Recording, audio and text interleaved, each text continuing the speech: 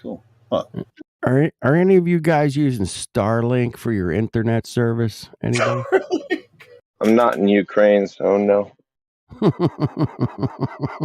Yeah, Starlink. I mean, even Starlink was definitely wasn't. It wasn't like going to orbit. But if you really look up Starlink, it wasn't like throwing satellites in around the orbit of Earth. Wasn't it an experiment? Saw a news article that said they were using Starlink satellites to bomb tank convoys. No, yeah. Sure.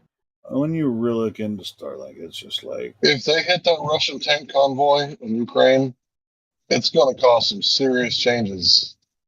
Because right now, I believe the Russians are taking it easy. As far as the death tolls on both sides, they're pretty equal, which means that it's not like a total annihilation, which is their normal war doctrine, is to go in there and fuck shit up, you know? But right now, it looks like they've changed their war doctrine and they're tiptoeing, trying not to crush too many of the eggs, you know, because the eggs are women and children and elderly civilians, right? So, but also they're using their oldest and least valuable machinery and getting rid of their garbage so that people become expecting to fight this Cold War era Russia, and then boom, all their new shit comes plowing in 2024. This Russia is not that Russia, and to be honest, they're using old stuff though right now. No, yeah, because they don't have to use anything else right now because they don't have to.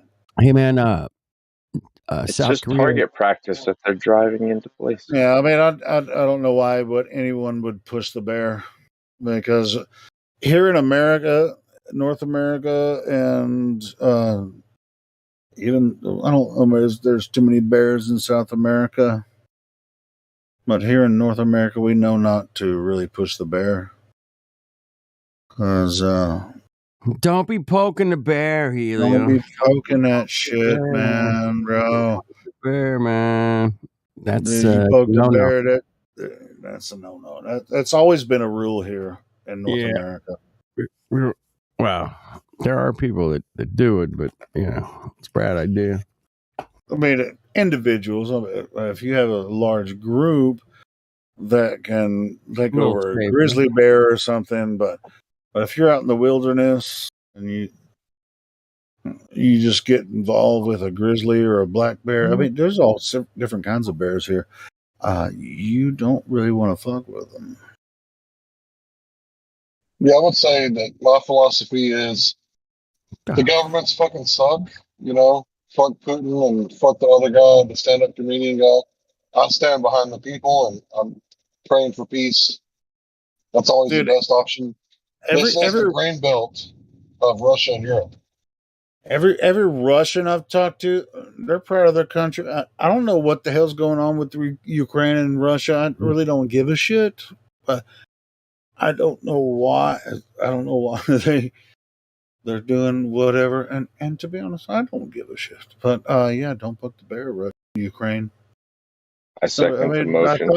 I think they already had something decent going on.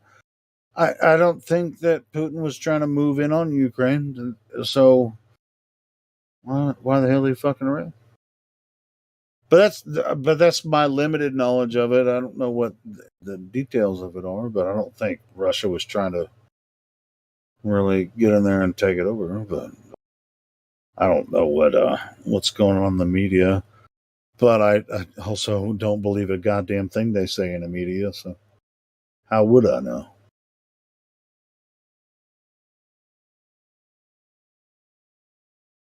Safe to assume what they want you to know is not right.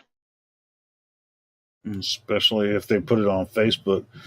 I stand for Ukraine. It's just like I don't think Russia attacked Ukraine. I didn't get the memo, so I'm just going to go with the opposite of whatever all you people who have just gathered for no reason. Yeah, I'm just going to go the other way. If Putin wanted Ukraine, it would be fucking already done.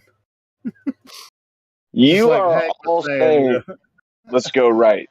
I'll go left. If you're saying, let's go left, or you're the problem, like, what are you talking about? I don't even know. I guess I'm going right and running.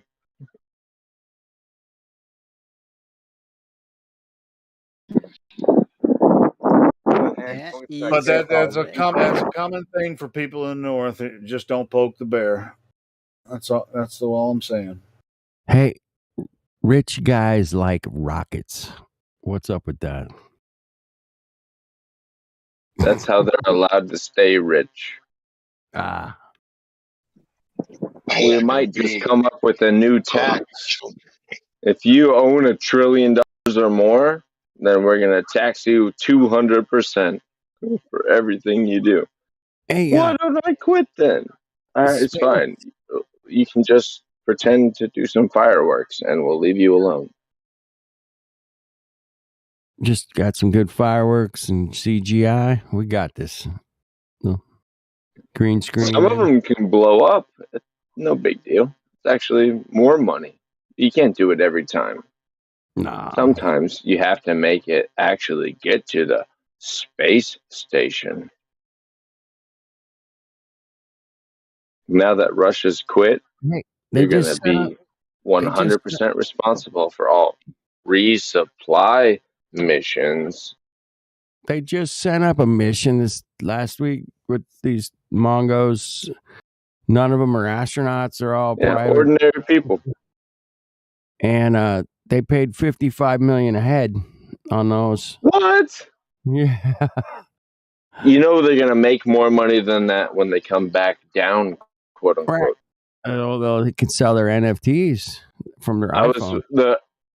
Here's a piece of my suit from when I went to space as the first group in the Tesla. Oh my God, they could sell 10,000 chunks. Make millions. Oh, man. 55 million head. Anyway, I guess they're still up there, floating around, having a good time. Maybe they're on Twitter live. I don't know, man.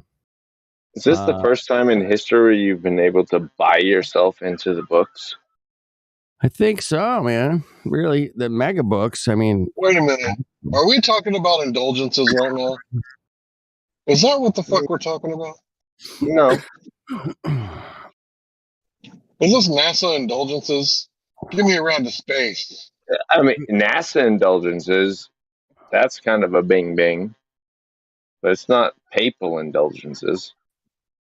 But yeah, that's what they're doing. They're spending $55 million for a ticket so that NASA tells them they're special. What's the difference? What's the difference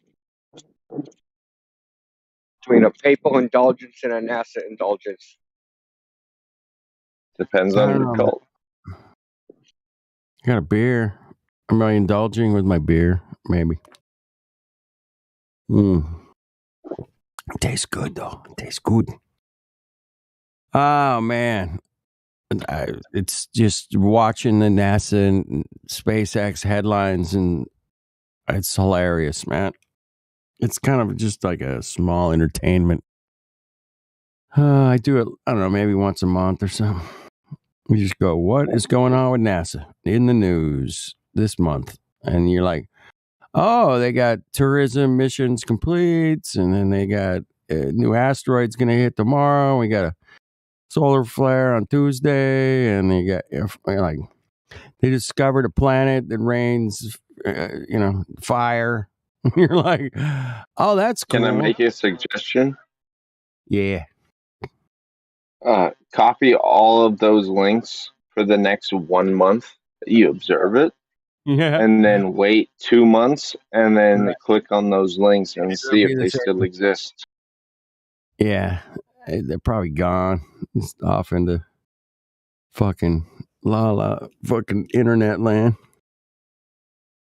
Seriously though. See if they still exist. Tesla and SpaceX CEO has $100 billion. $100 billion. Damn.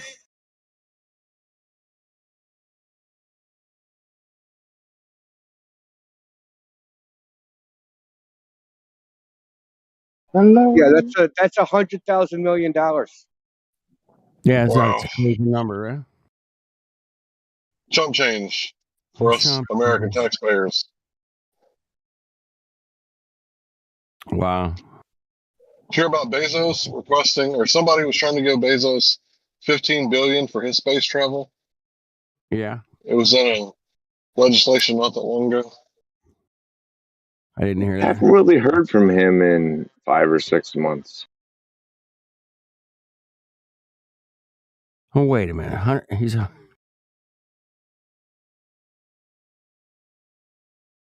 Bezos effectively quit 6 months ago.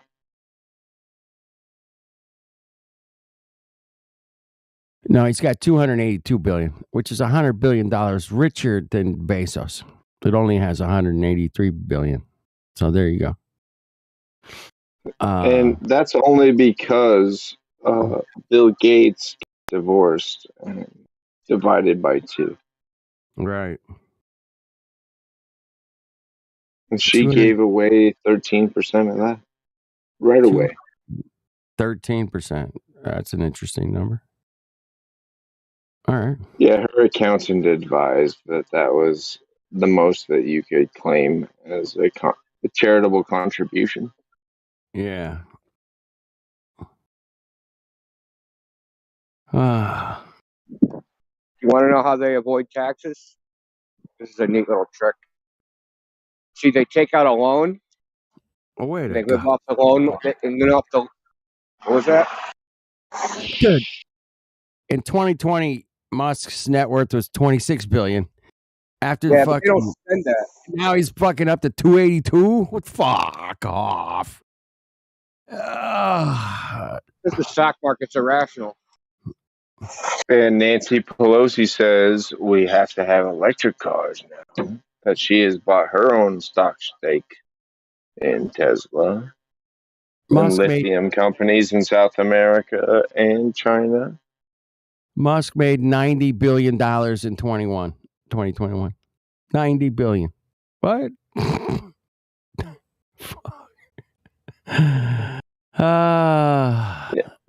you Okay, worry about so that, but we had to make sure that nobody died from the kung fu. The kung fu. Yeah, the U.S. government takes $100 million from the Federal Reserve at interest, and what they do is they make up reasons to distribute 90% of it so that they can hide 10% of it in their own pockets. Right. That makes sense. And therefore, 90% of it just ends up in no man's land. Nobody's expected to do anything with it. It just happens and occurs, and people are buying houses and moving into neighborhoods with better school districts because they're looking at making families. Because now they have the money to do it. It's a cycle. All right.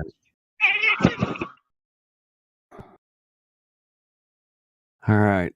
There's a space launch happening here in California. I want to go check it out, man. I'm going to drive out there. Where the fuck? April 15th. Oh, shit. That's Friday. Damn. All right. I guess I'm going on a road trip. It's going to launch between 6 in the morning and 7:30. What type of rocket?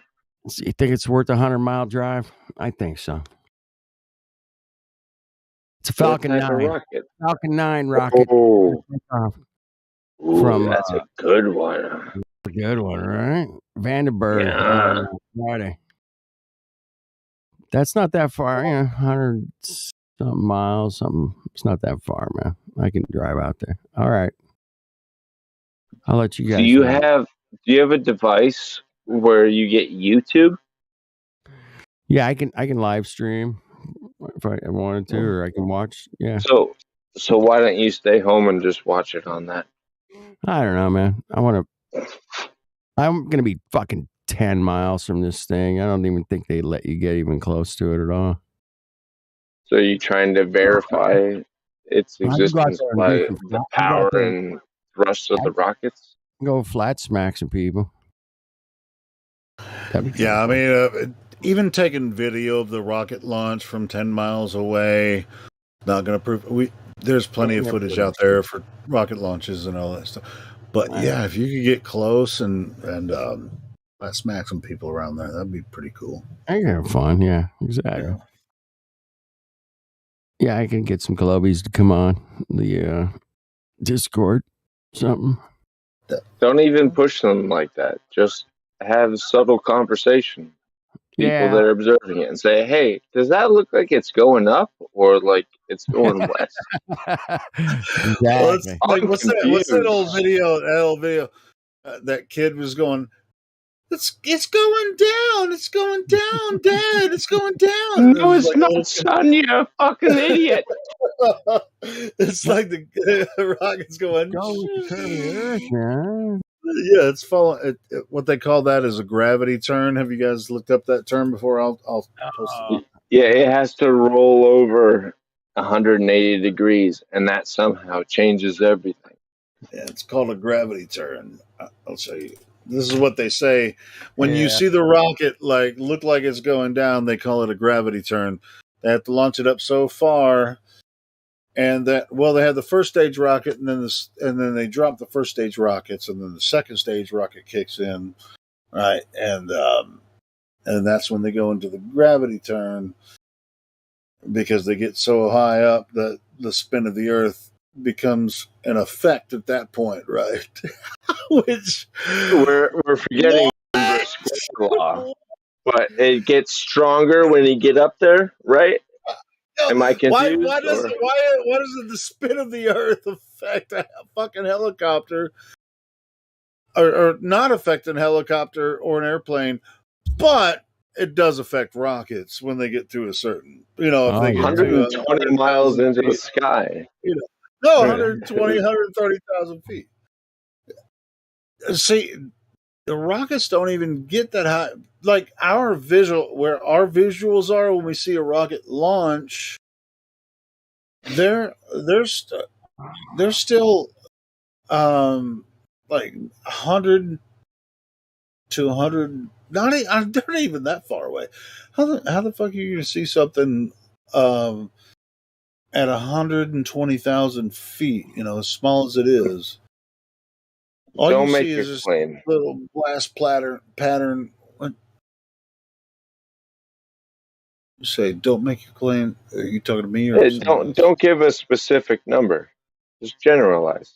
We sure. understand. But yeah, when you watch the launches on YouTube, they'll give you numbers. So, and then they'll give you an image going with it, right? So, all right. So it's at this point, and then they just pretty much they blank out the screen when it gets to a certain point, and they're just like, oh, they're in space. They're going to space. Once they drop off what they call the first stage rockets, especially on certain launches. Depends on the rocket launch.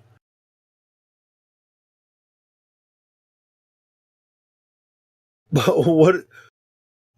So the first stage rockets are for the thicker atmosphere, right? And then when the second stage rocket is supposed to actually propel them into orbit, right? That was a yes or no question. Yeah. Anyway, they claim yes, but I don't believe it. I don't believe it either, but that's what they claim. So the second stage, they drop off especially with the Falcon launches, like the Falcon X. Those rockets are supposed to come back and land on a barge in the ocean, right? Yeah. And they find that little boat in the middle of the ocean. They, there's my home. Just land perfect. It reminds me of Happy Gilmore. Just go home, ball. Just go to your home. Well, that's sure. You know what? That's the way I feel. It's like, hey, you saw that on TV, didn't you? Yeah. They dropped 2 rockets off of their first stage launch. landed those rockets on a barge. They're going to use them again next time. Yet they're going to charge us for a fresh new one. Well, it's going to cost some money to go ahead and reuse them, but we still have the structure. And, dude, millions and millions of people believe that they actually did that. And there's a Tesla convertible floating through space on its way to Mars. Millions of people believe they did that too. And the rat crawling on the 4,000 degree Fahrenheit engine cowling. Well, most of the cool. millions of dipshits haven't even looked into that, but they've been protected from seeing it in the first place. That Falcon, they're firewalled. That Falcon Heavy, when the two rockets landed on the barge, shit was so fake, and the entire world, for the most part, believes that they landed their first stage rockets back on a barge in the Atlantic. I saw 10 attempts at landing those things, and it blew up and crashed every fucking time. No. The only time that it actually worked out, it was obviously CGI. On the Falcon Heavy. It was the first Falcon Heavy launch. Yeah, it was obviously CGI. The one time it worked after failure after failure. It was obviously CGI to us because we could tell the bullshit. But to the rest of the world, they think flat earthers are crazy and say, oh yeah, that was real. So there's freaking over 1 billion people who's like, what? Well, it was real. Well, even if it wasn't real, Earth is still a globe, which it doesn't prove globe Earth. It just proves that SpaceX is a fucking Hear me fraud. out on this, though. I don't think they think that flat earthers are crazy. I think they are told that flat earthers are crazy. That's true. And we need to inspire people to think for themselves and self-educate, be autodidactic, and arrive at a place where their instinctual doubts that they had about certain things, they looked into and found out more information about and formulated an independent opinion. And they don't need the newspaper or the news or some Netflix thing to tell them what to think, because they know exactly what they think already. Right, they already taught them how to think. Right, cool. So it's more likely that SpaceX is not lying about that freaking Falcon Heavy double rocket landing on the barge. That has to be true, because us that are saying you just watched some CGI footage on CNN or whatever platform you watched it on, that was just CGI and programmed media for you to watch, for you to believe it, when it actually is impossible, especially the way that they crafted it. They'd rather, even if they look like we're all seeing the same thing, right? It's the same way with same way with the globe idea. It's like nobody's seen the Earth from space. You just believe the Earth is a globe because you've been presented with a lot of images and you've been presented with a lot of mathematics and ideas about how the Earth is a globe. You've never seen the globe. But you forgot about space celebrities. People who paid $55 million to go up and become priests over all of the masses. That's very recent, though. The globe idea has been around for a very long time. We don't You don't even have to have This is anyone. the first You don't time have that you to, can mint them.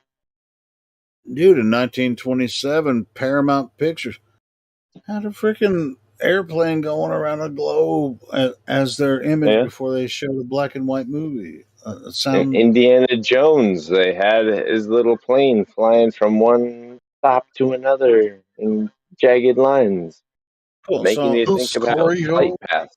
Scorio. it's always been in their mind. So we, we're out of our minds for thinking they're this. They think that we're. I mean, I don't necessarily take everything that people say in YouTube chat or in this chat It's hard to seriously. say they think that. I get it Right, because right, they're and they not can't really say. thinking. Yeah, but they have all their liberties to say what we think or what we don't understand and what we don't know. Even though I used to think the Earth was a globe too, for the same fucking reasons they think the Earth is a globe. And Amen. now I've looked into it and I don't think the Earth is a globe anymore. And if you're gonna say I'm ignorant about it, then you got another fucking thing coming, bro. I've been looking this shit for 7 years. So yeah. Don't come in here and Am- saying I'm fucking ignorant about the globe and that's why I think the earth is flat. Don't come in here saying that shit. I'm tired of hearing people say that shit, man, to be honest. Especially when they respected you before they heard that. Before they heard your opinion, they had all kinds of respect for you and your opinion. But then when they heard that there might be some flat earthy stuff going on, No, then no, all of a no. sudden, I didn't even come on the internet until that flat earth. Once I understood the earth was flat, that's when I jumped in to the conversation. It's like, well, hey, I let's guess really I'm talk talking about about myself more than it. anything. Yeah, yeah, go ahead. Personally, was I had opinions about conspiracies and stuff like that, but before flat earth I was not really active on online, but like flat earth really kind of broke the bubble for me. I was like, all right, it's time. well, for me, being on Discord is the most putting myself out there I've ever been, as it goes with internet. I'm a kind of private person, but that being said, I have been known with my friends in college, high school, uh, and beyond. Most of my friends at this point are twice my age and above, and I don't even know why that's the case, but it just simply is. Point being, I'm weird, and I accept that. I grant that into Me too. evidence. I'm weird too, brother. But I used to be the person who everybody came to ask complicated questions. Like say, hey, somebody said this to me and I don't really know how to respond to it. And they would come to me and ask me. Or they would be depressed or having boyfriend or girlfriend problems. That, that's not the point.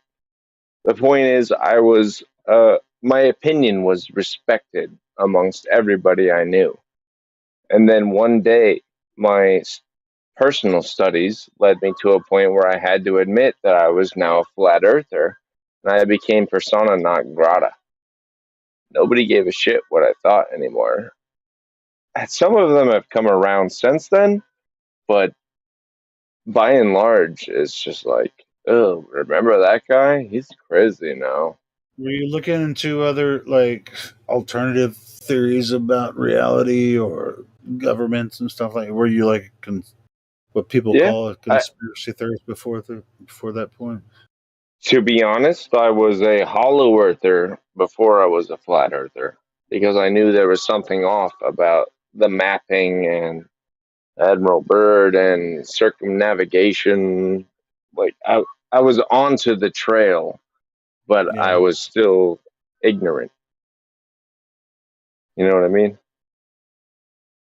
I do. I do.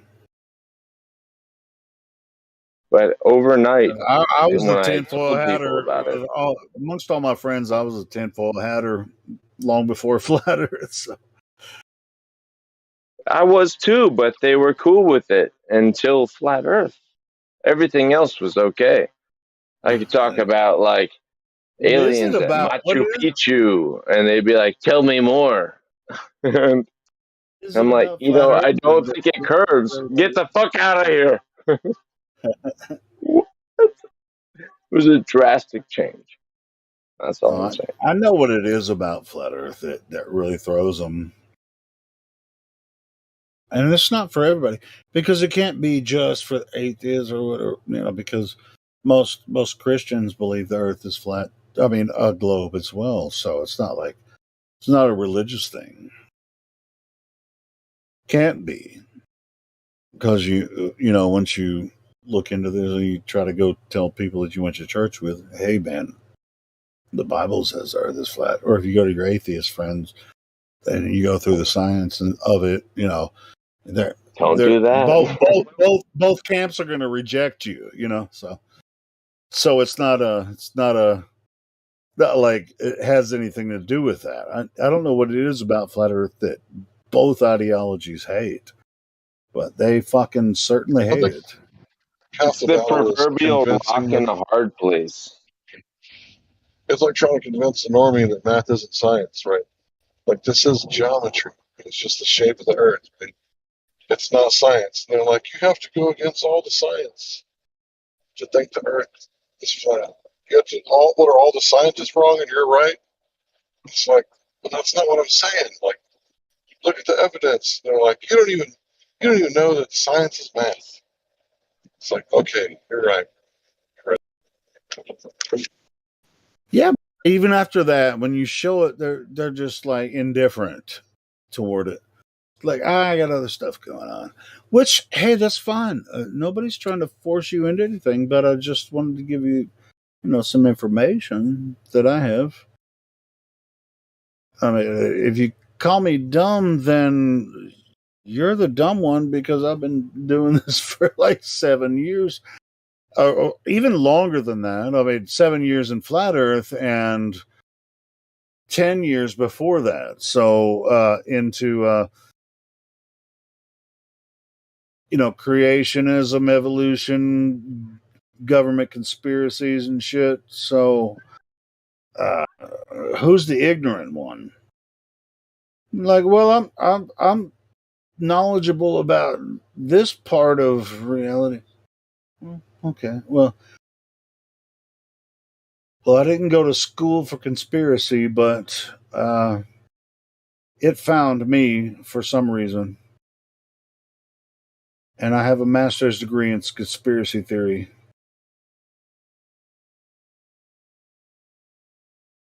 You might have a PhD in bullshit, but I got a master's degree in conspiratology.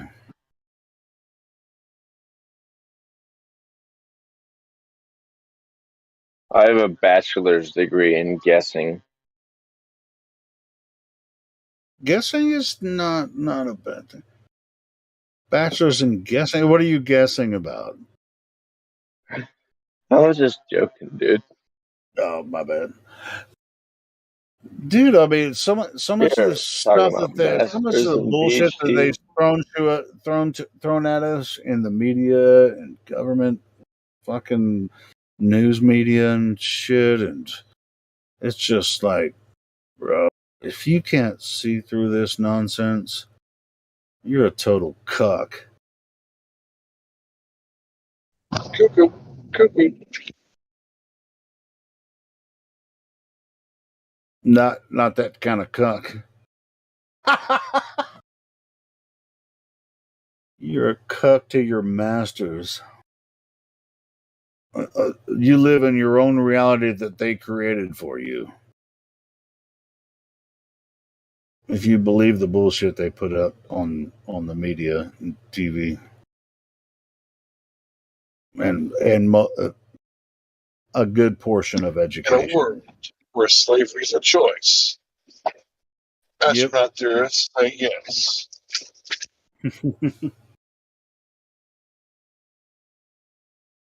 Was that a human or a soundboard? No, that was Hank It and could his be your mic. mother. You It's might want Hank. to. That's I'm Hank. sorry, it's just a joke. No offense towards your mom. I'm sure she's a lovely lady. I just like to joke around. Make Domo people laugh. I get kind of arigato. So sorry, Mr. Roboto. Yeah, Hank, your mic isn't that great right now. I was going to say that's Hank's mic, but that's Hank. He's a real guy talking shit, but his mic sounds like shit. I thought it was a different person. It was chopped so bad. That was Hank. I always know he is. I hear him. But Yeah, what you mean different? What do you mean by person? I want to know right now, cuz hold up. No, I'm just kidding. It's just me. What do I mean by different person? I think Yeah, what the you fuck have a you trying to unique. say? I think you have a very unique identity, and I'm Yeah, recognizing it. From a crowd of people, I could pick you out because you're so individual and valid as a unique and personable guy. And if somebody else was making fun of you and doing an imitation of you, I would be like, that guy's a fucking faker. Get him out of here. That's not Hank. Does that answer your question? I'm just like everybody else. I just like to have fun. Like Kenny says, this time of night, you got to have fun. You got to make it fun.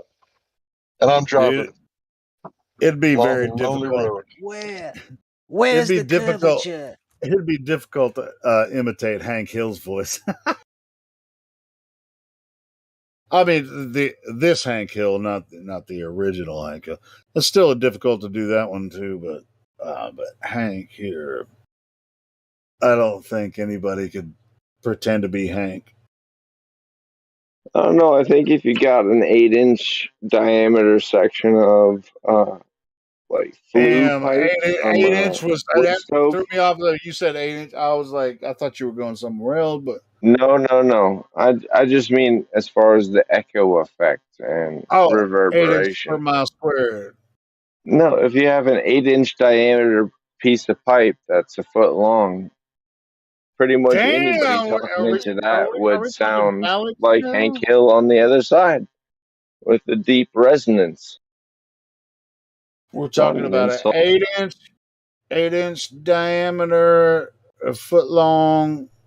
It's Yeah, about man. acoustics, Has not resonance inches. and shit. That sounds like. Stretch them all out. You're Right. taking it Are in you getting entirely into the wrong way. fallacies?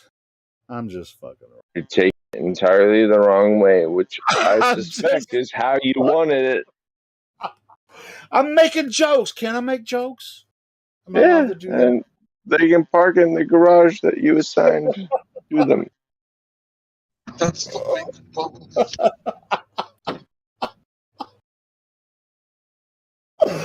Oh, man.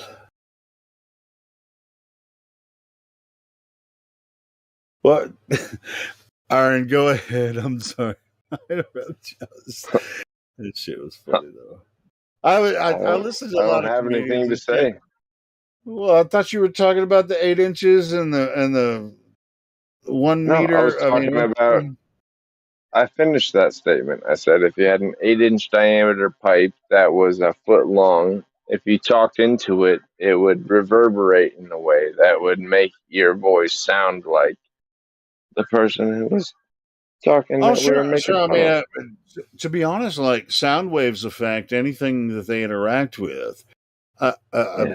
mean, as a musician, I know that. I mean, it's where There's trumpets, bugles, trombones, yeah, all sure. kinds of different Any type of instruments. instrument you use, yeah. I mean, you can use your voice though. Like, if you have you ever like, I mean, I think everyone probably has, as a kid, like had a long, maybe a PVC tube or whatever. You just go, ooh, in a tube, and it just goes, and it reverberates. It could be a Oh, Are you orange trying tube. to replicate a didgeridoo? Yeah, well, I didn't try to recreate a didgeridoo, but no, but didgeridoo is a little bit different. Like even The with straight pipe.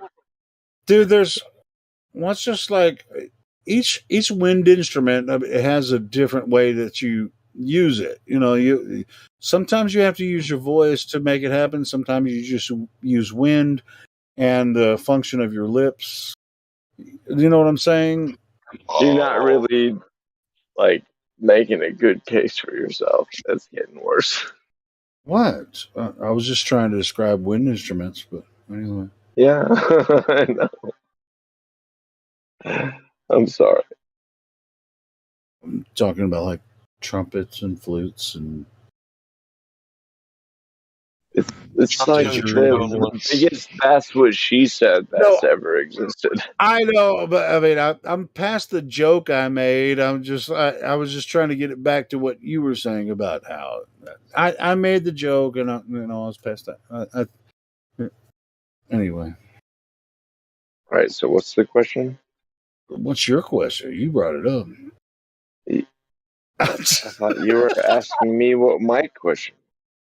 Yeah, you were talking about The double negative. You already made your point. You already made your Uno reverse card. Anyway, so all right. So we were going. Next point being, Globers have no evidence. If they did, we'd all be in bed.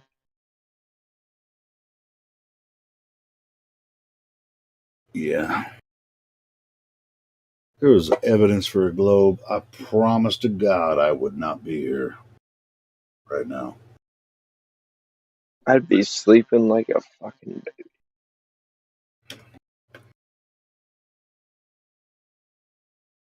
And that's one of their proofs that the Earth is a globe, is that flat earthers are obsessed with it.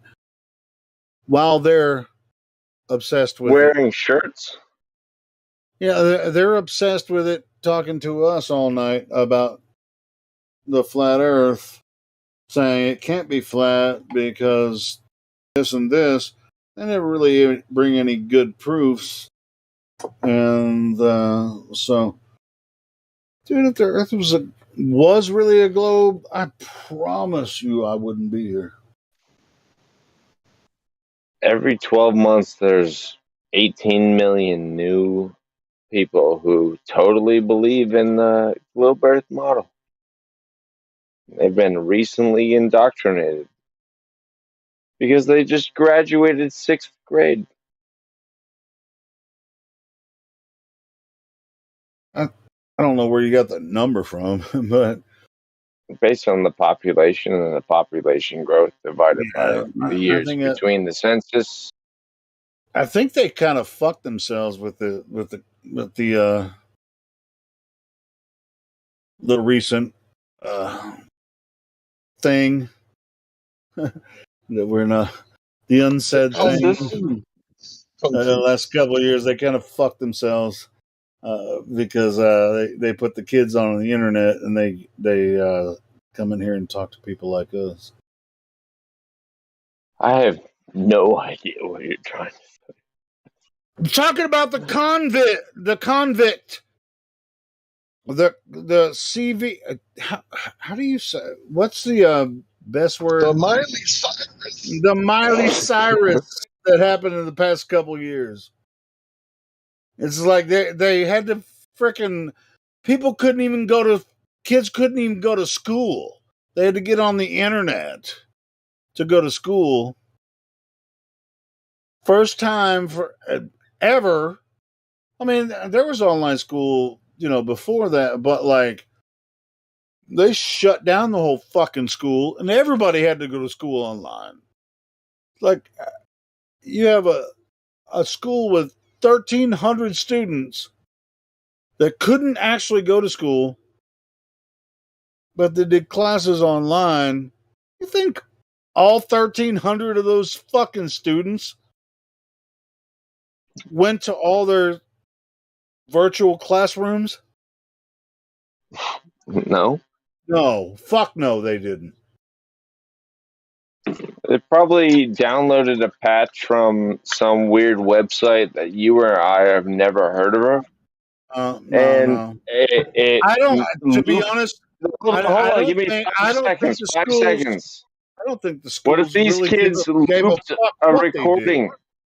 What if they looped a recording of themselves sitting there being like, yeah, oh, that's interesting, and just going that in a 5 second loop?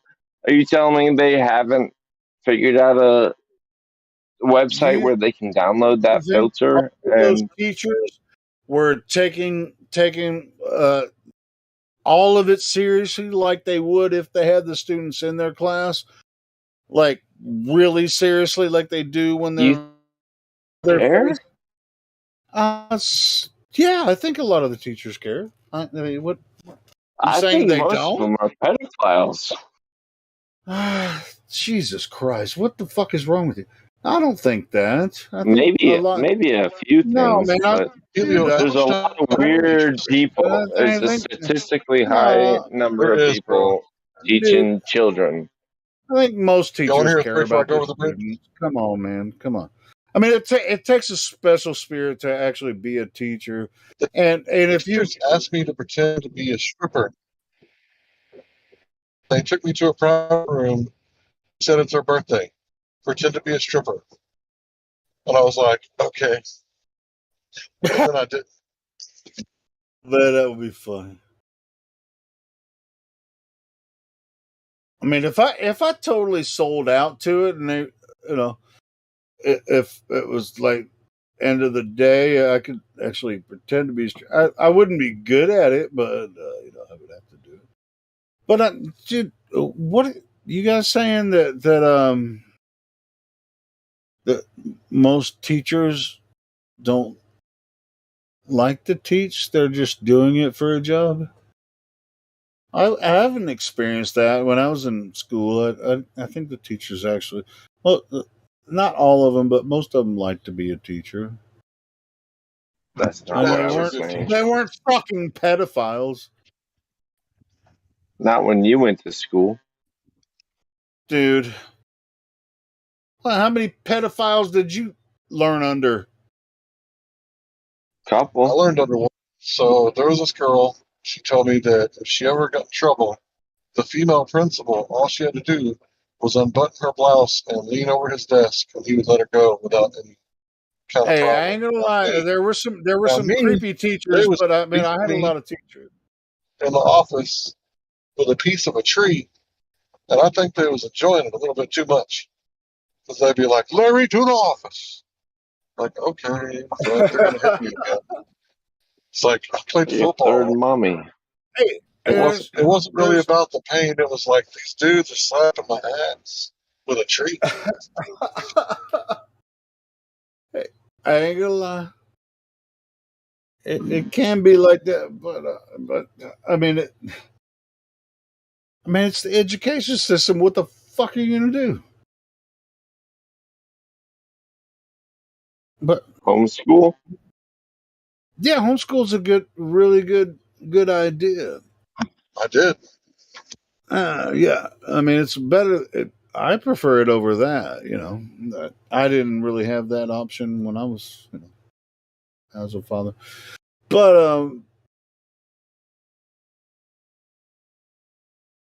But you never know. You never know when what's going to happen at school.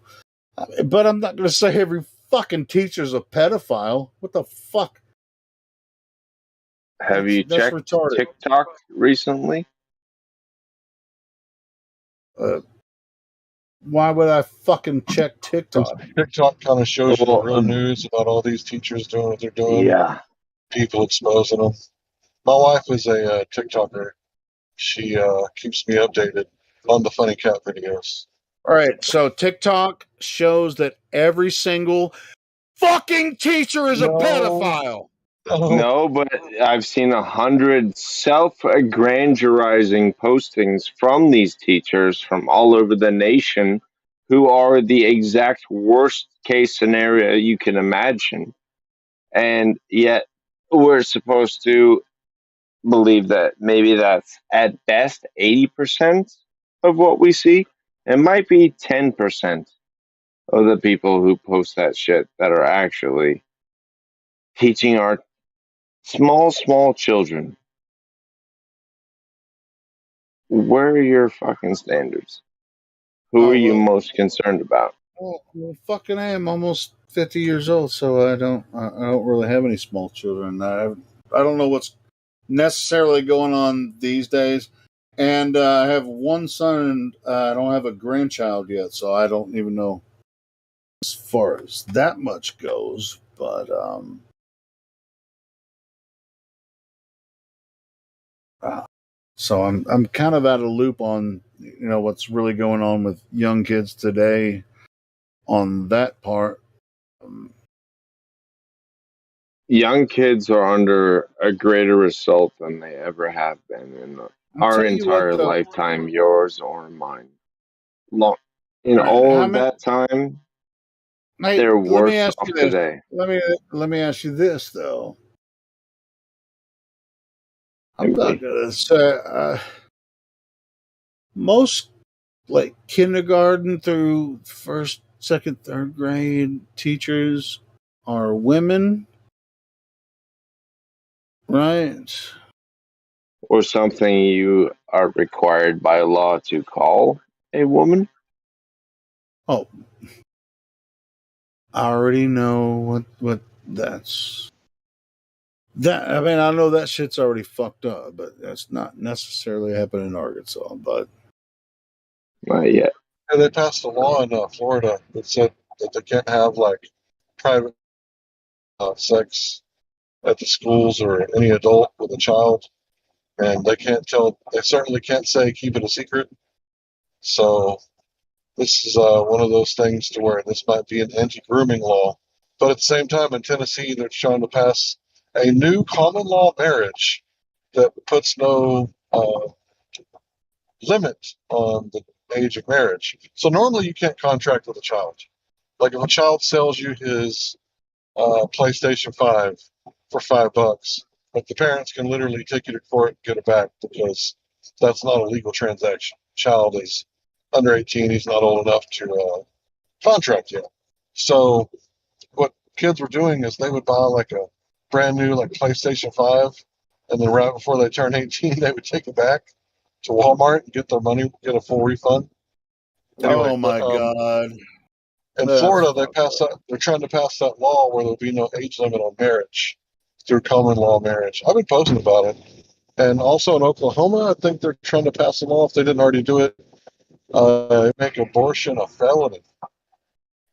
So yeah, there's some Well, stuff going on. that's the difference between legality and lawful, right? So I don't know what that has to do with like Like women you being mean legality kindergarten and teachers. morality. Women being kindergarten teachers, most as far as I know, like kindergarten teachers. I would prefer my young son or daughter to go to kindergarten through first grade being taught by a woman. I think I can't, I know some women are twisted, but for the most part, I think, understanding the ABCs, one, two, threes in a school should be a woman that teaches them. If you're going to fricking send them to school while you go make your adulterated money and shit. I mean, but like Hank was saying, homeschool is better. But if you have to do it, I'd rather, you know, when my son's 5, 6, 7 years old, son or daughter, 6, 7 years old, I'd rather them being a. I'm not saying all women are good. But I'm just saying men can be worse.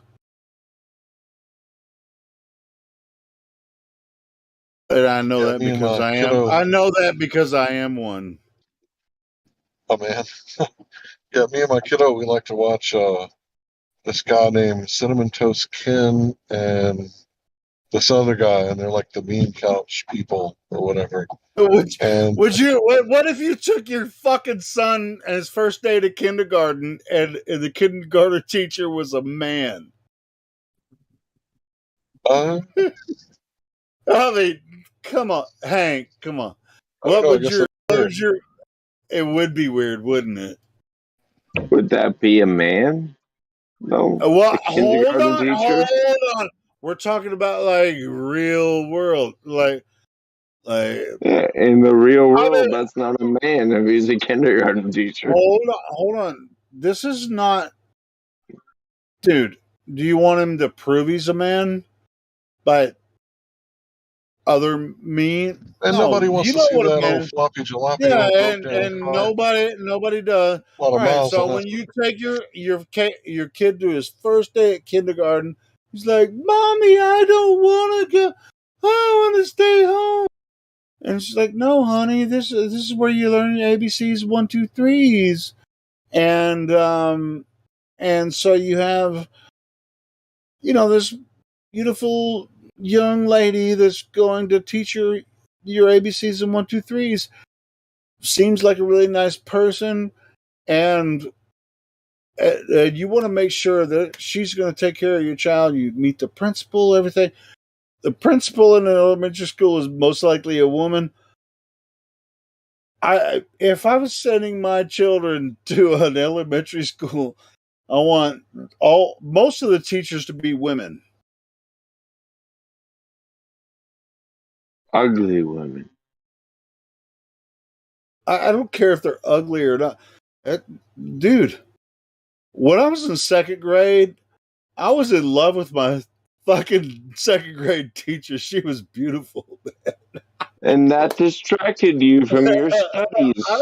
You could have been much smarter if you had just about focused having sex with her. I was just like, this woman is beautiful, and I'm going to listen to everything she says because I really respect her because she's a really good teacher.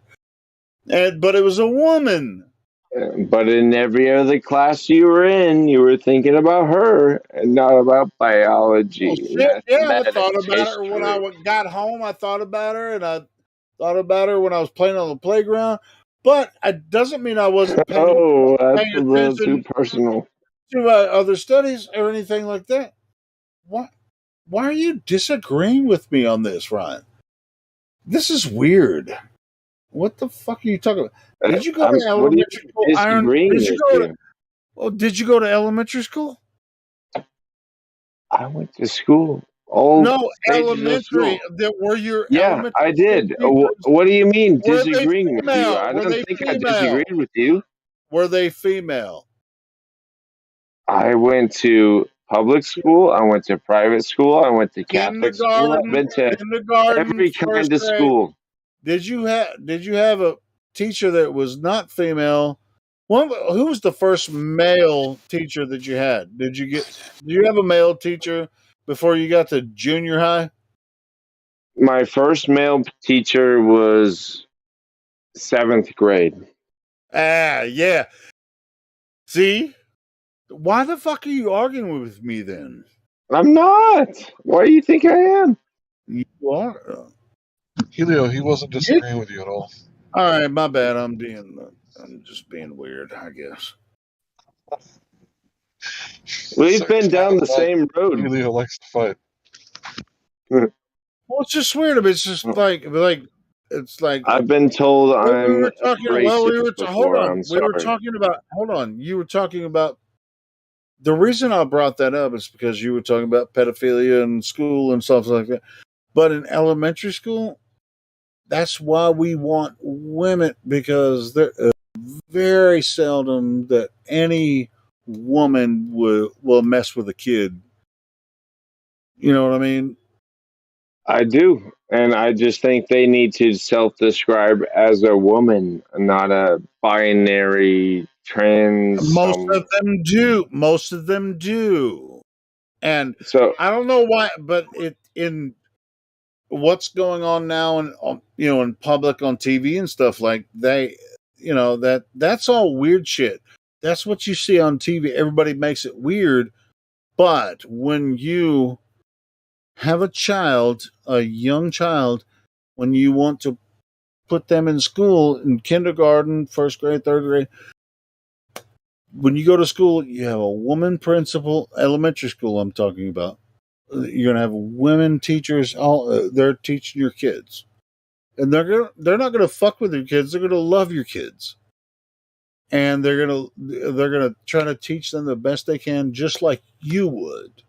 And they're going to participate in their education just like you would. And if they don't, if they seem weird, you're going to fucking pick it up really quick, right? So that's all I'm saying about that. But when you get to junior high, then you start getting guy teachers, and men are fucking weird. I know that for a fact because I am a man. And you've been really fucking weird. Well, I'm a fucking weird guy, right? All right. So anyway, so but I had What a makes good us weird? Why are I dudes don't. weird? Because we get like unannounced arousals. No, that's part of it. But I mean, Smell a you can't certain say perfume, or that's. sometimes it's just unwarranted. You know, sometimes it's just unwarranted. Like kickstand at like Stiffies, 12:59. kickstands, The when you're bell's about to fucking ring. 14 years I old. can't be Fucking, walking around like this. there it is. Like, why did I wear sweatpants to school today? God damn it. Anyway, but no, I'm talking about the teachers, not the students. I mean, when you're a teenager, you don't know what the fuck's going to happen to you. But yeah, I mean, you don't know. I mean, there's a lot of horror stories about men as teachers, but there's also some glory stories about, like, glorifying stories, not glory story in a bad way, like glorifying stories about like men, as teachers of young adults that Let me save you from drowning. Take a breath. that can help young people to actually achieve things that they could never achieve if they didn't have that teacher. Men are great teachers. So I'm just saying. I mean, women are better teaching young like kids, and men are better at. Well, women are great at at different portions of. Like I had some good teachers. You're tripping all Men. over yourself. Well, I'm not tripping at all. I'm slow at Well, you know where getting you're my coming point from. across. You don't have to explain yourself. All right, so We know you you're already a know good what guy. you You don't have to already know. explain that to make Say it anybody slower. feel uncomfortable You here. already know what I'm going to say before I say it. I'm Pretty saying much, yeah. you were accusing a lot of teachers of being fucking pedophiles when I said that that's not necessarily the case for a lot of teachers, even though they get close to their students and close to their parents. So as far as Can I that goes, respond? yeah, Let me go know ahead. when it's. Yeah, I I'm, was I'm not done. I'm trying. done. I'm done with that. Oh, whoa, whoa. I'm not trying to villainize or make anybody somehow a reprobate or evil person. All I'm saying is that we have not adjudicated the information that you have brought forward in a rational context. But it's really, I mean, there's freaking billions of people in the world. I mean, it's hard to say who can have So, certain relationships, and especially who like when am you I have a victimizing? Who have I offended? well, Please let me know so I can respond appropriately. you offended me by saying that if other people are involved with your children, then they might be a pedophile or something. That's not necessarily true for most people. So. I offended you by saying that if somebody accosts your child, they might be a pedophile? A cost. See, you're using words that didn't even come up in the Notice, what are you fucking talking about? conversation. I don't really understand what's going on here. So Me neither. there's a let's see, it's Are they accosted when you send them to school? that Well, can't that's a be. separate discussion. That's Okay, not well then, based fucking in what discuss has it been with somebody discussed. else then. I am Whatever. sorry if you are offended. I don't understand why. I'll All right. back off. So are they accosted when you send them to school, or not accosted when you send them to school? I don't know what to say to not cause some kind of reaction. I don't even know why you brought up the word accost, because when you send your I, child to school, you voluntarily do that. I feel like I struck a nerve, and I don't understand why. I don't know why you brought up the word accost. I didn't say that. You did. Okay, I'm sorry. You don't have to apologize. I think there's a misunderstanding of. I have no idea what's fucking going on right now. All right, what's going on is what started this is you were saying that if people send their children to school, they might be accosted or offended in some way by their teachers, or abused, sexually manipulated, or whatever. I think that was the thing you I were think talking that about. was you inferring a little deeper than what I actually said. Right up until there, I will proclaim total ownership over, but beyond that was a little bit inferred. Can you work with me on that? I can work with you on Inferred that. rather than directly stated? Okay. Yeah, I can work with you on that. I know it happens sometimes, and all of us have been talking about that. Does happen sometimes, but for the most part, 98, 99% of the time, students go through school fine and they come out fine. So, whatever. So, what's the big deal? Well, in my opinion, the things that they It's are probably taught, more like 95%. All right. they're not necessarily rational or literal or real. That's my opinion. You can sue me for it or I move on. actually can't, but I don't. I have no desire to. Hey, I'm not.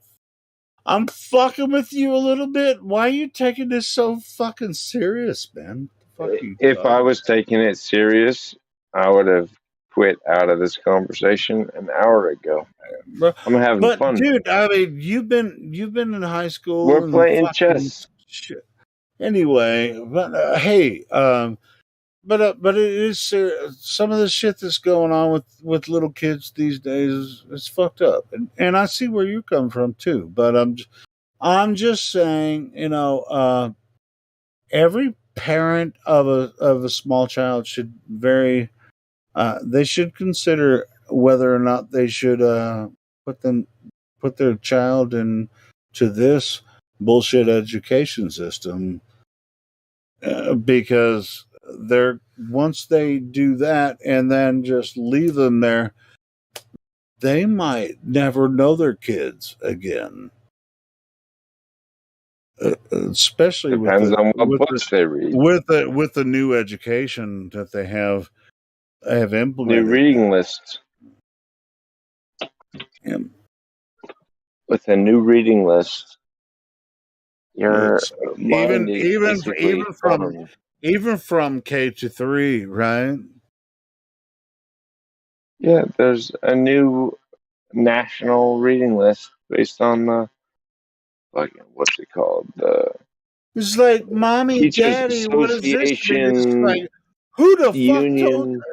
Dude, if some of the shit that I could hear from that they might hear even in kindergarten or second grade.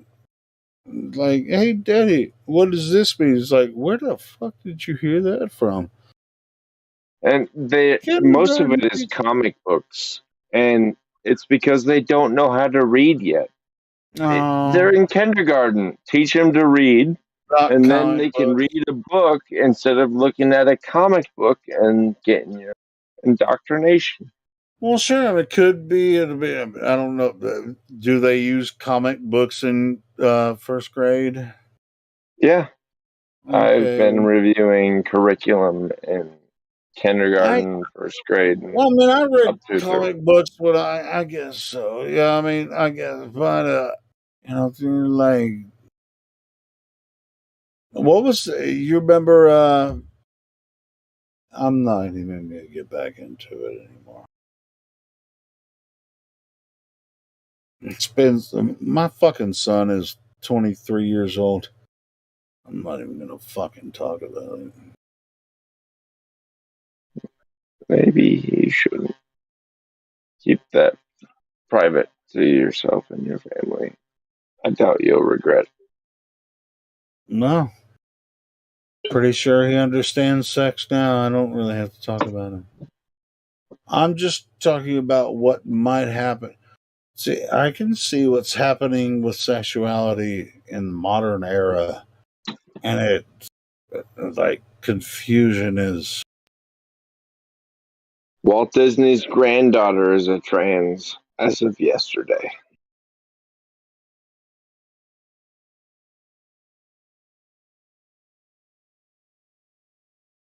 The problem.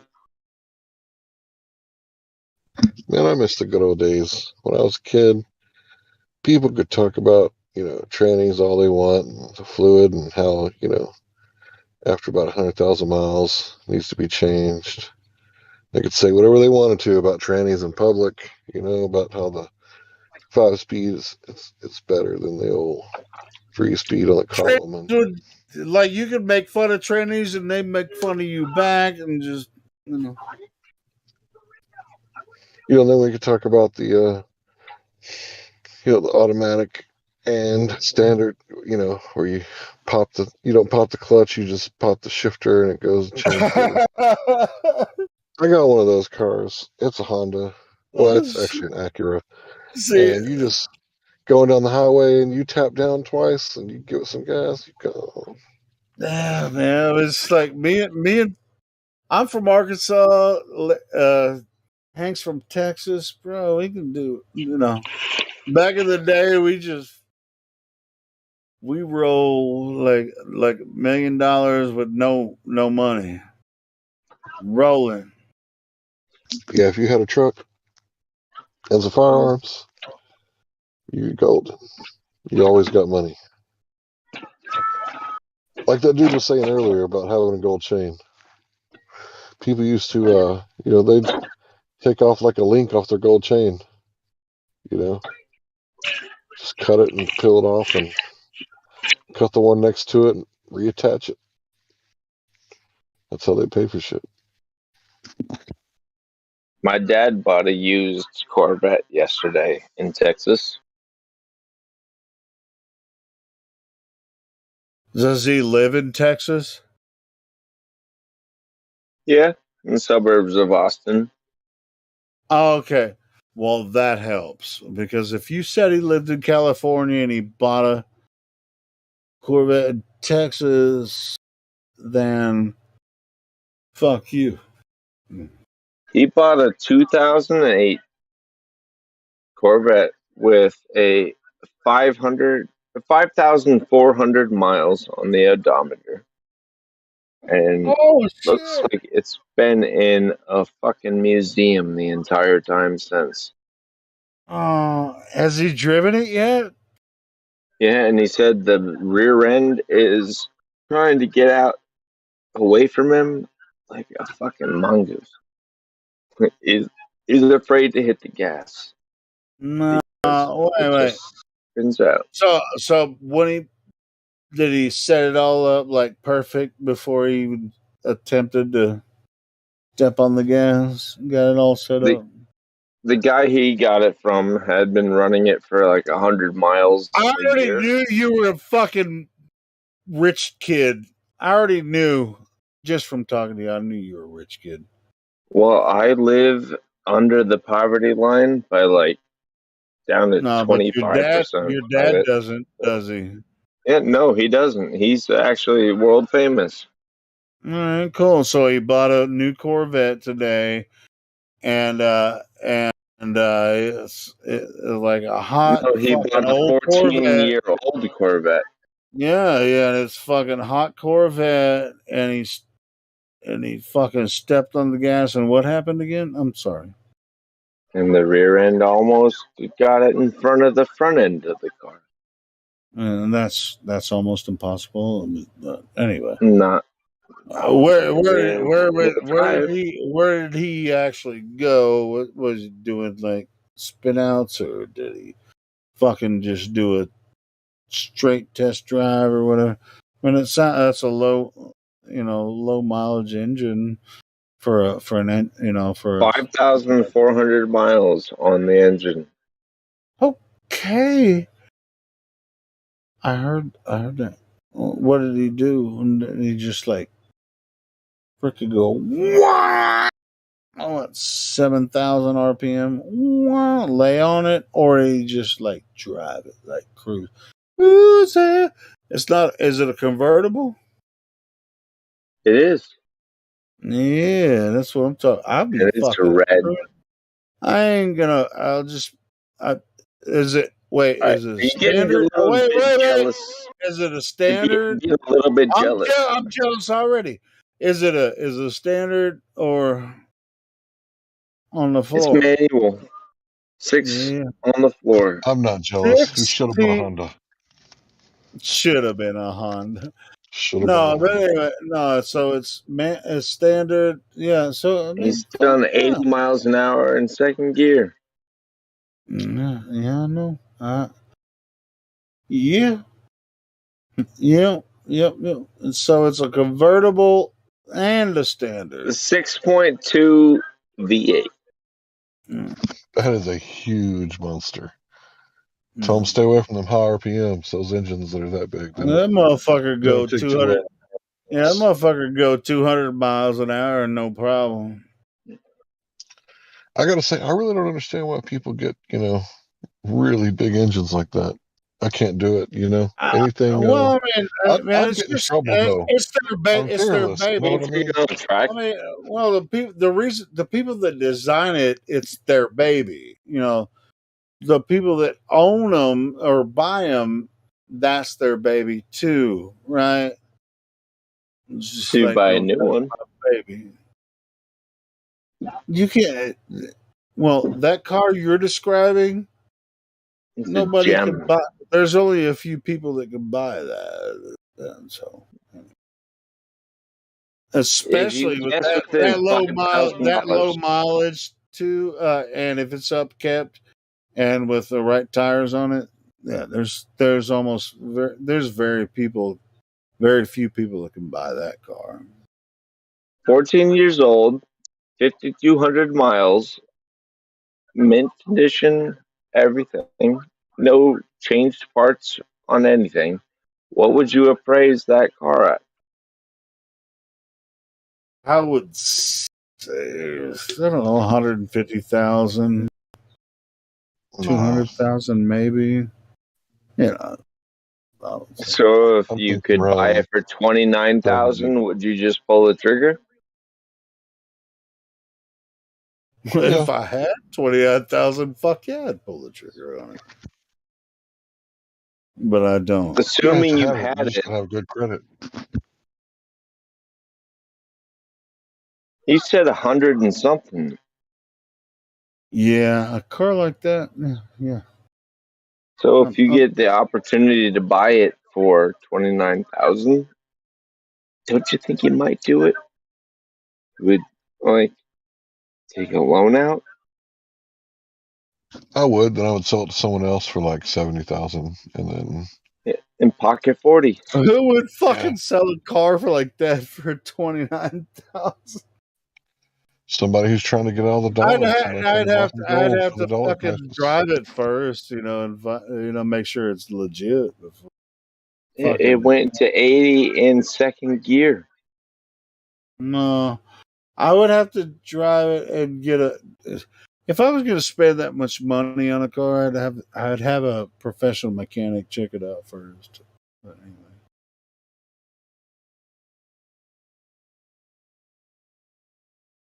Yeah, if you ain't a mechanic type, you definitely want to have it checked out, because all it takes is for you to forget to look under the radiator cap, or get to look under the oil cap. It's like, damn it, needs an engine. Needs a head gasket. Yeah, I mean, if you're going to spend that much money, you have to. I mean, you're going to have to pay a mechanic like $2,000 to actually look it over altogether before you spend like $150,000 on the motherfucker. My thing is, if I were to ever get a car like that, I think I would only get the car that holds the 5.3 engine. I don't think I would get the 6.0 or the 6.2, because the 5.3 engine is interchangeable with the 4.8. Oh, who fucking drives that The fast Mustang anyway? engine. Fucking A. That's a Mustang V8. Yeah, my Nobody brother's got one. drives. What is it called? I never Grand drive Marquis. over like 75, 80 miles an hour anyway. It's really about the look. It's just like, yeah, I'm fucking going 75. Look at me. I got the convertible down. Ooh, look at me. I can go way faster than 75 with my Honda. I know. I can go fucking faster than that too, but in my Got brand new tires on it. Fusion, I can go faster in my Fusion. But why the fuck would I? You got a Ford Fusion? What has it got? The Zuzu engine in it? I think it's a Fusion. It's a 6-cylinder. Yeah, it's a V6. Is it a Zuzu? Who they fuse with? No, it's who they fuse with. Well, the Ford, it's Mazda. That's Mazda. The Ford and Mazda fused together. But anyway, this it's an older engine. It's 2011. Pretty good engine. I just replaced the spark plugs on it, so anyway, it's a pretty good engine, and it has over 200,000 miles on it. It still works pretty good, and you can go over 100 miles an hour on that motherfucker. But who I bid $300. I ain't scared, Bobby. Why do you want to?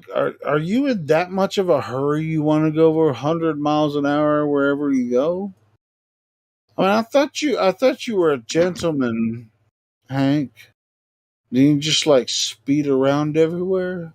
Oh man! Oh shit! I forgot you're talking to the wrong person. I've driven on Texas freeways before.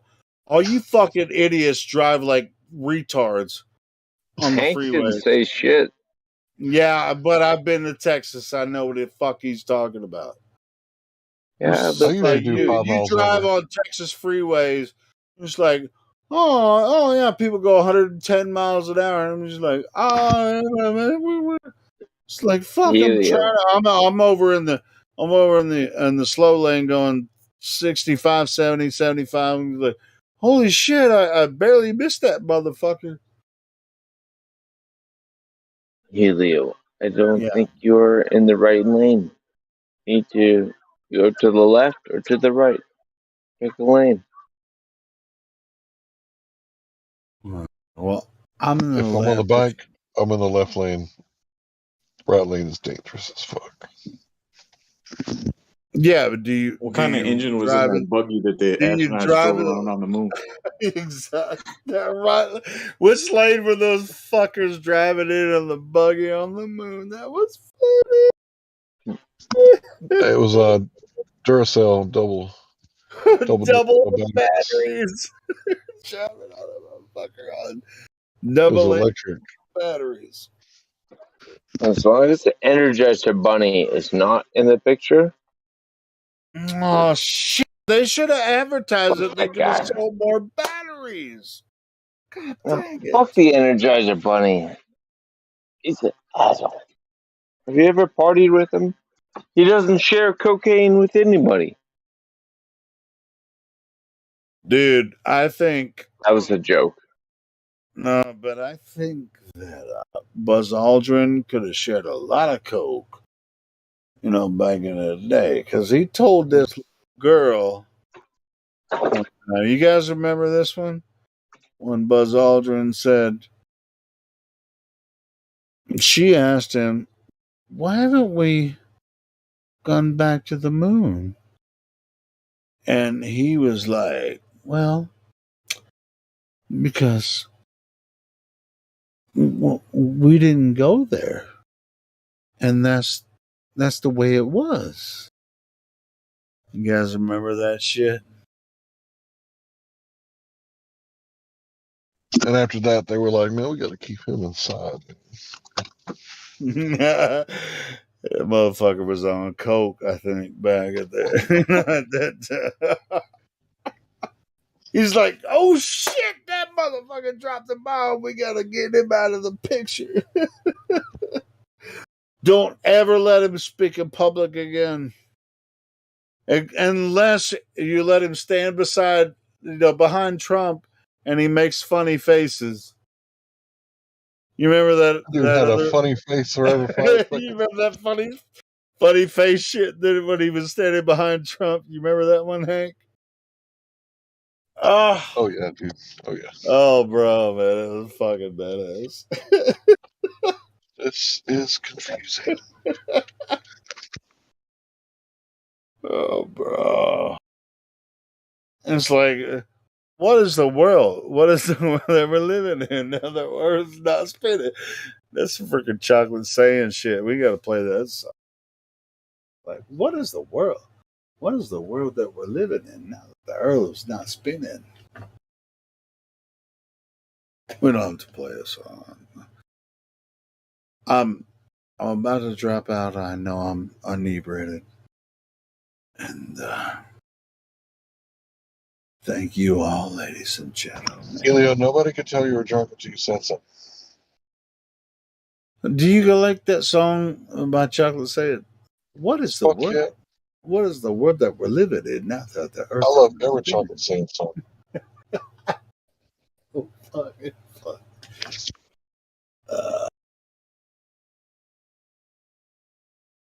Not even sure if the bot is working tonight. It was messing up the other night. You were in here, Hank. Shit was messing up. Uh,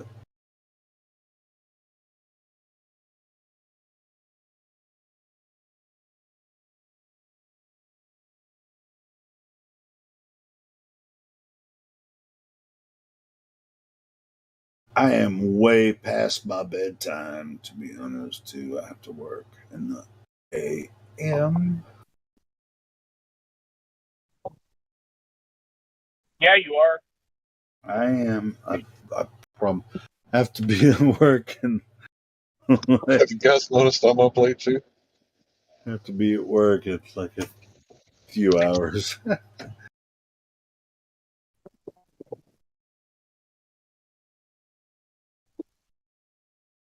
You guys are usually done with me by this time. By this time of night. Hey, you're in the same time zone as I am. You ain't fucking delivering shit, Hank. I know, because I haven't got a DoorDash yet. Fuck. It's taking like, for like 20 minutes. Fucking Dallas was all lit up, and I was like, I'm going to go make some money. No, what you you go doing? finish your game. You sitting in front of your PC now? I ain't got no PC out here, man. Out where? In Dallas, I ain't got no computer out here. What? Do they do DoorDash like this time of night? Yeah, that's when there's no traffic. That's how I like to roll. What fucking what restaurant is open at this time of night? Whataburgers, McDonald's, Waffle Houses. Oh, okay, cool. I didn't know that they were open this late. Holy fuck! That other one. Wow, IHOP. that shit don't happen in Fayetteville. Well, as far as I know, but I'm not a DoorDash driver. Maybe it does. I don't fucking know. Or whatever driver. I mean, there's several different things. That's weird. I didn't know that they delivered food this late. That's fucking crazy, bro.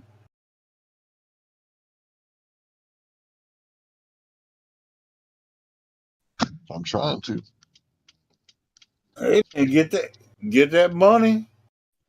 Do you get bigger tips like this time at night? Well, I don't know. This is still an experiment.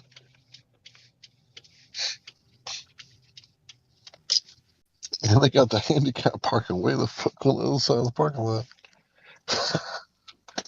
That makes no sense.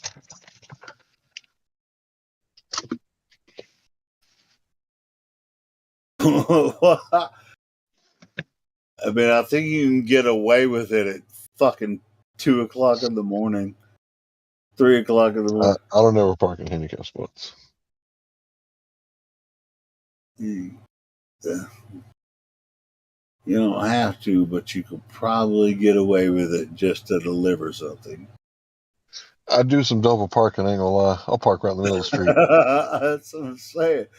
Fucking park in a handicap spot if it's in a fucking apartment at 2:00 in the morning. Fucking I'll just park. I'll just block it off. I got a question. Go ahead. Has anybody? Sorry, this is not even on topic of the discussion, but has anybody ever tried to get gas somewhere and like the pump was just like dry? There's like no gas coming out of it. Nope. Huh? Reminds That me of should happen to Fallout me the other 4. day. That should happen to me the other day. What happened? Yeah, I need diesel for my vehicle, and it's hard like they don't have diesel everywhere at every gas station, and I'm like gonna run out. What am I gonna do? Hey, there's plenty of diesel where I live. It's expensive, but there's plenty of diesel in Fayetteville. There's no diesel 25 miles left on my range, and I'm 20 miles away from the next gas station. So wish me luck. I'm in Fayetteville, Arkansas. Now there's plenty of diesel around here. I don't really have anything to offer besides that. If you can't find diesel enough to get from one place to another, I don't know. I really can't help you with that. I have a gasoline car, but I know there's plenty of diesel around here. But it's pretty it's pretty expensive. But you can get it here. Driving in reverse, bro. Best place to buy it is at Sam's. Where I live. Fills up going reverse, right? Yeah, that's where Walmart is Sam's. It's just like the cheapest place to get diesel around here is at Sam's.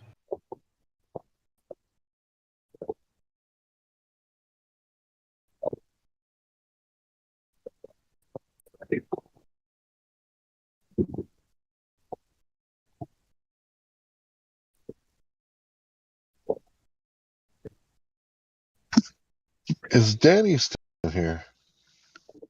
Danny Faulkner? Yeah. I love that guy, dude. I'm his biggest fan, bro. Me too. I want to ask him about Haley's comment. He's gonna make himself famous for us giving shit about him. It's like he came in last weekend. He came in a couple times this week, and he was already famous for being a part of the AIG, was Answers in Genesis, and the project going on in northern Kentucky. Have you guys know about that, right? Nah. Yeah, they built Noah's Ark. Oh yeah, okay. All right, cool. So he's part of that project, part of that ministry, that that thing. So he's already a part of that. Not anyway. So anyway, Danny has his own thing.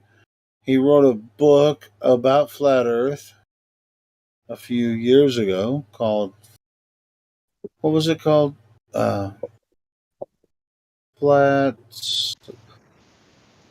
Somebody knew it earlier. I can't think of fucking the name of it. Hey, Flatter Day? No, What it up? wasn't Flatter Day. It was. I was just wondering. I've kind of looked a little bit. I've seen some of your music. I was just wondering if you'd be all right with me using like a clip or some of it for like some of my videos on YouTube, or if you have any like requirements. Nah, bro, do credit, but Wait, whose music? You talking about Flatter Day Saints? awesome, man. Do whatever you. Hey, wait, Conrad, are you talking about Flatter Day Saints? Yeah. I just know he makes some music, and I've just been looking for. Bro, he's talking about your stuff band. that I can use on my YouTube. So. Yeah, bro, go ahead.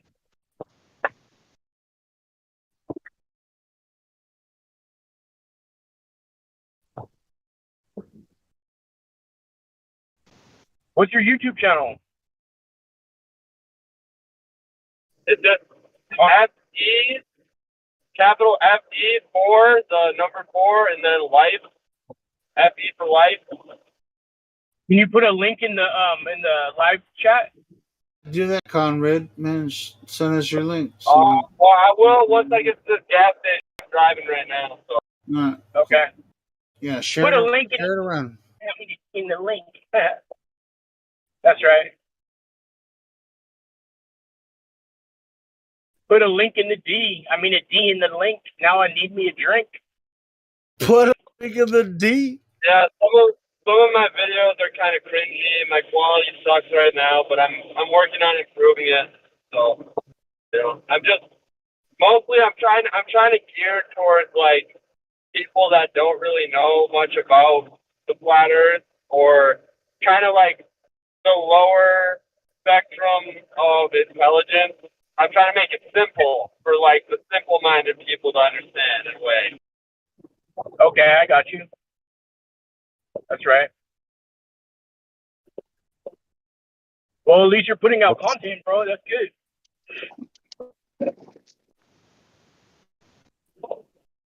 Looking forward to hearing that. Right? Repping that FE, that 65. 365. You know the 6.5, the FE? No, I don't. 6.5, it's FE in the alphabet. I didn't know that. Well, okay, yeah. I guess I can see that now. 6.5. Yeah, repping that 6.5. We're gonna have to say 6.5. Ripping that 6.5. I guess I know it now. Hey, once the FE becomes illegal to say, we're gonna have to rep that 6.5. You know what I mean? You have to rep the 6.5 like the 666. Not playing. I'm just playing, bro. I know. Hey, some people stay repping that 666 though. You know what I mean? No, sure. I mean, it could be the EEE or the EFE or the E6 or the E6E. It'd be EF. No, E5E. E5. Oh, what the fuck is it? Anyway, I don't know, but I like it. I like the E. whatever the fuck that was. Hey, you ever think the like old people from our history, their names have been changed just to clown us, like Pythagoras? Yeah, I do. I think there are mysteries about the histories, Yeah. especially with Pythagoras and Well, his name's Pi. Pi. You know what I mean? yep. But you know what's really funny today? I was listening to someone came in and said, "Hey, let's talk about Pythagoras," and they didn't understand triangulation. You guys were listening to that, right? Earlier, I didn't hear that one.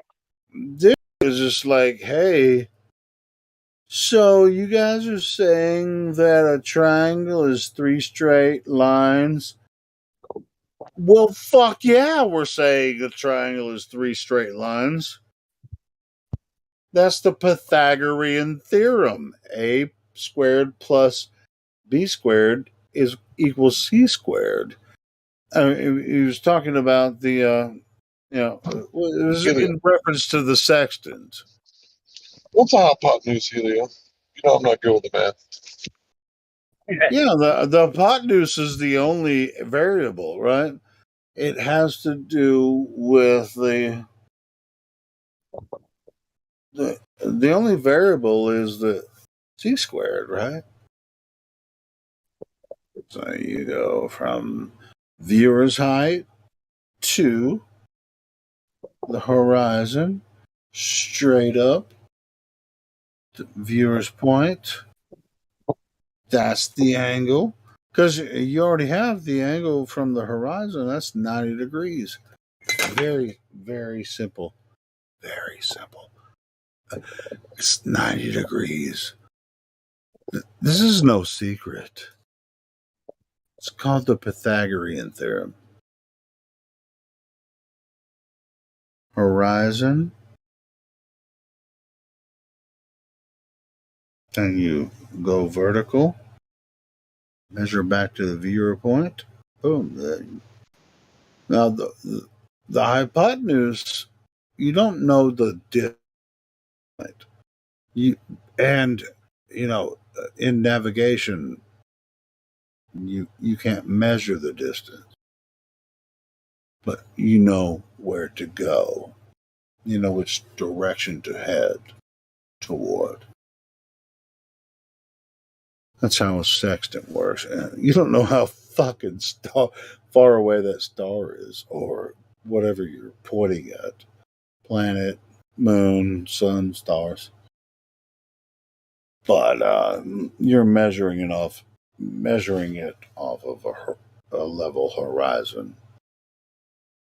So you want to pretend that the horizon is curved. That's on you. Just so happen you can pretend it's a horizon in your mind. Every time you move towards it, guess what? Presents itself as horizontal.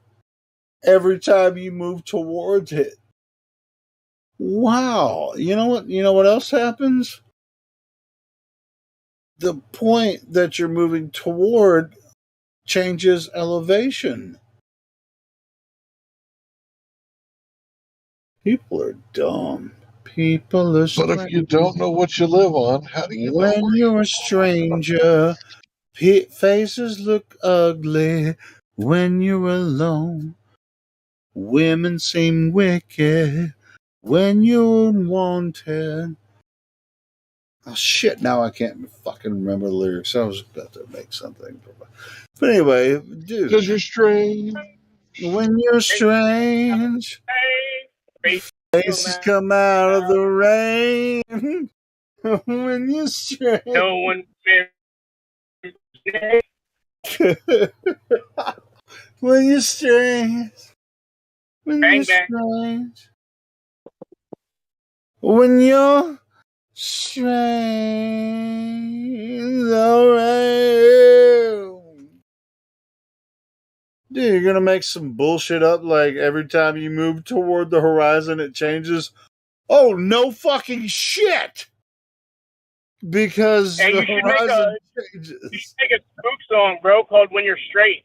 When you're straight, When you're genders straight, remember.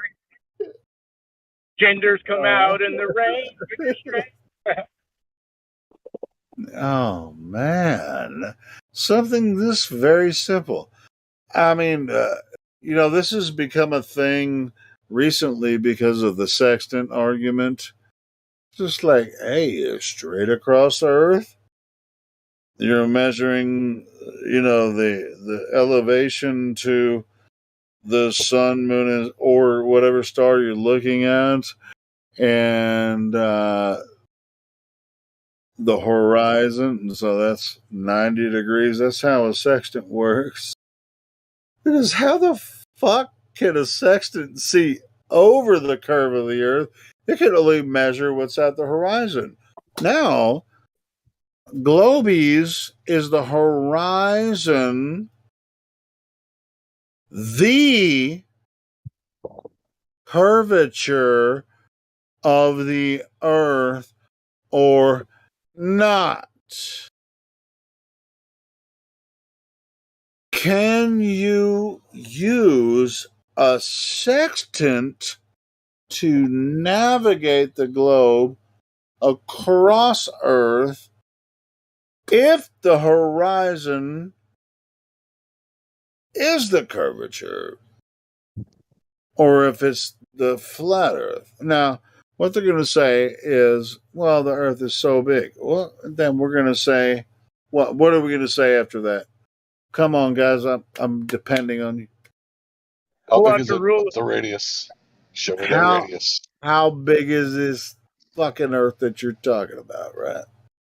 How big is this Earth? Yeah, because remember how proud they were in 2015? The boats go over the horizon, man. They disappear from the bottom up. Thought you knew that. What, are you retarded?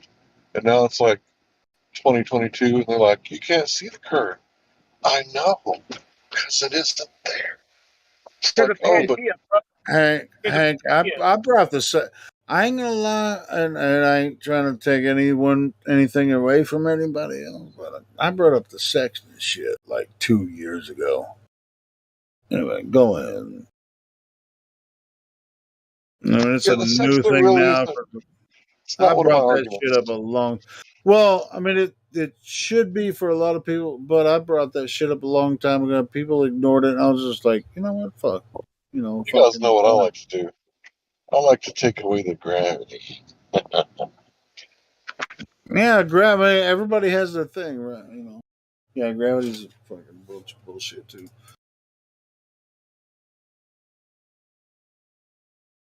I mean, it's kind of like the triangulation thing. I mean, if you understand, the Pythagorean theorem, or or well, I mean, the Pythagorean theorem is is right triangles, but when you come to sextants, which use right triangles, and so does surveyors use right triangles as well. This is where a lot of people get confused because land surveyors, right? Like when you're traveling across the ocean, they use the sextant, which they don't necessarily use that anymore, but they can use it. If they get lost, they can revert to the sextant, whatever, to find their way to land.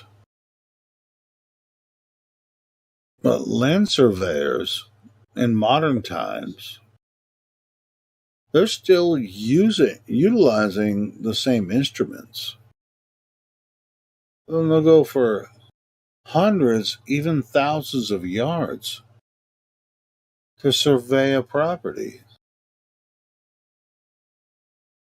Not looking for curvature.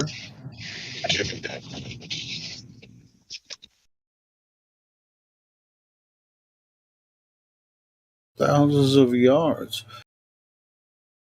They have these little stands that they use, and they use a theodolite and look over thousands of yards of a portion of land, and they already know what their elevation is above sea level, and it's all level. That's what these instruments are for, is to find level. Has nothing whatsoever to do with the curvature of the earth. They'll measure for hundreds of yards sometimes with these theodolites.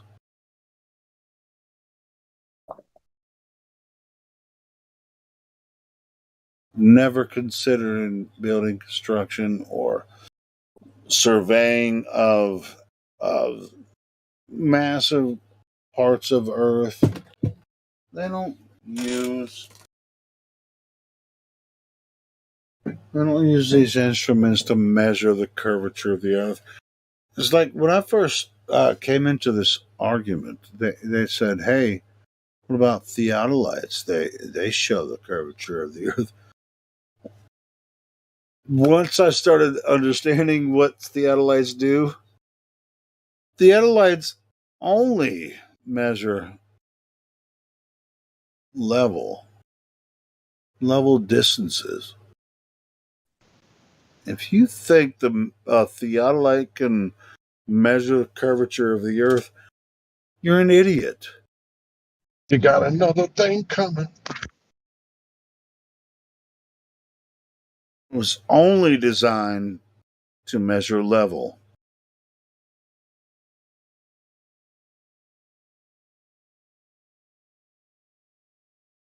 Who the fuck told you a theodolite could measure the curvature of the Earth? Jesus. And he brought up the theodolites when you were talking to I love Paul. it when you say that, Helio. I love it when you say, who told you that? When I first came into the argument, I mean, well, you know who told me that? Red's Rhetoric told me that the theodolite measured the curvature of the Earth. And I didn't know what it was until he told me. And then I started looking into it. And I was like, you fucking dumbass. You really think that the theodolite was designed to measure the fucking curvature of the Earth, you idiot.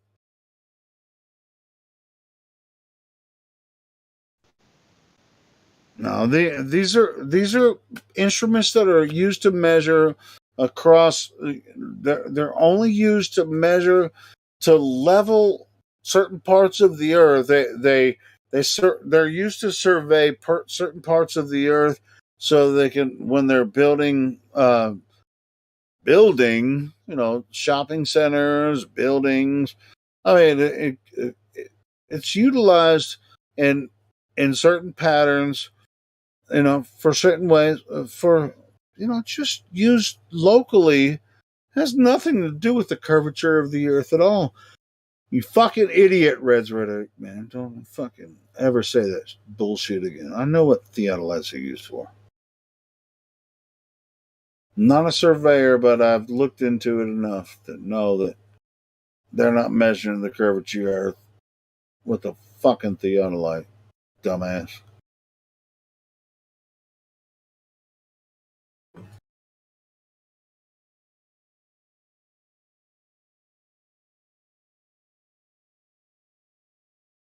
You can't measure the curvature of the earth with a theodolite.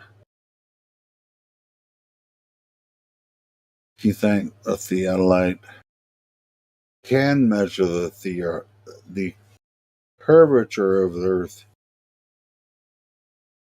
then you're using the wrong instrument to measure curvature of the earth. Hey, and by the way, if you think the earth is curved, go ahead and find a really good instrument that can measure it, because shit, I've been in this for 7 years and I haven't found the curve yet. So find me an instrument that can measure curvature of the earth. It's not going to be a fucking theodolite. Or what's that other instrument they use to traverse the ocean? The one that helps them traverse the flat ocean. Oh, it's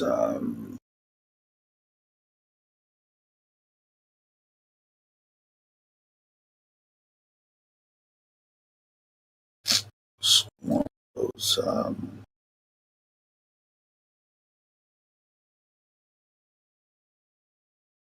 it's one of those sextants. It kind of sounds sexual, but it's one of those sextants that can't find the globe because they only traverse Earth over a stationary plane. Them sextants.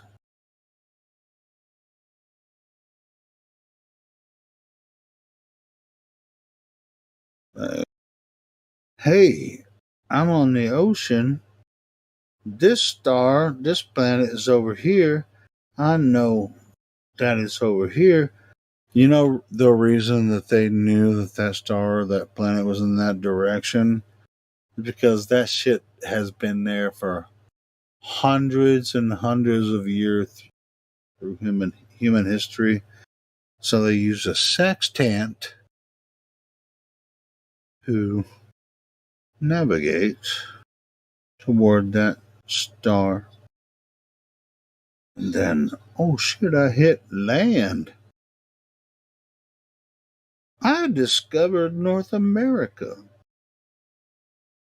You guys don't want me to. I was thinking about this shit today. Discovered North America. Like, I discovered fucking hundreds of thousands of people are already here already. Oh shit. Well, that wasn't Christopher Columbus. That was the people from the northern regions. Eric the Red. There was all kinds of shit going on in North America and Canada long before fucking Christopher Columbus.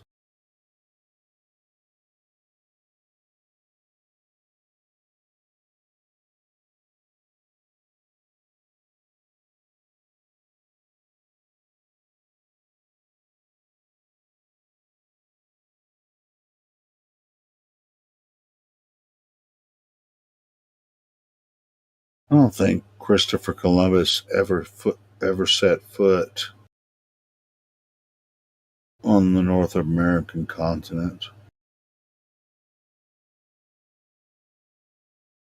But in my studies, from what I've seen. If someone has anything to the contrary, send it to me.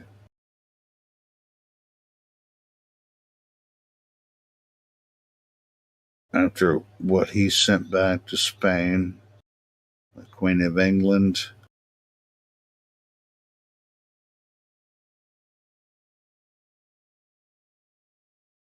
Earth of America, and in northern Canada as well. It was well, it is what it is now. We can't go back and change it.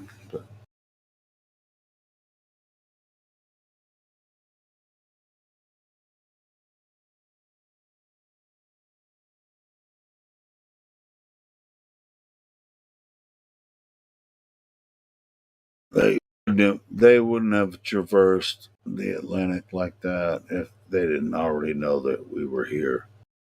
They fed us a bullshit story about Christopher Columbus.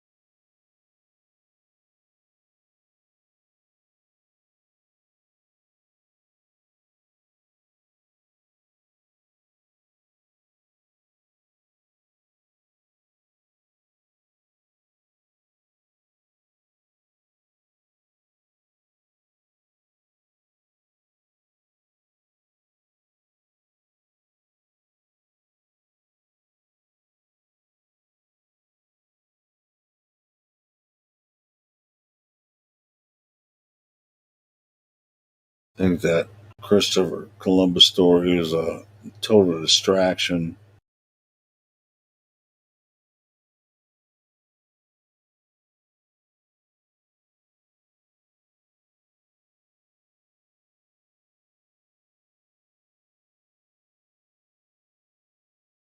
They sold him out, but he was a piece of shit anyway, so who cares about Christopher Columbus?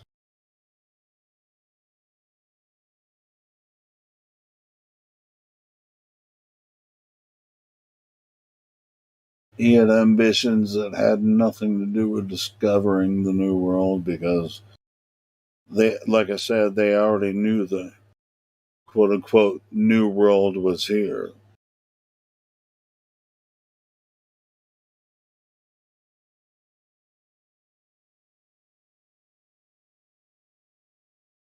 Then you have the Mayflower and, Plymouth Rock and all that kind of shit.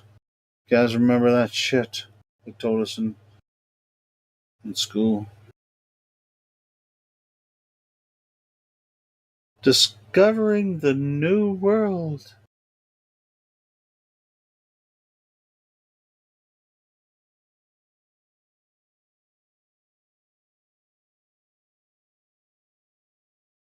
They already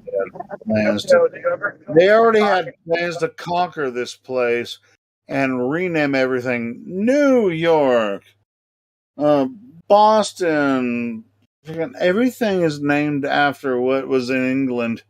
Oh, it was the New World, and nobody lived here before. Okay.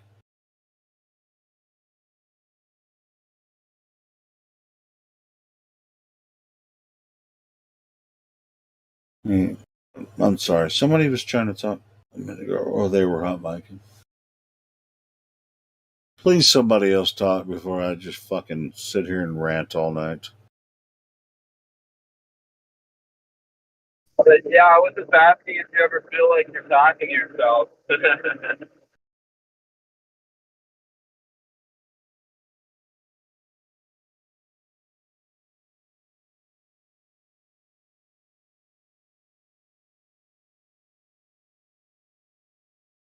Are you good?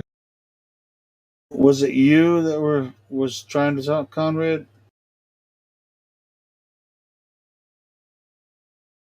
Yeah, I was just messing with him. Yeah, so like once you understand some of this stuff, it's just like it's fucking disgusting, and that.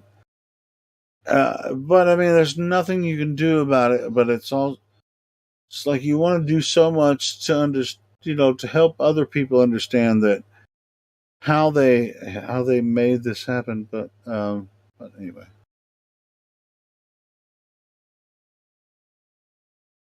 Yeah, I mean, I feel it. I'm actually going as far as I'm going to prove that my hometown in the middle of the Midwest is flat. You know, I know it's already been proven time after time, but I'm going to have my own documented evidence of an observation I did myself. And I'm going to be able to show it to my friends and family and be like, hey, I proved this. So if you want to sit here and tell me I'm crazy when I have proof, you're the crazy one. You know what I mean? Yeah, but nobody's crazy. That's what I'm saying. I mean, if they think you're crazy, then you probably are, and so are they. This is kind of the end. At the end of the day, what uh, see, this is what I think the black swan thing that we talk about. You're familiar with the black swan, right? Oh yeah, I mean I'm somewhat familiar with it. I just like to me I don't really need the black swan. You know, I know that it's like a really good globe killer. So I know it's very important for us to have it, but it's not like important to me. It's not something I need to like prove it to myself. But it Okay, does work okay. for other Well, if you feel like you have another way to reach people, that's fine. Yeah, nobody here is trying to pressure the black swan or anything. But then, I mean, it's a really standard observation.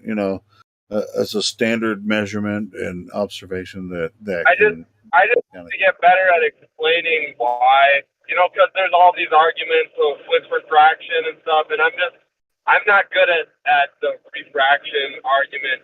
Also, the one where they'll try to say that light bends around a curve and I'm just hold not on, good with hold on.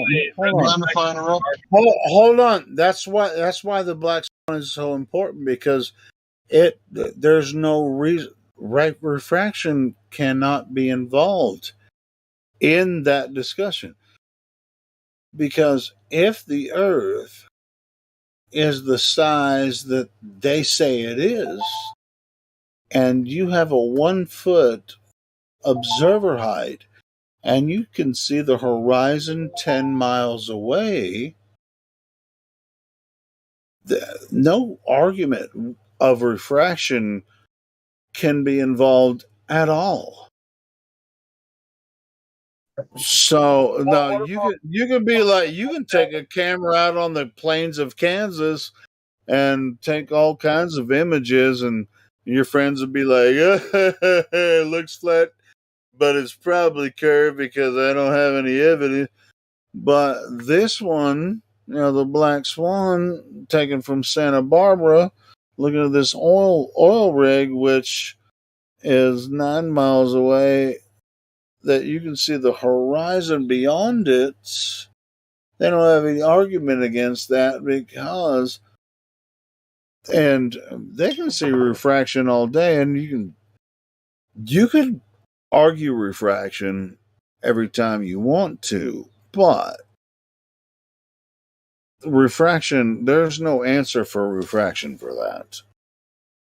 Especially when they understand size of claimed globe Earth, said globe Earth, 35,000 miles, or 34,900 in circumference. Oh, wait, shit, no, I can't even. 24,900 in circumference, 3490 in radius.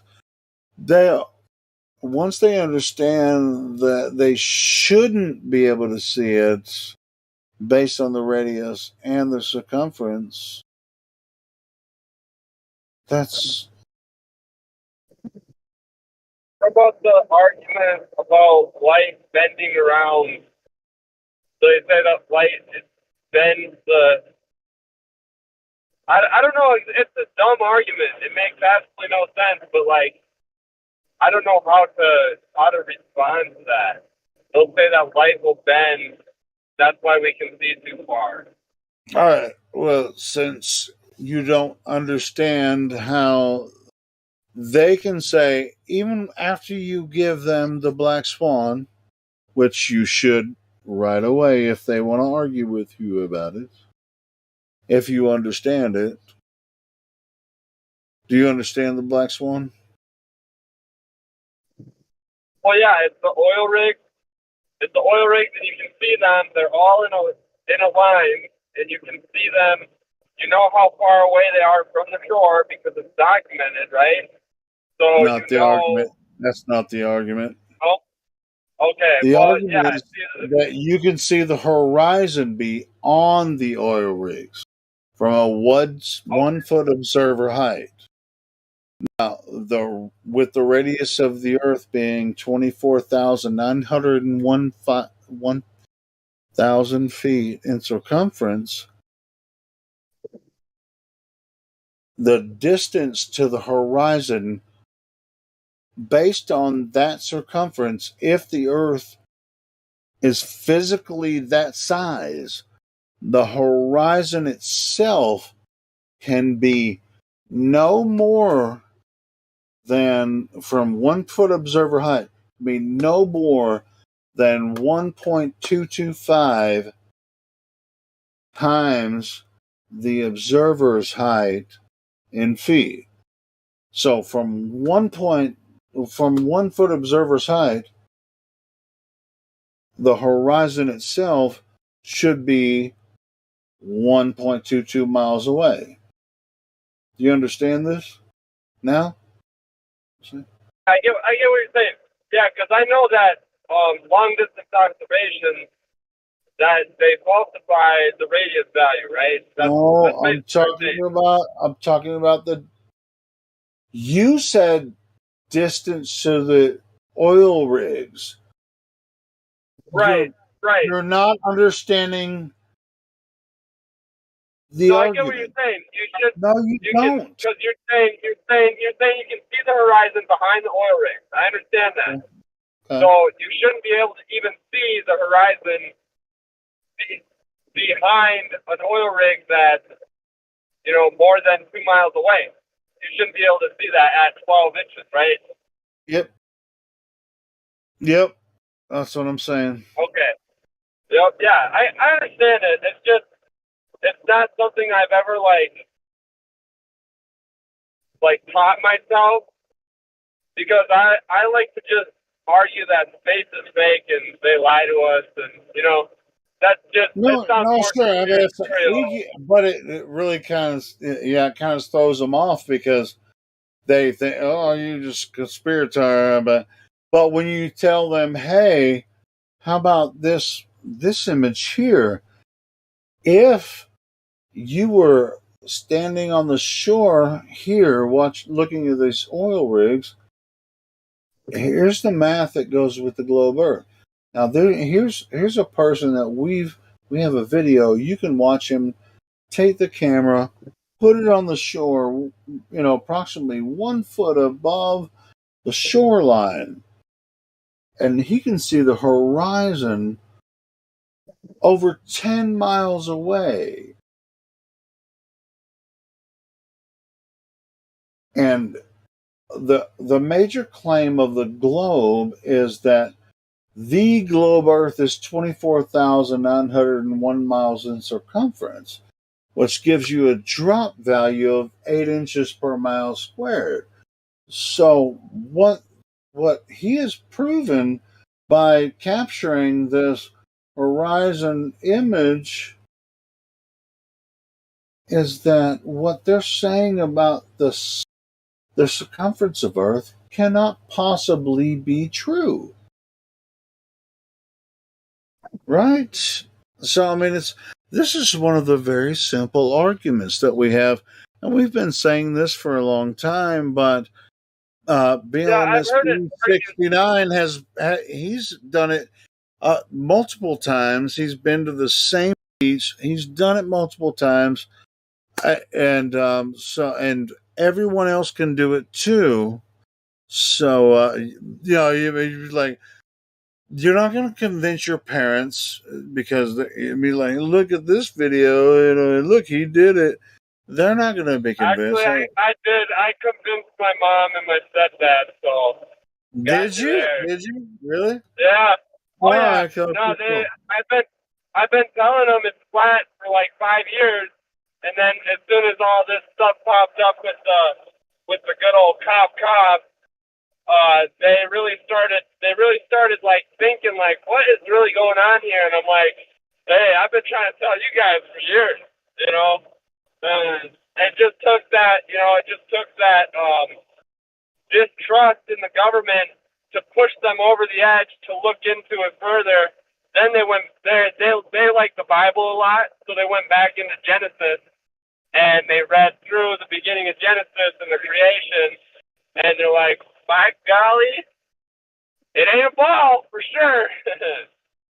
Really? So your mom and your stepdad are flat earthers now? Yep. Yeah, for about a year at least. Awesome. Yep. And then I got my son's mom too. And the whole time I was with her, I got with her, and then that's like a few months later, I found out it was flat. She's like, you're crazy, shut up, I didn't want to hear about it. I just bring it up all the time, tell all her friends, and then she'd just be like, yeah, my boyfriend's crazy, whatever, don't talk about it. We're not going to talk about it. Leave it alone. And we split up. You can't help it though. Yeah. Once you start talking about it, everybody always thinks about it when they're around you. Like, he's just holding back. He's just holding back. We split up, and then like a few months later, she's like, "Oh yeah, you're right. Yeah, the Earth is flat." I'm like, what? Like, you went years telling me I'm crazy, only to disagree with me. Hey man, I mean, it does take a lot of people a long time. Yeah, at least I got him. A lot of people, they can't get anybody. Yeah. But that's one of the reasons I came here, is so I get better at telling people. Because I've got a lot of. I've talked to a lot more people online that really came around than close friends and family of mine. They think I'm crazy. They're just like, "Hey, do your flat Earth thing. I don't give a fuck." But I haven't lost a relationship with them. But it's just like, well, they haven't said, "Hey, I'm a flat earther." They haven't. Nobody has told me, that's really close friends and family, and said, "Hey, man, I've been doing this for freaking over 5 years." And none of them have said, "Hey," my close friends and family have said, "Hey, yeah, I get it now. I'm a flat earther." Nobody has. None of my close friends. One of my sisters, she hates it so much, and like, I brought it up one time when I first found out at like a family event. I had an extended family there and stuff, and then I brought up flat Earth, and one of my cousins was like, "Oh, are you some type of flat earther or something?" I'm like, "Well, yeah, I am," and then my sister chimes in, "Yeah, and we all think you're stupid." She just spoke for the whole family. Like, "Oh yeah, we all just think you're stupid." Like, nobody was telling me what they thought. They were just kind of asking me questions. So you brought it up first, and you like, yeah, I just can't believe she responded to me like that, because I thought her, of all people, would be more open to it, because her husband is a pastor. So I tried to go at him with Bible said, but hey, her husband's a pastor. He went to school, so he knows all about the Bible. He knows more than anybody else in our family. So don't tell him what the Bible says, because he already knows. Hey, Brew,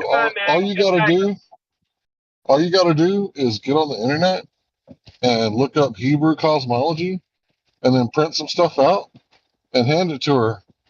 And then, when she looks at it, right, she's going to be realizing that when she says that, "Hey, you're stupid," she's the one that's the Bible thumper. Yeah, if you just bring up one of those Hebrew cosmology memes and just show it to her on your phone, be like, does this Earth look like a globe? Well, now that I got my mom and my stepdad, I'm going to just start going hard with it, because my other siblings know that they believe it now too. So they're kind of like really starting to think. So I'm just going to fucking smack. No, you ain't going to go hard with it, bro. Yeah, don't go hard. You want to have patience, and indulge it with love. Yeah, listen to Helio. Dude, if I was really, dude, like I'm saying, every single one of my friends and family, I still have as friends and family, and I've been doing this for a long time, and they all know what I do, but we're still friends and family. So I'll be patient. You don't have to throw it in their face every time you meet them. Right. Yeah, I mean, I don't really throw it in their face, but like anytime someone wants to talk about space, I start. No, if they bring it up, I'm there. If they bring it up, I don't bring it up, but if they bring it up, I'm right on it. Yeah, and I get a lot of like from friends. They'll get mad if I talk about it, but then they'll go and turn around and be like, "Oh yeah, a flat earther guy over here. And it's like, oh yeah, you want to talk to me? Oh, but also, even in those kind of situations, you want to be patient. And just like, yeah, man. Here's what I do. I talk about flat Earth, but I mean, I'm you just kind of have to like pick and choose your battles. When well, that's especially part of the in reason I groups, started. That's why I started making YouTube videos, because that way, if people don't like what I have to say, they don't need to watch it. I post it on my Facebook, and people can watch my videos if they want. If they want to ask me questions, they can. If they don't like it, they don't got to say anything. That's And why I do it on people, YouTube. I mean, it's like with my family. It's like, you know what I do? Go fucking listen to the YouTube channel and listen to. right? I mean, you want to talk about it to me? You can ask me, but you don't have to. You can just go listen to what I say on the YouTube channel, or it's not a. Well, they're really not interested in that. They're interested in the mainstream stuff, but that's why I mean it's like when I'm with my family and they're all in the mainstream stuff. I just don't get into their. I don't get into their shit. We don't get into. I don't get. Except for me and my brother, we're best friends. We're pretty much like connected. He's the connection to the. No. Actually, I don't think he's always connected to the other realm. It's like he knows more about me than anybody does. So a lot of times when me and my brother get together, like once a month or whatever, we'll be together for like 4 hours and just get drunk and talk about all kinds of shit.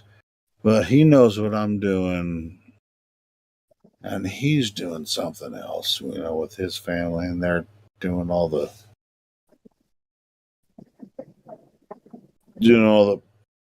popular freaking MTV and whatever the fuck they do on social media shit. They're doing all that, but when it's just me and him sitting around drinking beers, it's like, I guess it's just like talking to you guys. And he's like, really? That's what you think? Like, well, that's what I know, nigga.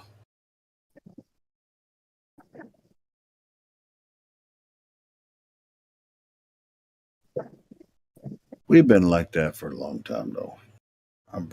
My bro's really cool.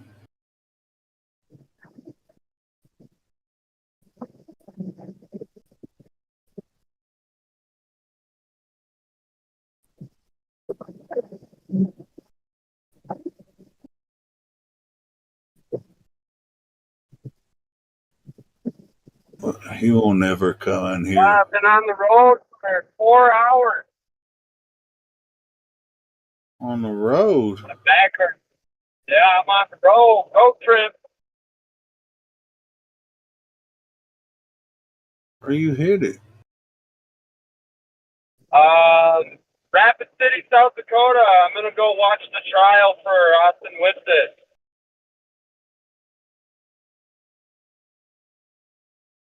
What's he accused of? I don't know if you watched his channel. He was doing some activism at Mount Rushmore, and they arrested him. And oh yeah, I did see that.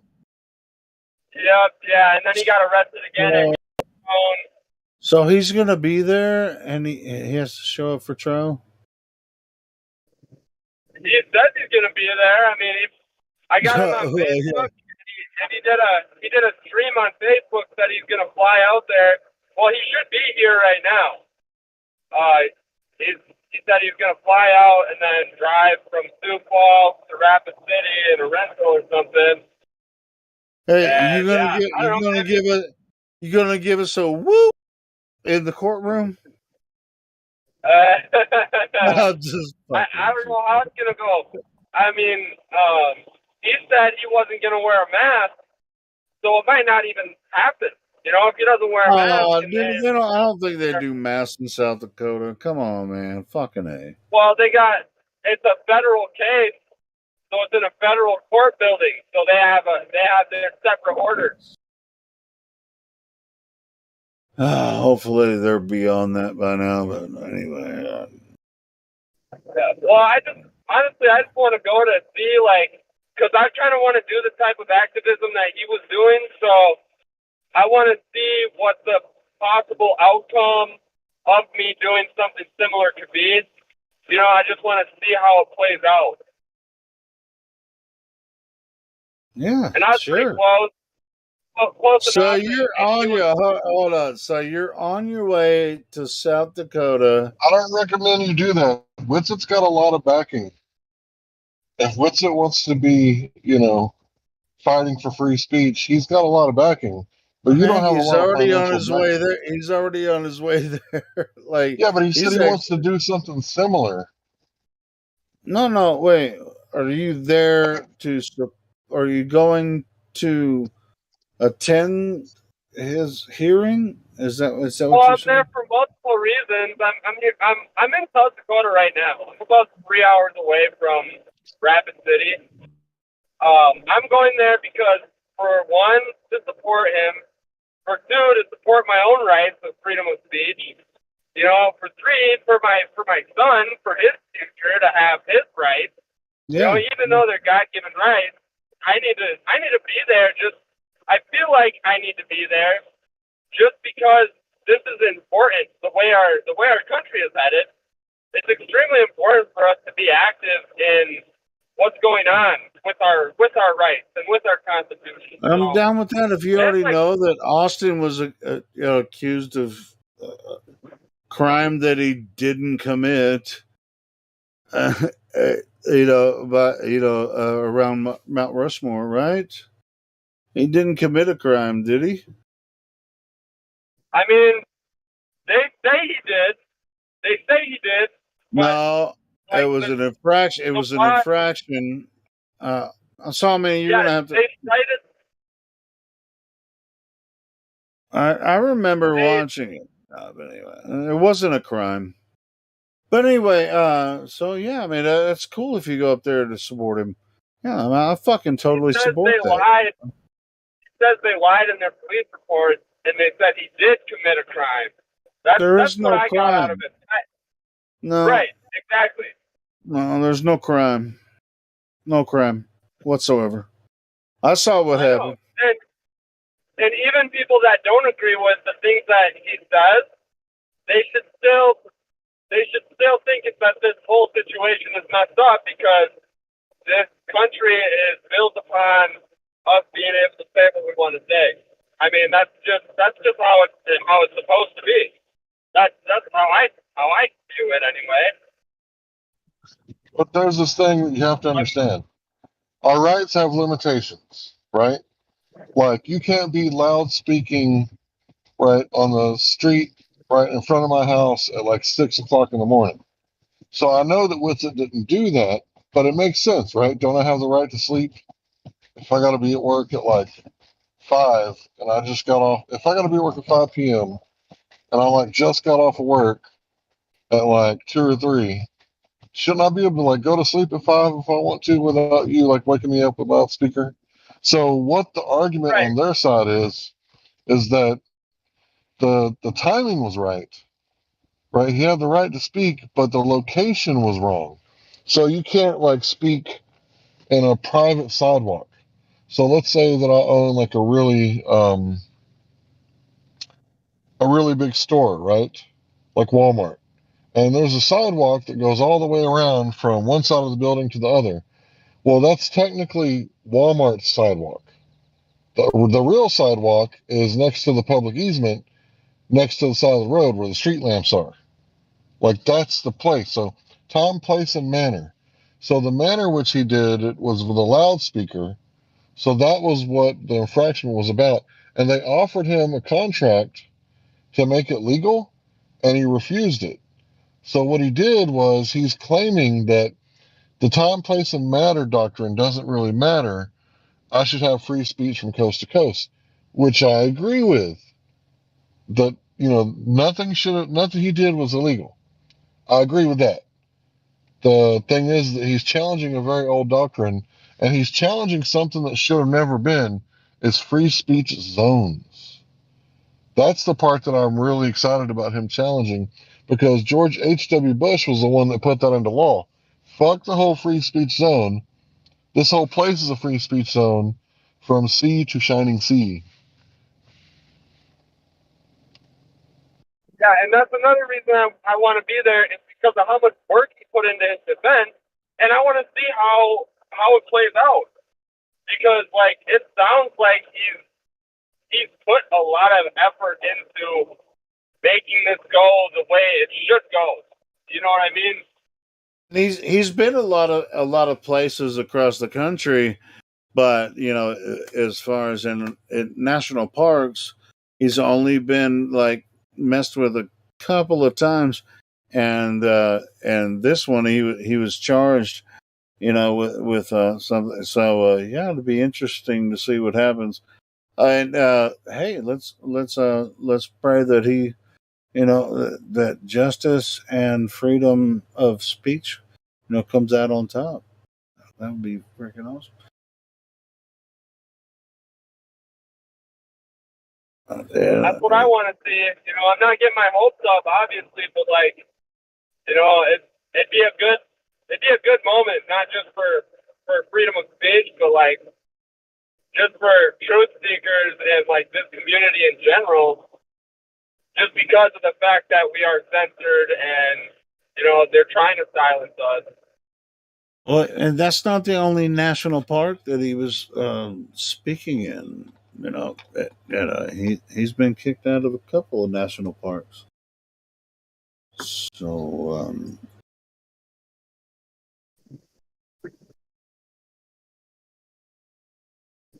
this really might set a precedent.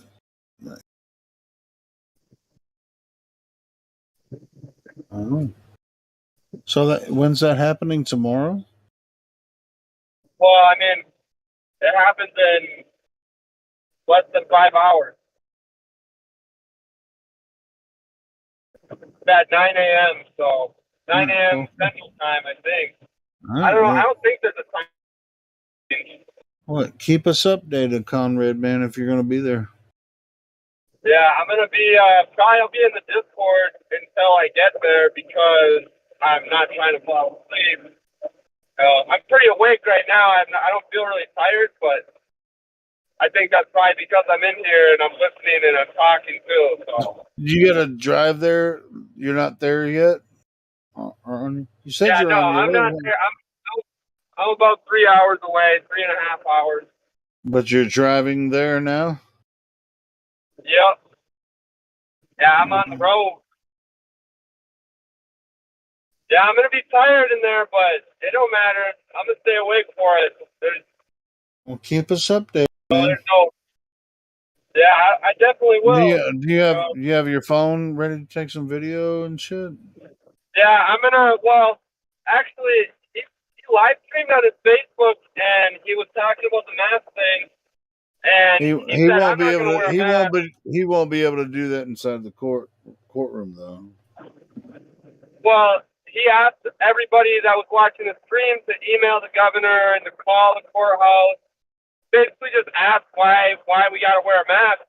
And I called them, and I actually recorded my conversation. They ended up directing me to the CSO, the court security officers. And I was like, hey, what's going to happen if I don't have a mask? They're like, oh, we're just not going to let you in. Well, first they hung up on me. Freaking then when I called them back, I was like, wearing a mask. Yeah. Holy shit. Yeah, I was like, hey, why'd you guys hang up on me? Or I was like, maybe it was an accident, I was like, but yeah, I was just wondering about the mask. And they're like, yeah, well, the order states that you have to wear a mask, blah, blah, blah. I'm like, well, that order is unconstitutional, and you guys took a vote to uphold the Constitution. So what are you doing enforcing this?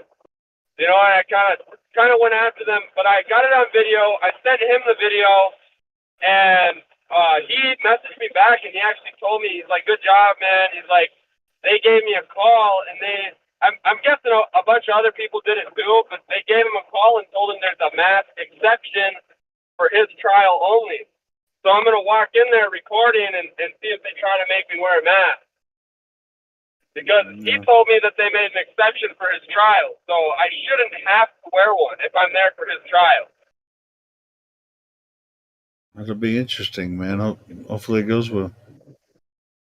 Yeah, and I'm on felony probation right now, so technically I'm not even supposed to leave the state of Minnesota, but I got, like, permission from my probation officer. I have a passport or permission slip to travel out of state that I'm supposed to show to any law enforcement that questions me about it. It's a little TMI, but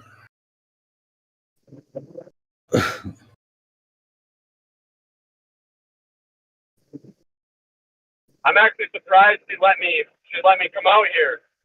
You know, I called her just like 12 hours ago and asked her if I could, and she just wanted the address of the courthouse and where I was going to be sleeping. I'm like, I'm going to sleep in my car.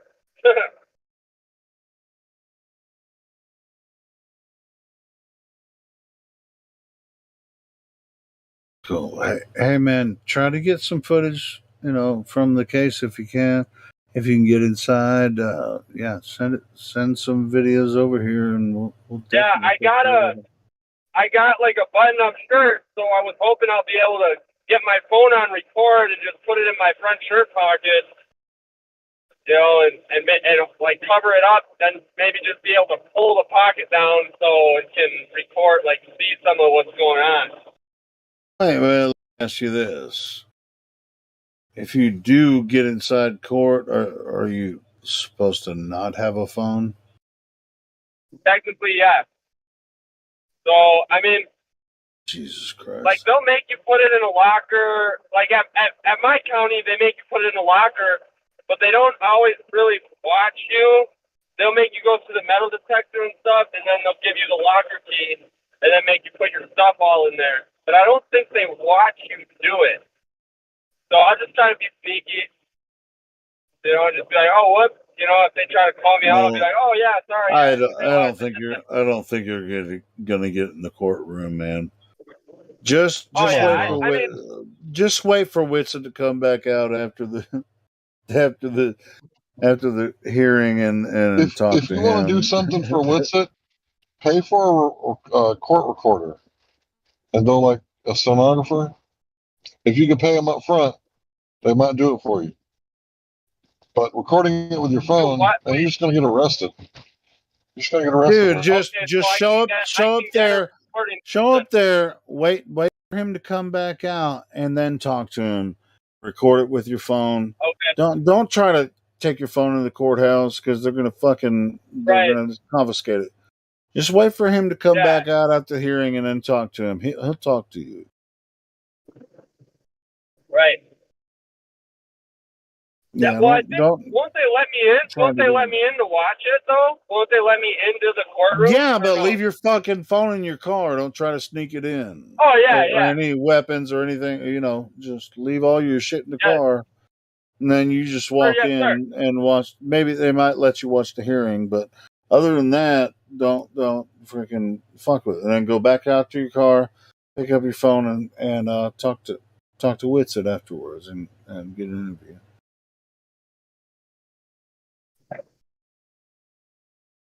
Because they're going to let you in the fucking courthouse with your phone or any other type of thing. Just from what you said, not from what I know. Right. Yeah, I know it's a bad idea, but I feel like, if something did go down, they'll be like, oh, we don't have a record of that. Or, you know what I mean? Just trust that Witz's got that covered. It's public. It's what's happening in that court. It's public. He can get a transcript and anything that happens in there later. It's probably on video too there, but you don't have to sneak any video or anything. all of the transcripts, everything that goes on in that hearing will be public. So, yeah, you're already on your way there. man. Just wait for Witcher to come back out and be like, I don't know what happened in there, but I was, I'm here to support you, whatever. And it's like, let him know that we support him. And if there's any transcripts or anything, any evidence or anything that he has on his side that he can release, we'll post it on here so that we can get the information out. That we support Whitson. He's one of the moderators here, so. Yeah, I mean, he's honestly like, I've been watching him for like a year and a half now, and ever since I started watching him, I'm like, I gotta meet this guy because he opened my eyes. Like, I've been a flat earther for 5 years, but he opened my eyes to so much more truth about it and just how important it actually is. Like, I don't know. It's hard to explain. Like, there's I'll tell you what. If it's a public hearing, leave your phone, wallet, everything. Leave everything out of your pockets. Pull up to the courthouse. Leave everything in your pockets. I mean that's in your pockets. Leave it all in the car. Walk in there with nothing on your body. Go into the courthouse. Watch the hearing. Come back out. Go back to your car, and then put everything back in your pockets, and then talk to Witsit afterwards.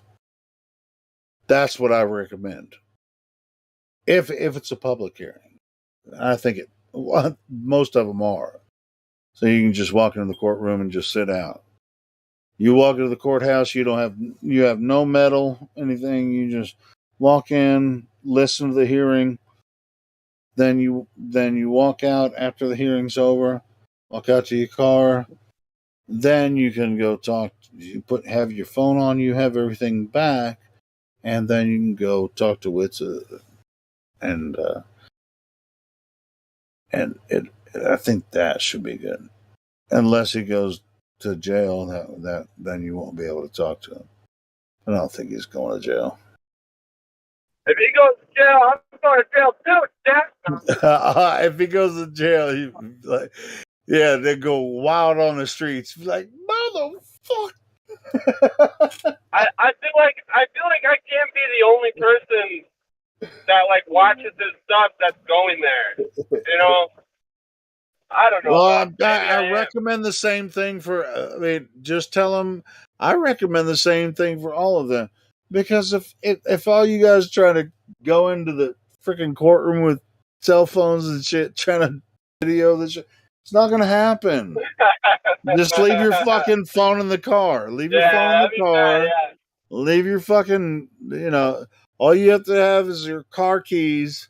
Lock everything else in the car. Your fucking wallet, everything. Your ID, everything. Leave all that shit in the car.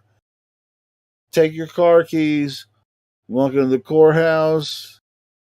They'll scan you and you're like, oh, beep, beep. Car keys. I'm just here to watch the public trial. And then after it's done, walk back out. And then you can cause all the kind of fucking craziness you want to. It's not going to happen during the trial because they'll fucking kill you. They won't kill you. They might, but they're going to kick your ass out of the ring.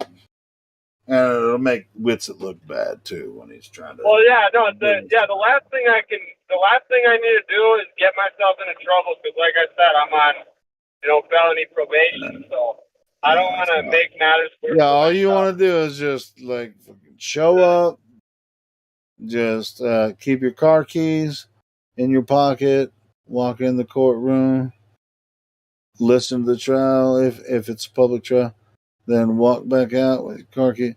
Leave everything else in your car. Don't even try to walk in that courtroom with anything but your car keys.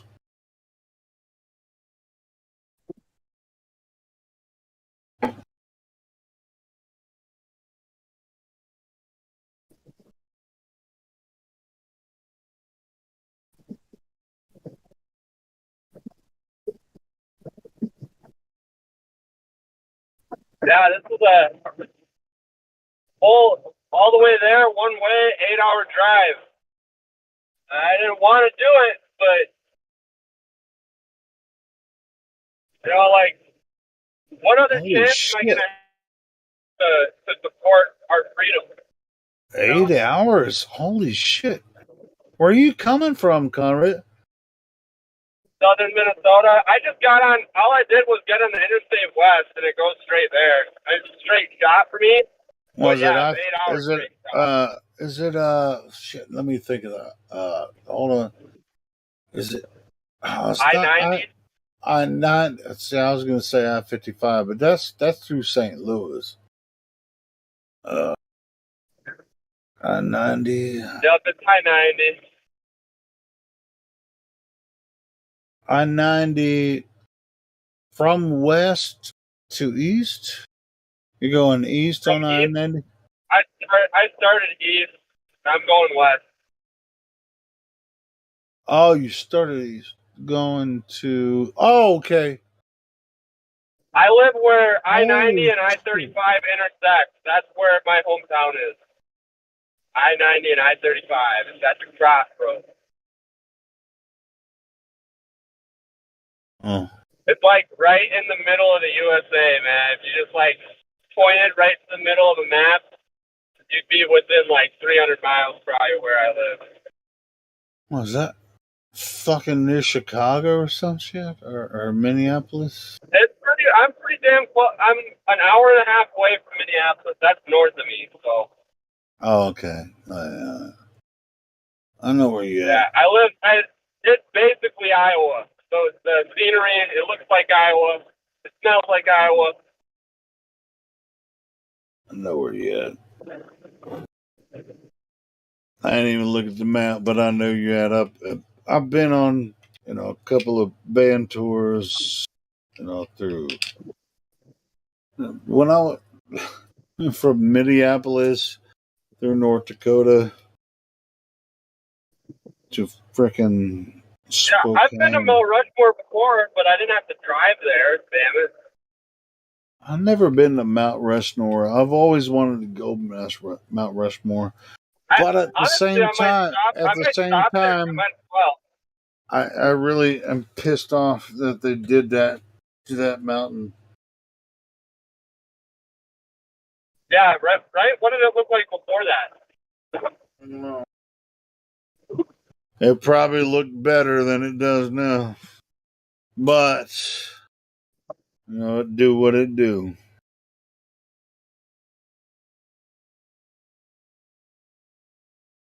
Do what it do.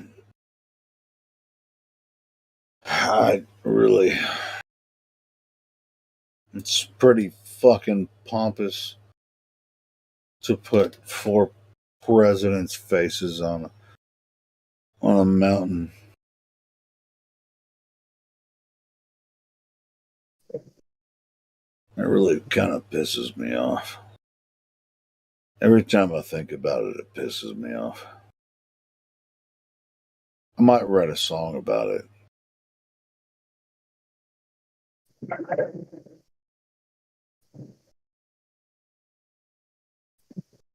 I remember, when I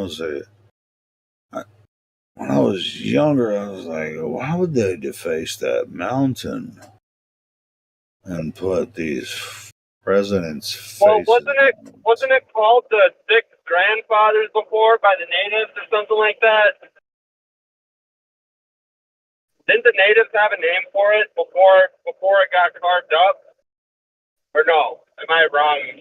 Yeah, that's possible. I'm not sure, but it just sure doesn't make any sense to me. Why would they fucking carve these 4 presidents' faces in this mountain? And for the most part, from the history I understand about them, they're all pieces of shit.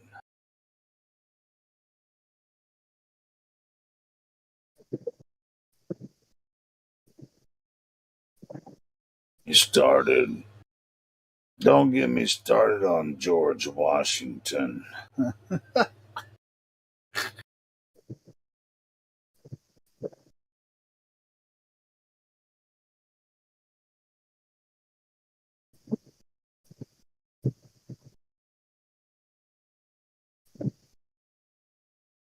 George Washington was one of the better ones.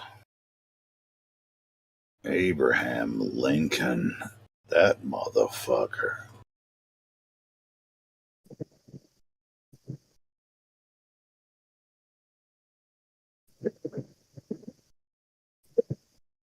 Hey, I'll tell you what, there's a lot of things that we supposedly understand about history that might or not be true. I'm not sure if you're aware of this or not. But there are people that have told us aspects of history. It might have been through the news media or through your education system. Some of what they told you might not be true. Are you guys aware of this? I remember in school learning about a lot of things, and they said it was true. So it must be. If somebody's telling you it's true, it's got to be right. Well, maybe If it's in a book. If they said it in high school, if they said it on CNN, that shit must be right, right? Or if Hey, they I saw said, it in a movie once. yeah, ABC News, CNN, Fox News, all that shit must be at least a portion of it's right. Because I have a predisposition about my ideas about what happened in the past and what's going to happen in the future. And I support my most faithful presidential candidate. And this will be the best for me and my family. And we're going to just move on forward I don't know why. The reason I'm using that dialect is because I live in Arkansas. Um, and a lot of people in Arkansas are black, and that was usually the deal. And then this is what happened to my family. I can do the black accent really well, but a black Southern accent. I can do a lot of the different accents. Anyway, so this is kind of what happened to a lot of people, in different What parts you of know the about that country. voodoo? I mean, There damn, down South Louisiana, we with the hey, voodoo. Guarantee. hey, yeah, you know what I'm saying? Hey, man, hey. Oh, Larry, you out there in East Texas, you know what I'm saying? You already know what that shit sound like. You know what I'm saying? It's all up and down. It's all like back and forward. You know what I'm saying? It don't even matter. It's like back and forth, up and down, and it move and move. This how we roll.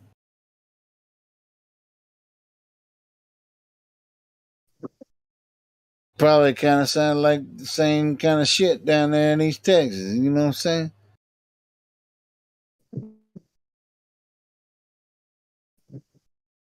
Not with a white guy trying to do it, but But anyway, but I did hang out in in the ghetto in Little Rock for a while.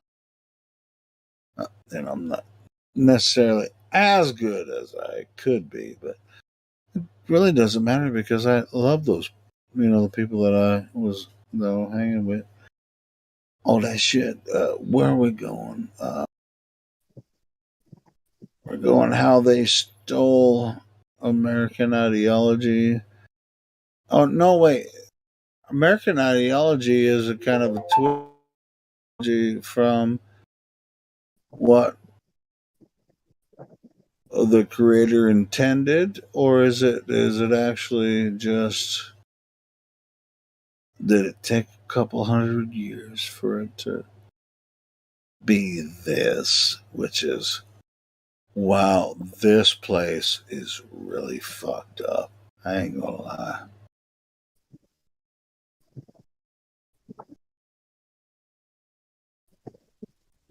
As an American, I mean, that's all I'm saying. So it's kind of fucked.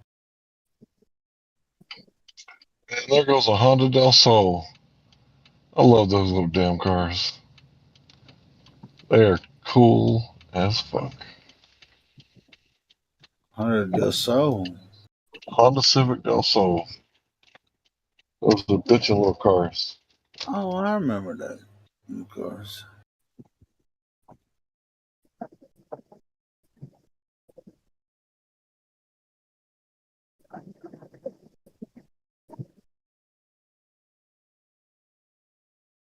Hey Hank, I had when I used to deliver pizzas in a Chevy Sprint. You remember that car?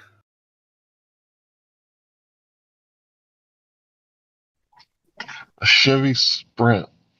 I don't know. Chevy I don't think Sprint. I remember that one. It's a precursor to the Geo Metro. Oh man, I love those Geo Metros. All right, Little cool. three bangers. So this was it was a 3-banger. It was before they made the Geo Metro. They had the Chevy Sprint. Bro, I fucking I was tearing shit up in that car. I delivered pizzas like nobody been there. And then after that car, I didn't trade it in. How can you trade in a car like that? You can't trade in a car like that. Like, oh, okay, $400. All right, cool. And then I got a 91 Ford Escort stick shift. I fucking loved that car. It was so badass. I could drive that car right now, and I would love it. I might even try to find one right now. 91 Ford Escort stick. That was my favorite car ever. But anyway, but yeah, I delivered pizzas in that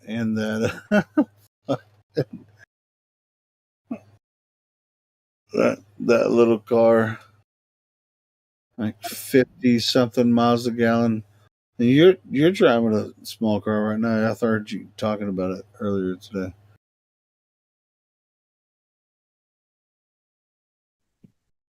I was working. Yeah, this one is I was Toyota working. Matrix. I was working a delivery unit, a Pizza Hut delivery unit back in the day. It's like I'd go in there, open the store, prepare all the dough and shit, and wait for the chefs to show up. And once they showed up, I was getting an assistant manager, like a salary. And then once the chefs showed up, I was delivering too. So I was just like, boom, chefs are here. I mean, you always had to have, an assistant manager. We had like 3 assistant managers in the shop. But if you were driving, homie, you're making bank because you're delivering. But you also have authority in the shop. You know what I'm saying? that was a fun time when I was working at Pizza Hut. It was a delivery unit in West Little Rock. It was freaking cool. The largest delivery place in Arkansas for pizza. It was freaking really cool. But Why'd you quit that job? Your car broke down? dude, that was fucking 1994. What the fuck? You think I was gonna keep that job forever? I've become pretty complacent. No, I get it. I'm just saying, yeah. Well, I mean, my boss was really cool. That's what was really cool about that job is like, Yeah, my boss never says shit to me. yeah, it's like I think he was like almost my age now. He was like, I'm gonna let you guys pretty much handle this, and we're like, all right, cool. we did. So, and so we made a lot of money and had a lot of fun. My boss don't ever fuck with me. So that's a plus. I do not like being told what to do.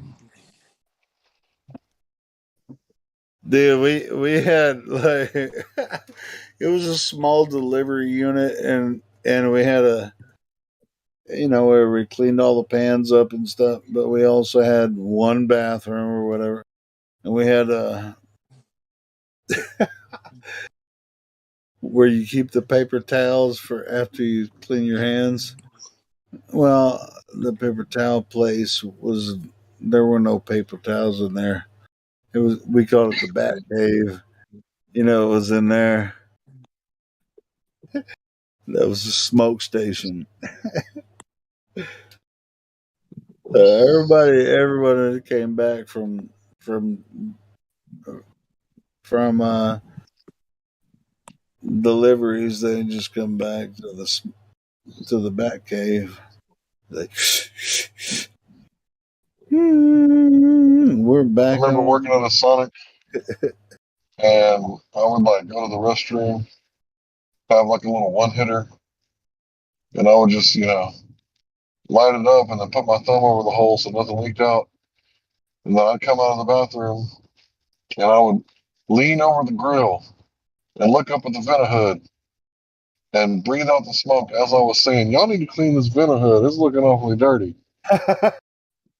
And then I'd be like, you know what? We're getting busy. Wait just a little bit longer. And then I would tell them, you know what? Fuck it. We'll get it tomorrow. It's just like, hey, you already know I'm a drunk now, but I can't even smoke weed anymore. It just puts me somewhere I don't want to be. So, but I used to smoke, but I just can't anymore. Well, I've seen college studies how smoking weed while partying hard with alcohol can protect your brain from getting brain damage. You know why that is? Because weed amplifies everything that you do. So if you normally drink a 30 pack and you smoke a blunt and drink a 30 pack, or drink a 30 pack and then smoke a blunt, you're gonna wish you wouldn't I'll have. tell you what. If you drink 3 or 4 beers and drink a blunt, I'm just fucking with. Smoke a blunt. I said that on purpose. If you smoke a blunt after 3 or 4 beers, then woo, it'll put you there. You don't have to do anything else. But anyway, but I've smoked so much and taken so much psychedelics. I don't even like to smoke weed anymore. It puts me somewhere I don't. Weed makes me lazy and unproductive. That's not necessarily true. I'm just saying for me. I mean, for me, I'm just saying for me, yeah. I know for other people it's different, but I'm just a lazy ass fucker. No, I mean, I drink a lot, but I'm just saying marijuana just doesn't work for me anymore. I'm pretty sure I've probably smoked more weed than you ever have, but I'm just saying it just for me anymore. I've tried it, and it's just like when I take a hit, I'm just like, oh, okay. I don't want to be here anymore.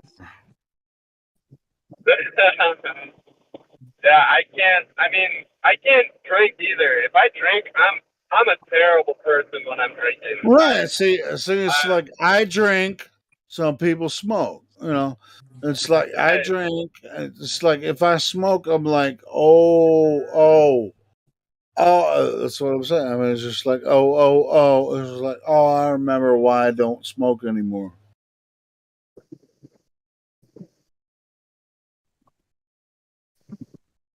And probably the same way with smokers. They're probably like, oh, this is why I don't drink anymore.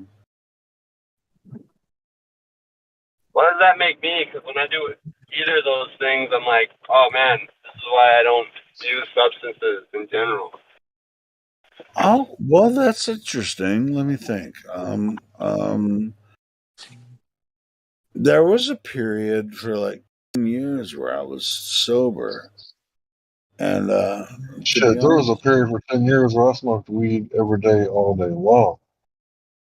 Yeah, that was all I'm through a my casual 20s. smoker nowadays.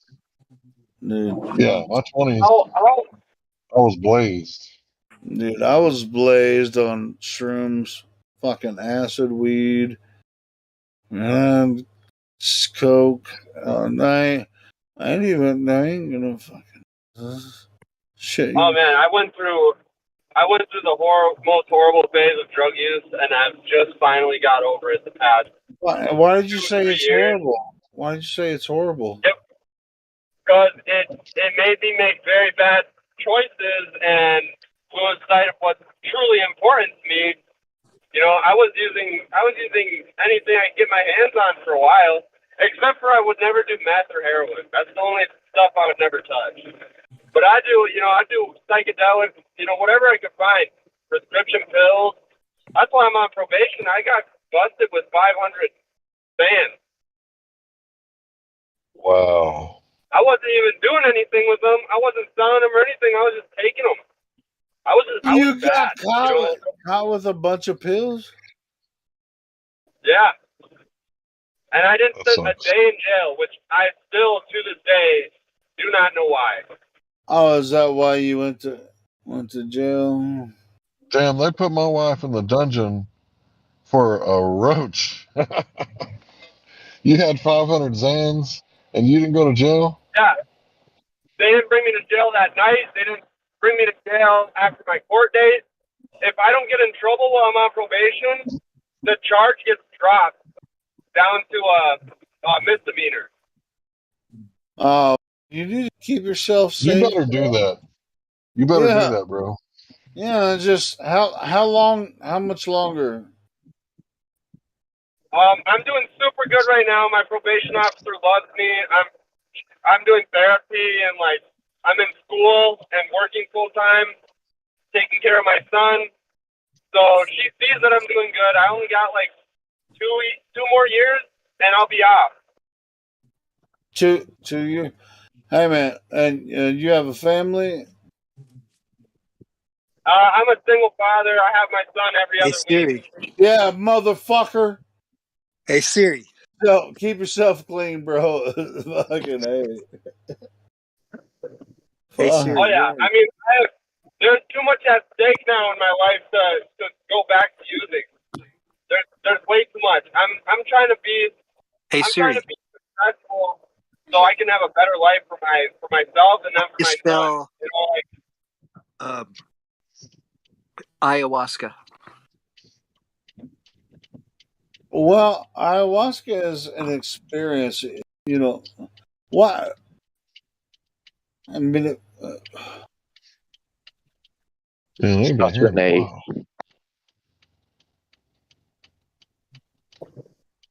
I think he said his wife's in jail.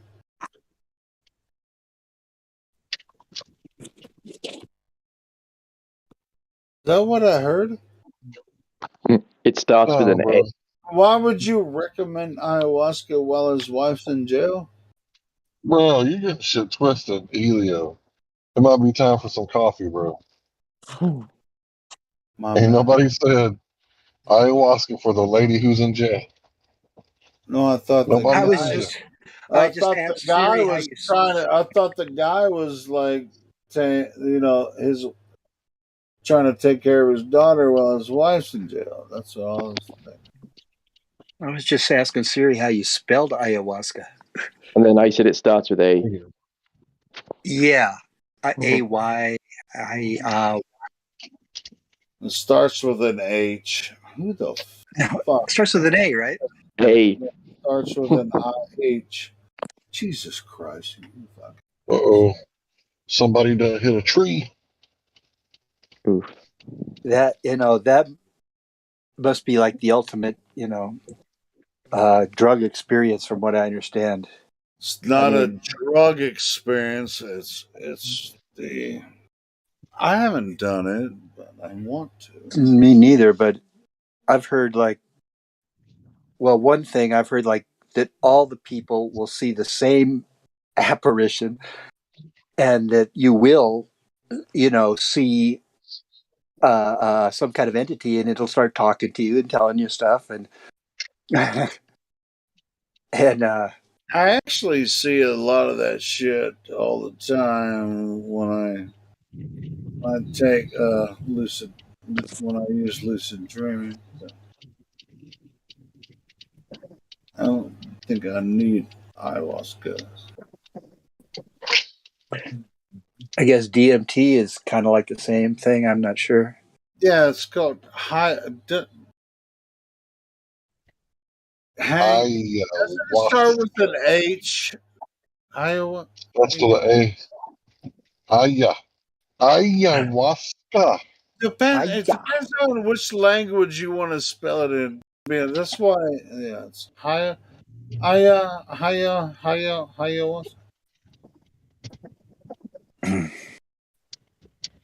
Then you How could you, understand why those people, how your mama? How your mama? mama. Yeah, you could understand how those people like Aboriginals, tribes, just primitive out in the forest or whatever, they get a hold of that stuff, and they start putting on the coverings of the animals, and the horns, and they're going to become, Over their act out. lives. They're going Over to their act lives. out the animal spirit, and I mean, uh, it's all part of they'll like the Native Americans would get all pumped up like that for the buffalo hunts, and praying for the buffalo to show up, and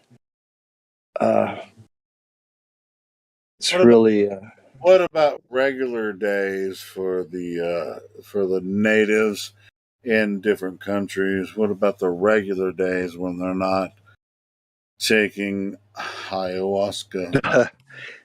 yeah. Well, I don't know. They just have their Oh, routines. okay, like you do. Well, yeah. Okay, well then when like Well, they don't go to 7-Eleven. imagine what happened with the natives. Anyway, I'm I just could fucking. see why they're tripping out so much out there in the forest. There's a big Hey, fire. bro, They're on the strongest drug on the planet. imagine my fucking dumbass fucking little kid in Arkansas was growing up in a fucking ghetto, taking fucking acid and smoking weed and drinking a lot of shit. It was like, Yeah. I did that, and I grew up like that, and fucking came up with some rock and roll music going, hey, look at this fucking American kid fucking Yeah, you thought you were thinking smoking freely, weed, and drinking. but Woo, look at me. you thought you were, being rebellious and thinking for yourself and giving it to the man. But Hey, really, you were just what do you think the Native Americans were doing? What's the difference? I mean, you were. I had some steel in my ass, and I still do, motherfucker. Yeah, that stuff was programmed for you to take on as your own. It was brought here, packaged, and sold to you. Sold to you. All right, so rock and roll's not real. Yeah, come to find. I mean, I used to worship. I played music, and I played rock and roll, and I Well, almost worshipped rock and roll. I had a full tuition scholarship out of college for choral music. Is Mhm. choir not real? No, that's not what I'm saying. I'm saying, How like, for about example, orchestral music? Is that not real? yeah, that's probably more real than anything. Hang on, let me Okay. try to tell you what I'm saying. Let me give you an example. Like the Beatles. Think of the Beatles. Oh, And then the that comes from ensuing. that comes from the Tavistock Institute. Yeah, now you're getting it. Yeah, see, like Yeah, I why? What fucking is know already, bitch. See what I'm so? saying? Well, then why are you coming out with well, rock and roll's not real? No, it's really recorded. I didn't know this They stuff actually play until real concerts. later in years. That's what I'm saying. I grew up like that, but I Uh-huh. do understand what's happening now. Well, it took me many years to finally start to figure what about this Tavistock. They're social engineering the masses. Why are they doing that? What is it? What are they up to? What is the goal Dude, there? music is great, isn't it? Oh, but it's just like, but I mean, it's like you really. I mean, even with Tavistock, a lot of the Tavistock freaking influence is just like, holy shit! I can't believe they did this. It's just like you Yeah, I mean, can't I help loved it. it. I Yeah. mean, So it's all I really thought about. yeah, me too. So it's like, bro. So let's utilize it since you understand it. Let's freaking move forward from it. Yeah, I left the classic rock behind quite a while ago. Why would you leave it? Why would you I leave it? just got tired of it, man. Come on. No.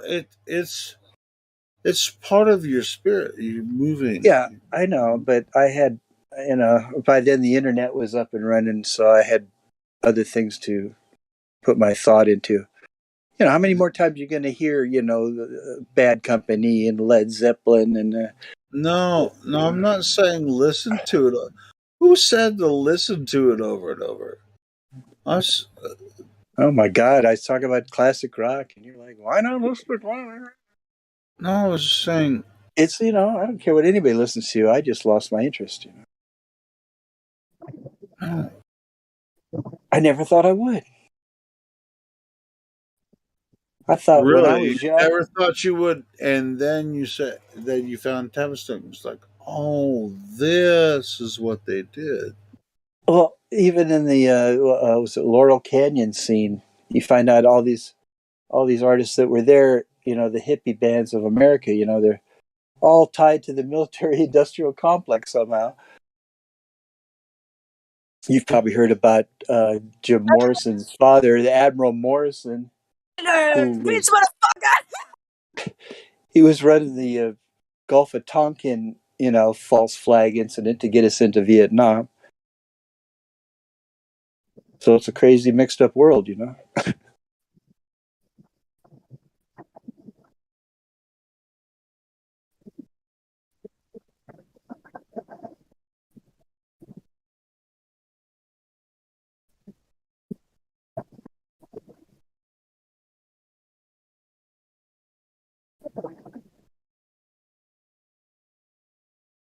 Can anyone catch the name of who just shouted then? Hey, I think you guys should talk more about Tavistock That because this, this I'm guy we out. have. I'm out because I have to go to work. But you guys should talk Uh, more about Tavistock. I would like to run by you guys. Did he sneak out of here? Did the good Yeah, he's doctor gone. He's sneak got to go to out? work. Man. This guy they call Paul McCartney, right? He's in his 80s now, and when he dies, there's going to be a That's big. Billy. That's Billy. Yeah, it's this guy Bill Shepard. He's the fake Paul McCartney, and he's lived this life for the last 50 years, and it's incredible.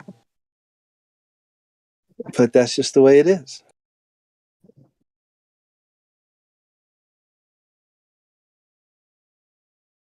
I've looked into this Paul is dead research for several years now, and you see him. He does so many interviews, and he'll in one way or another let you know that he's not the real Paul McCartney, or there's two Paul McCartneys, or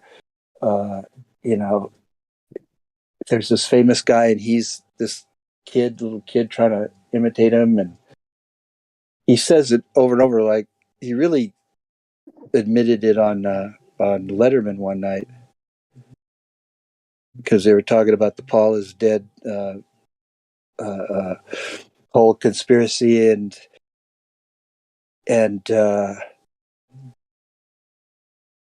this Billy's sitting there and he's saying,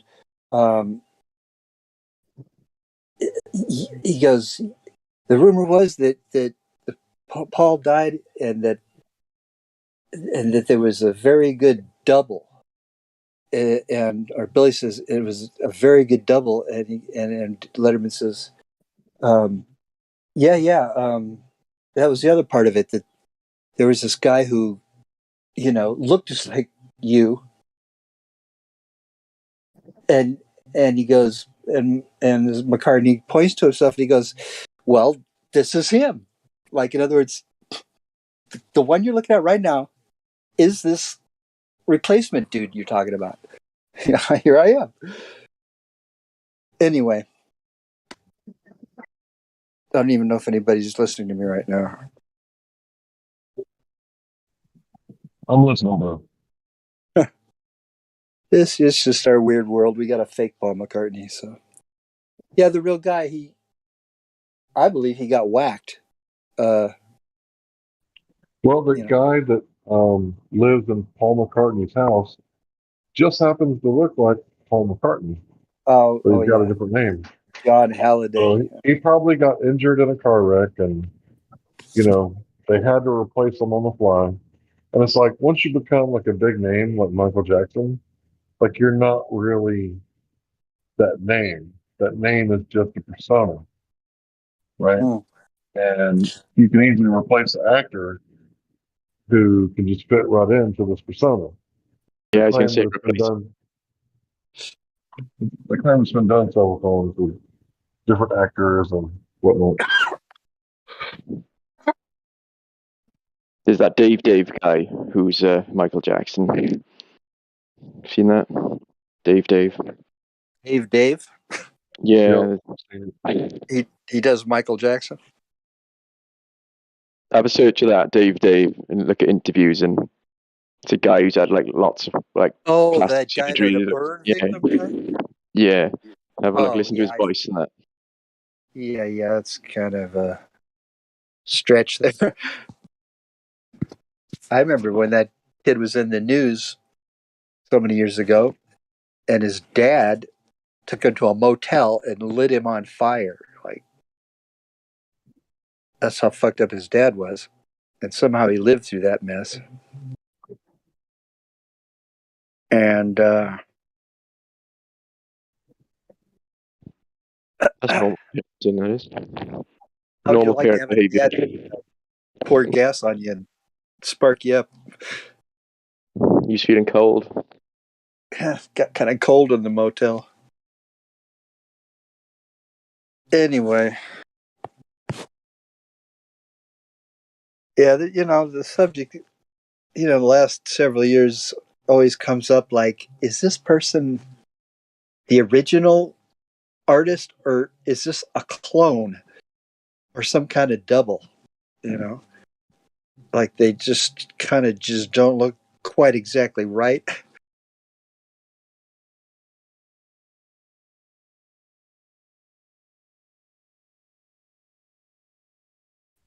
I've seen this comparison side by side pictures of Joe Biden, just like his headshot, and like in one of them, he had these earlobes that were like attached, and the other Joe Biden, they're dangling earlobes. That's the first place you look in a comparison, to determine if someone's the same person. You look at the ears, if you can get a good shot of the ears. Yeah, I tell you a good one. There's nothing you can do to do surgery on your ears. Sorry, there's a guy called Jacques, and they replaced him with a guy called Captain Dan, but they look exactly the same. I've heard this conspiracy, and I do believe it. Jacques. I like the way the British people say Jacques. I had an English friend call me Jacques. Jacques. Such a weird name. That's why I changed it, bro. It's Jacqueus. Yeah, That's it my throws first people off name. a bit. It's got like 4 silent letters, like it's ridiculous. Jacques Cousteau. Yeah, that's right. I got teased in school. Jock strap was the basic common denominator of put downs. Sorry, I do remember that. And you were talking about Joe Biden earlobes and stuff. You were on a good one then. Sorry, I completely jumped in for a stupid joke. I just, you see picture of like, Dave Chappelle, and then you see this later version, and it looks like Dave Chappelle, kind of, but kind of doesn't. I don't know. It was Eminem, Avril Lavigne.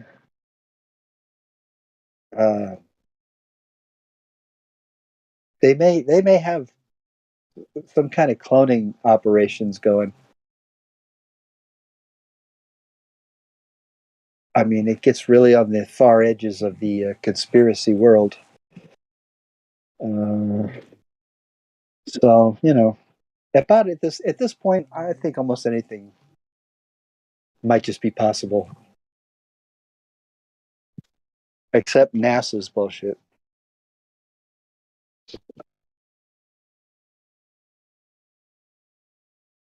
Jesus, now they're talking about there's cobra venom in the water supplies. I mean, it's really getting to be in the twilight zone, as we all know.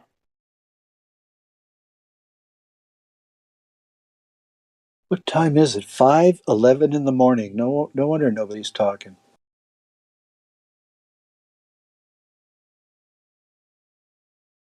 Shalarambo. Shalarambo. Keep going, man. It's better than putting the bot on for music. Just keep going. I'm listening. Hank's listening. Hank Hill's with us. He represents propane and propane accessories, of course. Whips and chains, collars, whatever you need.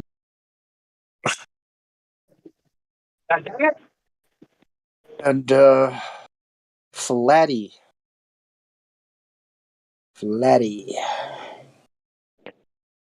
I'm always no doubt where he's coming from.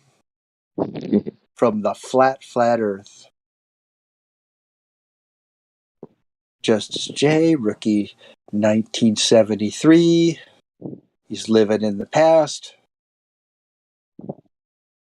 Look, probably fallen asleep, still connected. They can hear me in their dreams. They got the computer on by their bed and they dozed off an hour ago. So if I talk loud enough, it'll go right into their dream. They're like, oh, wow. It does, man. It's happened with me. I fall asleep listening to the live stream. Yeah, I know. Yeah. I have too.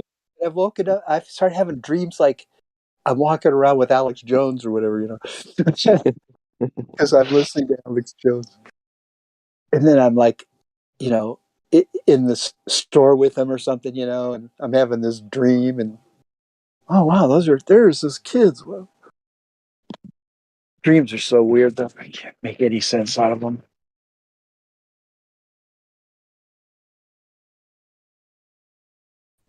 It seems to me every night I do have dreams. I'm tripping, having dreams, but within 1 minute of getting up off of bed, it's just the memory of them just dissolves into nothingness. I can't hardly just even remember anything. And I'd like somebody to concur that happens to them too. Yeah, I struggle to. I even keep a dream or try and keep a little note at the side of the bed, and I wake up, and by the time I pick up a pen to write, down, it's By the time gone. you pick up the pen, it's already like zooming out of your head. Tell you what I do get though. So if I have a dream where there's like a weird feeling, that feeling can last throughout the day with me. Like something like an eerie kind of like anxiety, even maybe. But I wake up in the dream, I feel it. I wake up feeling it, and it stays with me. Okay. It's Yeah, it's like not the visual part of the dream, but there's feelings in the dream. yeah. I know. What if the dream world is really the real world and the living world we're in a dream? I don't know. I thought about that before. Yeah, it's pretty. Problem is, you can't remember it to confirm Yeah. anything. Yeah, when you're in the dream, you're just like doing all this stuff, building the go-kart with your landlord, and it all seems so real.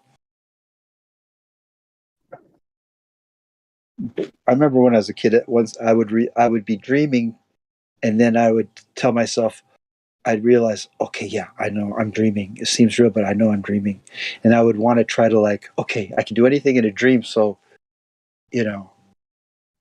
since I'm here dreaming, I'd like to fly.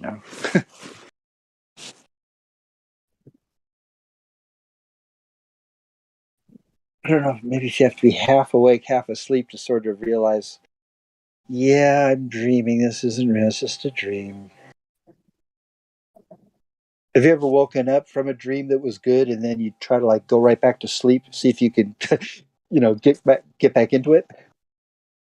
Yeah, if someone wakes you up or something, it's like, you woke me up from a nice dream. Yeah. I need to get back in. I was just about to get married to some smoking hot chick. Anyway, yeah. Remember King Nebuchadnezzar of Babylon had a dream, and he wanted that dream interpreted. You know that story? No, I don't. Nebuchadnezzar to me is the boat or whatever, the spaceship in Oh, it's a spaceship? in Matrix. Morpheus's ship in Matrix. Yeah. Not spaceships, a hobble. Nebuchadnezzar was a king in the Bible. And let's see. At that point he had this Israelite young man, Nebuchadnezzar. I want to say Daniel. Yeah, Daniel, the prophet. But anyway, he was a slave under this king, but he was such a bright, and he eventually got elevated up into the government and everything. But at one point, Nebuchadnezzar, he has this dream where he sees a statue with the head of gold and the shoulders of silver and the breastplate of bronze and the legs of iron and the feet mixed with iron and clay. And then a giant boulder comes out of the sky and smashes the statue to bits. And he called forth his court priests and the holy men and the magicians and said, tell me my dream, and then interpret it, and let's see, how did that work? They said, or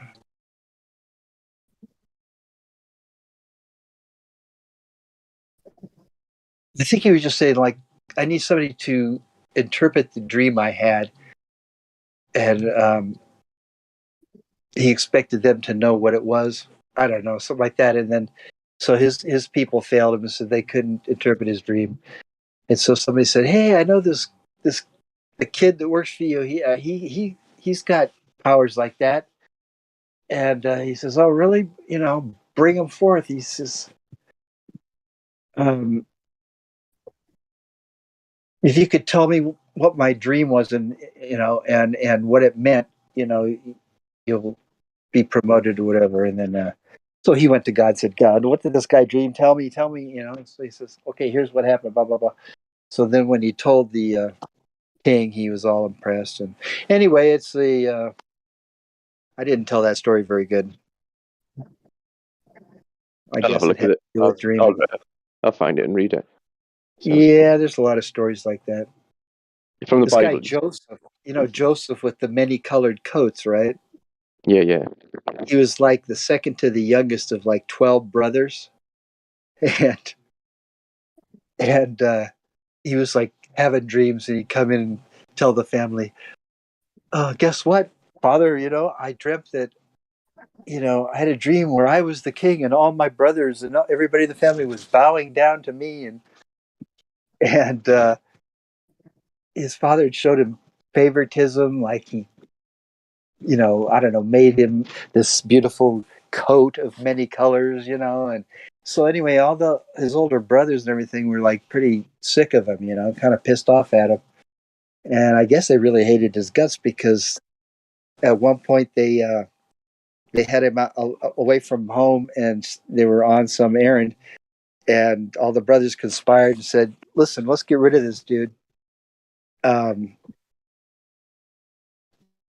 Down some hole, and they took his coat and ripped it up, and got some blood on it. And they go, "We'll just tell our father that he got eaten by wild animals." And then some slave trader people came by, and they go, "Oh wait, hey look, we can sell him, and get some money out of this dude." So they sold him to this Egyptian slavers, and then he was taken off into this new life in Egypt. And once again, he showed himself to be so smart and righteous and cool and good that he went up through the ranks into the Egyptian situation, to where he was second in command in the whole country. Anyway, another story such as that. I don't know if you're supposed to take these stories actually super literally. I don't really think it matters if it's actually literally happened. I think the point of the story is what we're supposed to get from it. Would you agree? Yeah, I'm not sure. I grew up in a very atheist household, and I've only Atheist? now. Yeah, I'd say anti-religion. My parents. Okay. So I'm only now starting to read the Bible and other scriptures and stuff. So yeah, I'm a bit behind with all this. So I'm not really sure. You know the story of like Adam and Eve. Yeah, right? I knew the Joseph one from a school play we did. Do Things you like think that. Yeah. was really an actual Adam and Eve? I guess it would have to be. If you're going to have people, you got to have two to start with. Yeah. You just kind of have to. Oh well, yeah. The good news is if it's literal, they actually existed, or if it's kind of a metaphor, it has metaphorical meanings in it that are still in the same story. Either way, you can get the good out of it. You know what I mean? You could see what it's trying to teach you about, like a lying snake in the garden, and what happens when you listen to the lying snake that tells you to do what God told you not to do, and how all that works out. Much to be learned. Yeah, keep talking, dude. I'm listening. I can't speak a minute. I'm just about to go in a room. You guys are probably all dozing off. I should be, but I'm just too amped up right now. Somebody's scratching. The story of Adam and Eve is more than just not to listen to the snake. Fundamental problem they had was vanity. Because the snake told them they would be like God. Well, if they ate from the tree of knowledge of good and evil. Right. It was their vanity that was their downfall, not. Say that again? Well, he knew what God had told them, and he knew that they were innocent and dumb.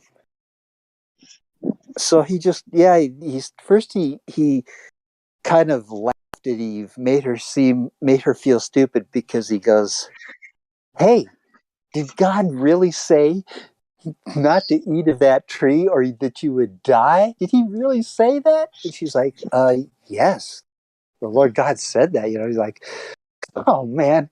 It's like laughing like it's such a big joke. He's like, "No, man, it's just he knows that if you eat from that tree that you're going to become wise like him. And he doesn't want you to become as great as him. And he's trying to, keep it from you." See, now he's attacked the character and the intentions of God and made God out to be a manipulator and not telling the truth. See, and then she looked at this tree, and looked at the fruit, and then she noticed, oh, this fruit is really nice to the eyes. It's really beautiful to behold. Now it's sucking her in. It's first you look and then you touch. And so we can learn about. What I'm saying is, it was her failings. It was her failings that made her do what she did. But yeah, she mistrusted God. The vanity in her wanted to be like God. So she had some character flaws. Yeah, I mean, I guess if the serpent, he was there and he seemed like he knew what was up, like had information. That's fine, but we have free will. That's the whole point, is that we got free will. The serpent didn't make her do it. Otherwise, Adam and Eve would be innocent if it was all on the serpent. And they just got deceived. Deceived, I guess, sort of. But here's the See what I'm thing with saying? If it God. was all just the devil's fault, like he just tricked them, then they would be innocent. Yeah, you're right. They're not innocent. Right. They did their part too, to just go ahead and give up on what God said and doubt God. See, look how God operated. He goes, "Listen, guys, I've given you this whole paradisical world to live in, man. You got all the plants, all the fruit trees, all the everything. It's all yours. I want you to enjoy it."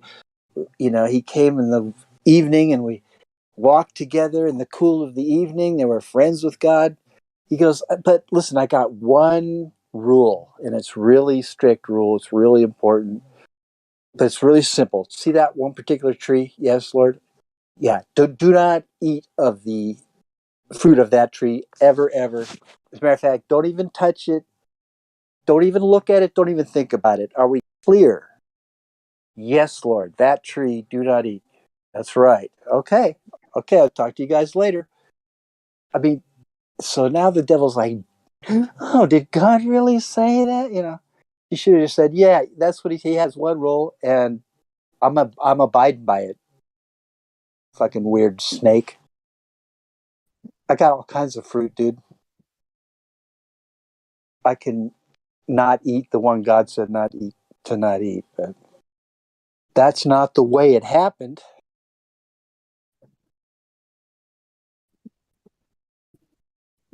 I just reminded myself of Buzz Aldrin. The little girl says, "My question is why did we never go back to the moon? All these years." And Buzz Aldrin, he looks at this little kid, innocent kid, and he knows he's there to lie one more time, deceive the whole world, and it's getting to him. This is my analysis. The older he gets, he's feeling guilty that he's just been a liar his whole life, and he's propped up this lie and taken money to lie. And here he is, this old, and he looks at this innocent little kid and he says, yeah, it's my question too. He goes, "Well, the truth is, we didn't go there, you know." And that's how it happened. He just flat out, "Yeah, we didn't go to the moon, so going back really not really happening either."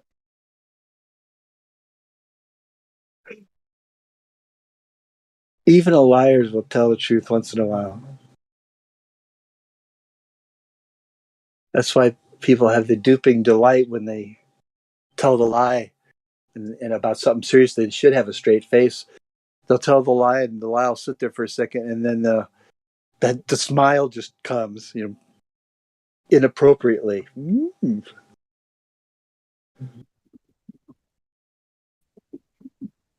You guys remember back when Robbie, what was that guy's name? Robbie Parker from the Sandy Hook school shooting footage.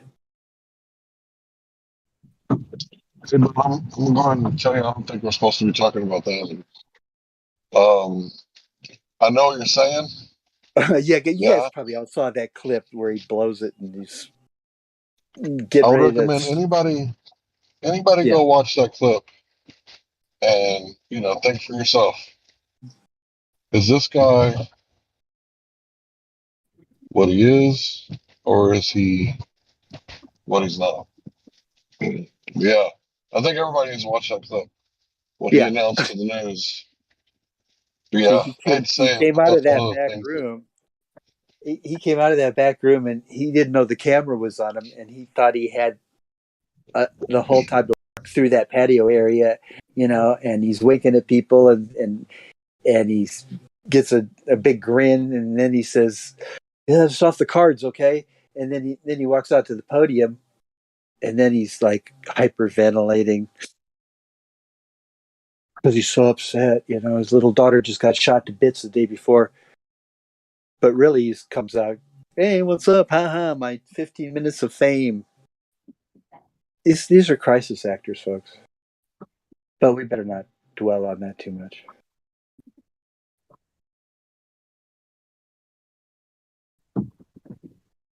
Part of the waking up process is to see the crisis actors.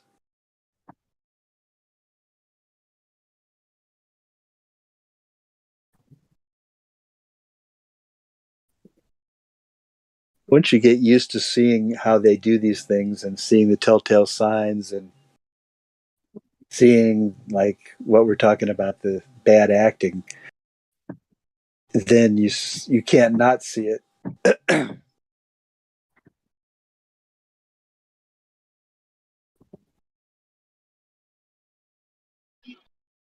Well, people get caught up in the narrative and don't apply like their Yeah, common sense that they apply in everyday life to things they see on TV.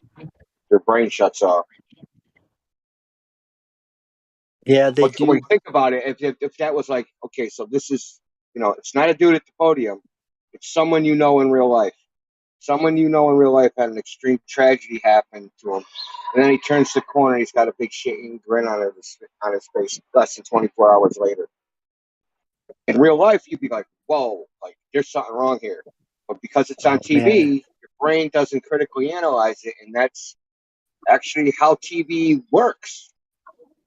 I never posted that paper that shows. Uh, there was a scientist that analyzed brainwave patterns when watching television, and it turns out your brain goes into a beta wave state, which basically shuts down the critical thinking part of your brain and activates the emotional part of your brain. that's why the television is designed Yeah, to that's put you in TV. that Yeah, certain state where you're just your guards are down from like critical thinking, and the guards are just down, and you're just letting the information pour into your mind and eyes and mind and ears, just letting it pour in and just have its effect, like uh, lodge ideas in your head. It's giving you ideas. not just It's ideas, but not ideas in the rational sense. Because no you know how ideas they they say want you left to have. brain, right brain. You know, they say you got left brain and right brain, your emotional part and your kind of rational part, side that Yeah, does mathematics, and the other side that is creative. activated during when you're like doing art. So Yes. the art side is the side that's activated when watching TV. So this is like imaginative. It's more than just like information in the sense of intellectual information. It's pouring like emotional responses into you. Yeah. It's not just the information. It's an emotional reaction that's associated with the information. Yes, I agree.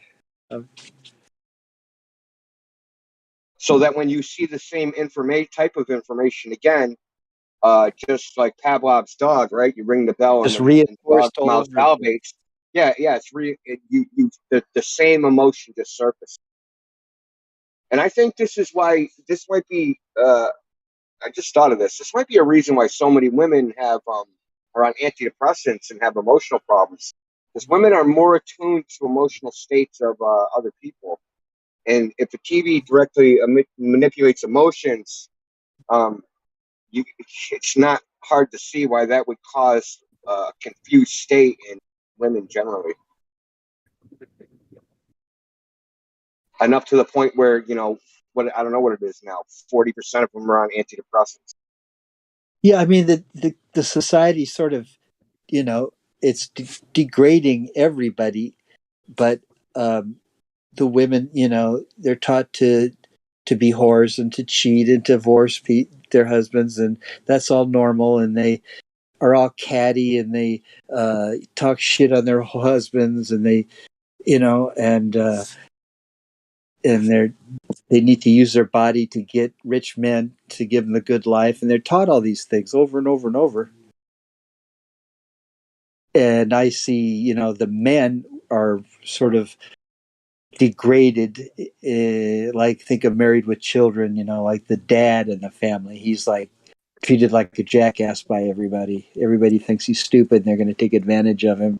And the mom's sort of smarter and runs the whole place, and she's always talking shit about the dude. And sitcoms teach you all these things too. Yeah. I Who mean, to ridicule in life, like conspiracy it's like theorists. their solution. The solutions to problems in sitcoms is so unrealistic, and if you actually did the stuff they do in a sitcom in real life, your life would be a wreck. Well, they solve all their problems in like 22 minutes. Well, yeah, and they always solve in a positive way, even though the actions you did those actions, right? That just say you had a similar problem in real life, and you did the things that they did in the TV show to solve your problem. It wouldn't result in that. It would result in a worse problem. Huh, yeah. Never thought of it that way. I mean, back when I was a little kid, the TV programs were like, for the most part, all pretty wholesome. There was absolutely no dirty words. And these shows, they promoted, the good guys winning over the bad guys. And they tried to teach you a lesson, in the story, a moral lesson you could take away. And I grew up with television, and I just saw how, as time went on, it's just like more dirty words, more sexual stuff, more violent stuff, just kept growing and growing and growing. And they're pretty much like, 20 years ago, you could just, have full on nudity and porn and people screaming the F word every 5 minutes on TV.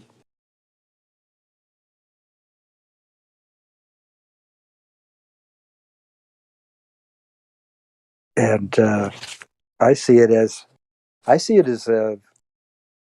it's this new world order, from way back, and one of their agendas is to destroy Christianity and this Bible and Christians, and I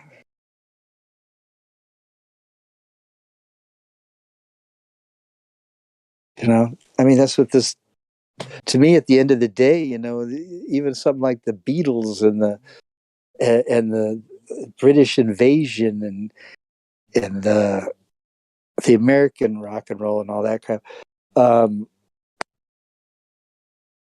it was turned loose on Americans, and the message was, hey, free love, sex, you do drugs, you turn on, you trip, you take acid, you grow your hair out, you quit your job, it's like a complete change of society. I saw like the old guys from World War II start to grow their hair out over their ears and grow their sideburns long, you know? Like guys like Dean Martin and Frank Sinatra,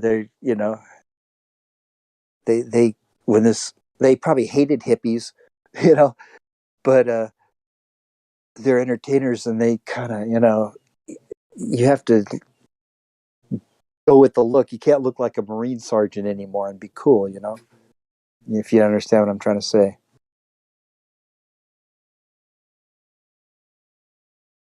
Yeah, but I'd like to go back to what we were just talking about, like women marrying for social status or money, or like marrying men for those purposes, and all the stuff that goes along with it. So here's the funny part. This is what I don't like about that, this hypergamy argument, because it's based upon evolution. And they tell that you're telling men and women that, oh, this is just natural. This is natural because, this is how we've evolved evolutionarily. To women have evolved to try to get the highest social status men because that ensures they can protect the newborn and they have the most resources and all that nonsense, right? This is Right. this is literally their argument, this evolution argument. Oh, And evolution, if they're you buy evolving. and if you buy evolution, then you have to accept that you're powerless against this degeneracy, right? That you don't marry for love, that you don't marry for, duty, you don't marry for like whatever reasons, that you're just marrying for basically because it's a dog eat dog world and I gotta get mine. Yeah, well, at least that attitude becomes more accepted and understood and popular. But I'm sure there's still a decent amount of people that understand, the marriage is about love and stuff. The whole life is really about love. If you have any kind of maturity or spirituality. Well, I mean, traditionally, marriage isn't about love because most marriages were arranged, and then. Oh yeah, you're right. Yeah, marriage was like about combining two households and building a home for children, and the woman was kind of an asset like a tractor or something like. Yeah, less on the love, more on the I don't There's know, a duty, like duty. marriage was like a duty, yeah. And there's something like I found this out a few years ago. Is that if you watch a lot of dramas, the basis of the drama is, especially when it involves men, is where the man is torn between love and duty, right? So he has a duty to do something like Go to I'll give you war. for instance. Yeah, like he's a cop and like his brother's arrested, and he's trying like he has to he's torn between slightly bending his rules to exonerate his brother, or go by the book and let his brother rot in jail. They have all these like dramas that are like that. I mean, if you watch any cop show, they'll have at least 20 episodes that are like that. Mm. This love versus duty idea. Well, part of love is doing your duty for your children That, but and you have those duties to other things, right? So you have like if you're like you have the duty of your job, the duty of a citizen, you have the duty of there's all sorts father, of like as a father, so you have all sorts of obligations. husband. Yeah, so yeah, those are also duties. Yeah. Yeah, there are whole jobs in themselves. When you think about the hats we wear,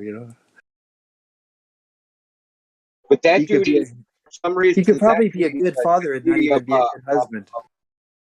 what I'm trying to say is now, but that duty of husband and wife, right? The duties to each other has been just like those aren't important anymore for some reason.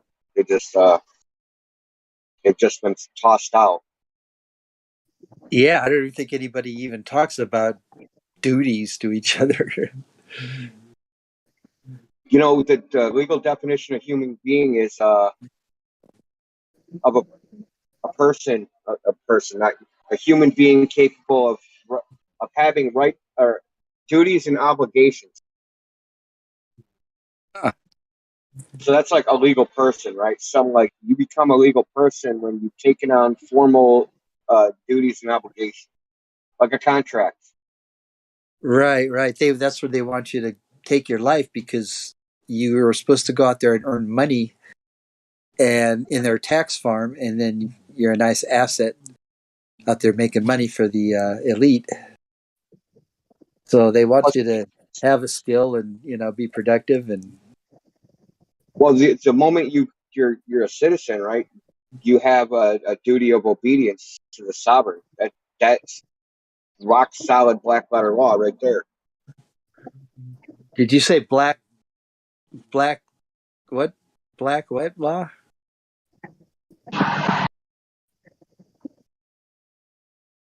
So here's the other part: is that the I know sovereign there's has this a duty thing. of protection. Have you ever heard of Black's Law Dictionary? Oh yeah. Yeah, because when you said the definition of a human, I believe a person. I heard Jordan. Human. If you look up the definition of human in Black's Law Dictionary, 5th edition or prior, it'll say sea monster. Yeah, monster. A human. That means like us peons down here, us,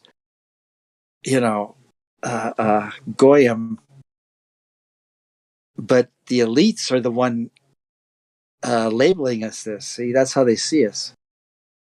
Yeah, so there's a guy, his name is Adesk. He might still have the website. It's called Adesk's Law. He beat a case in Texas because their drug law said, the drug law said something like drugs that have an effect on human beings and other animals. So he ended up beating it because he denied that he was an animal. Because when you say other animals, it implies that human beings are animals. Yeah, human beings and other animals. Yeah, I mean, then when you look up monster in there, I think it says, I really need to look it up for real, but it says something else pretty outrageous. Like, a subhuman that's not allowed to own any land or something. I don't know. I forget what it says. Good old Black's Law Dictionary. Yeah, it doesn't appear in any new definitions. Like when people found that and that kind of went out on the internet, they changed it. Surprisingly enough. I mean, the way they have all this law set up based on maritime admiralty law from Roman canon law and all this constructed, agreed on whatever system they provide us, we're born into it. What was I even going to say about it? You're not born into it, though. You're really not. They convinced everybody that they are. Yeah, it's all a convincing job. So let me go back to this. So a citizen has a duty of allegiance up to the sovereign, and the sovereign has a duty of protection to the citizen.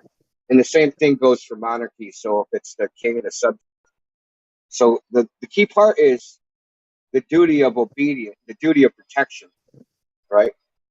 The United States government specifically disavows, and there's plenty of Supreme Court cases that even say it, that the government has no duty of protection to any individual. Right. And you can prove this, and this is how they ended up saying it. It's because a crime was committed against somebody, and the police did nothing, or the government did nothing, and they sued the government. And they ended up saying, the courts ended up saying, we have no standing to sue because The government has no duty of protection. Yeah, that goes for the police departments too. So if you disclaim any duty of protection, guess what? You're not the sovereign, because that is what a sovereign does. No, It's literally we have traitors running us, people plotting to throw us under a bus and kill us all. They're working with others to make that happen. So much less protecting anybody. Can't figure out what they're trying to do, man. Like, I don't know. Like, what they're doing doesn't make sense unless there's like some longer range plan. Yeah, I mean, in my listen, because what good is having power over human beings if all the human beings are dead, right? oh, they're going to have enough around it that they're going to be needing. The Georgia Guidestone says about 500 million should be plenty, and we got over 7 billion now, so that's like a 90 plus percentage reduction. And I think they want to have, pretty much reach their goal by 2030.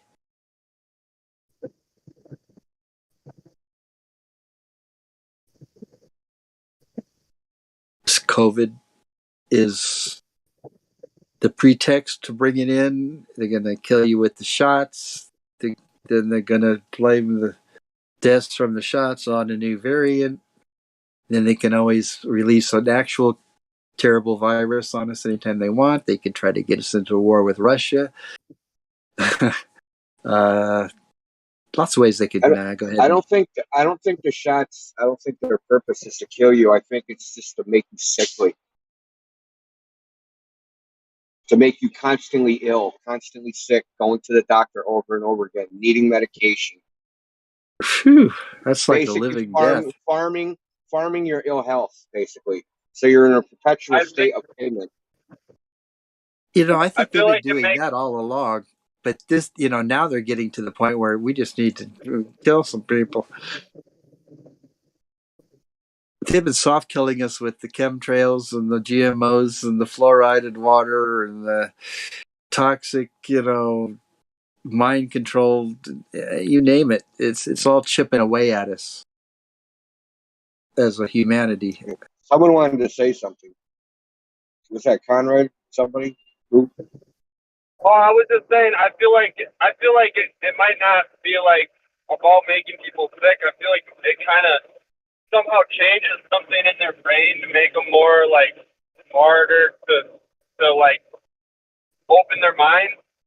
You know what I'm saying? It like takes away their critical thinking, or it makes them more obedient to the government or something. I don't know. Yeah, there might be something to that, because there was a what periodic was it? The Daily Caller did a survey on. They correlated how many vaccinations or booster shots you got, and whether you supported airstrikes, right? A no-fly zone in Ukraine, right? And we know what that means, right? No-fly zone in Ukraine means nuclear Armageddon. And it turns out that the more vaccinations you have, the more likely you were to support no-fly zone in Ukraine. I'm actually going to post the survey. It's pretty freaking freaky. Wow, it's interesting. That doesn't surprise me though, because it's the people that got it that are like the most like supportive of all of this bullshit. It also could be that they're also the most paranoid, right? They're the ones that are scared of everything, right? They're the oh my God, everything's going to kill me. Get them before they get me. It's the same personality type, that was so scared. Like it's like a two-pronged thing. Like, oh, I'm in danger and the government can save me. Right? Yeah. So this idea that I'm in danger and the government man can save me. And like, So you they're have the two ones different when they're the problems, ones and they that put apply the the date same there. solution. The government, who, the religious nuts, you mean? Yeah, those I mean, religious. these heads of state like Biden and Macron and the British one. I mean, they're all being run by higher ups, higher up the pyramid of power. They're all just little puppets doing what their part in the overall agenda, the show. I don't trust that guy, the president of the Ukraine. I don't know. He just seems like a total tool somehow to me. Like he's like a crisis actor to me. You know, he was literally an actor, right? Yeah, I know. He played on a kind of some sitcom. He played the president of the Ukraine, and then they made him the president of the Ukraine. Oh yeah, and the name of the show became the political party that elected him, that he was part of. So it was the name of the show was called like not Power to the People, or something like For the People or something like that. Huh. So then he started a political party of the same name, got elected to the head of that political party as their candidate for president, and then won the presidency. It makes sense. You know, people already think you're cool and a hero, and then all of a sudden your TV party becomes a real party you can join. Oh, yay! It would just take off. So I But posted that survey in Livestream voice text. Anyone wants to look at it. the survey, because listen, I mean, because Putin said, don't have no fly zones, dude. And because I'm gonna have to react, and so Biden's like, yay, let's have no fly zones. That'd be wonderful. Let's all do that, okay? It's almost like I feel like Listen, the they Russians have want the a most war. advanced anti-aircraft systems in the world. Okay, there's just going to be planes falling out of the sky left and right, and I'm not kidding. Like this is not exaggeration. There'll be planes falling out of the sky left and right. Listen, but what Ukraine has, right, are S-300. Ukraine has S-300 systems, right? They make an S-500 system, which they don't sell to anybody. They claim that they can shoot a satellite out of orbit with it. Okay, shoot down hypersonic missiles and has a range of 300 miles. Yeah, I know. I have no idea how great the weapons are to kill each other now. I'm sure they're wonderful. Well, listen, you got to think of what the Russians, if they're going to okay, we're going to build our military. What do they have? What does the United States? What does the United States do? What is their theory of warfare? Oh, get air superiority and bomb the shit out of you. So what do we want to make? Something that stops that. And that's what they've done. Yeah, I mean, apparently there's a lot of Nazis in Ukraine. Have you heard this? Oh, you think? Heard this? I've seen it. I mean, there must be a lot. Look, there's a 14-hour documentary on YouTube of it. 14 hours? See, yeah, there was I don't think I could watch 14 hours of Nazis in Ukraine. Yeah, it's pretty crazy. So there used to be a guy named Bandera, right? So you got to think Ukraine is actually like split in like two. Like the eastern side is mostly Russian, and the western side is mostly Ukrainian, and that's kind of the neo-Nazi part. So there was a guy named Bandera back during the 30s when Hitler was around, but he was a fascist in his own country. He wasn't like. But when Hitler ended up invading Ukraine, he ended up allied with working on Hitler's side. But he was a Nazi. He did some. They have a name for it in Ukrainian for like they killed shitloads of Jews, and this is why like Israel won't ended up not helping Ukraine because Zelensky said Ukrainians have always been on the side of the Jews, but the Jews fucking know that there was a whole bunch of purges of Jewish people in Ukraine. So it's some huge number, something like 30,000, and this isn't like Holocaust shit. This is shit that happened before the supposed Holocaust and after the supposed Holocaust. They killed something like 30,000 Jews in Ukraine. So they have a neo-Nazi problem. I've seen dudes with tattoos. I've seen dudes. But dude, here's a funny one. So they were on Polish television. They were interviewing a soldier from this Azov battalion. He's like, "We need weapons." Blah blah blah blah blah. Behind his head on the wall is a swastika. No lie, dude. Legit. He forgot to take that shit down before he did his interview. America is just like arming all these crazy gangs and warlords and factions of Nazis and stuff, and they're like getting tyrannical over their fellow Ukrainians. Oh yeah, they've disappeared people, killed people, you name it. And like they're not like a regular army. They're sort of this, you know. So the people running this shit, right, is So I don't know if you heard of Leon Trotsky, right? Yeah. So he was a Russian. He started with Lenin and all that. He eventually had to run away because what he wanted was a perpetual revolution where it never, like the war never stops, that the revolution is always happening. Yeah, just keep taking places over because you want world domination. And the point is, no, you're not taking places over. You're destabilizing all your opponents so that they cannot build any type of society that could actually build a military or have a stable society. You're just making their society trash, right? So they have other problems to worry about, right? I'm worried about eating. I don't have time to make tanks or world domination. I'm having trouble just doing basic things: water, food, electricity.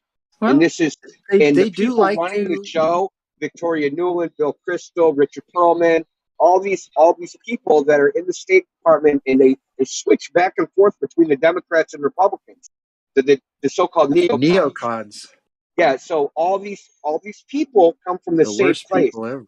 They come from they're like what would you call it? Students of a guy named Strauss, who was a Trotskyite, and I think it comes out of Chicago University. I think that's where he came out of. So they all come we're in classes together, all in the same place, and all these people, Paul Wolfowitz, all of them, Victoria Nuland, Jake Sullivan, Bill Kagan, Fred Kagan, their fathers, like you can. This shit isn't Dick like Cheney. None of this shit's hidden, right? None of this is hidden. But they bounce back and forth between whoever's in power. They just suck up to. Yeah. Right. And they always want war. Always. They want perpetual war. That is their point, is to have perpetual war. This is how you stay in power, is that all your enemies, right, you destabilize them so that they can't ever oppose you because they're having internal domestic problems. You subvert their domestic government. And listen, and if you look at the results, right? Look at the results. So we know this is their philosophy. So look at the results. What have they actually done? Iraq is a shit show, right? Afghanistan's a shit show. They just destabilized Pakistan. They destabilized Ukraine. They destabilized Russia. Libya. They destabilized Libya. They destabilized Syria. Now Syria's like in 4 parts. They everywhere they went Yemen. with their everywhere they go.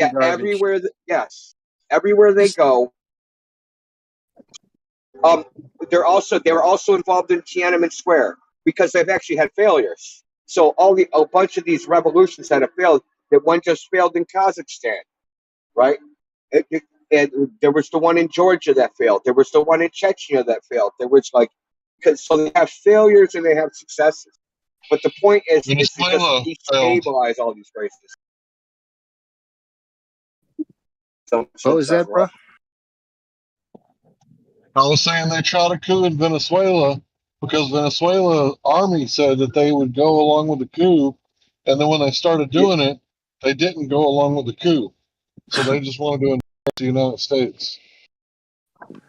Yeah, there's that. And they're also like they're still involved in Central America with Nicaragua and Ecuador and freaking. They're still involved in all these places. Yeah, because they're running a cocaine trade and a sex trade and God knows what. Well, no, that's that's probably part of it, but they've like evolved into weapons, the weapons trade. So they're always in these like think tanks, right? Like the American Enterprise Institute and all these places. This is where they work when they're not in government. All those so-called DC think tanks, they're all funded by the defense industry.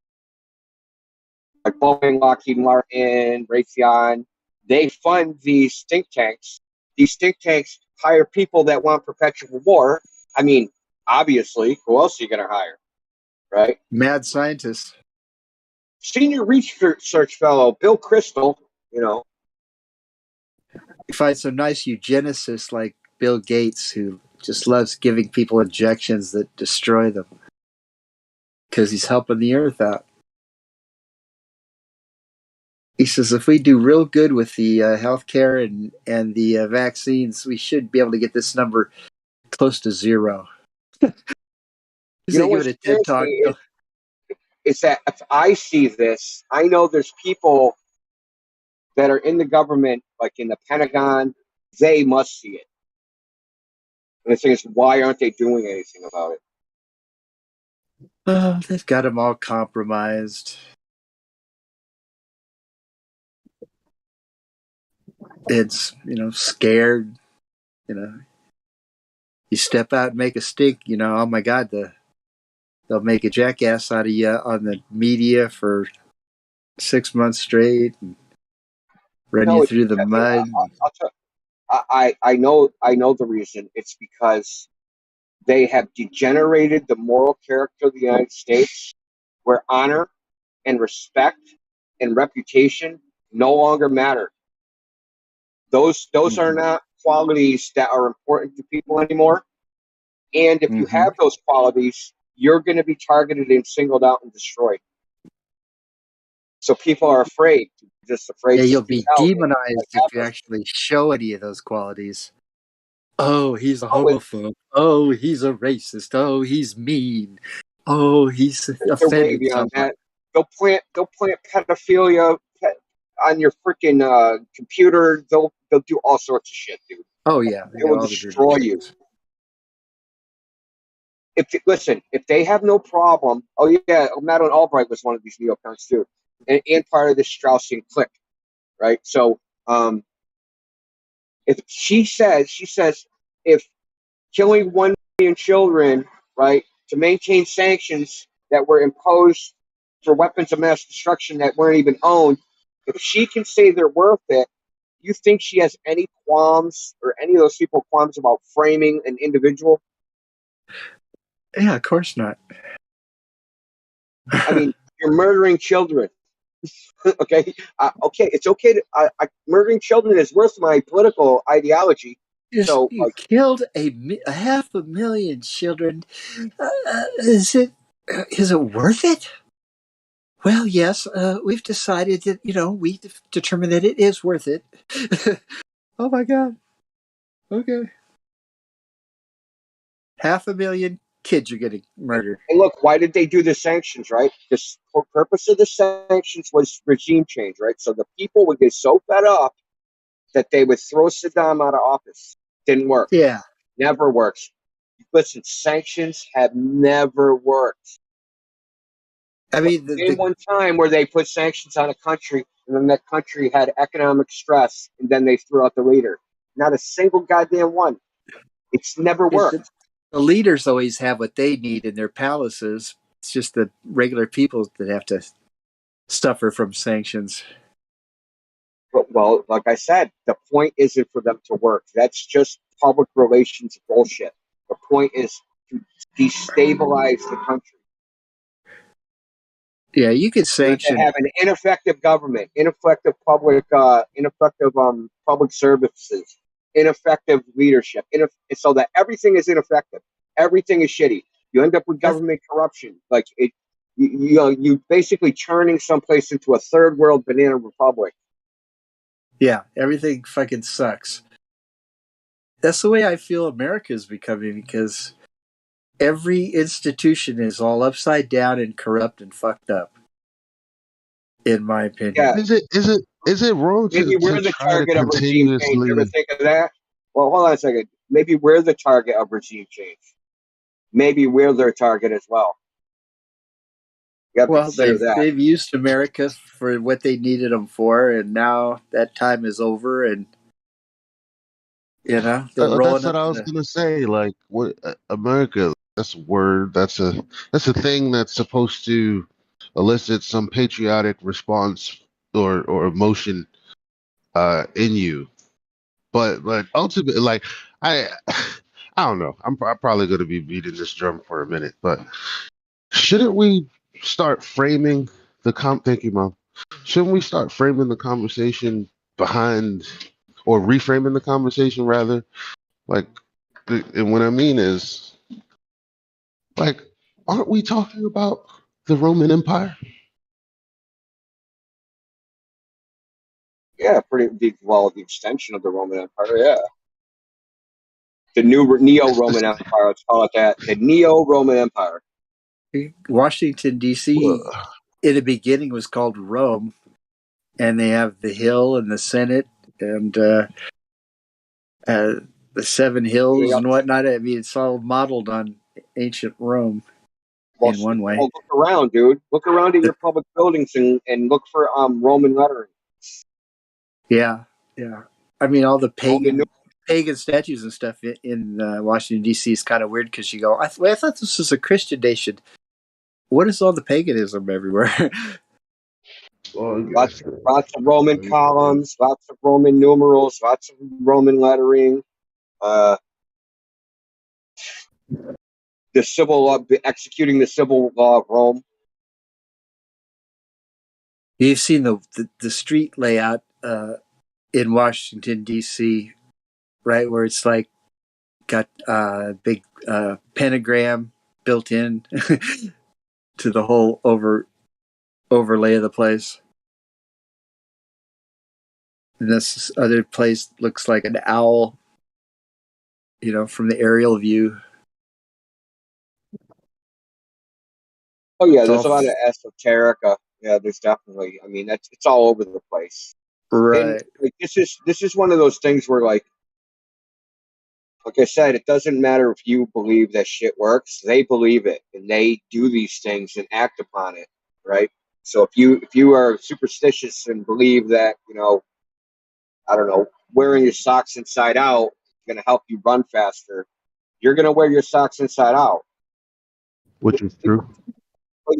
Being inside out didn't make you run faster, but if you actually do run faster, as as a coincidence, you're going to be like, wow, that really does work. And these people, they But think, oh, if I use all these esoteric symbols, they help me gain power. No, what's gaining you power is your lack of empathy, your sociopathy, right? Your psychopathy, right? Because you're a freaking the, degenerate, crazy person. mainly That's the what's keeping you in psychopathy. power. Yeah.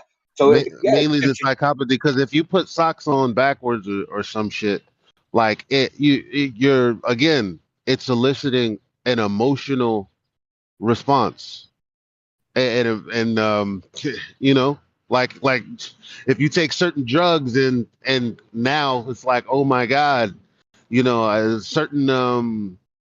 certain chemicals in your body are spiking, and so it's not that you can run faster, but it's that you have the will to try harder, and yeah, they confuse that with it's magic. That's what yeah, people yeah. do. It's That's the why mental there are battle component. cries. That's why I was Certainly talking Yeah, part about of the battle cries occult. yesterday, because it makes you. It's a feeling that a word it elicits that feeling, and it gives you this huge boost of adrenaline or whatever it is for you to carry out the deed that you have to carry out. focuses you too. Yeah, yeah. In one word, exactly. Focus. Psychopathy.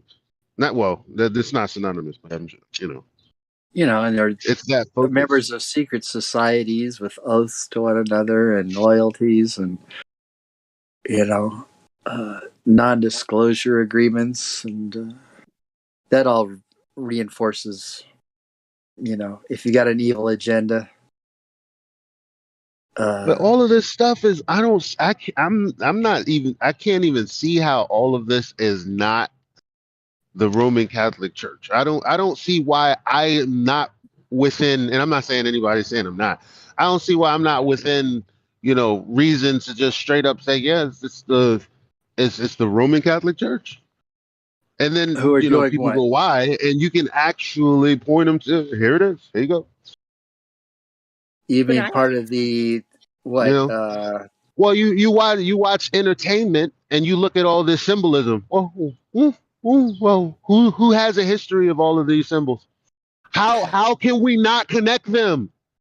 How can we not? Everybody has symbols, though, so they don't. You just say, well, everybody's got.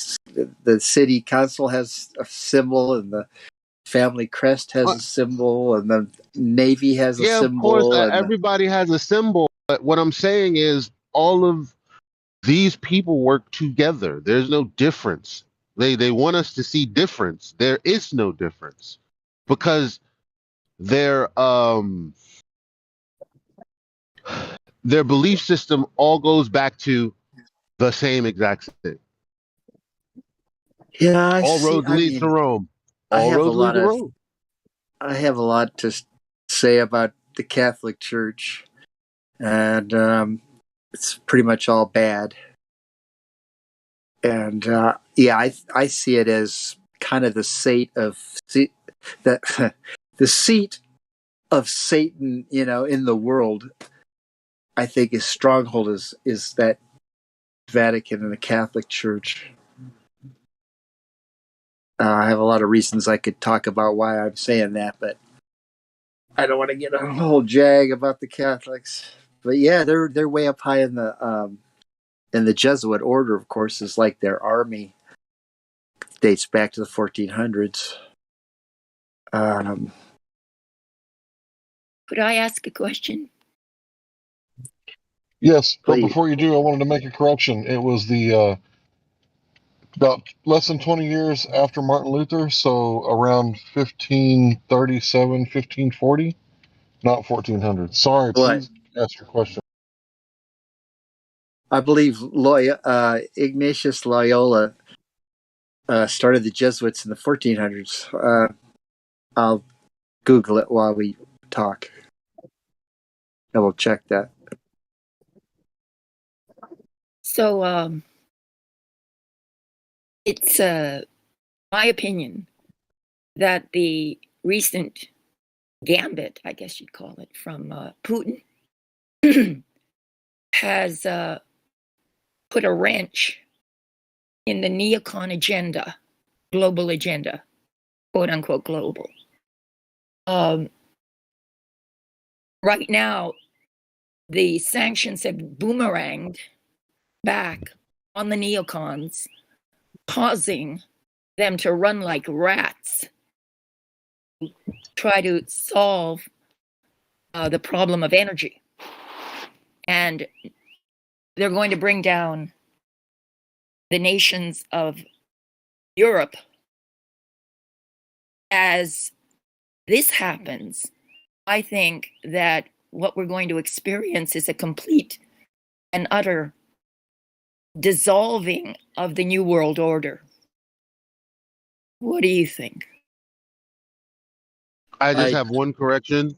The Roman Empire. But when you said the global, the Roman Empire.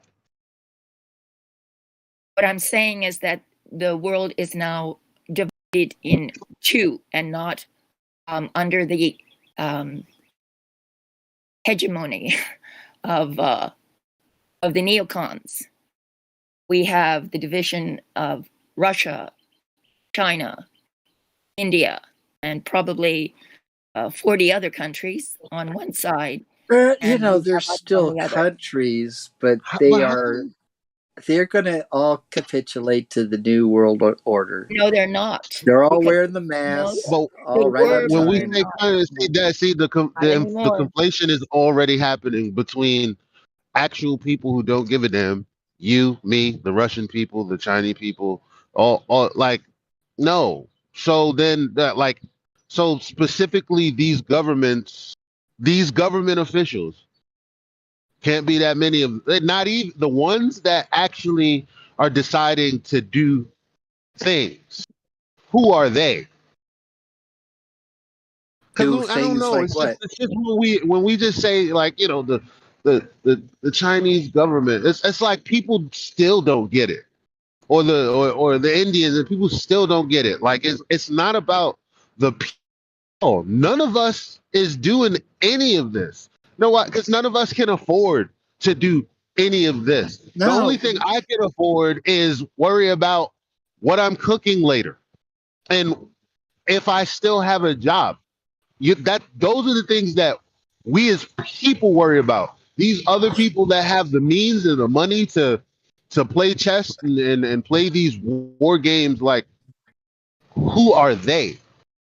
So they're it's like, the okay, well, these people are all fighting. It's like, well, can we put that into greater perspective? Like, how can we put that into a more focused perspective on the people that are actually doing it? And that's an actual question. It's not rhetorical. I don't Well, know I'll the give answer you to the that. actual answer. Who are they? They set the table. If you're going to cook later, put your eating off their table. Yeah, but the people at the top don't agree always. So the people that run all these major powers are not in agreement. They are all vying for power on their own. And China and Russia and India do not want to be under the thumb of the neocons.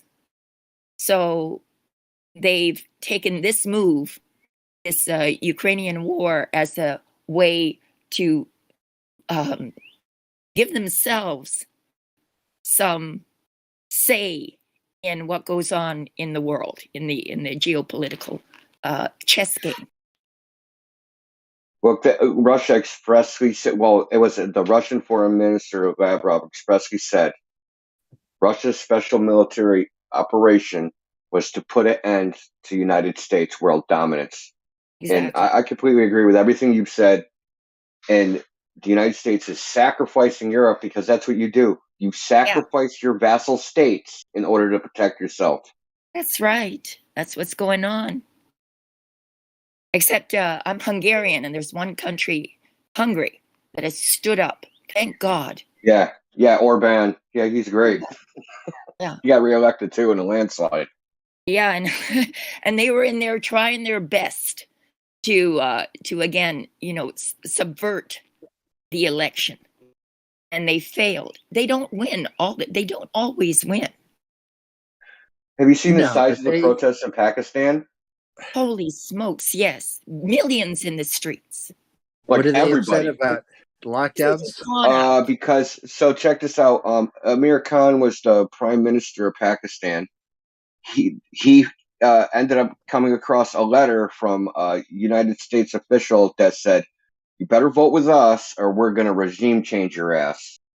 And he told the public this, and then they regime changed his ass. Everybody, because he was an outsider, he's a cricket player. He's kind of like Trump. You got to think of it like that. He wasn't part of the political elite. And the people that all the political elite, people that were all fighting each other, the military, the Supreme Court, they all ganged up on him and threw him out. They basically did what he said that they were going to do. And the people were like, oh, no, we're not having that. And literally, I swear to God, the entire country came out and protested. Wow, I have to check that out on YouTube or something. Dude, you can't, that's all you see is people. It's like Woodstock times 100,000, dude. It's crazy. Like he was a populist president and everybody liked him? Yeah, even though he wasn't even great, but people still don't want foreign countries interfering in domestic politics. They just don't like that. Even though he wasn't like a great president or great leader, he screwed up a lot, but they don't care. People will overlook that. if they think you're on their side. You know what I mean? Because Pakistan has a huge corruption problem. If you look at the history of Pakistan, there's been assassinations of leaders, military coups, like you name it. I can only imagine.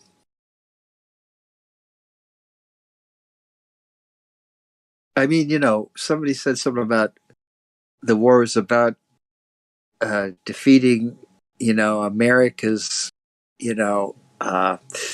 Rome. dominance in the world and all the terror they bring everybody.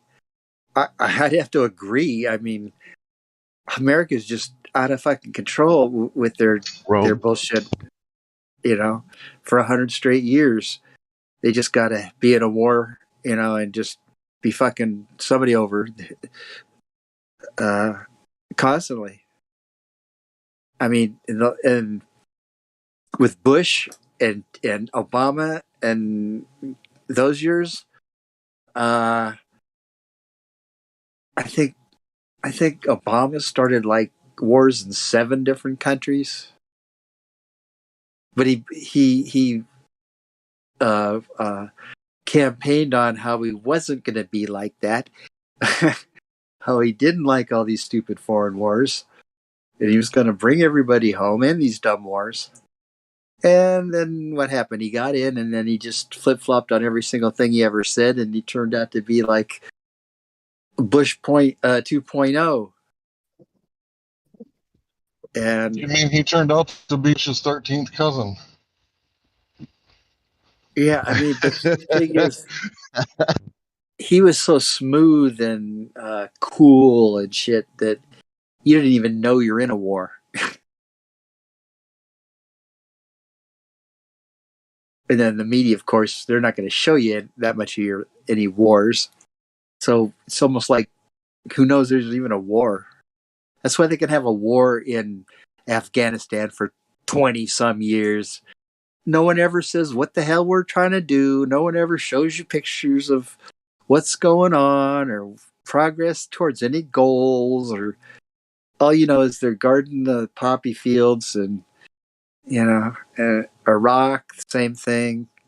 Never, when do we see exposés on the progress that we've made in Iraq since we blew it to smithereens?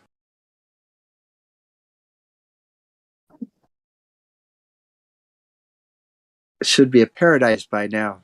We've probably thrown trillions and trillions of dollars at it.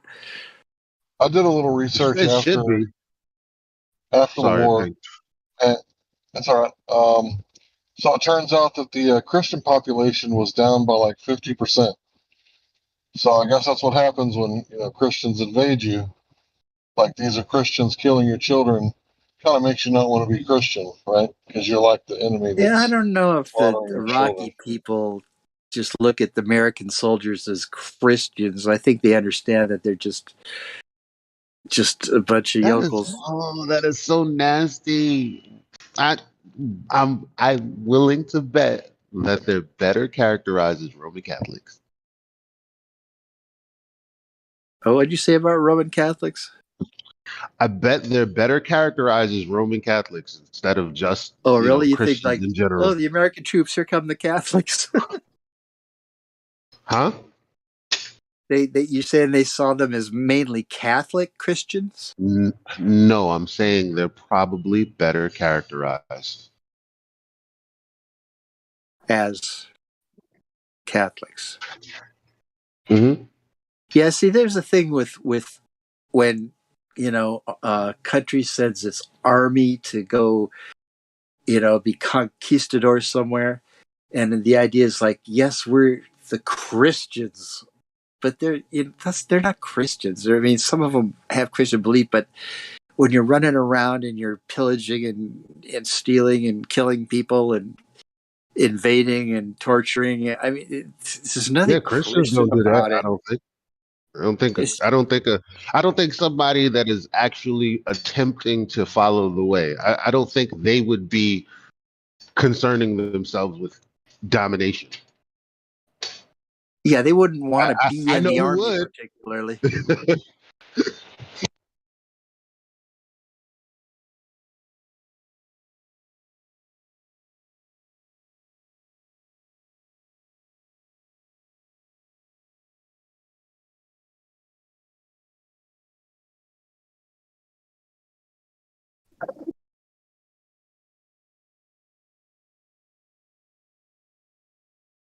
doesn't it seem like,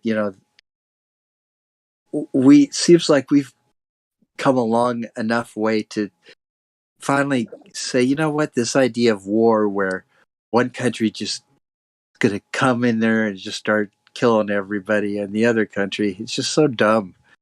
I mean, really, we just can't get beyond that. Huh?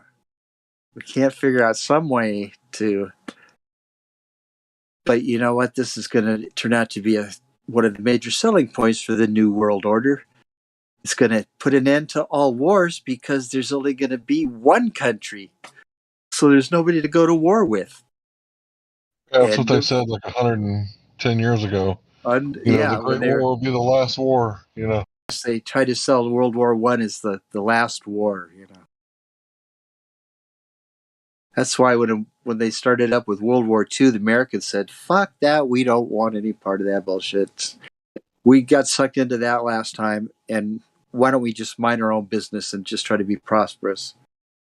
And then Franklin Delano Roosevelt, he was pressured by his globalist buddies.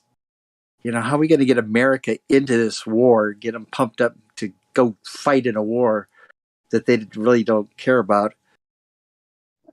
And then they staged, they allowed Japan. First, they tore, what's the word? Like surrounded Japan and screwed with Japan and tried to cut off their supplies, like doing kind of acts of war to Japan all the time. And then till finally they got so pissed off, they planned the kamikaze attack over there. And Pearl Harbor. How did it go from Pearl Harbor to let's go get the Germans? Because of Pearl Harbor, let's team up with the mass murdering fuckhead Stalin, the communist, right? How did that switcheroo happen? Well, because the Japanese were allied with the Germans. And and then I guess you had the Italians were part of the axis of evil. And they and Germany hated the commies. And we were allies with Russia back then. We should have stayed allied with them, so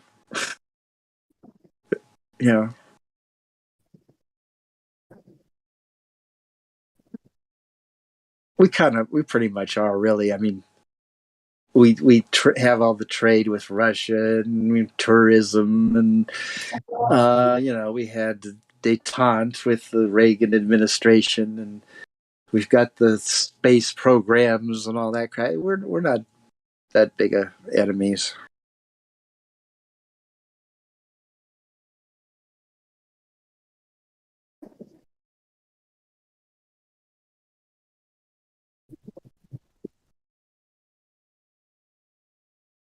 What happened? Let's see. What time is it? My goodness, 6:30 in the morning. Mountain Time Zone. I just got in the Mountain Time Zone. That's how I know that. Wait, no, that's Central. Never mind. I lied. I was getting some pictures here of the crowds in Pakistan. I like to see big crowds of people get together and make themselves known. That is power to the people. That's the one thing that those elites fear the most. If we ever get together and move together against those people, it's all over.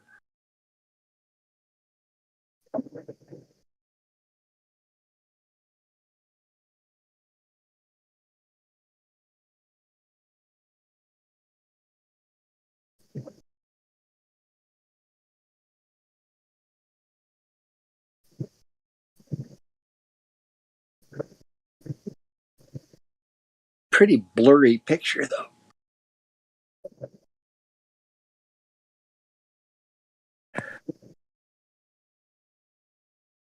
see, huge demonstration in Karachi tonight. This very night, this is going on.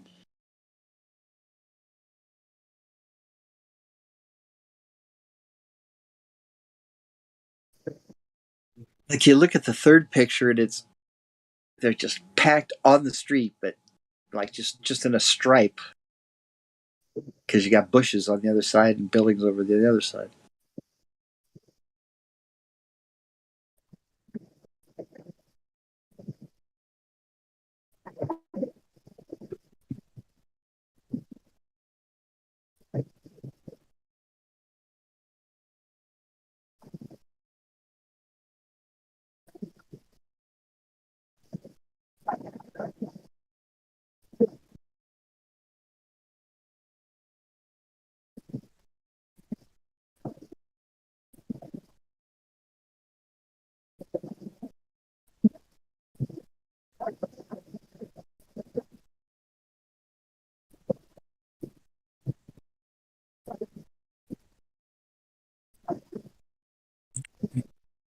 Support for no-fly zone by vaccine acceptance.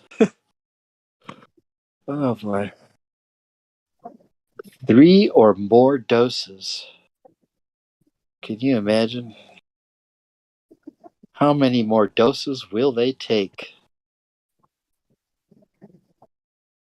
Jesus, after 3 doses, I'd be saying, you know what? The shit don't work, okay? I've had enough.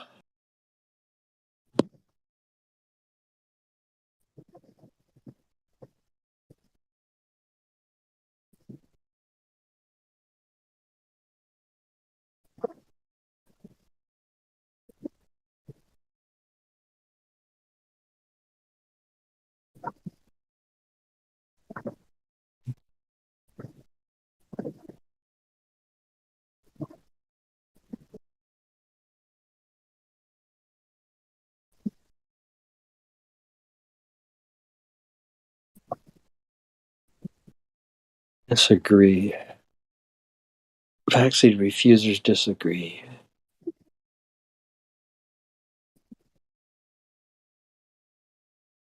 What's the green? Agree. 59.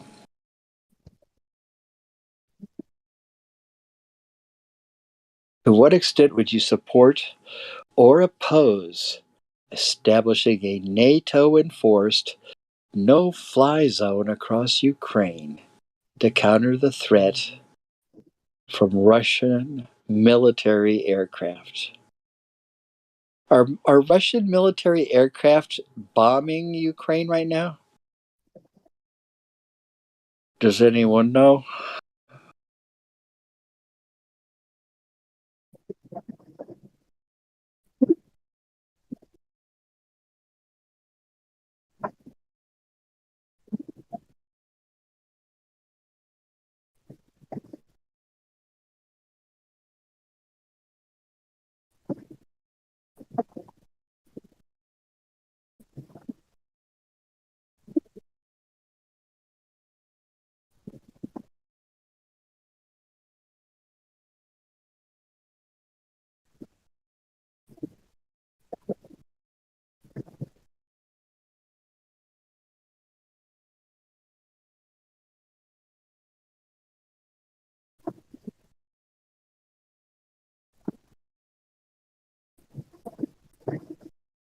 I'm going to try to post a page of my sketchbook where I attack the pillars of scientism.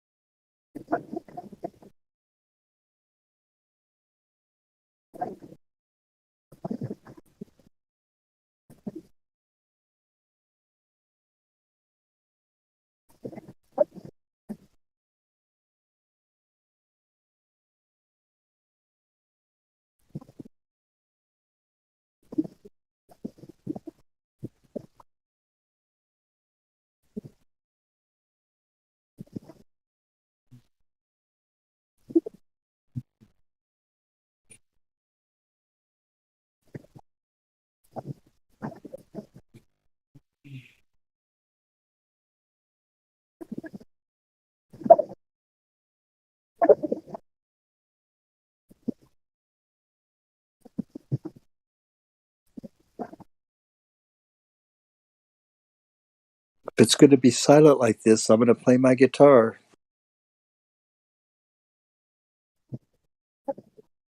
Oh, okay. That might put me to sleep, bro. Is that not allowed here?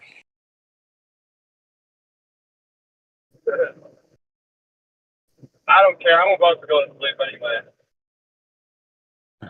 Okay. Yeah, I know I should go to sleep.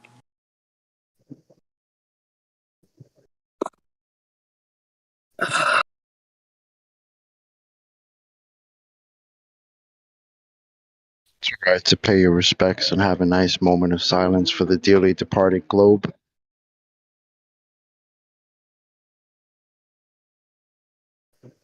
Can't be silent.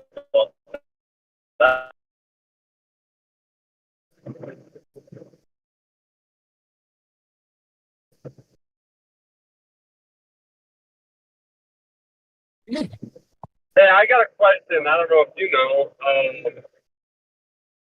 So, what's the theory or like speculation as to why the moon changes into so many different colors during different times of the year and whatnot?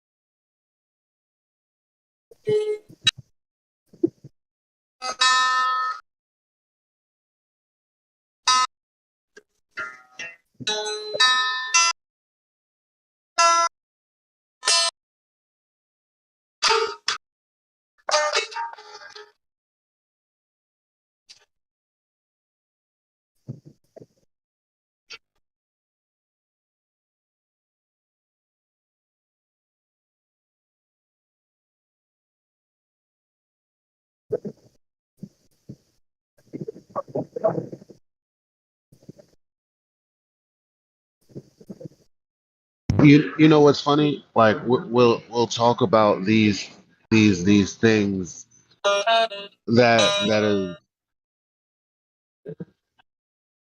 is it just me or is it everybody else? Hmm? Oh, I'm listening. you I'm or here. Robot? Somebody was real quick. Oh, so yeah, we talk about the war and this, that, and the third. Well, you're missing context, right? You can't cherry pick to be like, oh, this is legit. Look, they're threatening nuclear deployment if certain factions join NATO. What we don't know. There you go. That invalidates everything for me because there's no fucking such thing. So, how do Word, you see the you gonna outcome of bomb people this? nuclear with nuclear? You think we're going to, unleash the mutual assured destruction?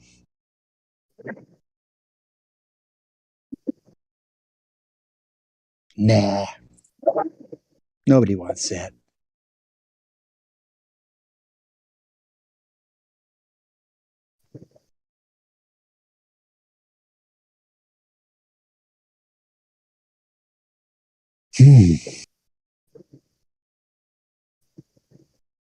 Some question the reality of nuclear bombs to begin with.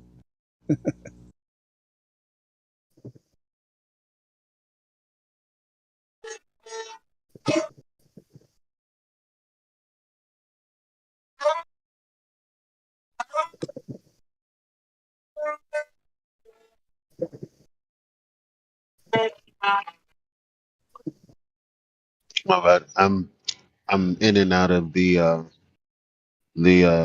underground train system in New York City. But the bottom line is that the one thing that completely invalidates all of this for me is because the ultimate end result thing that we're trying to either not have happen or the thing that they're threatening is something that we know is absolutely not true. That's nuclear weaponry. We know that's They, bullshit. So that being said, you know, well, the most narrative people must believe in be those things. no, but the official storyers, the official storytellers that inform us on what's going on, right? Like that that's the narrative, which means, oh, it's a story then.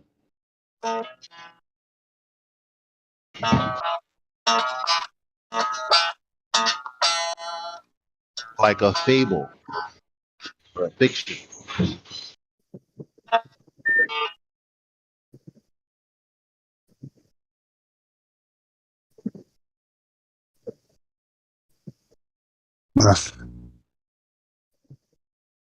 Yeah, they like their narratives.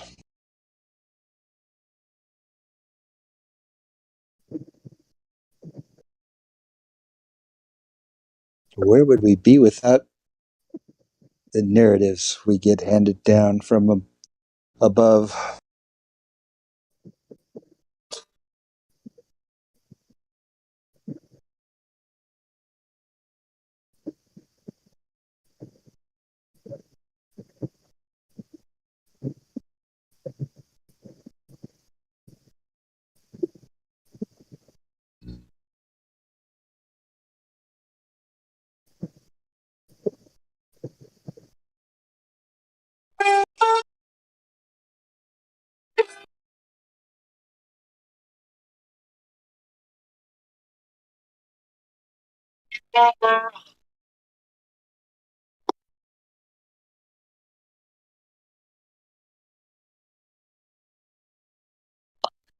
Sasha is typing.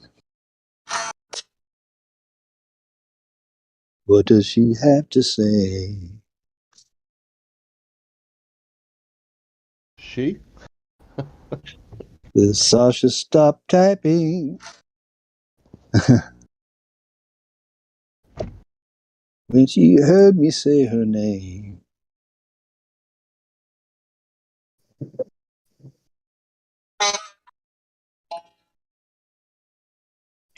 She's typing again, my friend. No, she's playing gay. So there it is. We will still look for weapons for mass destruction hitting somewhere in a black hole. You misgendered Sasha. Oh, I'm sorry, bro. He, of course. Weapons of mass destruction. That's what they used to destroy Saddam Hussein and his country. They said, you know what? You're hiding some weapons of mass destruction. He goes, no, I'm not. I fucking complied to all your bullshit. Here's all the papers, the reports they inspected. No, we don't believe you, liar. You're now the new Hitler around here.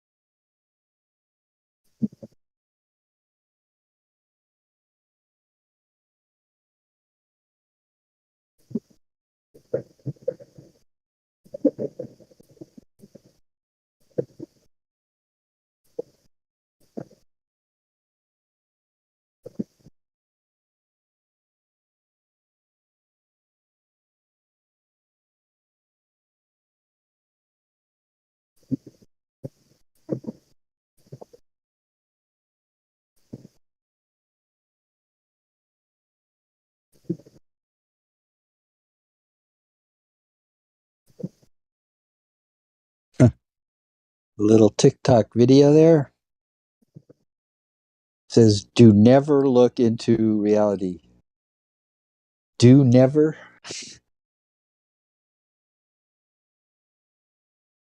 If you do that, you can believe easy whatever you want.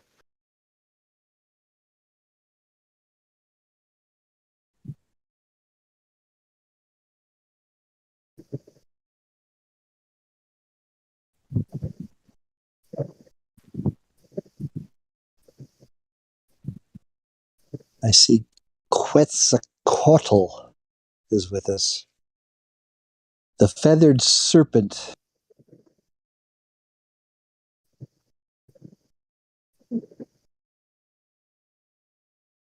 Okay, Quetzalcoatl, do you have any wisdom for us? We must learn from you, great serpent god.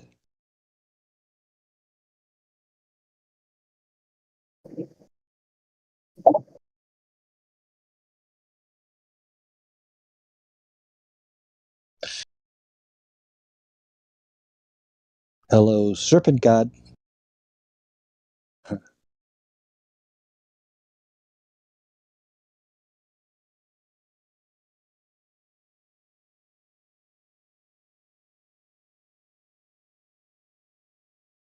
Cats don't like microphones.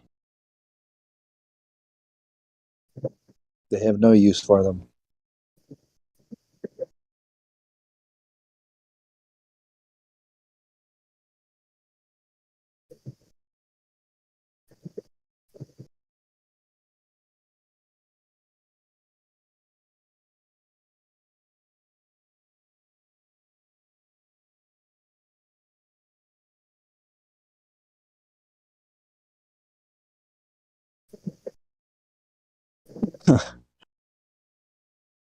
This dude trying to mop up the ocean.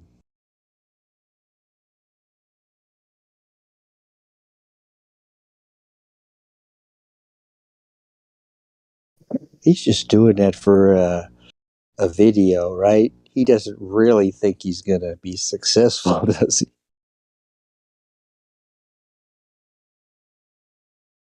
I say he's an actor. He's a fake. He's a fraud. He knows damn well he can't get that whole ocean in that yellow bucket.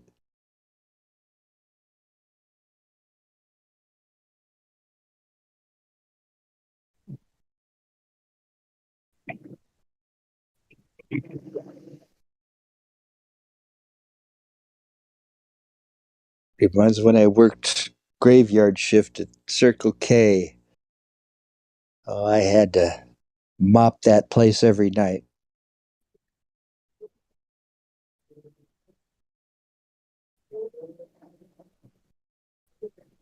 First, you have to sweep the whole place. Then you got to roll up these big rubber mats get pretty heavy. And then you gotta mop the whole place.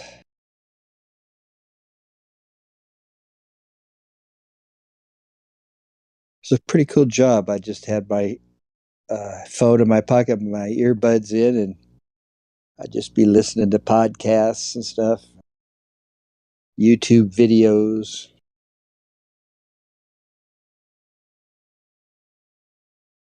Yeah. Go out, smoke anytime I wanted. It's just like 3 in the morning, 4 in the morning. It's so chill.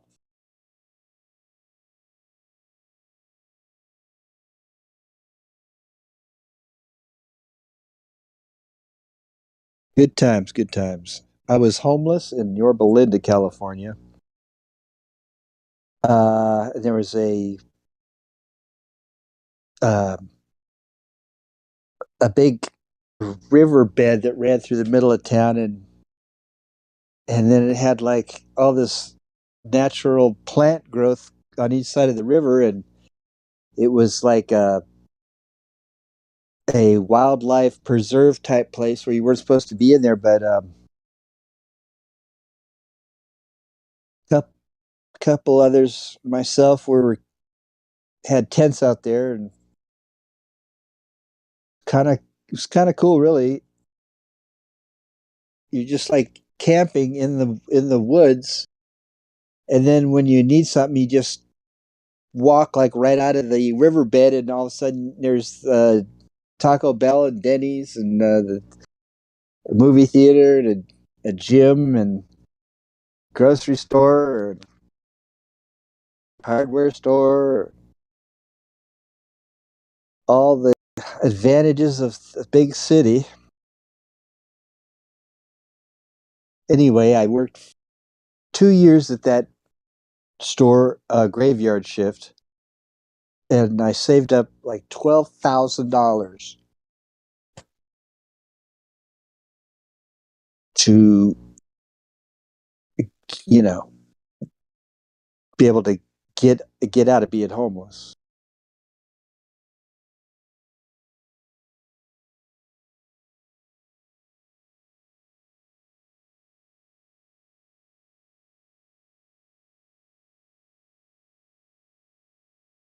I just bought a gym membership, and then I could shower in the gym,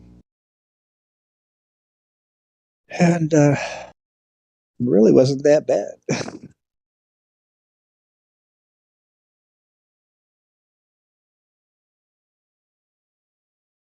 At least you got yourself out of that situation, though. A lot of Yeah, people yeah.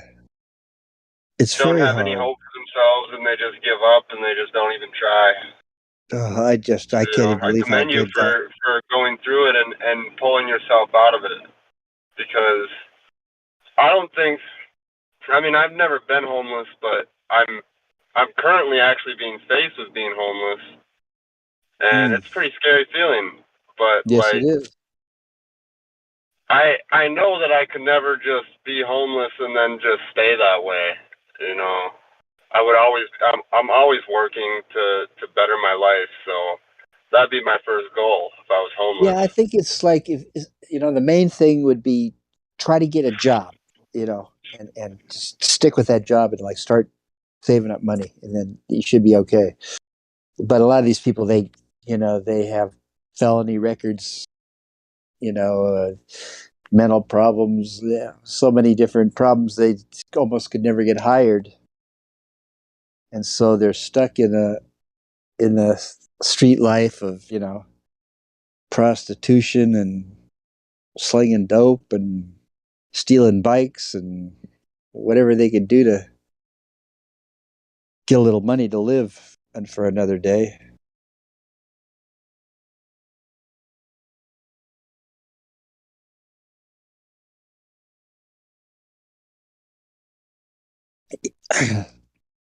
I moved to Oklahoma City in October, and so I was out here for a winter, and there's homeless people right here, and damn, some nights it's like So cold. I step out on the what do you call it? The stairs in the little area there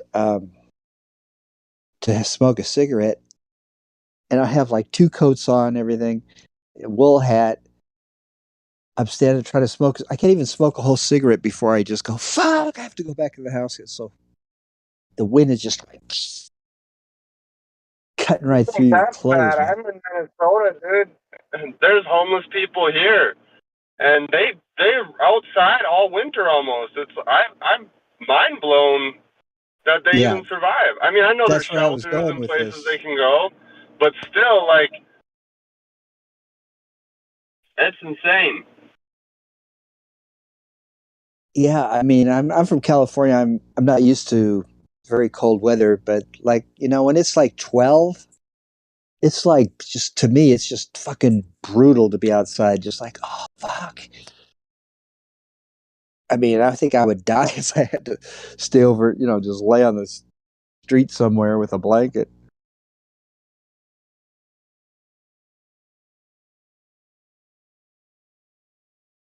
I mean, in a country as rich as America was, there's no reason for anybody to be sleeping on a damn street. We could have figured this out by now.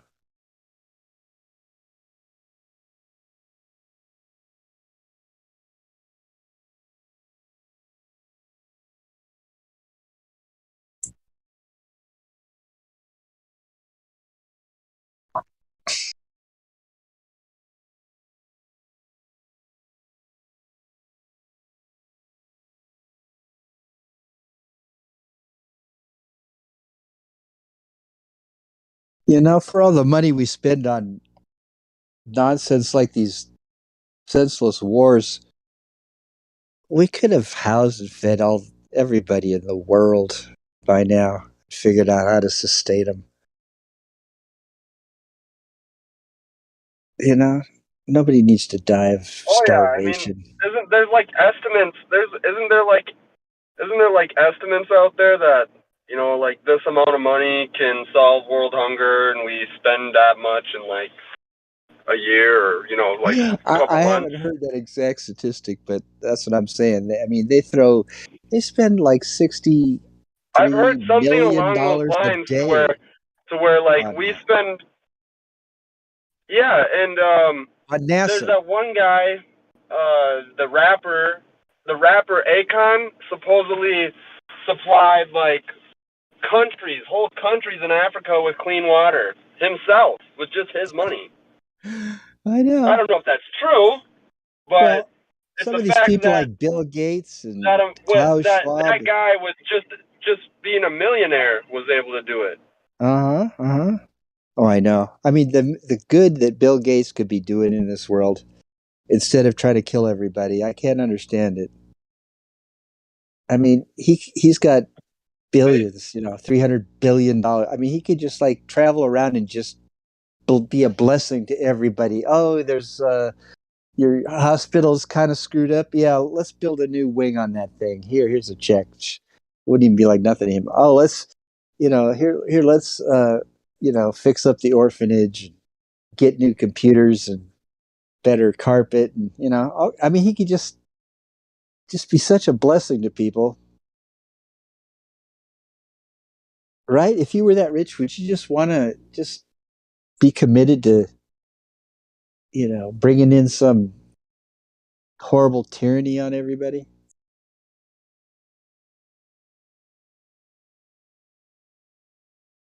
Well, I mean, if you have no soul, I would assume it's pretty easy Yeah, to you'd do have that to not stuff. have a soul. You'd have to not have one to just choose that over being good.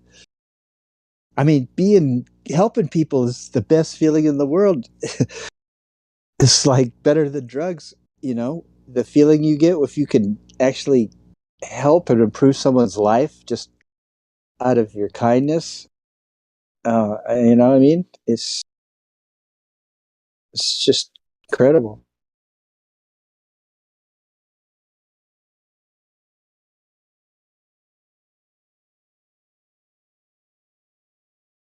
there's absolutely no reason why our world should be just getting screwed up more every day with every breakdowns of all these systems and all that just out of the blue.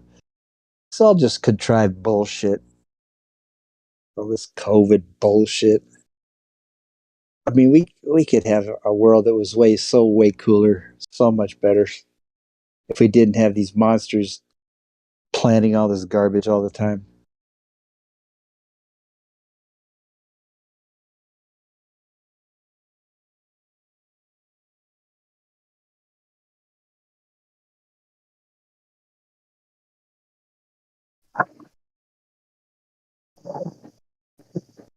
So, I mean, as far as I can see, I think they need to be identified, kind of rounded up, and put down, because they're enemies against humanity. They are they're monstrous, psychopathic. They have to be put down like a rabid dog, or if you allow them to have their way over you, you'll never get your freedom back. Never, never, never. Just go to this dark age of horrible communism or something. Oh. 1985, let's say any country in the West, 40,000 town of 40,000 people. Is it homeless people in that town?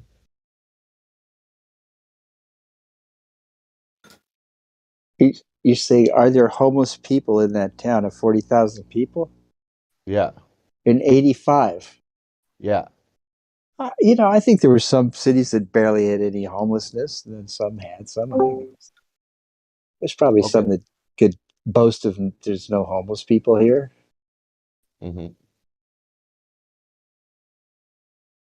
Because I remember one country where was not homeless people, you could not find them in 80s. Probably because the government took some sort of steps to have a safety net for that situation, and Yep. And that was socialistic country, not capitalistic country.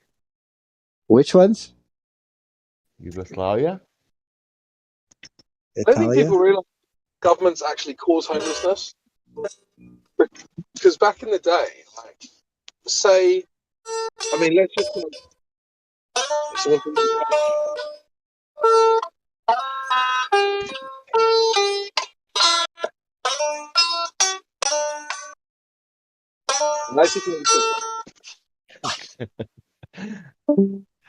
Go on, Crypto. All right. Back in the day, say you were like an 1800s German serf peasant, right? You actually worked fewer hours than a modern cubicle worker.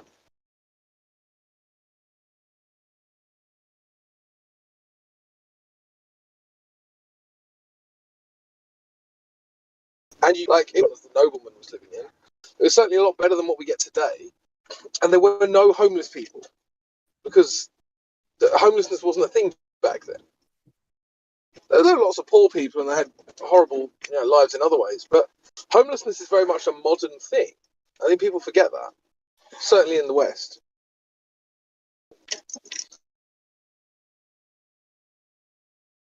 So governments and the modern way of governing countries has caused homelessness. So expecting the government to do something about homelessness isn't going to happen because they caused it in the first place. Like, you've got these urban city centres where it is quite obviously unaffordable to live. I honestly don't know how so many people afford such ridiculously inflated rent prices. Bear in mind, you're not actually paying for anything you get to keep. And so this is what causes homelessness. People can't afford that. and then the government doesn't give a shit because they're too busy with their own agendas. And to be honest, homelessness is a good thing for government because it proves that there's a lot of money going into property, and a lot of their friends own a lot of property. Right? So they don't want to solve homelessness, because if they solve the root causes of homelessness, which is unaffordable housing, then there's a huge amount of money to be lost for them and their friends.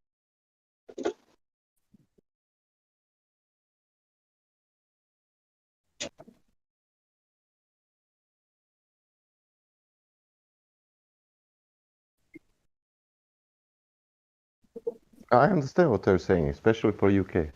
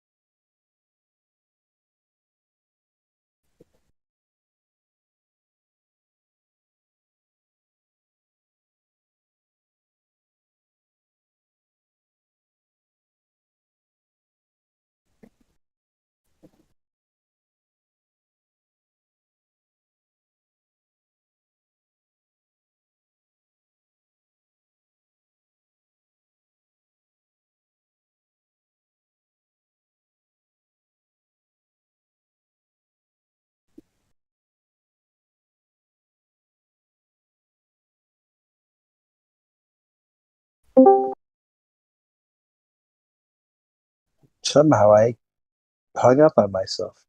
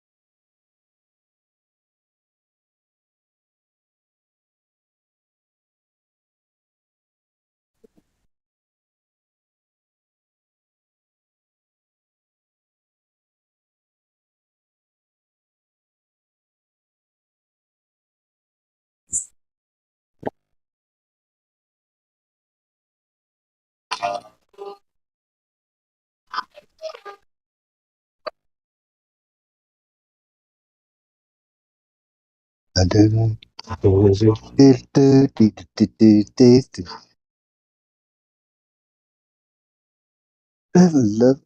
do I feel.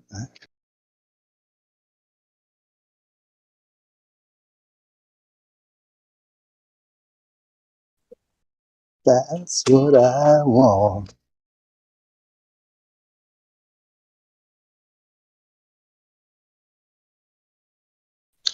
Yo, who gets those those commercials on YouTube? I don't, but when I look at other people's YouTubes, I'm like, oh my god, you people still have ads? Like this is 2022. Like I don't do ads, man. I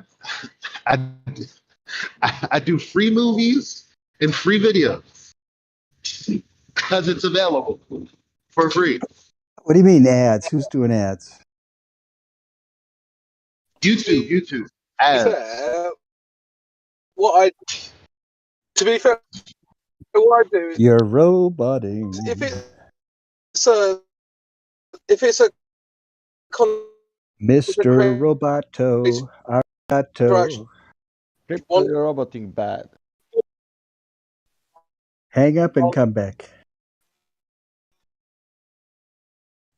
I'm just saying that to say those of you who do have ads, I'm only bringing it up because still robotic.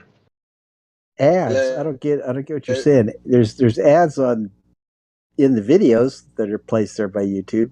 My God, my God. I don't. I'm Ads. missing you. I don't. Why are you missing it? I don't don't get know. it. I wouldn't watch a YouTube video that was some ad for something. There are ads. What's the problem? I don't know. There's always been ads in the world, as Right. far as That's the one. There are ads, though. Do you have? Are there or are there not? Yeah, they put them in Okay, the then you videos. understand, and there's no argument. You understand. Moving forward with my point. Yeah, I know. I Right. predicted that back when YouTube didn't have No, ads. I man, go, be man. quiet. I'm trying to make a point that you're Oh, derailing. okay, go ahead. Sorry.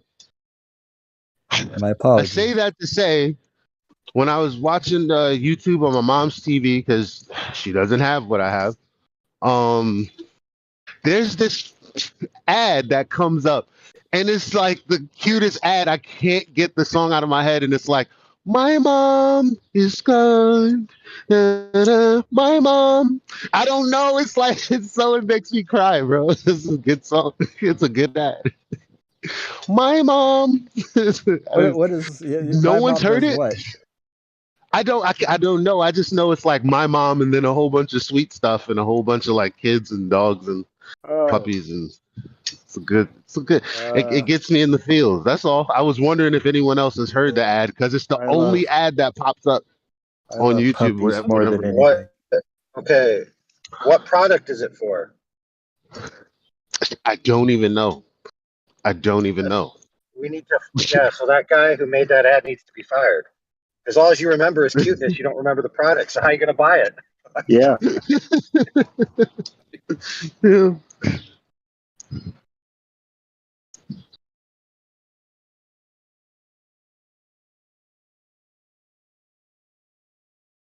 You probably enjoy the Super Bowl because you see all the world's best advertisements on there. Yeah. Well, Elijah will understand this. General YouTube ads are actually advertisement for YouTube Premium. In other words, every time you see an ad, every time you see an ad, it reminds you could pay for the service of not seeing that ad. That is so good. They got That's me. funny. Oh, they got me. Especially because I know that I could actually get it for free, but I don't. I don't know why I pay for. I don't know why I pay for YouTube. I don't You know. pay premium I just YouTube? have people have been telling me, you can watch YouTube for free, right? And I'm like, without the ads, right? And I'm like, I know, I'm a Glober. Hey, wait a second. In that sense. I know, it's bullshit. I know it. I don't know. This may sound like a dumb question, but how do you get rid of the ads ads still watch for free? You use a certain, what is it, a certain browser or something, or a certain app. It's everything minus the payment and the ads. Oh, like a search Helio engine that knows. doesn't have ads? I'm not sure, but Helio knows. Okay. Oh, let's go sometime. So here's a problem though that I mean I've experienced this in my life. If you're an older person, like if you grew up in the early '80s, advertising has actually got such a nostalgia in the Western culture, and especially in the United States specifically, that I find myself actually wanting to sit and watch a show like the old style show where you sit there for an hour and 15 minutes of it is ads. Like you watch the show, then there's some ads. You watch the show, then there's some ads. It kind of feels homey and nostalgic in a weird way. It's like I want to sit there and watch those ads. But Yeah. that's the ads back then. Like the ads nowadays suck. They're all dumb. Right. You're talking about like the ads with the super, like the moderator is the star of the show, and he's talking something like, well, in the early 20th century, something something something, and this vacuum. I can't explain it. I just know. Like the guy who's There'll starring be in the somebody. show There'll be also does the somebody ad. doing something, and there'll be a narrator narrating what they're doing. Like Jenny is doing this, but how is she going to solve this problem? Well, I can't even do the voice to get you to think about exactly the kinds of but I think we're talking about the same kinds of ads. There was a certain style to it. Just like the style of radio when they had radio plays, and then and don't forget to come back next week, for another episode of blah blah blah.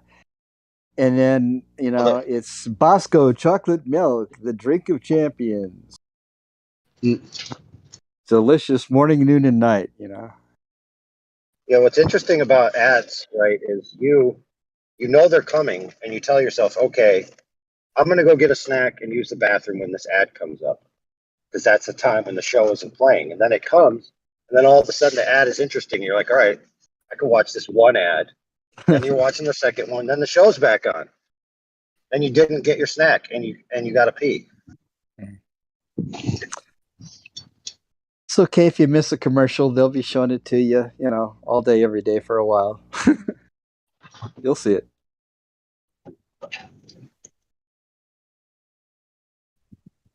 Oh, that's another good point. Is some media like internet radio and stuff, they will literally have the exact same ad 100 times in a row. What? For some reason, the way that they populate the ad. Yeah, it's like you're trying to tell me that you can't figure out a way to have just a different ad play each time so that I'm exposed to multiple products instead of the same product. But maybe that's their technique. They want you to hear the same product a million times. I would be mad at that product for being Maybe so the whole obnoxious.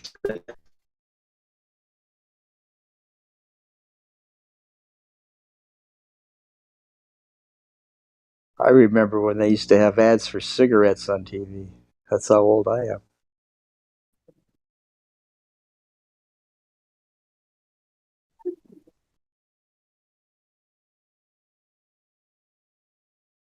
They'd show this idyllic scenery with trees and a field with flowers and a lovely young couple sitting out there enjoying the nature, and they pull out their Salems.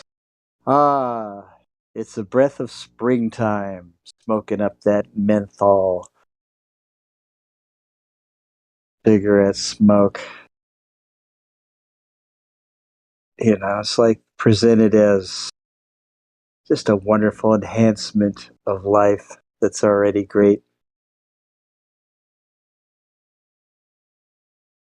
The Marlboro Man was,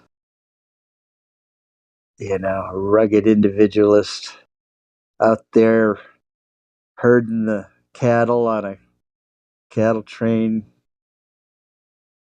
After dinner, he pulls out a Marlboro.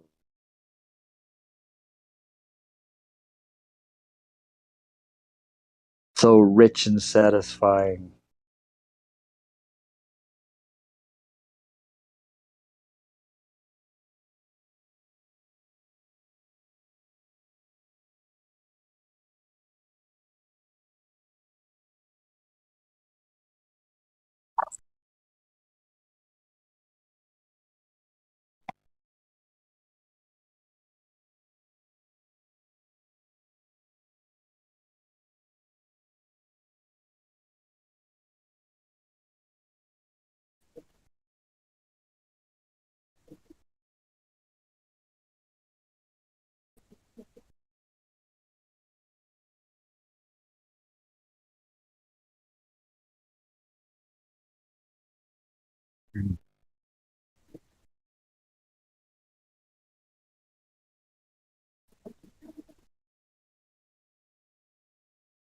Russian spacewalk, huh? Is this a joke?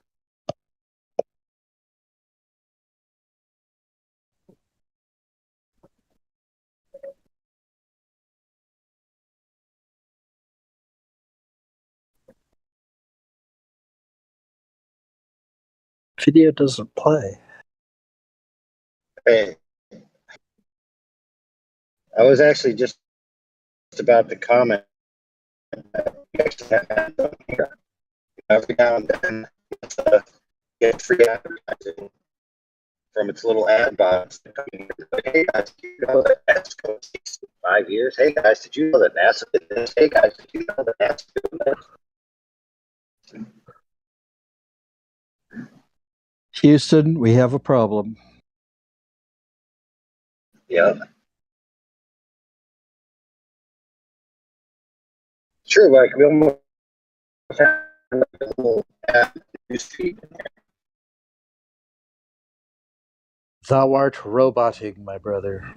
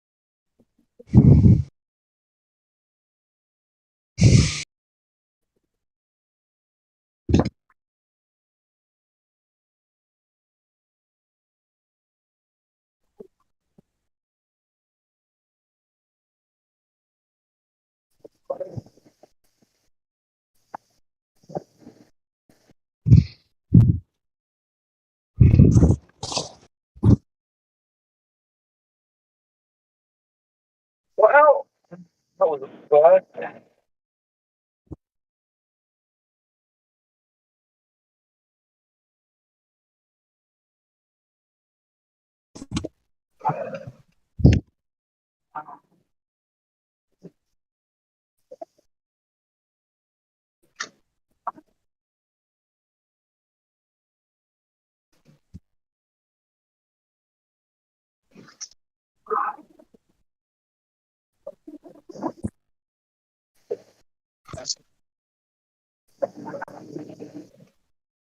Let's all go to the lobby.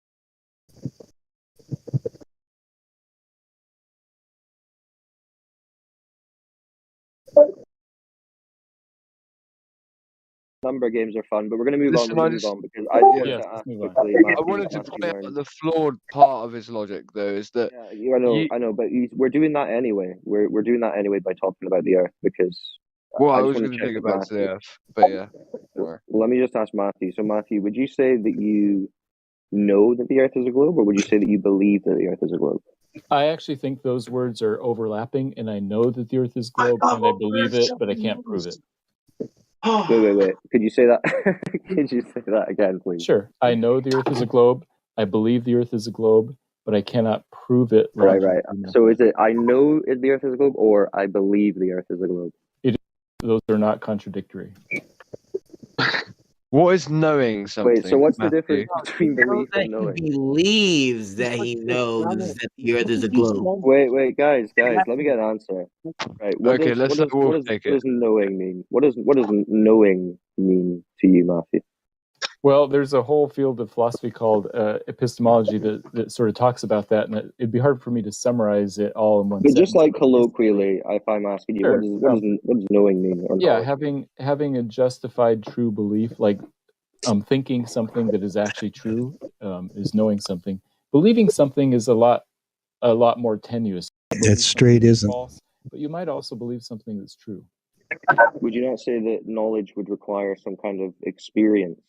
I think experience is a big part of knowledge. I think that you can know some things without experiencing them, possibly. What can you know without experiencing it? Logical truths, mathematical truths. And you know fire is hot without experiencing it? Well, no. Give me an example. Give me an example of something that isn't just like a mathematical concept. We're talking about like reality.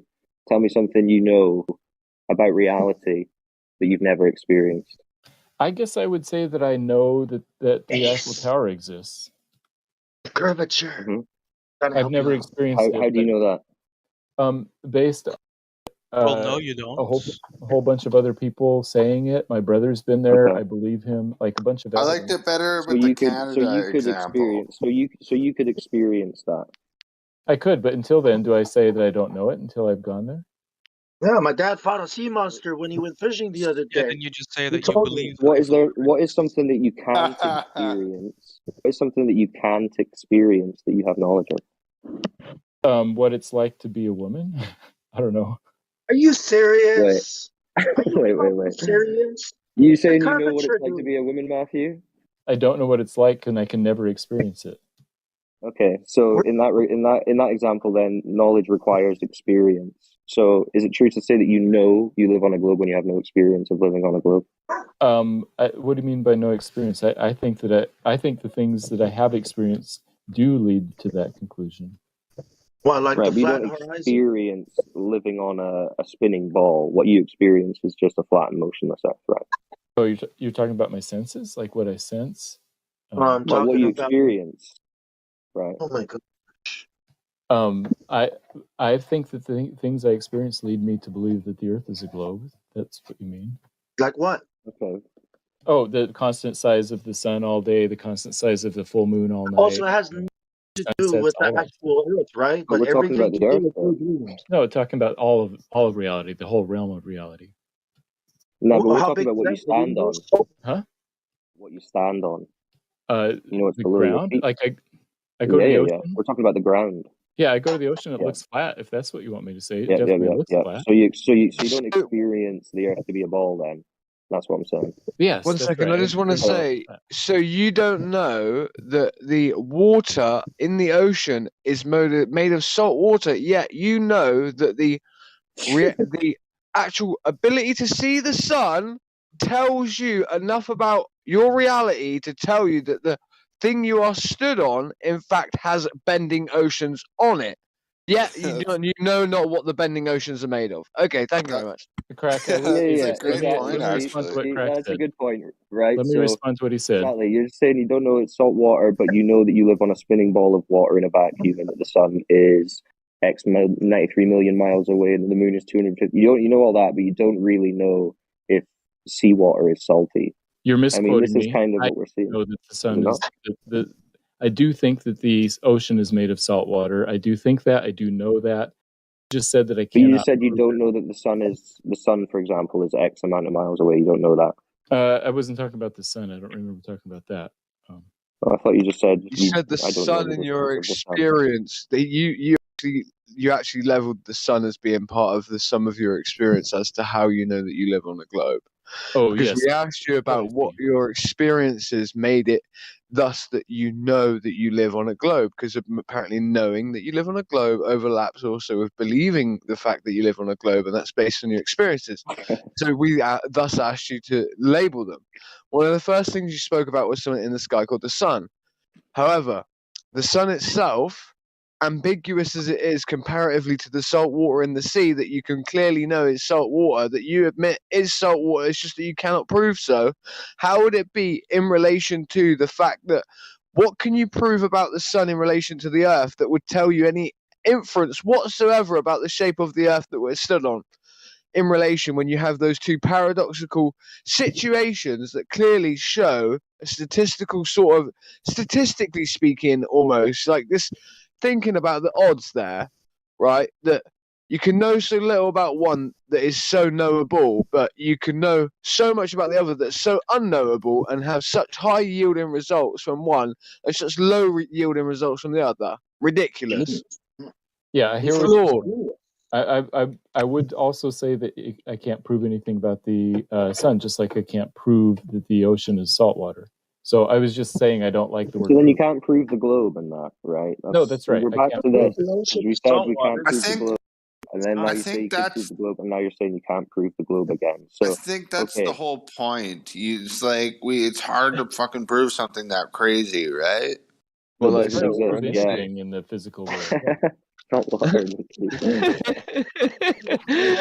Sorry, that was the best Honestly, one, man. this is it. You This can is go it. to This the is ocean the and logic we're prove that talking about, right? that there's salt in it, but you can't go to the sun and try to do anything with it. You can only look at it. So you can know a lot about the ocean and salt, but not much about the sun. You can just look at it. You just barked like a radioactive dog. That was funny. Someone go on Just to YouTube and lighten do the that, mood. guys. But yeah, so I'm just saying it's funny how you list as your as one of your experiences that allows you to know that you live on a globe is the sun, but yet you admit that you know not enough about the sun to effectively prove anything with it, thus admitting that what your claim was false already. Well, more than that as well. We just spoke a few minutes ago, and you agreed with me that the teachers shouldn't be telling the kids we know we live on a ball, because you're saying they don't really know they live on a ball. That's just their belief. I mean, that's basically what you just said a few minutes ago. No, I said they shouldn't use the word prove. I would be more comfortable with them saying we know we live on a globe, but not we can prove that we can live. No, but you kind of said it was like their best guess. There's a ball. What do you think NASA should do? Or do you think NASA shouldn't use those words too? Maybe you should go and talk to them. Because that's what NASA I don't think they use the word proof that much. Well, NASA uses 3 proofs to show you that one of those proofs is that Bosco over Matthew, Okay. Matthew, you're confusing me with the proof. You know, I'm from Croatia. I also speak Italian. Can you tell me, translate me that I understand in Croatia what proof could mean? Then that my brain then can later figure out what is proof and what is whatever. Sure, I use the word proof as a logical inference, a logical deduction based on mathematical or logical deduction. Okay, if I say 1, do you use number 1 like a 1, or you use number 1? You writing number 1. You go to diagonal line, then go down, and you write again. You draw again line down. As if you were making like a row of ones into a hash of five. Is it your number 1 different from my number 1 when I'm writing, or our number 1 is the same number 1? When I say China number 1, what does that mean to you? When I say 1 and when you say 1, we mean the same thing, and we're using it the same way. Yeah. Oh, great! But Matthew, you're not saying. You're saying that NASA haven't proven. Can we do the same thing for like with 1 now? We did the same thing with the word prove. Let's say that your proof it's like my proof. It's the same, like a number 1. Can we do that? Yeah, so I would just maybe we should just not use that word. Prove. Okay. Because I'm normal human being. I'm not a scientist. Let's do like this. Let's say that if we boil the water because we add the heat, because of that water is boiling. If you just want to use it colloquially, is that a proof? Is that a proof that water is boiling? If you just want to use it colloquially, I guess people could say that that's proof that the water is boiling. I'm just uncomfortable with that. Was kind of wishy-washy. Again, I don't want to speak colloquially. I want to speak like a number 1 and number 1. You know, we are speaking now about number 1. That means that proof in this moment means number 1 for us, for me and you. Can we agree on proof that it's the same thing like a number 1? He wants to be specific, not colloquial. 1 apple. Okay, so we put 1 apple in front of us. Okay, can we prove that there is 1 apple in front of us? It's obvious, yes. No. I want from him that prove is the same like a number 1. You know, that I thinking what he is thinking, what proof it is. You know, but I want let them set a bar. Yeah, so I would say proof. The word proof and proof only should exist in the realm of mathematics and logic, and not when we're talking about apples sitting in front of us. And to illustrate how much I dislike that word, I would even say I can't prove that there's an apple sitting in front of me, even if I'm looking at it. Maybe it's an illusion. So what can you prove? Yeah. Okay, great. But I ask you one specific question: Is it a proof? If we add the heat to the water, that water will boil? Is that a proof? That too could be an hallucination or an emulation. No, that's not. What he's saying. Wait, Sasha. He's saying he doesn't use the word that way. That's what he's saying. Yeah, and I'll just avoid using that word. That's all. Yeah, but here's 3 proofs that NASA teaches. See, these things are taught in school. Okay, and you said they shouldn't be teaching these things in school. They shouldn't be saying proof. This is what NASA is saying. This is why the teachers are teaching it. So what you need to do is go tell NASA. They need to stop using the word proof. Right, Matthew? Yeah, I would agree with that. Yeah, right, Matthew, I want to draw a baseline with you. So how many senses do we have to use before we start how many senses are impacted before we start to say that those senses indicate that we have experienced something in reality? Would that be sight mixed with touch, mixed with, let's say, and touch, for instance, could also go into the parameter of pain. For instance, all at the same time as also smelling, all at the same time as also, let's say, like feeling almost like an energy field or a frequency, which we can feel. So what we do this time is we boil water in front of your face, you see with your eyes. You're downwind from it, so you smell the boiling from the gas, right? At the same time, this is in a progenerated field of electricity, right? Because the heating element that's heating it as well. Also, we also use an electronic heating element that's overly charged, right? And just for some reason has an electronic field. So you're feeling an electronic charge, like your hairs are standing up on end. There's electrostatic in the air. You're feeling the heat from this touching your face to the point of almost like pain. You're seeing the water boil. You're breathing in the moisture of the water that's boiling into your mouth. And you're also seeing it with your eyes, all at the same time. So what would constitute a form of proof in the sense that what is it that defines things that can be conceivably true in reality if it is not, in fact, the apparatus in which we basically observe reality with? That's a great question, and I like the way that you put it. I would say the more senses we experience something in, the more and more sure we can be about something. I would just say that would the water be boiling then? But I don't think any of them ever reaches the with our physical senses. I don't think any of them ever reach the threshold of proof. The same way that mathematics. Okay, could you then explain to me how we could create the exact same situation that I did with the impact that I explained upon the senses of the eyes, heat feeling on the skin, almost hair standing up because of electromagnetic field, breathing in of the warm steam coming off of the pot and the smell of the gas all at the same time? How could you experience all of those experiences all at the same time with it being outside of reality? Please go ahead. Oh, sure. So yeah, I don't think it would be outside of reality. I think those would be great evidences. It's just that I'm saying that I would use words like, "Oh, that's strong evidence that the pot is boiling." I don't think, no matter how many physical senses, you would ever be able to prove that the water is boiling, because I reserve proof for something stronger. So that means you just deny reality altogether. So no, I'm saying that I use the word proof for a different realm, not the physical realm. But you're saying that your reality that you experience isn't necessarily, proven. That's not necessarily true. Everything it's not provable. Yeah. Sure.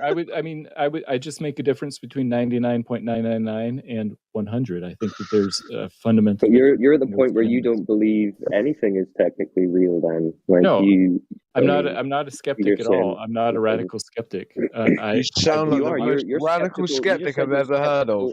Radical. Listen, damn. no. Wait, Matthew. You just said you're skeptical of reality. No, because reality is Let me what we explain the experience. Reality is what we experience, and you've just said that can't be relied upon. No, you can rely on all that type of stuff. You can rely on it. You can think it's true. You can believe it. The difference between me and a skeptic is that I say it's not proven, and skeptic says it's not known. And I'm just making a difference between the word known and proven. That's all. But early, right, so what about this? What about this? That super spinning monkey ball posted proof, evidence or argument establishing a fact or the truth of a statement. Example: you'll be asked to give proof of your identity. What do you think of that definition? That is a great colloquial definition of proof and how it's used in everyday life. Usually, in the realm of mathematics, you couldn't prove your identity in the same way that No, mathematics isn't a realm. By the way, can we just state this as well? Definitionally, though, mathematics isn't a realm. Let's just get that clear. It's not a realm. So we're talking. So it's when it's talking about the truth of a statement. What do you take the word true to mean? Matches reality. Oh, right. So then the flat Earth is true. Wow. I cannot believe the one match. Wait. Reality is what we observe and experience. So we observe a flat and motionless Earth. So by that definition, then flat Earth is true. If true is reality, right? Sometimes we perceive things that aren't real. Wait. So what does true mean then? If it's not reality, because reality is True is what is actually true in the real reality. Maybe I would say what Descartes said, as God knows it to be The true. real reality. Do you know that? So do you know that it's true that the Earth is a globe? I would say there's strong evidence for that, and that's what I believe. Yes. I think the military calls it real world. You don't know it You don't then. know So that you it's definitely true. don't know it then. You don't know that it's Yeah. true. You believe that it's true. I would say that I know it. You can't say How that you know would you it. know it? You can't know that there's a boiling pot in front of your face where you can smell of the gas, feel the heat in your face, breathing in the moisture that comes off of the steam pot, all the while. You can't know salt water. You can't know pot. You can't know You apples. cannot know the Earth ball while not knowing that, Matthew. You have got something called a bias of your levels of what you would establish as what would be true or what you would call real reality. Again, the one hand you can't know statement of real reality. Again, you said real reality. Did you know that? You said real reality. Yes. That's an oxymoronic statement. No. See. Like, listen. Let me just address says who in the chat, right? Matthew doesn't have us in the weeds here. He's showing himself to be flip-flopping so hard between what he can prove and what he can know. And, well, he can't know that the seawater is salty. He can't know about the boiling pan. I know. I said I could know those, not prove them. A pot of water, an apple. But he knows that he I said I could know all experienced. of those things. It's just that I didn't like the word No, proof. because we found out your burden of proof for knowing, and your burden of proof for knowing is not able to be met out to know those things, because that's why we asked you those other questions about logical frameworks around how you know something and what makes up the body of knowledge of knowing something. And But you can't know something and say it's not proven at the same time. You already said it's not proven. You can't then say I know it. It's not proven. No, there's a difference between knowledge and proof. That's all. That's what I'm trying to point out here, that I can know things that I can't prove. Yeah, but you can't know something that you've never experienced or observed. Can you? Crack, your example of the boiling pot is a perfect. I know the pot is boiling. I just say that I would reserve the word proof for something else. I get what you're saying, that like you can know that Canada exists, for instance, without going there, right? Right. Like you know that Canada exists. You know for a fact that Canada exists. How can you accept something like that as part of real reality? But like, for instance, you know, you do not see where your logic seems like double speak almost. Yeah. So you're not sure about salt water, but you know Canada. No, I'm sure about salt water. Okay, does Canada exist? Canada exists, and salt water is in the ocean. Hey, man, if I ever hear you misuse the word proof again, I'm going to mute your ass. So, Matthew, when you said at the beginning then that the globe isn't proven, what did you mean? What I meant is that, now show the strong evidence for the curvature of the Earth. Well, is that proven? Is curvature of the Earth proven? No. Okay. Wait. What did you say, Matthew? Is curvature of the Earth proven? No, I would say that I don't use the word proven for anything physical. So then the globe can't be proven because there's no curvature to prove that it's a globe. Exactly to begin right. with. So then you can't know that it's a globe, since you've just knowledge said is a separate the globe question can't be than proven. proof. So how can you just said you don't know that there's curve though? You just said No, you I don't said know I that there's can't prove it. curvature. Yeah, so you don't know it. No, you asked me about proof, and I said, okay. Let's then ask, how is it that you know that there is curvature then? Since you can't prove it, let's at least know how you do know it. Like that would maybe I can try and bridge the gap here a little bit. Crypto. He was talking about. Sorry, I don't want to get in the weeds. Sorry about that. Yeah, maybe I can. Question, please. Are you saying yes? No. Hello. Yes, please. Can I get a mic check? Go for it. One question. One question from Andrew. Go. One question. So you're saying you can prove the curvature mathematically, right?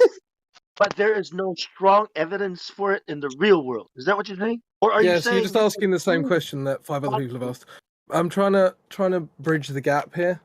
Thank you. So, what Matthew was talking about earlier was epistemology, and he used the phrase "justified true belief." Okay.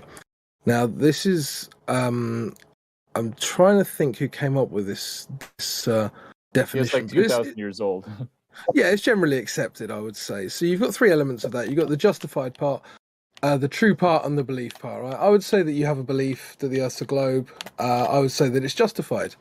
I would challenge the true parts, because at that point, then you actually have to present strong evidence for it. So I think where you and I would differ on your opinion of the globe is the true part. I think you have a justified belief, but I don't think it's true, and I don't think it's definitionally true. Yeah, fair enough. No, that's a good summary. I appreciate that. This is the Gettier problem for you, right? So, obviously, you can speak of epistemology, but there are even problems with epistemology, and you know that yourself. Like, yes, of so, course. yeah, exactly. So, like, you use that, but you also understand that there are, right? Yeah. So again, that's what you spoke. There are truths, there's knowledge, and there are beliefs, right? But knowledge actually lies in between truth and belief, right? Right. And poorly justified true beliefs as well will also lie in between the middle of those two, also, correct? Right. And where would you put proof, by the way? But the point is that truth has to overlap, right? Right. Truth would be right. So if we drew this, and we can use a very simple diagram, right, for this, okay? Just, and you can type this in. Anyone can type this in. Just type in epistemology type in the Gettier problem. That would be the best way to do it. Right. So you'd have a circle and another circle drawn with the vagina in the middle of the circle. Right. Knowledge would be the vaginal hole. That's just the best way I can describe it easily. Right. Okay. So truth would be the right leg. Okay. It doesn't matter which leg it is, but it's the right leg. Belief would be the left leg. Okay. In the middle, where the vagina is, yeah, there is a field where they overlap. Knowledge is in the middle, right in that vaginal hole. Okay. Fully justified belief is roughly up where the clitoris and that is. Okay. But the issue is that you say you can know things, first you have to have beliefs that overlap with truths, right? Your problem is that you segment off all of these portions while you purport to talk about epistemology. And this is the main problem with epistemology, is the Gettier problem, is that these things in fact are fundamental, and fundamentally that they actually need to be like counterexamples of one another anyway, in order for you to have true belief or an account of true knowledge or belief. And this is in epistemology, so why are you even citing it? No, you're right. That's a good summary. I appreciate that. I think you gave a good summary. And I think the whole thing started because of the word proof. Where would you? I don't appreciate the fact that I just lost like 10 brain cells in the last hour. Let's move on from epistemology. I feel like we're in the. Yeah, I would. You just got wrecked. Yeah, I mean, I don't know about any arguments. Students, Matthew. Am I gonna what? Are you going to use the vagina example with your students? I will not. No. Good one. Don't want to know. I mean, wouldn't Matthew have had some experience first? No, he just learned it all. It's a justified true belief. He's got a Pornhub subscription and everything. Oh, you guys crack me up. All right. Sorry, Matthew. No, it's fine. Sorry, Matthew. No, you know what? No, you're I right, know Matthew. that there are problems with this justified true belief. I know that Even though it's you're a whole kind of thing, and there's problems and contradictions to it, but I still like it. I'm not even going to apologize. I'm just pissed. Can you one question? One question. Can you mathematically prove, right, that the Earth is a ball? Like, is there proof for it? Go ahead. No. Okay, cool. Why do you say no? Why no now? Because can you explain? No. Were you prove it expecting a yes there for some reason? Yeah. Like, Give the guy yes. some credit. After everything you just said, you expect them to say yeah? He said math is reality. That means yes. Well, no, he has to say no because of his definition of proof, right? Right, Matthew? exactly. Yeah, but Exactly. you're mixing the physicality with mathematicals. He's talking about mathematics only in the sense of the mathematical realm, which is a paradigm in which is non-physical, fully conceptual, abstract, has nothing to do with actual physicality or reality in any way, sense, or form. So when you ask him to prove things in the physical with maths, which is the only place maths would really be useful per se, for instance, like counting an apple in front of your face, like, you know, you've sort of got him in a bind. He can't do that. But like in a theoretical sense, where we talk about numbers like prime numbers that would be infinite, like, yeah, all day you can be pretty sure about that shit. Well, this is why I was being pretty clear when I was discussing, right? I'm not talking about mathematical proofs, right? We're talking about what 99.99999% of people would understand from that question, not this 0.00001% who all of a sudden don't know the meaning of proof, proven, level. Maybe we should etc. ask there, man. I think the because- main point that we need to point out here, I think the main point that we need to point out here is that this is actually the place in which, due to the lack of proof, empirical proof, physical proof, measurement, tests, experiment, and all of the above and the scientific method running through, this is the place in which most individuals that believe in the heliocentric model, and this is the position psychologically they've had to hold in order to be able to continue to hold the idea of the globe true. Because if you hold any other form of knowledge or proof in any higher regard with any further form to it, that even on an epistemological level, actually it would start to become again improbable, completely ridiculous. And so this is the position and the logical position they have to hold. And this is, I believe, what Wolfgang is trying to show everyone, is that this is the position they have to hold in order for them to say that the Earth is a globe. You have been listening to excerpts from the 24/7 Flat Earth Discord Live YouTube channel. If you would like to join the discussion, simply type in your address bar discord.gg/flatearth. Thanks so much for listening.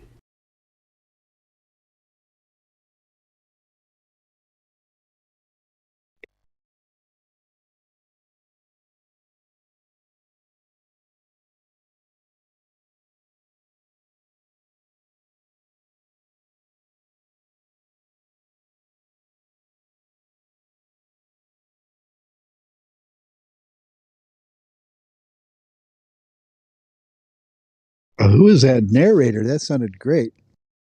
Is that some new shit? Welcome to the 24/7 live stream. That's Helio. That was Helio, wasn't it? Yeah. Wow, he sounds like a professional. Right? I want to hear that again.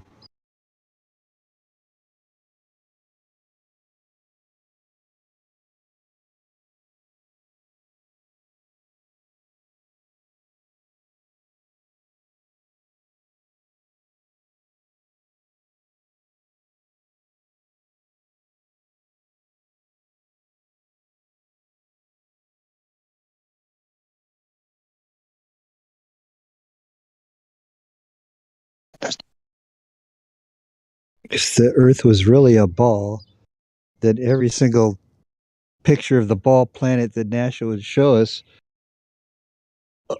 would be real, not a CGI cartoon fakery, Photoshop. There's a reason why every single one of them has to be that.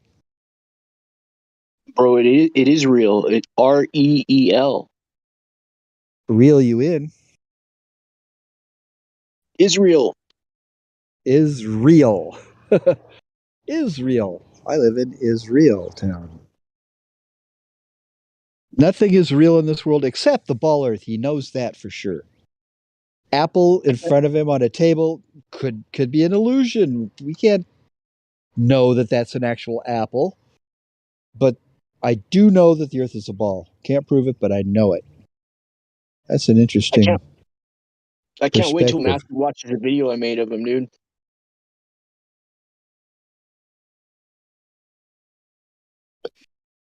In the list of things that were real down to the things that are fake, I think the ball Earth would be pretty low on my list.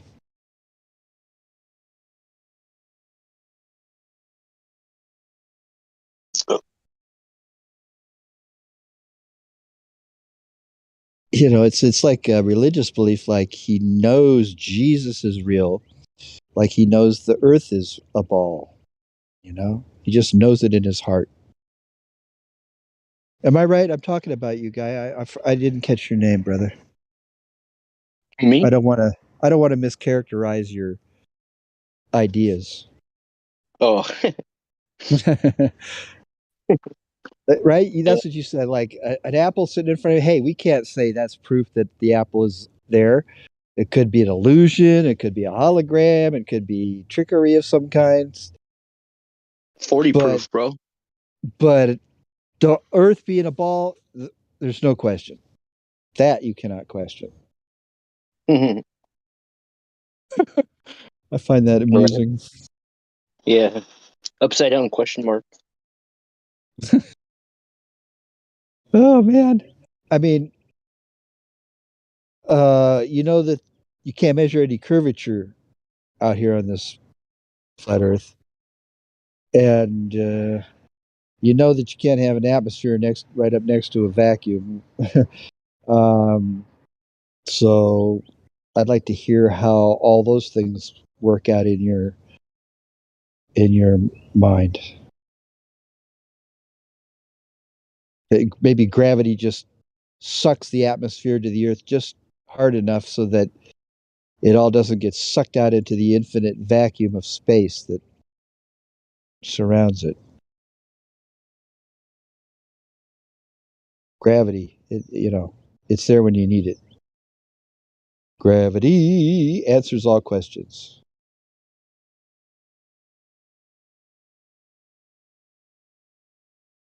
Problem is, we can't even prove that gravity exists with all the scientific labs and experiments we could all ever come up with. There's just no evidence of a large object having a sucking power over smaller objects. You mean they don't have a ball of jello where something like enters the center of it that's more dense? Dang. Sounds like Pac-Man. Well, I mean, if I had a BB sitting there and, a ball of jello, the BB should find its way in the center. That's all I'm saying. Let's see. I'm not sure what you're saying. Hey, speaking of Jello, shots out to Bill.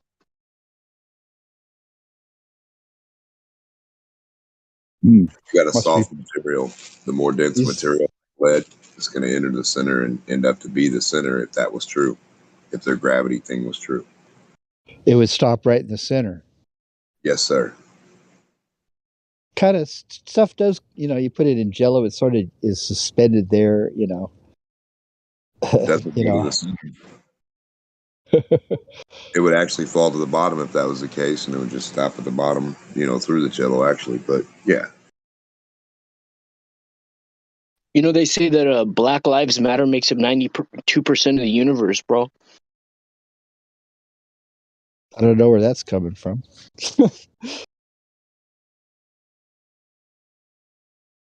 Everybody knows that Black Lives Matter. Everybody knows that human lives matter. It's ridiculous. Of course they It know. makes up 90% of the universe, they say. What about the other? Who says such a thing? And how does a concept like an organization fill up 92% of a universe? You don't, especially with nothing. Not when they have balls that don't fill in gaps. No, you can't fill in the universe with nothing. Black Lives Matter makes up 92% of the universe, I heard. Please elaborate. I mean, that's all I really. That's all. Huh? He's saying Black Lives Matter. Black Matter. Yeah. Black Lives Matter. Oh, Black Matter? Is this a science joke? You got to be a super nerd to catch that. Yeah, he's being. Yeah. I'm a super nerd, bro. Awesome. I'm saying, well, shouldn't we have, since we got a rainbow, shouldn't we have Rainbow Matter? Rainbows matter. Proper pronouns matter. Yeah, proper like he and she and they and just normal pronouns work just fine. Proper like Weekend at Bernie's. Proper up. You know what I mean? Proper up. Gotcha.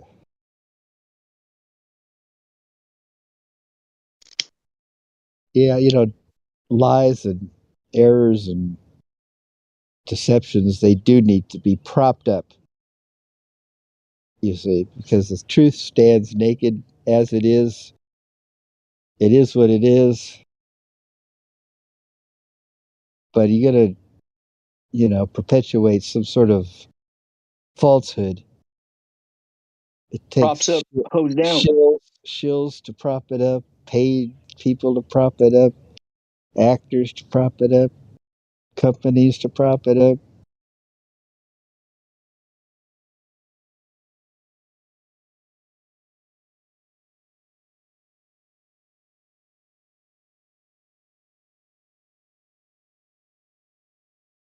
All I know is I don't want your prayers. I don't want your thoughts. Well, you have my thoughts and prayers, brother. Anyway, the cube. I'm thinking about you right now. Here comes a thought your way. It's a good thought. Receive it. I don't want Thoughts your and prayers. I don't want your thoughts. Yeah, people say that, but they don't really get on their knees and pray for you. They get on their knee. I pray for spheres and cubes. They take a knee. Please. Yeah, today, America, I come to you on bended Hide your knee. spheres. Hide your spheres. Hide your circles. These flat earthers are looking for the curve. Hide it. Hide your spears, hide your circles, and hide your knees because they out here doing everybody. Hide your globes. Hide your curves. They're out here measuring everything. They'll measure you too.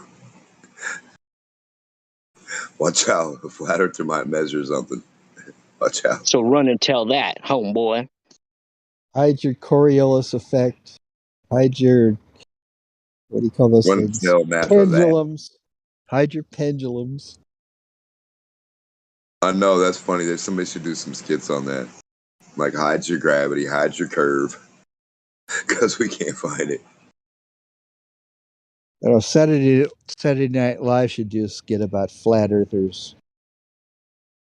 Because NASA's out here raping everybody. Just about every day I see some new ridiculous garbage space news. Oh, they've just discovered 800 new galaxies that we can all live on someday. Yeah, right. Bullshit. That was a good intro, Hank. Hide your kids.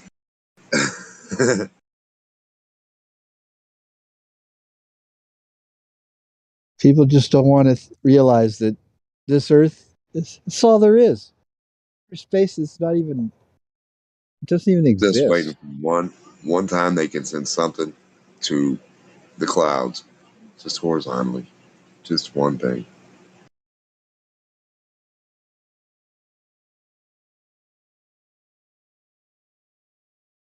I mean, I used to think, wow, the sky must just go on forever and ever to infinity. I didn't see what was stopping it, but I've come to the point where I believe there's this thing called a firmament dome. Well, I mean, we know for a fact there's resistance, so you can't say there's not something. So there is a medium we're in, and it is resistant. I mean, for whatever that's worth or what that matters, that's real, Well, do you think there's a dome? I don't really like to think about the stuff. I like to say what we have. What we do have is a medium. We do have a medium, and we do have resistance. So if resistance in a medium acts like a dome, then you can have whatever the hell you want. Yeah, it can be whatever you need it to be. I mean, the medium is what? The atmosphere? Yeah. Well, electrical continuity, atmosphere, whatever you want to say. Yeah, the medium that we all live in. It's air and it's waves and vibrations. Air is just movement or flow, which is energy. Anything that flows or has kinetic movement or movement and resistance with itself or whatever, it flow and moves. It's energy. Builds up a charge. Yeah, yeah. But I used to think that I couldn't tell where space was. On a globe, I didn't know if space was from the tip of my feet out, from my head up, from my back out, north, south, east, west, down, you know. But then on a flat surface, you kind of know where you're at. On a globe, you're nowhere and everywhere at the same time. It doesn't even make any sense. Like you can't. Yeah, someone on one side of the ball up would be one direction, and you're on some other side, and it's a totally different direction. So up is just every direction possible, and Right, you'd be laying down and walking up at the same time. Like it just on the side, yeah.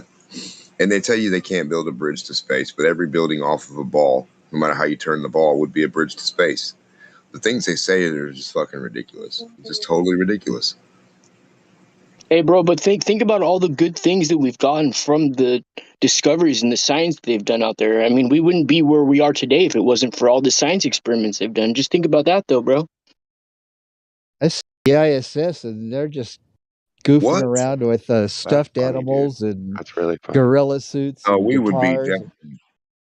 we would definitely be where we're at. We'll probably be a lot further if we wouldn't have had to deal with the globe ignorance to discombobulate our mind. Oh, I know, huh? I mean, I in my mean, opinion.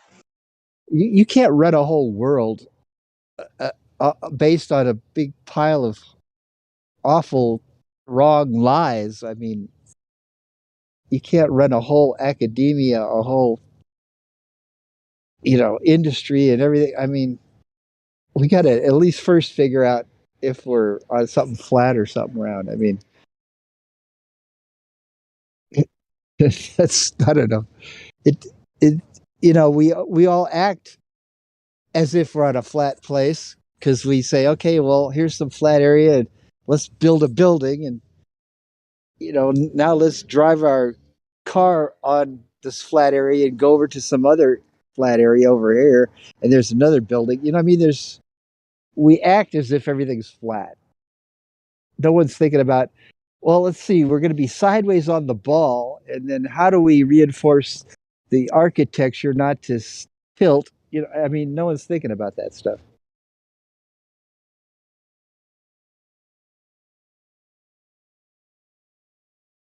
When they build giant bridges and tunnels and railroads, nobody's thinking about any curvature of any earth.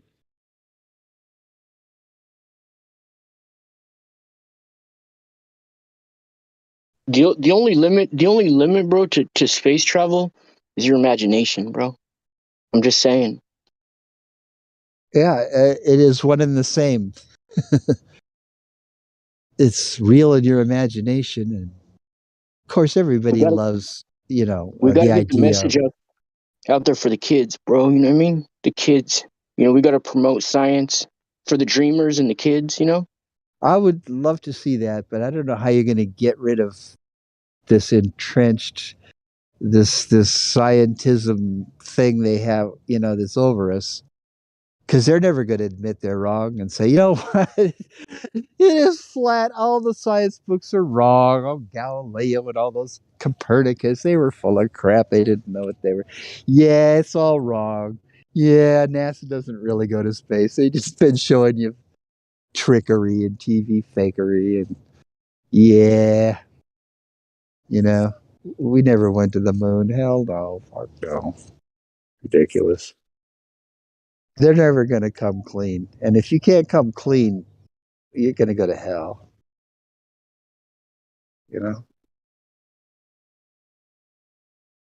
How many people here know how to use the sextant in the open ocean? Nobody. Exactly. But everybody's talking about it, right? Everybody's an expert. Yeah, this is what nobody here has used the sextant. Nobody knows what it does, but everybody's talking about the sextant. It's amazing. That's not true, actually. I've been awake for pretty close to 24 hours. The only person I've heard talking about the sextant were people who are asking questions about the sextant and QE. who always talks about the sextant. So yeah, we all have our different ways of communicating to one another. I don't use the sextant, but Sonny, who is a sailor, he talks about the sextant. He's been under the weather though here lately. So if you could, sir, say a prayer too for our good friend Sonny, the flat earther. I would who love actually, to talk to. I would love to talk to Sonny. Yeah, yeah. yeah, Sonny and QE are the most people to talk about the sextant here. There are maybe a few others, like Helio, who might bring it up, but for the most part, yeah, we just try to stick to the good old fashioned black swan. Where's the curve? Show us the information. Please show us the curve. That sort of thing. Thank Yes. you. He's not here, but 10th man it's on Nature Show. He's always speaking about. He's also sailor, and he. Yeah, I've asked 10th man. Hey, 10th, if you were in the middle of the ocean and I gave you a sextant, would you be able to navigate home? Guess what he answered me? He said no. No, he said, isn't that how they do it? That's what he said. Okay. Didn't really answer your question if he could use it to navigate. Yeah, exactly. Do any of you here think that if you were on a boat with 10th in the middle of the ocean, do you think you'd be able to find your way home? How many of you think that here? I would, because I understand a little bit how to use it, and I'm a Texan, so I know how to navigate with the stars. Now, I don't know what I would do if I lost my home stars. Like, in other words, if I couldn't see the Pleiades, if I couldn't see the North Star, if I couldn't see Orion, I might struggle a little bit. Yeah, this is a lot harder than people think it is. It's not just you look at a star, you point 3 stars, and then high up. No, this is very complicated stuff.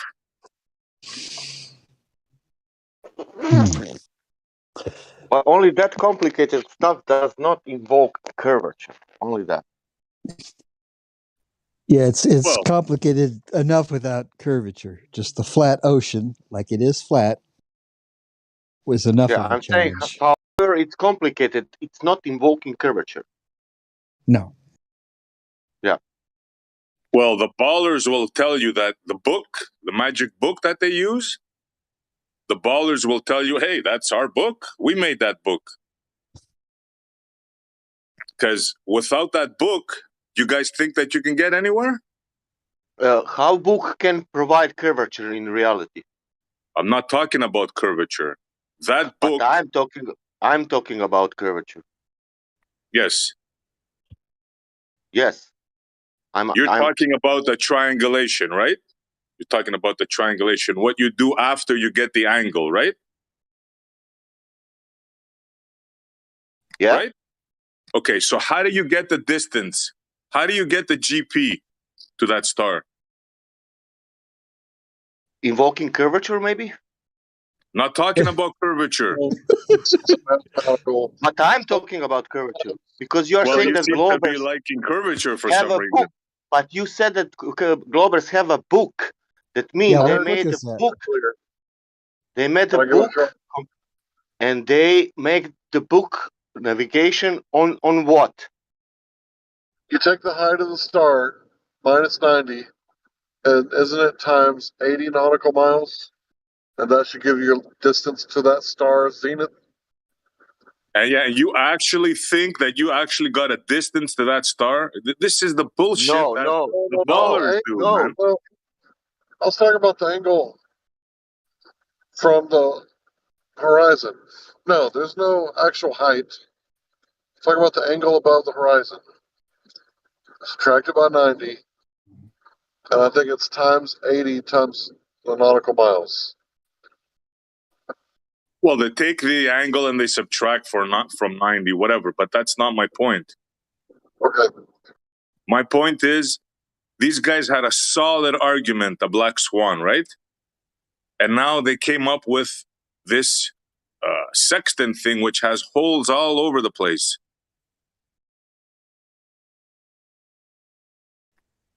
Like personally, I would prefer that they've never brought this thing out, man, because it's not solid. Whereas the Black Swan, that's a solid argument. Look, nobody's using it until they're solid. If I caught some noobs using it and they didn't know it, I wouldn't let them use it. I'm not even using it. But the point is that it has to be obviously clear what's going on when the Globers invoke a what is it called? a flat surface. What is that called? The tangent. Yeah, they invoke an invisible tangent to make the math work, but in reality, you don't have to invoke anything. The flat Earth is the tangent, and this is their Dingleberry Earth, is what they're doing. And when everybody sees their drawing of the Dingleberry Earth, they all know they've invoked a flat plane, because that's what you have to get a right angle from the horizon to the not altitude, but shit, I'm really close to going to sleep, so I'm not thinking very clearly. It's elevation angle. I don't understand properly, but it's about elevation angle. Yeah, all the sextant does is give you an angle. That's it. Nothing more, nothing less. Just gives you an angle. Now, How you can have angle on the curved surface? You can get an angle anywhere.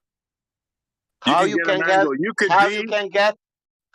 get angle on the curved surface? I repeat, you can get an angle anywhere. You can be on a triangle surface. I will repeat the question. Can you get the angle from the curved and the straight line? No, you cannot. Ask a question. Okay. That's precisely the point. That is precisely the point. What Sasha just said, and your answer. That is precisely the point of using that argument. So just like with the horizon, if they try to go to the snake oil salesman or the oil rigs or anything else, you bring them right back to the point. So my friend from Canada, I think I met you on Jose's channel a year or two ago. I know you remember me. Yeah, we're going to keep them on that point. And we're not going to talk about anything else except for how do you get a right angle if it's going around the curve. And it's one of those things where how do you get a right angle on a curve? You don't. And we just hold their feet to the fire on that and not talk about anything else. That's what I suggest you tell your friends that you meet when they talk about this. We're not talking about anything else but the adjacent. How do you get a right angle from a curved adjacent? No, I get all that, Hank, and I'm not fighting here. I'm not going against. I'm just saying that it's not a solid argument. It leaves a lot of holes, and you're using the lights in the freaking sky, what we're trying to keep away from. That's all I'm saying. We're trying to keep them on the ground. Actually, the reference point is the ground, because the ground has to be flat. I understand that, but do you understand what I'm saying? When you use this, not in the slightest, for the very reason that regardless of any of the holes you're trying to invoke, the point is that the surface has to be a straight line, and it doesn't work if it isn't a straight line. That's the point. Nothing else matters. Okay, yes, it does, and I'll tell you why. Okay, you got an angle now, right? What do you do next? You got an angle. Okay, 60 degrees. What do you do next?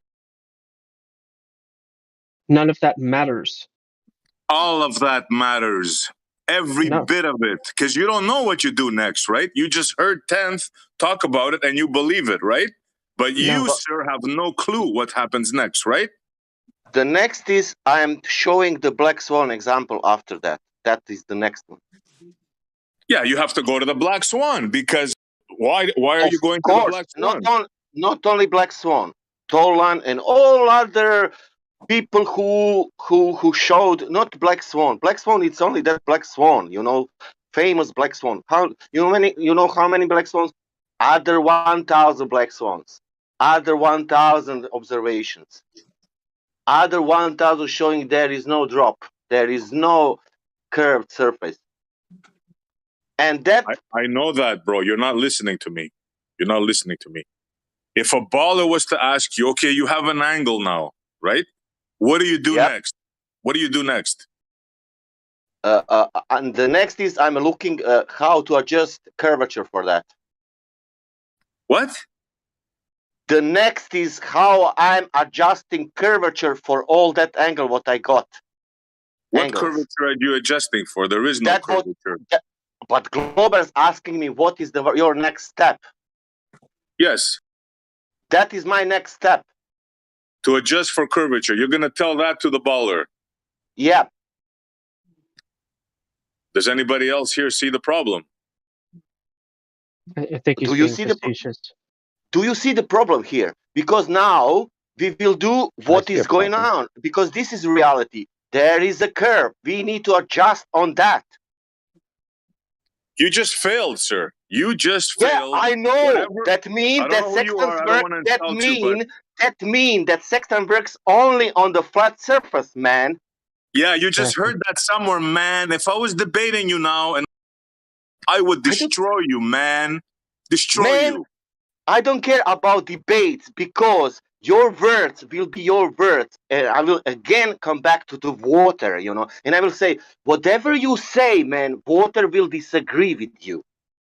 Yes, and I will take you to the water, and I can do magic tricks with you on the water. That's my whole point. But you hold on. Let me finish. Let me finish. You, sir, are pointing to the lights in the sky.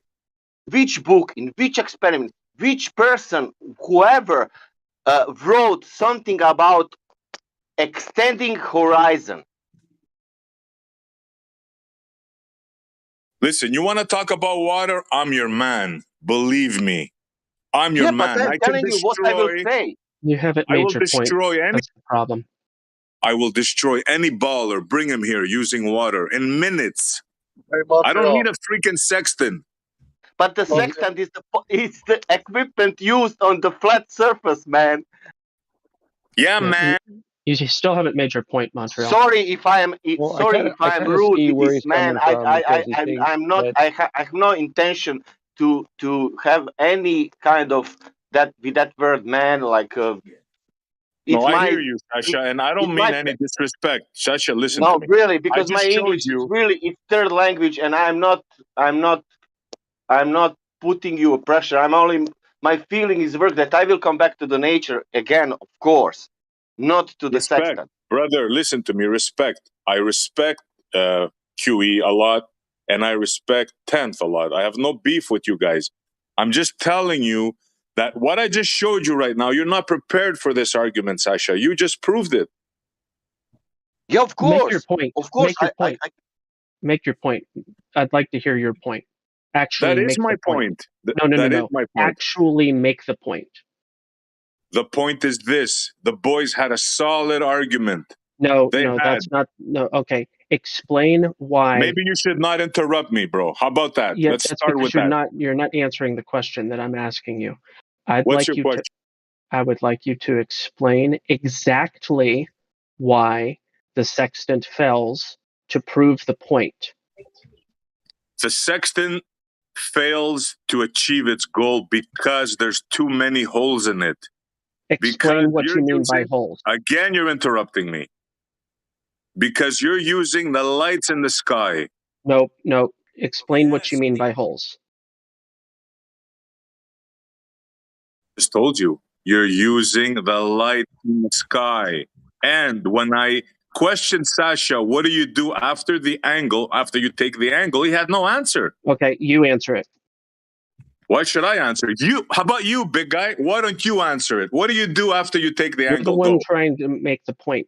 Make the point. I'm trying to, and you're trying to white knight for this guy. So I ask you, sir. I'm not white knighting for anyone. After the angle, what do you do with it? Go. Except for logic. So I'd like you to What be do you do logically after the consistent angle, and Gospel? intellectually honest. You make the point.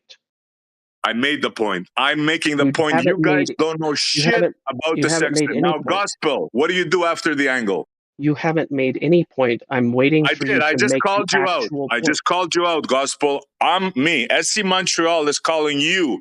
All right, and I'm muting you because I'm telling you to make the point. I'm not asking. I'm telling you to make the point. If you're unwilling, then your argument is moot. Make the point. I made the point. You're You didn't make muting me. any point. You Yes, didn't I make did. any point. Yes, I did. I hope everybody's listening, because You this is what claimed a baller is going to holes. do to you guys. Destroy you. Like You claimed holes, but then you didn't define what those were. You said that the holes were the lights in the sky. That still doesn't point to the fact. Here's my question. Let me re-clarify my question.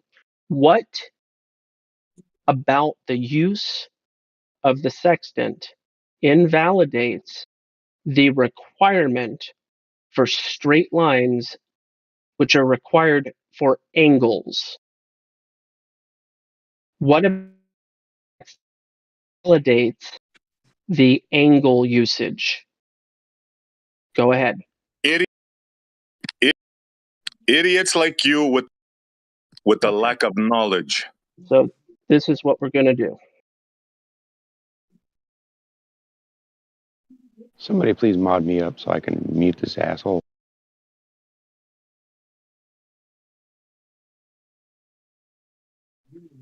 Sorry, I lost my temper a little.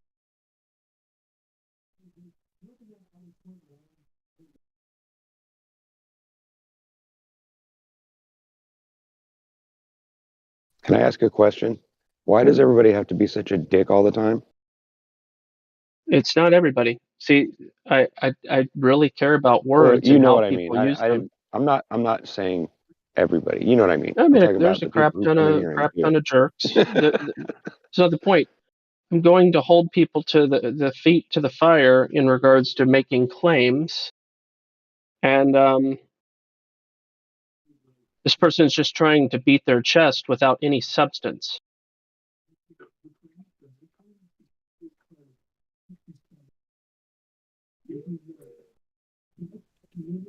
I don't really see a problem with what Montreal was saying.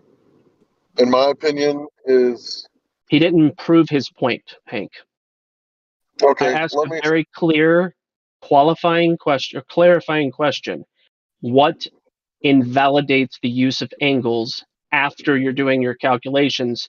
If he knows it so well, that shouldn't be a complicated question. He should go, well, because of the way that they do the mathematics through this procedure right here on step number 7 and 8 and 9, these proceedings after you get your angle, when you use these mathematics, which are in the astronomical navigation or nautical navigation books, these proceedings invalidate the use of the angles because they're using these numbers, which kind of invoke curvature, and therefore, I mean, but it's accurate, and curvature is included in the calculations. This is the part. This is the blind spot that you're ignoring. Like I'm just making up what I'm saying right now because he's right. I don't know. That's why I'm asking. But the problem is he's not giving those answers. He's not clarifying. He's just being proven to not know what he's talking about. If you know what you're talking about, SC Montreal, put it in the chat. But your insults are not welcome. Because at this point, they have no basis. They have no foundation. I'm about to go to sleep, so if you don't mind, Gospel Bear, I'd like to say something before I do. So Montreal's a good dude. I'm pretty sure he's a Christian man. So I'm gonna stick up for the guy because I've always had good interactions between him and I in the past, and I'm not sticking up for him just because I like him, but also because I think he's correct. We shouldn't be using this argument until we know it frontward and backwards, because show any kind of weakness during these arguments, then people are going to, think that they got one over on us. When it all boils down to how do you have a curved adjacent and get a right angle out of that curved adjacent? We all know that's the point, but I think we all need to familiarize ourselves and be fluent in and out with the sextant before we start using it. And I think he's got a point. I think we should stick to, the black swan when at all possible. The curved adjacent thing is more for ballers. When it comes to normies, I think the black swan was a lot better argument. And I think Montreal was right. I don't know how to use it. I heard John say it earlier, like about 8 I hours agree ago with or this something. point. I agree with that part of it. Yeah, I just didn't think that it was being. I don't know. Maybe I'm. Sorry. Go ahead, bro. No, it's all right. Like I said, I understood what he was saying. I agree with him. I think he's right when it comes down to the fact that most people don't know how to use the sextant, but yet they bring that up as an argument. I agree with him that, but I don't understand why the frustration starts and then all this. Like, you know what I'm talking about, right? Yeah, it's just like, I don't know. Maybe I'm being rude to you. I apologize. He's got a really, loud voice. He's usually in the trenches. This is the kind of guy who hangs out in some of the worst places, fighting the good fight all the time. I hardly ever see him hanging out with flat earthers. So, this is one of the guys on the front lines. So I think he made a good point. As far as I understood it, I'm half asleep though. I could be wrong, and I'm open to be corrected. So if anybody would like to correct me, now would be the time before I go to sleep. I want to say only something because he pointed to me, Sasha, but you don't know what you will do next, and ballers will destroy you. What that mean? Ballers will nobody will destroy me. I know what I know, and maybe I'm the with this, but still, I think that I have my common sense, and that thing what I think will not. I don't need to debate anything. We are here to give people information and to give that information also like a sextant. People can go into that and look and study and whatever. The logic is this: we need to have curved surface. After that, the logic, but we don't have curved surface, and they don't use curved surface. That means what? That means that. And that's it. I don't know to use sextant. Now some ballers will come, you know what? And now some people will hear how I didn't know anything about sextant, and now they will believe, look, Sasha didn't know about sextant. That means that this flat earth is bullshitting, but Sasha will point it out, the water outside, everything, the black swans, millions of black swans, everything, not only sextant. I know how to use the anti-aircraft weapon because I was anti-aircraft in military. I never account or correlate the fact. Nobody told me anything about, look, Sasha, this will be because of rotation and atmosphere. It's rotating together, but will blah, blah. I don't know what. Nothing of that. That means this is not enough. Hold off, Slug, please. Okay, All right. yes, yeah, Montreal. All right. Sorry if I got a little excited there. Montreal, I wanted to say to you, I don't care which ballers will destroy me with pseudoscience bullshit, I don't care. Even I want that when we spoke, that some ballers come and to speak with me with ignorance, because I will be ignorant for many, many things, But on the end, we will go to check out the map. We will go on the beach together, and he will show me like a 1,000 videos with the 66-foot drop everywhere, every time, everywhere, every time. Okay, I hear you, bro. Let me answer. explain to Gospel what I meant by holes, okay? I hear this a lot. Now, after you take the angle, you got to do triangulation, right? Now, the ballers could easily ask you, how did you get the length to that arm, to the GP? How did you get the GP? And you're going to have to say, I used the magic book. You know what that magic book is, right? Nautical navigation book. Exactly. And they're going to tell you, where did you get that book? Mm-hmm. They're going to tell you, that's a baller book. We made that book. That's one of the holes, bro. Don't get me wrong. I love you guys. I'm a big fan of QE and the boys. But I don't care who made it. What's the actual substantive? Oh my gosh. What's the substance? What's the actual element? What's the actual thing that actually negates triangulation?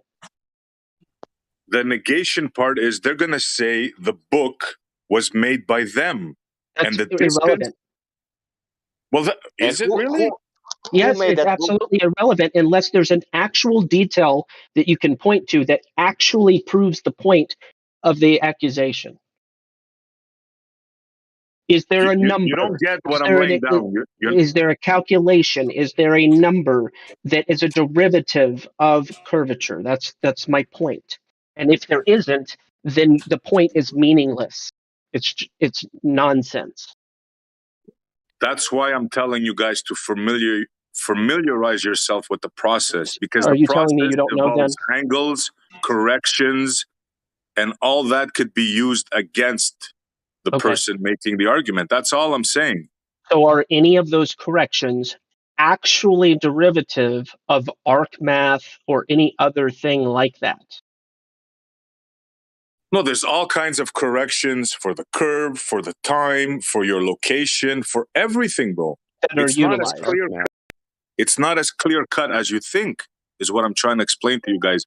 And if you get into a debate with somebody that knows about the sextant and you don't know these things, you're going to look really bad, bro. I'd like to see. He's right. They could an make you look. They could I make hear you look that. bad. Yeah. I just want evidence. I hear the claims. Would you mind providing some evidence specifically referring to these corrections you're referring to that are inclusive of some type of arc math or curvature or anything of the sort? I just told you. I heard your claim. Would you mind providing examples? That's a yes or no question. I cannot provide you with examples right now. I'm not where I need to be to provide you with examples. Anytime. But If it's a week from now, a month from now, 6 months from now, a year from now, that's fine. At some point, I would appreciate you providing an example. yes, I hear what you're saying, but you got to understand now. You're speaking from a position of arrogance. No, I'm not. Yes, you are. You don't know because what I I'm can speaking tell. from. Hold on. Let me finish.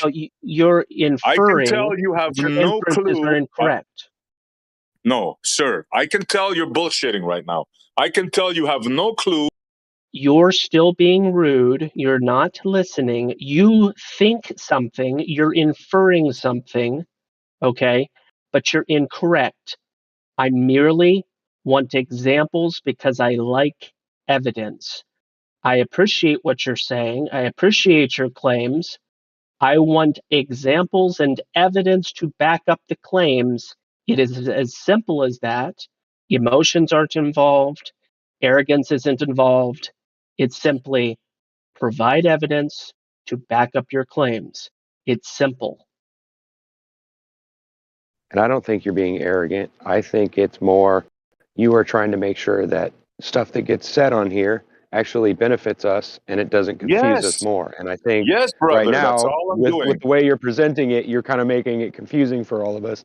And I think that's really what he's attacking, not necessarily you or your argument.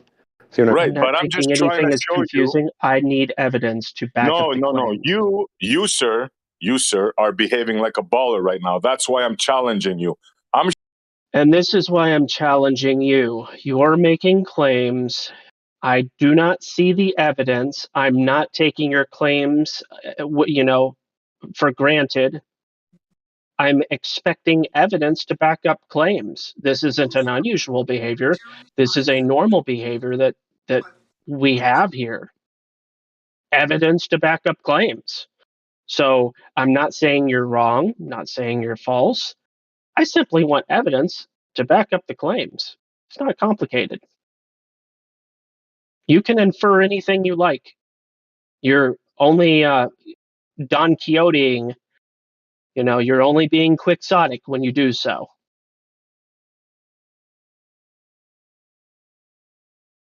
Fighting windmills, you're not fighting me. So you muted me. You know what? I don't know who you are, but I've lost all freaking respect with you. I don't care what your respect is. I don't know who you are, but to me, you're a nobody right now, sir. I don't care. I don't care. You're not answering the questions. You apparently are have a different value system for evidence than I do. But whatever the case. No, what I've showed here now is exactly what would happen in a debate. If you were debating me right now, you would be a destroyed man, because it's obvious you have no clue about the sextant, sir. Obvious. You made my point for me. Thank you.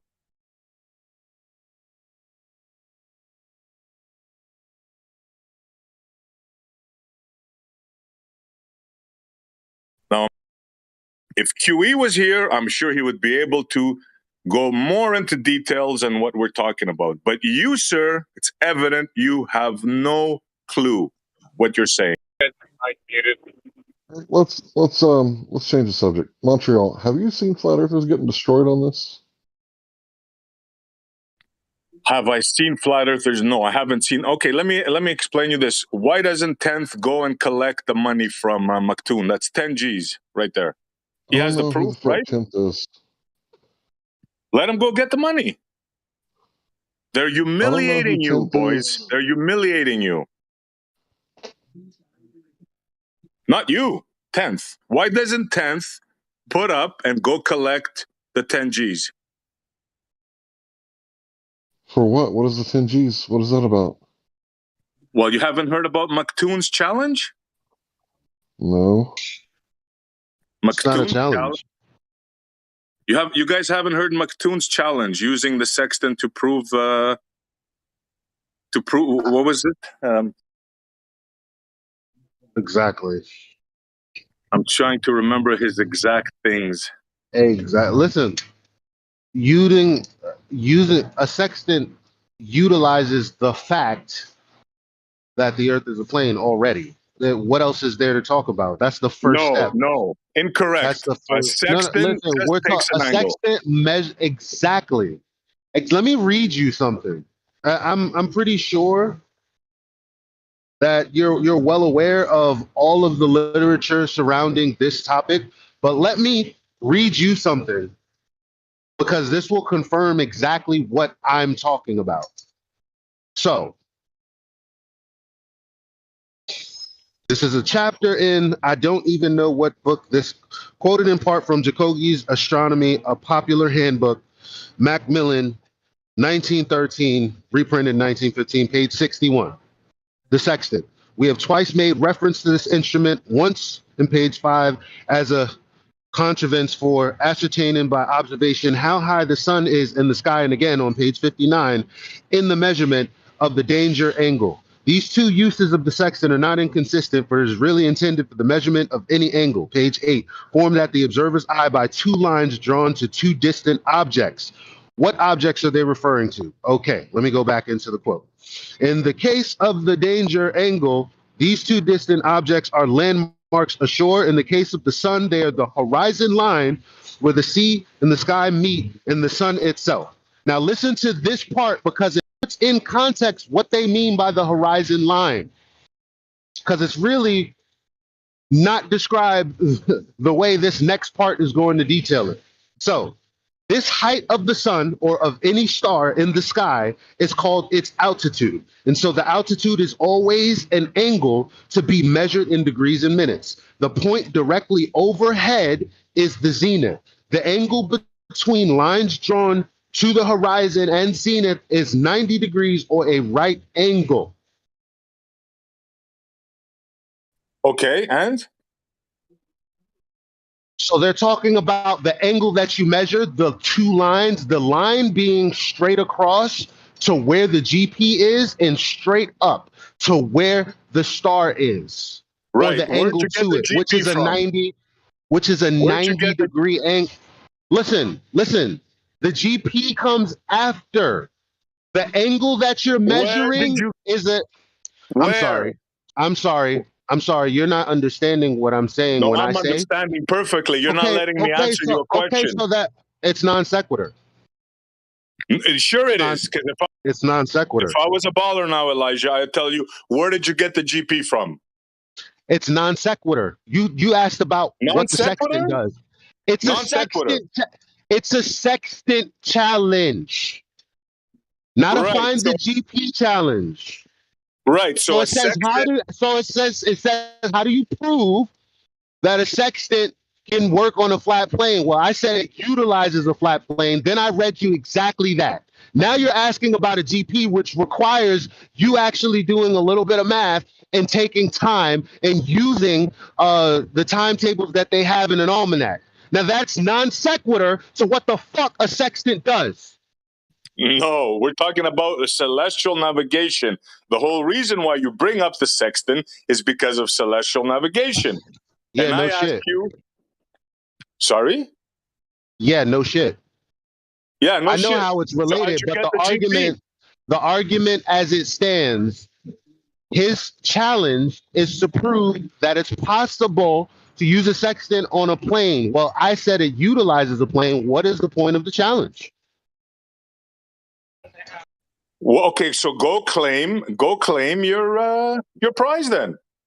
Well, the challenge, how? How? Because the parameters are impossible. It already utilizes a flat plane. What are you talking about?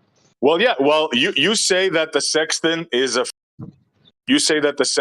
flat Earth tool, and that's why you navigate, right? And McToon's No, is it's okay. an angle. It's Use an flat angle Earth measure. geometry and I didn't listen. Don't put words in my mouth. It's an angle measuring device. You can use it to measure many angles. It doesn't necessarily mean you're going to be using the angle from the ground and the altitude of a position of a body. It's not exactly. that's not the only thing a sextant is used for. Measuring those angles, it measures other angles. It measures angles laterally as well. Yes, you can do that as well. Yes, but that's my whole point. Do you see now the argument here? Do you see how you guys are not prepared to have this argument? Do you see that? Well, I'm having it. Well, you're not doing too good, bro. Honestly. According to who? How is that statement justified? Based on what? You just said a sextant measures an angle, right? And I asked you, okay, what do you do Exactly. after the angle? And you tell me non sequitur. How far do you think you'll get in a debate saying that? It is non sequitur because the challenge is overall to prove that a sextant is used on a flat plane.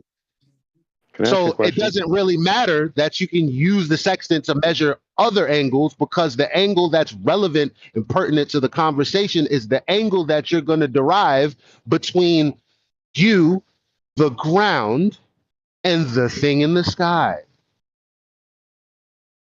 If that does it for you, if that's sufficient enough for you, bro, no problem. Of course, because how would you do that on a globe? What I just read out about getting the 90 and then you have to subtract the 90 and all of, how would you get that on a curved Earth? He's suggesting that curvature is mathematically invoked at some point without providing any evidence of that fact. Well, that's not true at all. There's no curvature anywhere because when over and over again, Elijah, he's saying that once you calculate I get it. He's saying once you calculate for the GP, curvature is invoked in the mathematics. I want evidence of that claim. He refuses to provide that, and that's what's frustrating me. And he's thinking that I'm arrogant. He's thinking that I'm arrogant for being curvature is frustrated involved by in the not. mathematics. I didn't say that. Well, that's what you implied.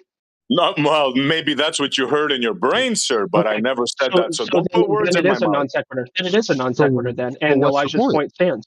No, what I said, gospel, is you in a debate will get demolished because you have no clue how navigation works, and you got pissed off and you muted me. You apparently have no clue. You quite evidently have no clue yourself because you're not actually proving any points. That's the problem. Yeah, I'm proving that you know shit about the sextant, gospel. That's what I'm proving. Hold on. But see, I just explained to you that listen, anyone who's listening right now understands what an angle is. And when I say listen, because you're making yourself out to be an ass right now. So you just told Gospel Bearer he doesn't understand what a sextant is or what a sextant does. I can't remember which, but you said one of the two. That's ridiculous when all a sextant is an angle measuring tool. There's nothing more and I asked him, what do you do after you take the angle? And he hasn't answered me. That's to your fucking point. You said he doesn't you guys have no clue, man. And I you said, guys well, have it's no clue. for measuring angles. That's it. That's your only point. Okay. Is that we don't know what a sextant is for. It's for measuring angles. PN, period. Wow, that's ingenious, man. That's really ingenious of you. Wow, you. The sanctimonious nonsense is really unnecessary. I see Montreal. The issue is you've made claims, you haven't validated your claims, you haven't given any evidence to justify your claims, and I'm not really interested in continuing to hear your sanctimonious nonsense. Provide some evidence, and things will be okay again. Thank you, guys. I like evidence. I apologize for blowing my top. I don't know what came over me. Well, that's the thing. Oftentimes, people are triggered by sanctimonious behavior. I get it. I'm triggered by somebody pretending to be a genius on something and then providing no evidence that they have any clue that what they're talking about. It'd be like me saying, you know, asking you about how what the process is for maintaining a boiler, and I'm claiming to be an expert on, you know, I'm a professional boiler maker, and I'm an expert, and I'm asking you for, you know, for details, and then you go, okay, no, I understand what you're saying. Can you tell me, as an expert, what you're talking about? And you're like, well, look, I exposed that you. Okay, so you can make fun of somebody for not knowing something, but then you can't demonstrate that you know the thing that you're making fun of other people for not knowing about. That's what young people call sus. Oh yeah, yep, that's us for sure. See, the thing is, they want to turn something that's absolutely simple, absolutely comprehensive, and turn it in. Like, why would we argue about you guys don't know what a sextant is when the simple answer is it's an angle measuring device? You can't then go on to say, well, you don't, like, if your argument is you don't know what celestial navigation is, well, we would appropriately address that then. And what the almanac and what degrees and arc minutes and all of that has to do with what? Well, it has to do with the celestial sphere over a fixed plane. Okay, and Yeah, I was obliged to cog this person for the repeated attacks without any justification or validation of claims made, and sanctimonious behavior. It's inappropriate, it's pathetic, and it's unwelcome. So there you go. One day, cog dis. Yeah, I felt like it was provoking, and rather than having an actual honest discussion. I don't know. It'd be like me having tangential knowledge and pretending to be an expert. I mean, that's what it sounds like to me. If the sextant is used to measure an angle, and then what I read detailed the horizon actually, like, forget the horizon. It's detailing the angle that I'm measuring by telling me it's the 90-degree angle between me, the ground, the GP, and the star directly above. That is the 90-degree angle in question. The end. Yes, I hear you. The thing is, he kept on talking about the GP process and measuring distances and lengths and all of that, and the process to get to that point. That had doesn't holes. change that it's an angle. It's crazy. I would agree, unless there was an additive process to convert a straight angle into or reappropriate it for the purposes of a globe, and it was what actually worked. And if he could demonstrate that, then yeah, the sextant argument would be a moot point for the most part. The problem is his claims were not backed up or validated in any way whatsoever. He provided no evidence, only insults. It's been going for an hour or more. So he made claims, he didn't back them up, he insulted instead. It's not an effective communication strategy. He insulted and said that we would lose a debate. I don't know. It's just peculiar. Or petulant.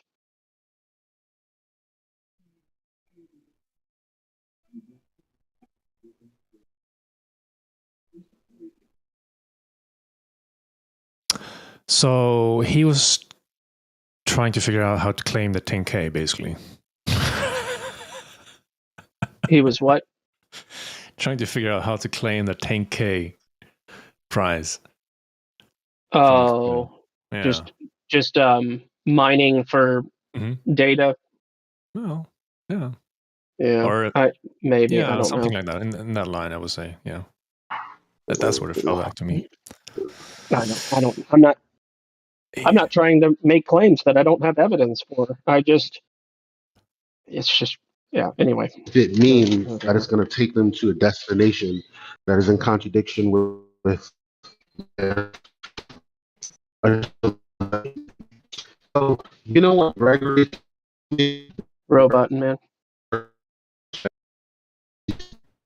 Hard robot.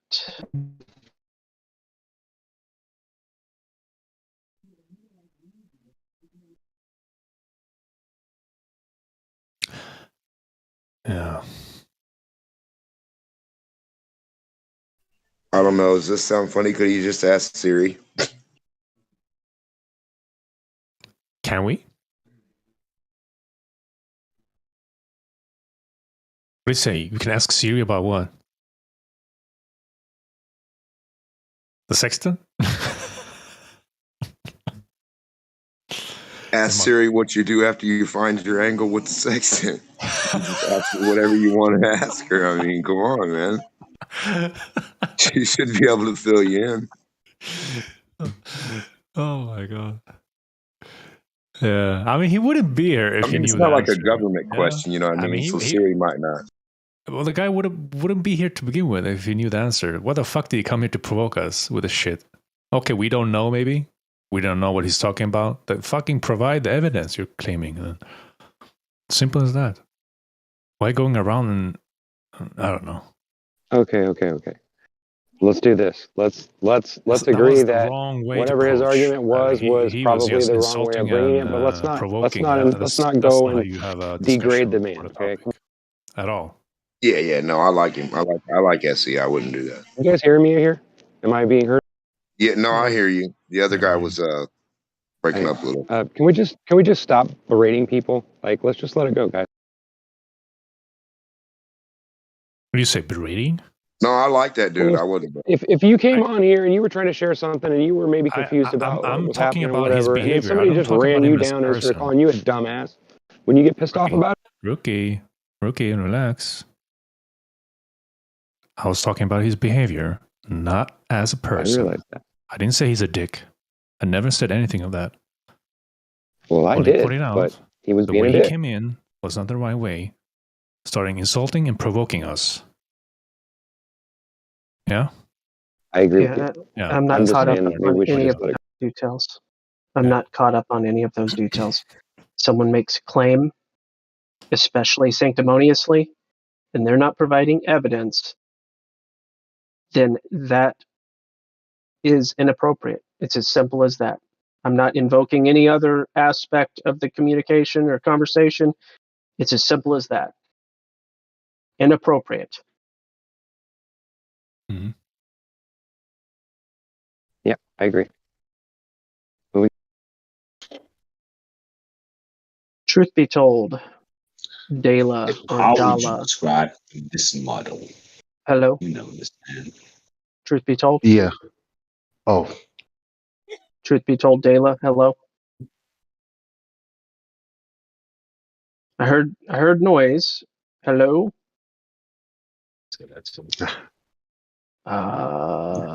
Truth heard be model. told, Dela. Hello. They don't know that they're unmuted, I guess. They're not paying attention. Truth be told, Dela.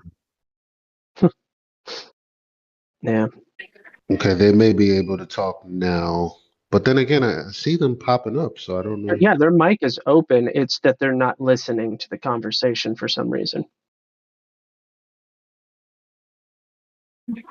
They could be AFK and hot miking. Did you speak to Captain Caveman? I did not. Hi. Caveman.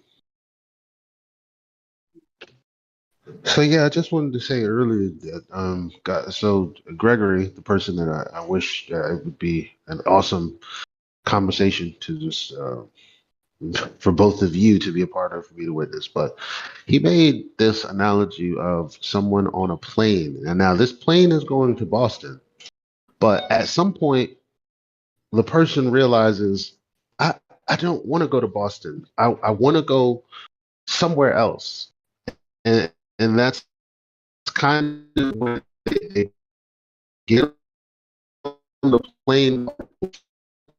You started a robot again. You're roboting.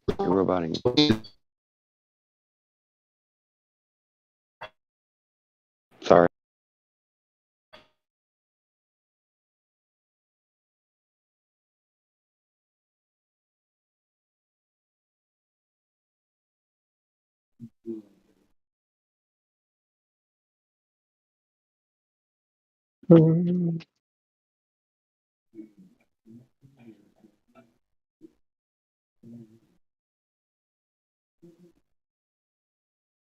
Zippity doo dah. All right, we'll try again. Truth be told, Dela, can you hear us? Hi. Quiet, oops. I heard a hi. She said hi. No, that was quiet noobs. Truth be told. Oh, my bad. All right, well. Oh well. Quiet noobs was just being a goofball.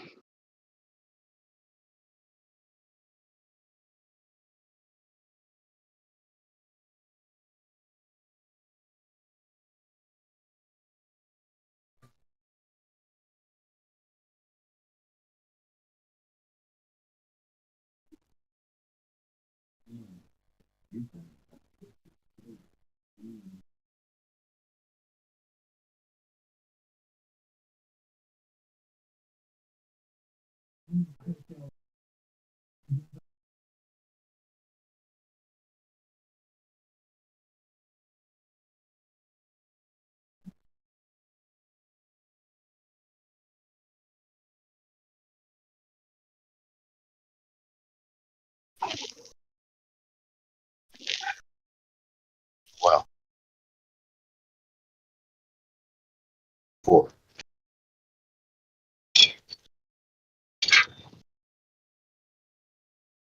Halo. Is anybody out there?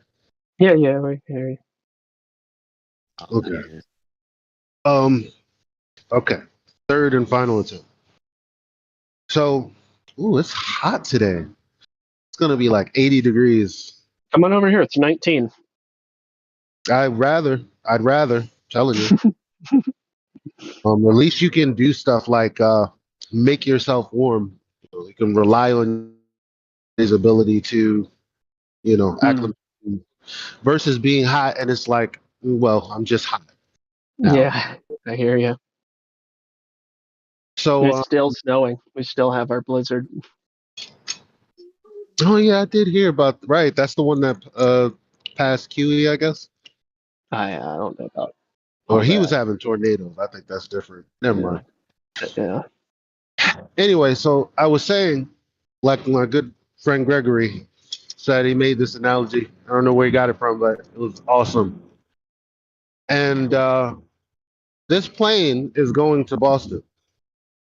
Now, this person got on this plane knowing full well the destination. But somewhere along the flight, they decide, I don't want to go to Boston. I want to go to, I don't know, New York or something. And the flat earther is like, no.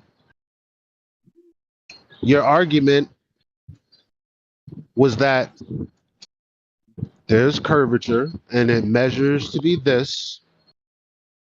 Okay, so that's the plane going to Boston. Now we're going to talk about this and talk about whether you can validate your claim or not. And somewhere in the middle of that journey, they're like, I don't want to do this. You are the one that got on the plane to Boston. The destination is Boston. Okay, so we're going to talk about Earth Curve or Boston. And that's where we're going. And they refuse to go to Boston, even though that's where they set out going. He made it sound a lot better than I did, but that's basically like what they do. This is usually referred to as obfuscation, which is a really tough word for a lot of people to say. Everybody say it together. Obfuscation.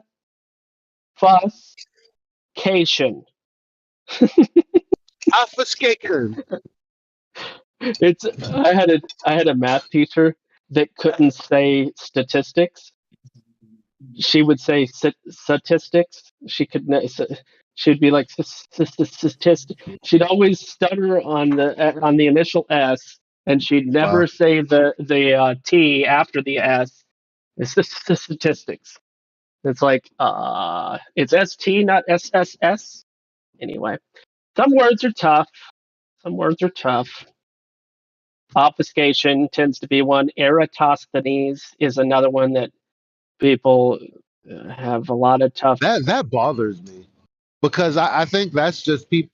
You know what? No, I mean because a math teacher who can't say statistics, that's got to be some kind of mental like that's not on purpose. I don't think She's not like, a linguist. She's not a linguist. She's a math teacher. No, but you're gonna be familiar with terms related to math. I know, but if you're a speech therapist and you can't enunciate words properly, then that's a problem. That's definitely problematic. So the whole Eratosthenes thing, like I already knew Eratosthenes, and Aristosthenes. Like I knew that these three things were being said. I was like, okay, Eratosthenes and Eratosthenes, that's the same thing, basically. Like, so I just had to remember, oh, it's not Aristosthenes because that's just dumb. That's not what it is. But you have to mentally want to know that. Like you can't just go, whatever, because it makes you look people that care lazy or not know what you're talking about. You know what I mean? Like you're going to talk about this thing that you supposedly know about. You're going to mention this person's name who you've researched and you don't know their name. That was like, oh man, I was watching the School of Hebrews and I'm with that man. I'm with him all the way. And he said, Greg Lemaitre. And I said, oh my God, it's Georges. Are you talking about if it's a French guy? Then Georges would be the with the S more. at the end. You wouldn't. Yeah, you don't say. Oftentimes in French, the final letter is almost. I don't know if almost never is the right way to say it, but usually not pronounced in French. The final letter of any word is usually not enunciated unless there's a following word, and that would sometimes mean the final letter of a word would be enunciated. But Georges is just simply Georges. And yes, my accent is, you know, an English American accent, but So then, yeah, well, George. Yeah. He said Greg. I said, bro. No, you didn't not only say it, but you wrote it down. But I think here's the thing. It's appropriate to say George. I mean, you see George all the time with Spanish names, and you don't say Jorge. And it's okay to speak English if you're an English speaker. But yeah, Greg and George are two different names for sure. You know, what else? It's hard though. A name like Lemaitre, you know, most people are going to say Lemaitre or something along those lines. But a French person, you're going to hear them barely pronounce the R, and the R is English speakers say R differently than almost any other language. We pronounce it in a more peculiar way than almost any other language. We enunciate it more than almost any other language, and that's why it's such a difficult letter for English speakers of ESOL. English speakers of other languages. Yeah. Well, I'm glad I finally know how to say it because Georges Lemaitre. Oh, well, no, my bad. Georges Lemaitre. It's Georges awesome. Lemaitre. Yeah. That would be the. I did not like how I knew I was saying it wrong. I knew it. It was annoying. Yeah. Sometimes you have to try to go to what's crazy? Sorry. Go ahead. It's just like I realized bringing up Georges Lemaitre is like he comes like 300, 400 years after the first person supposedly so-called so he's the father of the Big Bang, but that's cute and all, but we have Globers that will they will, like when you say, so you believe in evolution, they don't tie the two things together. I don't understand that. Maybe that's an error in my thinking, but I like there was an evolutionary process to the universe. You can't say that you don't believe. I don't. People like what's his name, Akumu Virus and Matthew Learns will both deny that the Big Bang, and they'll say I'm not saying that as a Glober, and it's like I don't know how you can say that, but okay, some people say that, and they say, well, it's not tied together, don't tie it, whatever, which it shouldn't be allowed, but okay. Then there's Copernicus. Well, you can't wiggle your way out of this because Copernicus is attributed to the person whom the calendar was changed for, or the reason we use the Gregorian calendar, and because we take a trip around the sun, so that's his idea, so-called. That's what they say. That's what the literature says. So that's directly related. Nobody can say, oh, that's not what I think, but I still think it's no. You think that the earth is in motion and that we're moving around the sun. That's what you think. That's the idea of Copernicus for whatever reason. I like how they're like this video just pops up when you search for Georges Lemaitre, Jesuit founder of the Big Bang Theory. Yeah, but the thing is, Copernicus is the Jesuit founder of the heliocentric model. Mm-hmm. But nobody knows that. Like, I asked Neil. Neil didn't know it. I didn't know it. The only reason I keep talking about it is because actually, once you make that connection, it's kind of hard to not continuously talk about it in that context. You know, like, so it's not an argument of science versus not science. Actually, we are kind of just on the tail end of a conversation between people who all have the same faith, supposedly. It's just that there's a argument as to how this place came about. Now, they both take scripture to be the gospel, the word of God. Both of them. But Wait, one, who? huh? Who are these people? Name the groups again, real quick. Catholic priests. Catholic priests. Okay. You know what? No. The group, because there's only one group. The group is Catholics. So we're just on the tail end of a conversation between Catholics who believe that the Bible is the word of God. So when you put it in that context, the argument isn't science versus something else, whether you call it pseudoscience or flat earth theory or this, that. It's actually on the back end of a conversation between Catholics that had a difference of opinion about, well, or okay, well, the Well, one side, there are there's an people issue. asking, okay. The issue is there was this man who said you can't serve two masters.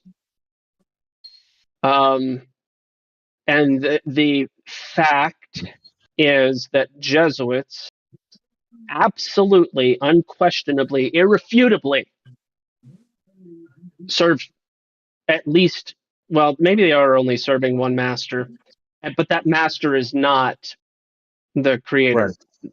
That master is not the creator. Not right. Yeah, it's something else. And if you learn more about Jesuits, you can find out what that other master is. Yeah, I was good. Indio had shared with me a video yesterday that I'm probably going to get to today when the chat dies down. And I'm guessing that that's going to give me more information on that aspect.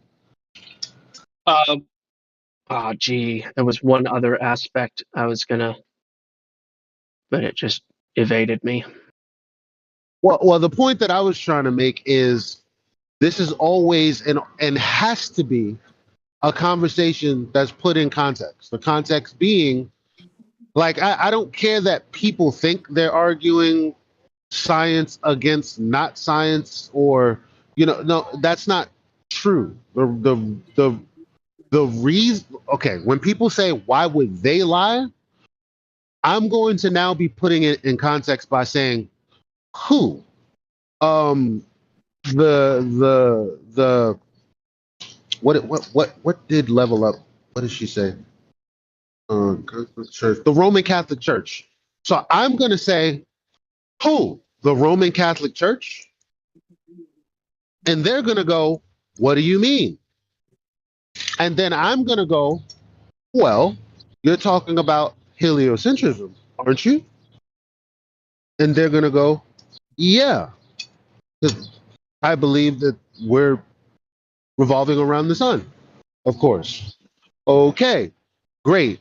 Then what you're talking about is a conversation between Catholics, one side deferring or moving away from the creation story in Genesis.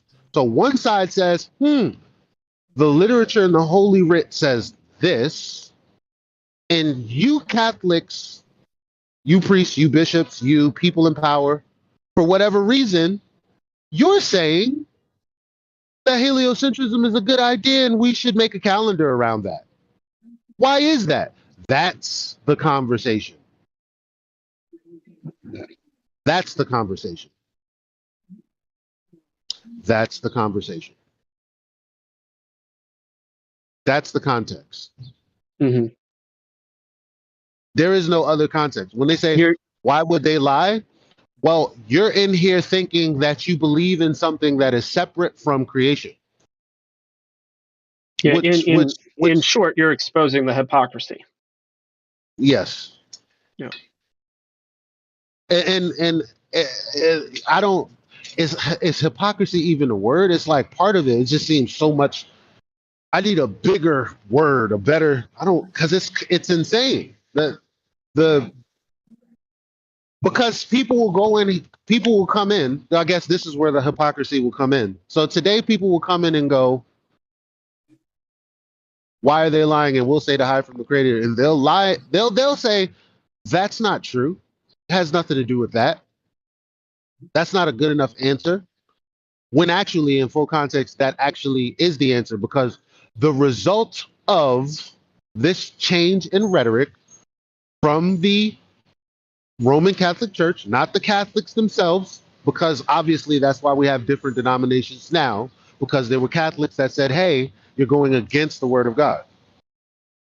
So the context is there are these other people that are going against the word of God who claim that we revolve around the sun. And these happen to be the people in positions of power for whatever reason. So that's the case. Okay, fine. Now you're coming in here saying you don't understand the connection. Okay, so the argument was that they were trying to separate people from God. The fact that you think that you're an atheist and that you're scientific for thinking that the earth revolves around the sun, that's an exact example of how that, like, the point is made. The point is made.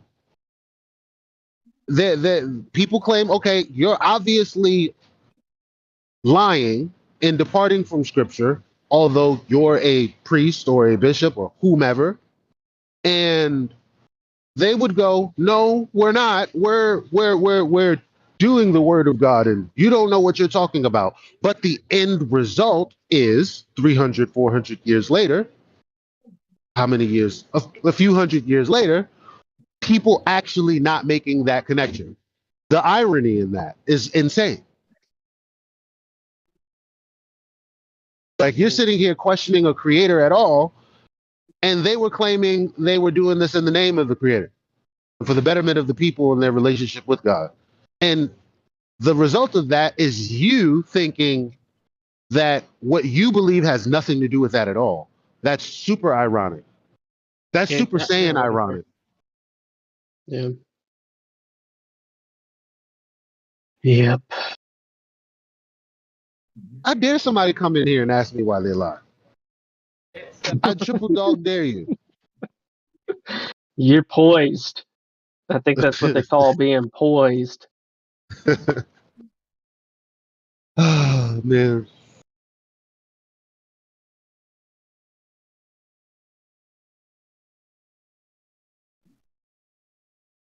Because it's actually like, if you're a scholar, or if you or if you're focusing on context in the actual literature, then I'm elated, because not only because, well, forget my beliefs and forget all of that.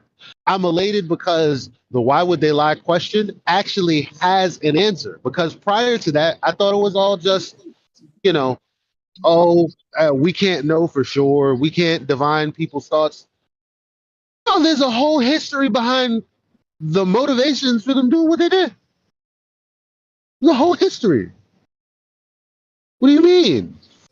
So if you're asking why would they lie, and if the context is heliocentrism, then there is definitely an answer for that. If you're saying why would they lie about geocentrism, I would have no damn clue as to why the Greeks thought it was a ball.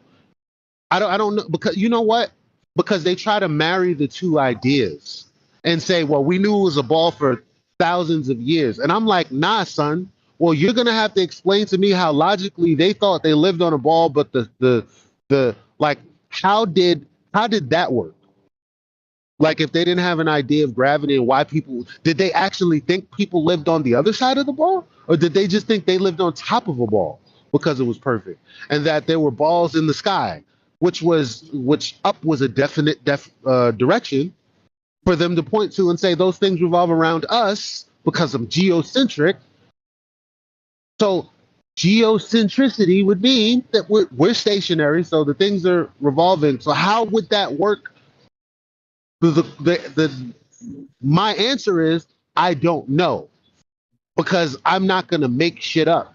So I'm wondering who knows better than me that could fully help me understand how they came to their conclusions and why, without marrying in heliocentrism.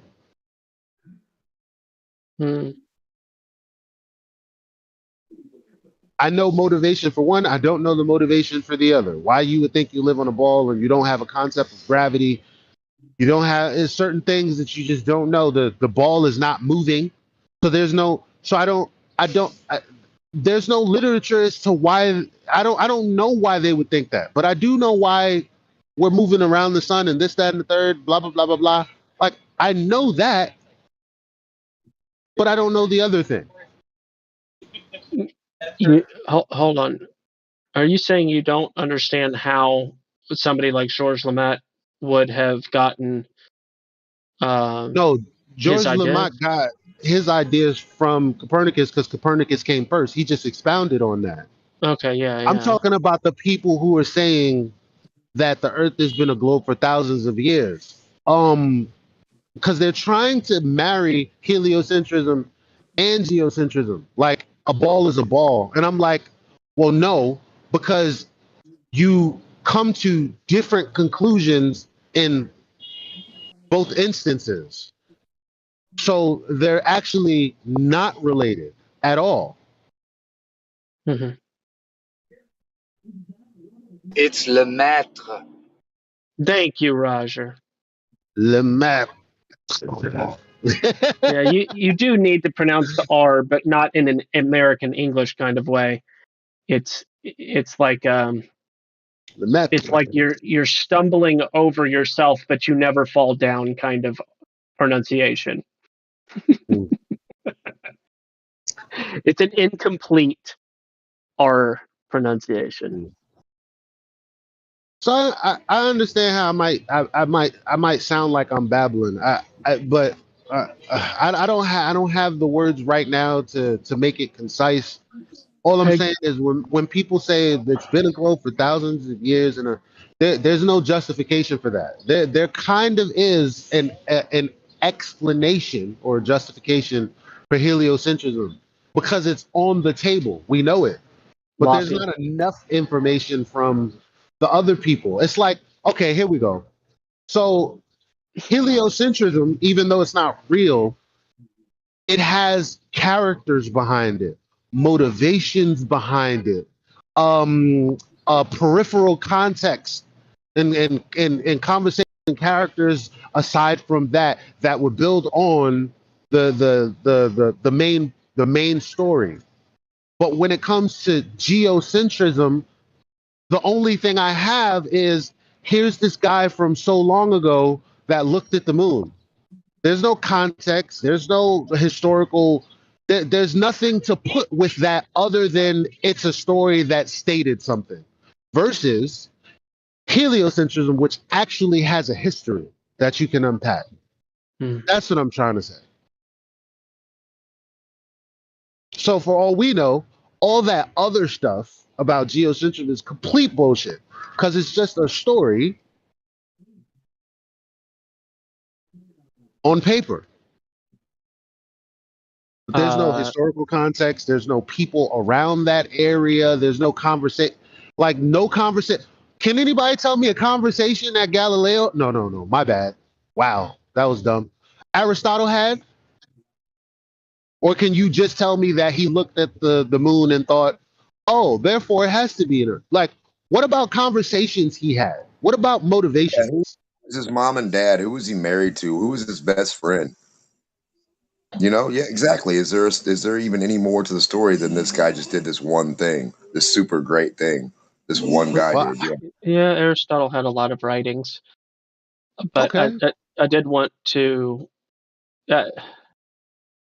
Anyway, Laffy is in the chat, and I wanted to let Laffy know that I have unmuted them and that they can say hello. Maybe they will, maybe they won't. No, they leave. Okay. There was a particular writing of Aristotle that I read, and I can't remember what it was titled or whatever, but it was fascinating to me in that it was just a lot of duh stuff. But I mean, philosophers oftentimes deal with things that that people would consider duh. That's actually true. Is this something anyone's ever considered? I mean, this might be a weird thought. If you open an almanac or a book or a map or anything, can you actually find a globe in that?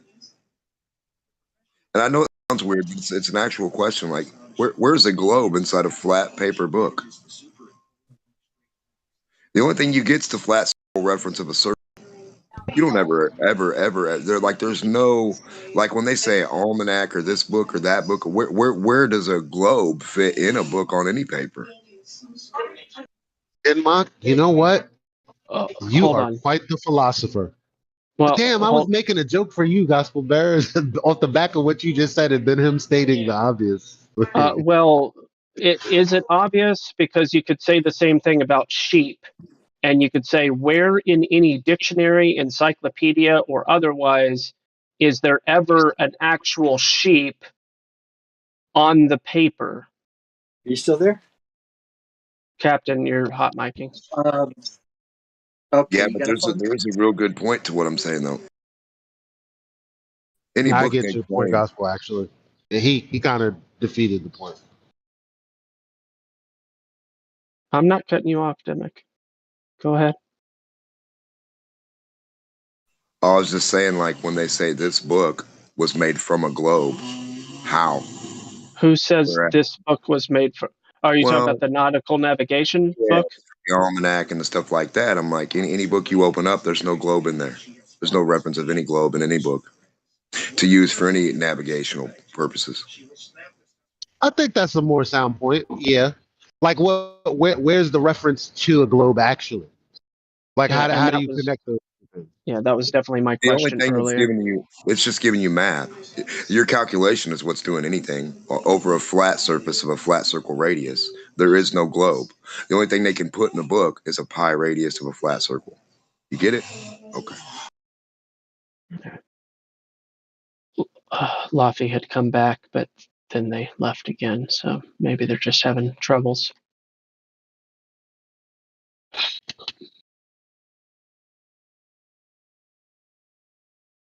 And I've always wondered why the sextant was even shaped like that with the half circle underneath. That's just kind of weird. So the top of the sextant's kind of like the center of the ball in your No. imaginary idea. Or the flat line at the top of the half of the ball. Yeah. No. The reason is this. You're cutting me off. That's inappropriate. I'm going to say what I'm going to say. Have you seen a protractor before? Yeah, it's got a flat piece and a circle piece, and the bottom of the sextant is circle. Do you know why a protractor has to be curved? Nothing has to do anything. What do you mean?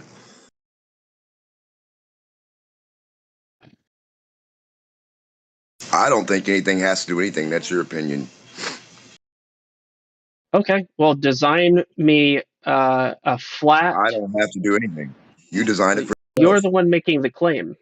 No, I just told you that there is no circle in a book. That is my claim, unless you can find us one. Okay. You said that you didn't understand why the sextant was No, I didn't say. curved. I explained why by pointing to the protractor.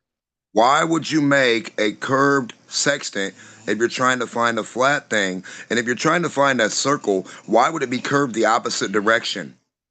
Why the fuck would you have a dip Demick, instead of a spherical thing Demick, to I can run on the answer your top? Why would question. you turn your sextant upside down if you're seeing where you are on a sphere on the top with an arc? What the Demick, fuck? Come on now. So what do they you got is want an answer or do you just want to talk over me? no. You're not giving me an answer and anything that's going to work for me. You're just saying weird shit. It makes no sense. All right, Demick, you're batting 1,000 in retard land.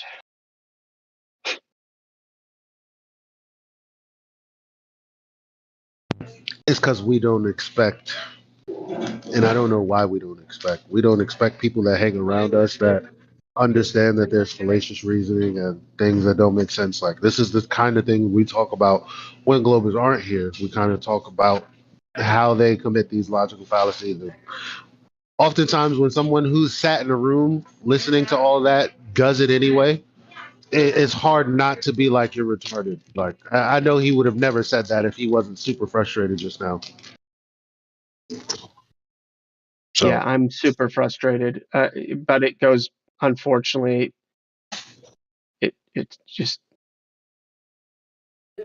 keeps on happening. I expect a certain level of change after correction, but anyway, the reason a protractor is curved is because of equidistance.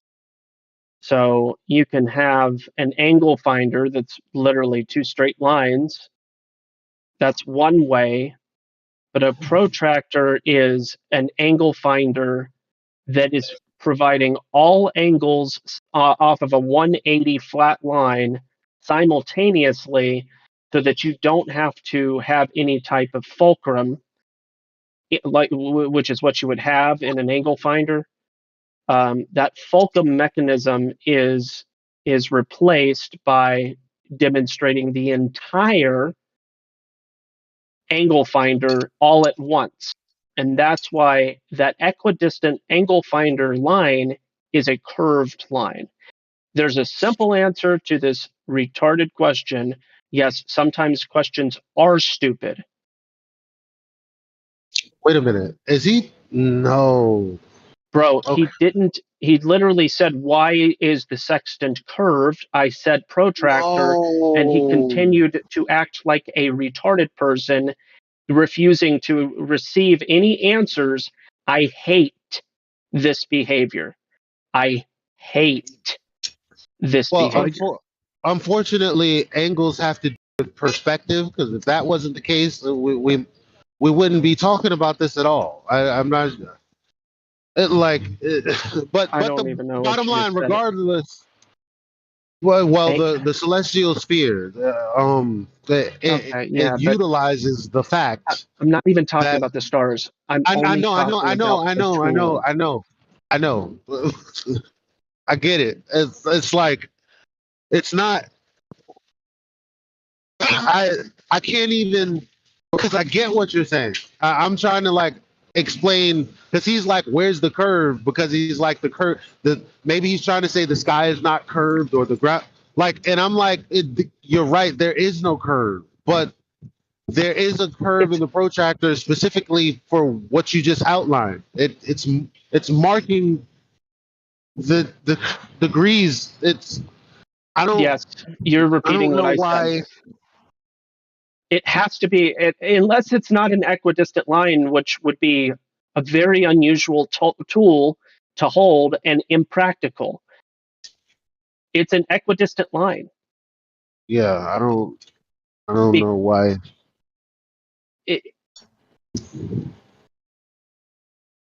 I don't know why he would. I don't know. These are the kinds of things, like, we could be doing great things as a human race, but the 99% of why we can advance is because of that. Hold on, Lou, you're listening apparently. Lou, you said no curve. Really? Lou? Lou in the chat just said no curve. And I said, really? Why did he say no curve? Lou? I don't get it. There's no curve on the speed square?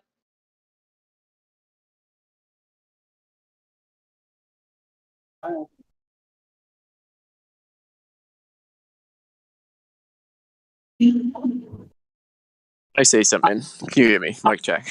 Yeah, I can hear you, Flatty, but okay, go ahead. I was just going to add a bit of perspective. I logged on, I heard sextant, curved bottom, and then when you said protractor, I instantly got it. I've never really looked into sextant, so that's my dumb brain instantly got that reference to what you were talking about. So that there's perspective from someone who's not super intelligent.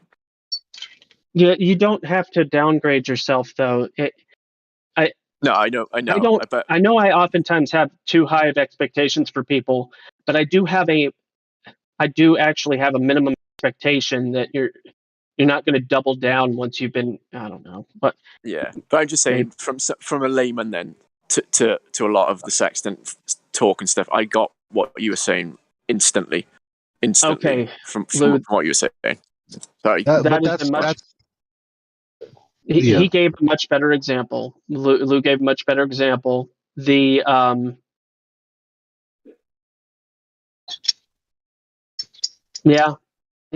only thing I can say is that look at the angle of the lines.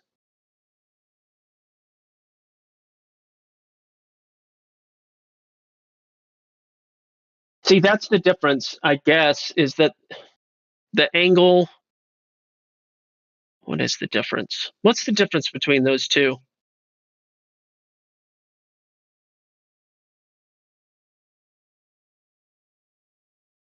Put those two side by side, and I wonder what the difference is. Is one of those tools easier to use than the other? But anyway, good example. Good example, Lou. I don't know what point it proves, but touche. I don't know what to say. Do you think that a sextant could work in the way that Milwaukee speed square or Carpenter Raptor square? Could a sextant be built in a analogical way to the Raptor square? That would be my question. Could that be done? I suppose the answer is maybe.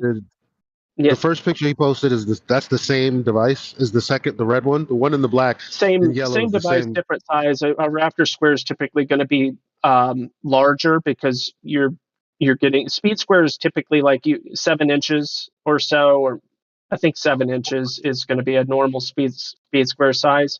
A Raptor, well, that says 7 inches. All you really need is So yeah. You got the baseline right there that you're going to measure the angle off of that arc that the degrees are marking. Like that's all you really need. You don't need anything behind that.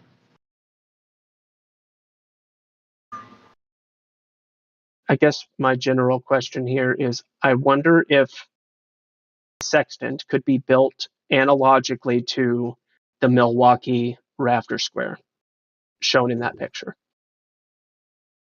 And even if it could, it really means nothing. Getting angles is getting angles. What the tool looks like is irrelevant. Yeah, that's what I'm. The shape of the tool is not a conspiracy. And if you're suggesting that the shape of the tool is a conspiracy, prove it. Yeah. Prove it. This is so tedious. This morning makes me feel like. Hey, Gospel Bear. Super tedious. Yeah, what's up? If I might, I mean, this upside down arc is giving me equal amounts of tedium. The sextant is a protractor. A protractor has one flat side and one curved side. The curve direction up or down is irrelevant. Basically, it's half a circle is what a protractor is. Half a circle. Why half a circle? because you're measuring an angle around a circle from a straight line. So if you want 90 degrees overhead, which we use all the time and everybody says they understand, 90 degrees from what? From horizontal. Well, how do you get 45 degrees? It goes along an arc, a circle above the flat line. Now, why would it be below the flat line? Because of the way the sextant works, you have to turn the protractor upside down. It has nothing to do with earth shape. Absolutely nothing. 100%. In fact, again, it reinforces the fact that it requires a horizontal line. Yes. Right. That's the point. It's the whole point. So that's why I'm intolerant to this bigotry. Let me post again the definition for bigot and bigotry so that everybody clearly understands, and then I'll say it out loud too, because bigotry is more appropriate than bigot. Okay. Here we go. Obstinate and unreasonable attachment to an opinion. Obstinate and unreasonable attachment to an opinion. I am intolerant of bigotry. And I have reasons. I have rationale. And one of those rationales is it's incoherent. It's abhorrent. It's gross. It's awkward. It's ineffective in communication. These are my rationale. I'd like to know. Okay, so I guess this is going to happen again. Yeah, I don't think what people understand is on a sextant, the reason the arc is on the bottom is because it's the 180 degree opposite of where the device is actually pointing. And so we have to measure the degree somehow. You could put a giant circle on the top of it. I think it would be really awkward. It's just more efficient this way.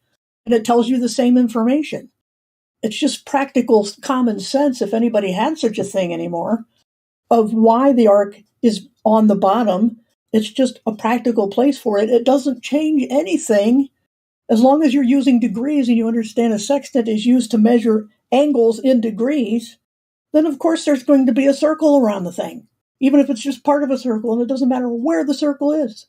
You can't reason with irrational people. It's a moot point. Vanu, wow, that's quite the Ouroboros. Oh, they left. I was going to unmute them.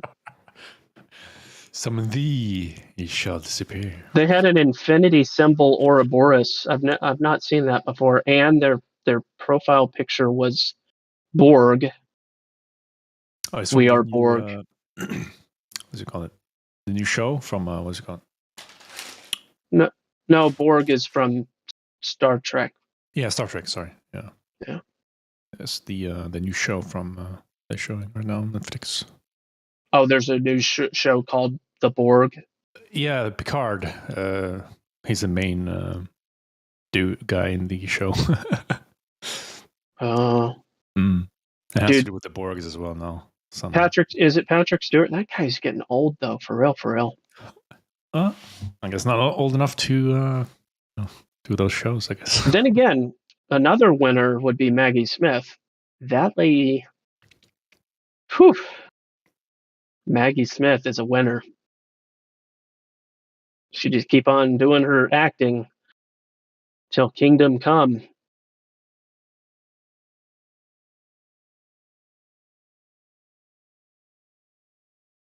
All right, Captain K-Man, I've seen you in the chat quite a lot. Feel free to join the out loud conversation. Lou, what do you think? The out loud conversation sometimes is hard to get into. Yeah. Without interrupting the flow of the conversation. Yeah, I hear you on that.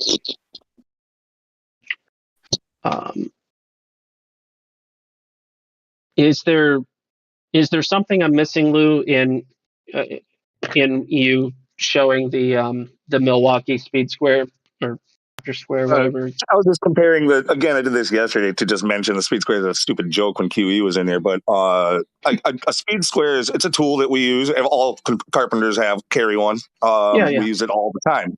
It's half of a protractor is what it is. Oh, okay. It's just 90 degrees. So, like, people are talking, what am I missing? That's what I said. They're saying, what am I missing? Protractors have curves, like, well, no, not really. That curve is, the curve on a protractor is just the shape they decided to put it on.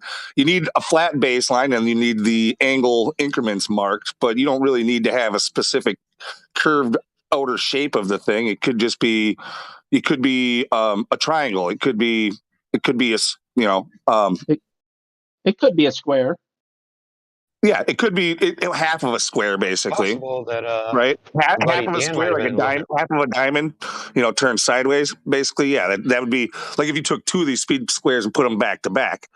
Then it would be, a long base and a triangle going forward and backward.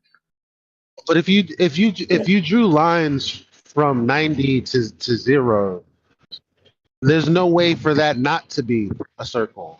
Well, yes, there is a way if the line isn't equidistant each marking. If you do it like every 1 degree, you can draw out any shape and still demonstrate angle. It's the fact that it's an equidistant line, in which case the Milwaukee image is quite provably not an equidistant line, which is fine. Right. It still works. So the question is, sorry, and in fact, I would actually just real quick add on to that, like the pros.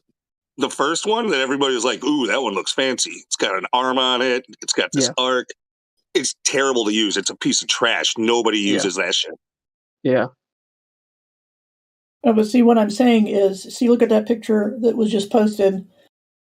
There's an arc because those are degrees. Degrees come from circles. So the degrees are like spokes coming out from the center point where you're starting your measure, the X, Y, 0 axis, right? Yes. If you go around and draw lines out whatever distance you want, equidistant or not, as long as they're equidistant apart by 1/360th of a circle. That's what degrees are. And if we're measuring degrees, we've got a circle in there somewhere. So the issue is where you're putting your 90-degree angle,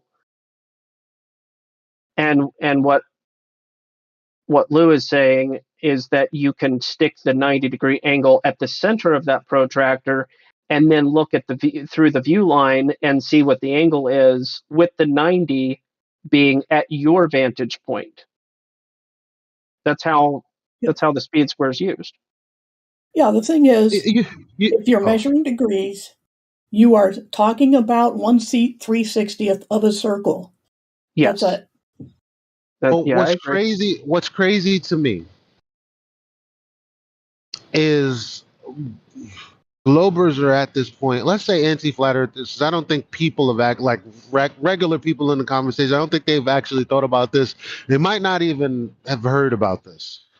But for the anti-flat earthers who say, oh, look, it's the curve of the floor. Because that's exactly what they're trying to say when they're trying to argue Polaris and stuff.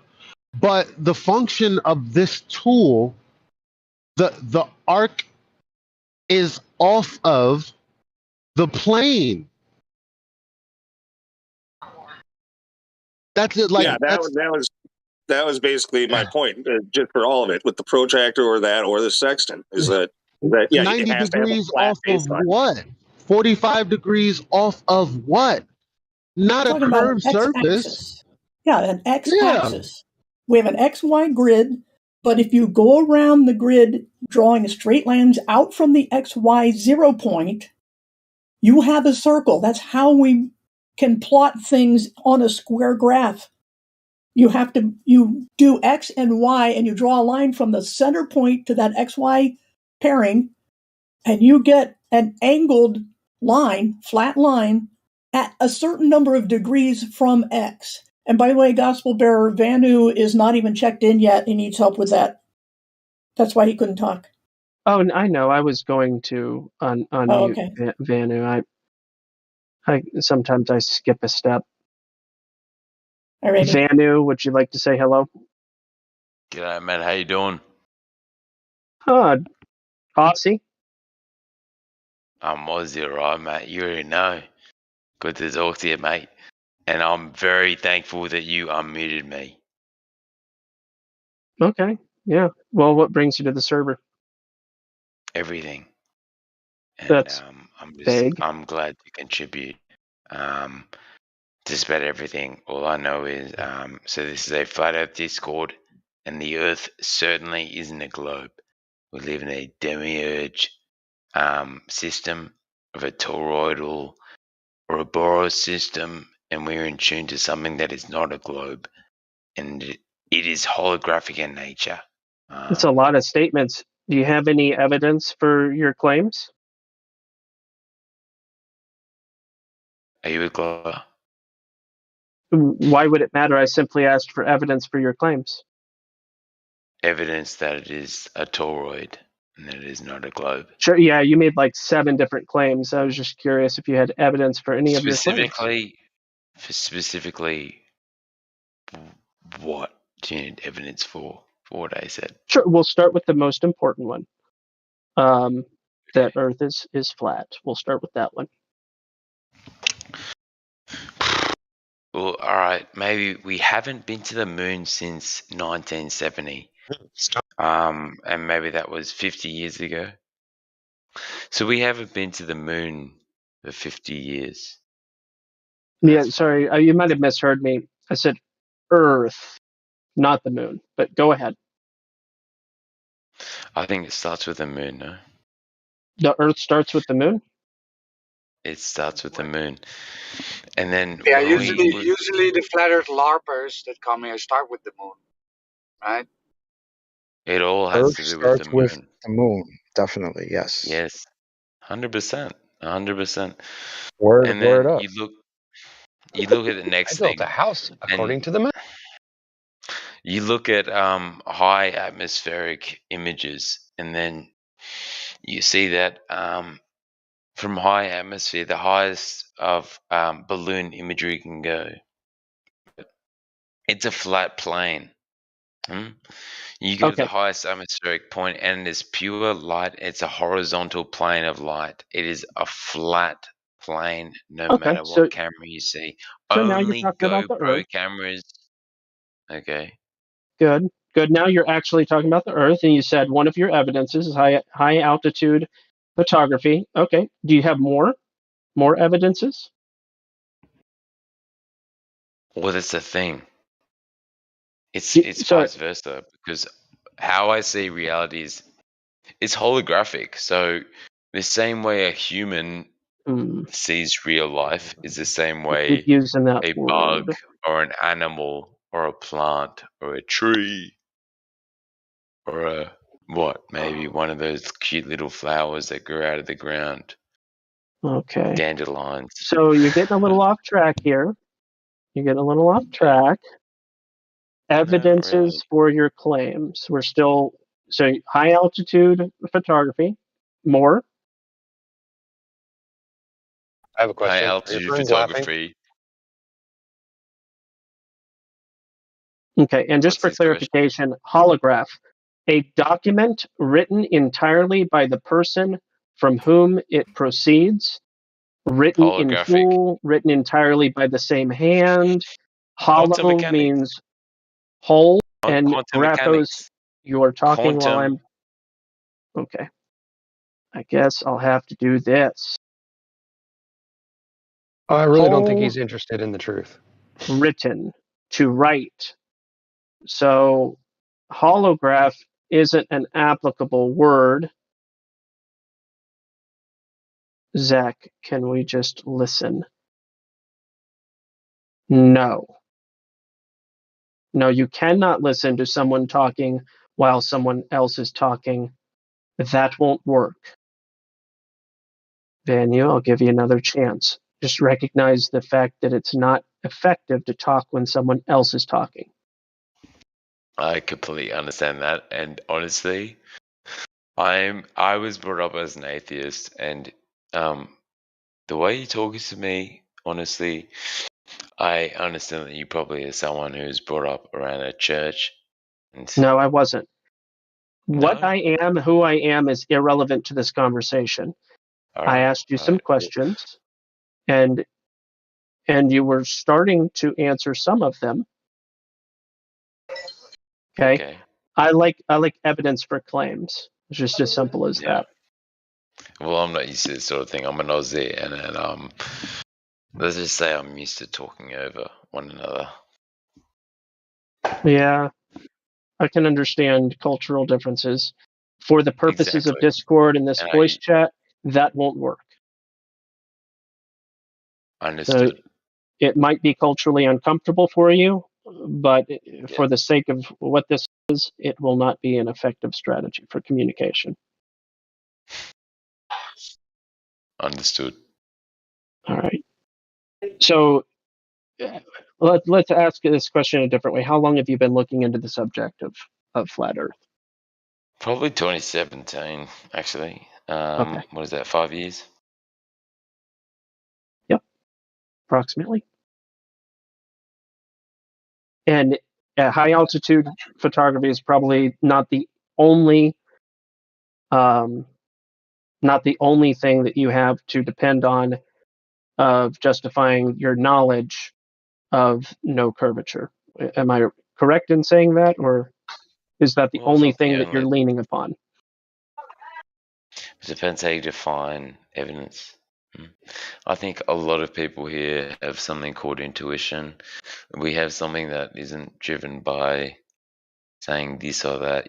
We have sort of an inner knowledge. Do you know what I mean? No, a lot of people here are actually very much direct realists and like to be able to have an agreed upon ability to point at something in reality, not solipsism pointing within your own mind to establish what reality is, but something that we can point to outside of ourselves that we can all agree upon as what really is.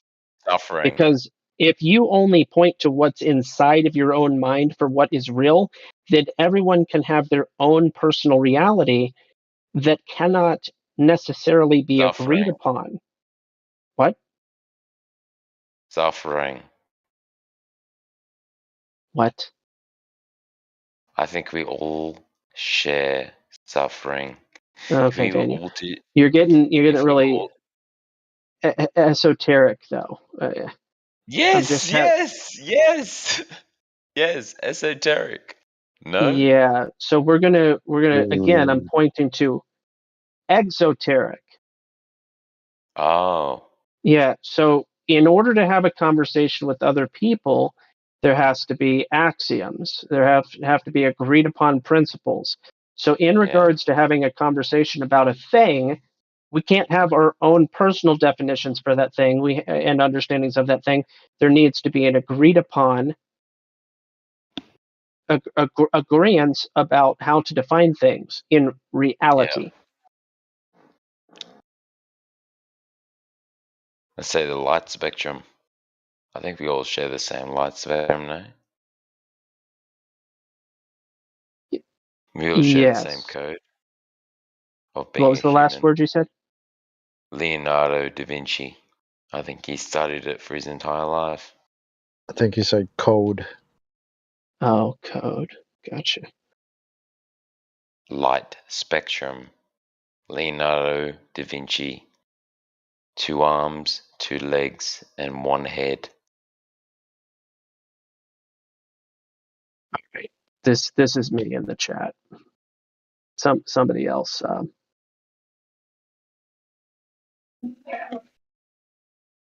Somebody else, please.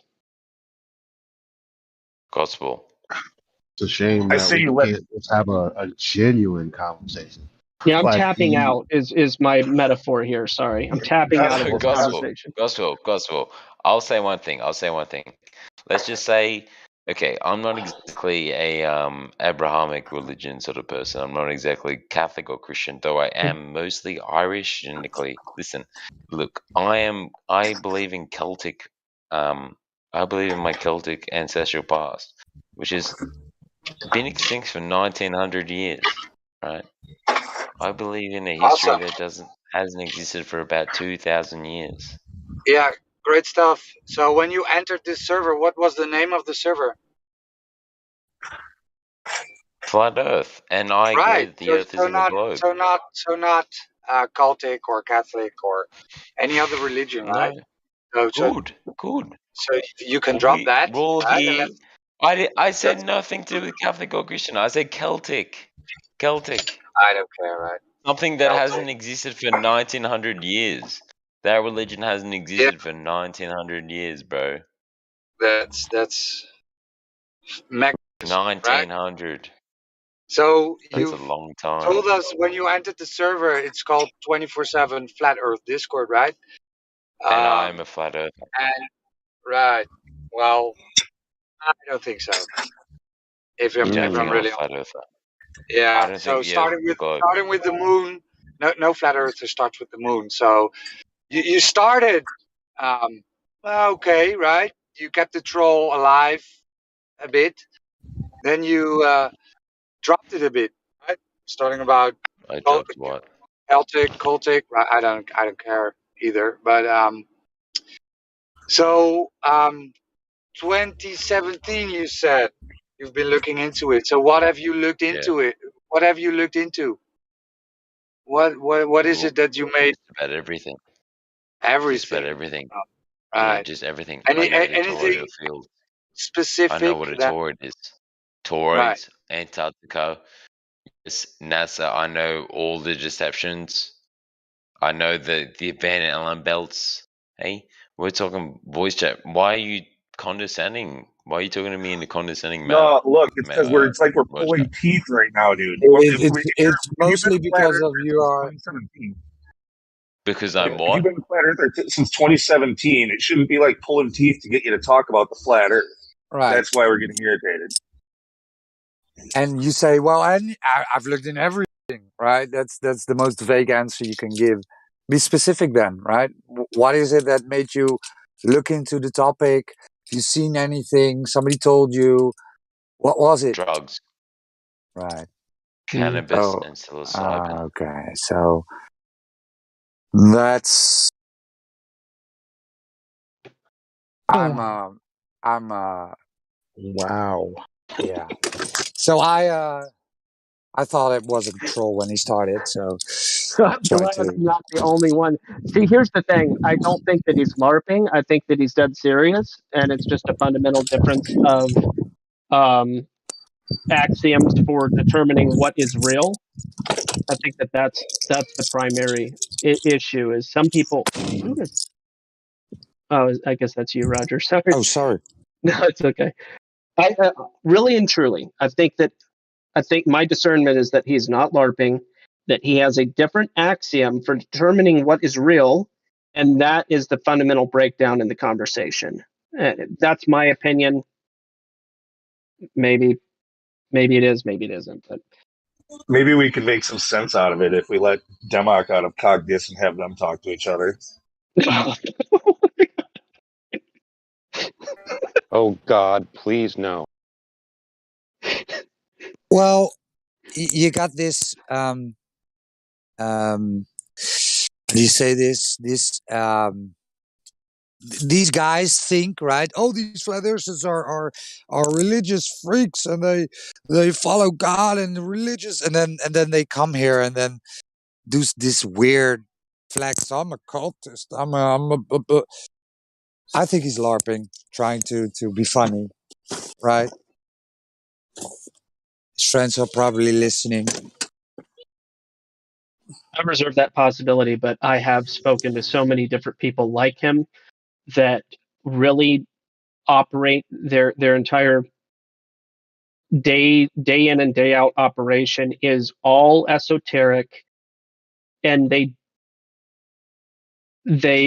oftentimes, and I'm not even going to get into the details, but Yeah, there are people that's that true.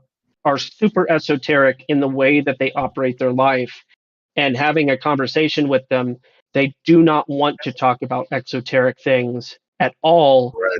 Almost almost in the realm of phobia.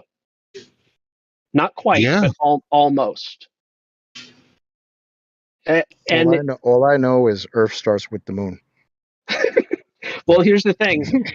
Folks that there's another group of people that are extremely esoteric, and those are the students of the mystery schools of Babylon, which I like to talk about every day. So if somebody comes here and he says I'm a flat earther for 5 years and he starts with the moon, yeah, that's such I a hear you big on red that. flag. Man, come on. Yeah, I would agree. But I He would didn't also say, point that say flat Earth starts with the moon. He says Earth starts with the moon. yeah, I Like, would what? say that this is a consequence of over esoteric thinking. I could be wrong. But this has just been my conclusion in dealing with these types of people. And then when they point to like ayahuasca as their Lord and Savior, you know, you get what you pay for, metaphorically speaking.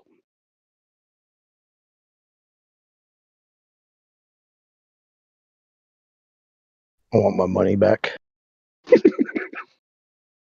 Oh boy.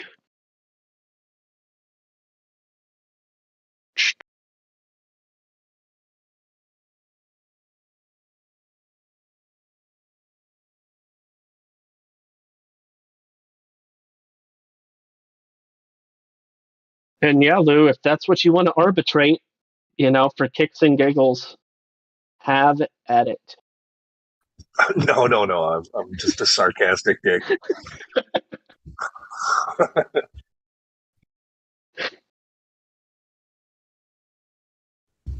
I mean, it would be funny for a little while, but no, we're not going to do it. Okay, we would have to have Scotty in the conversation too.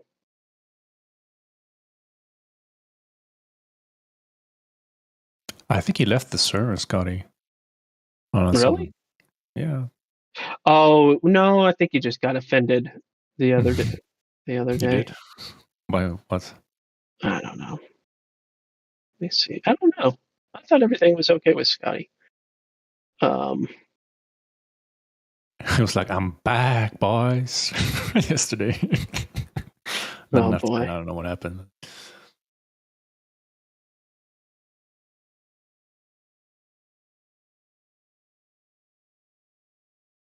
Yeah, I can't find. Oh yeah, I guess he did. Yeah, you're right. He did leave the server. Never mind.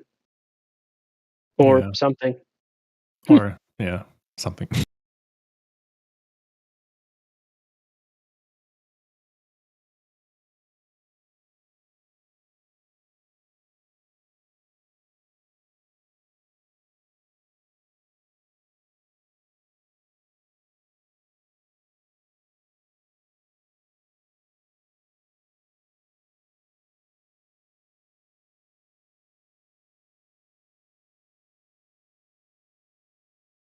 What is this new mention? People keep pinging the lobby. Unmute. No, Vanu. I wasn't even the one that muted you, Vanu. Wasn't even the one.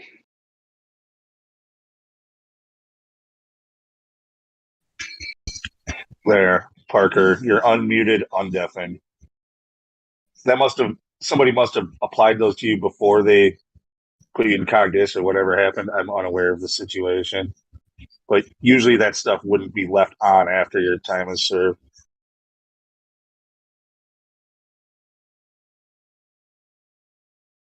Yeah.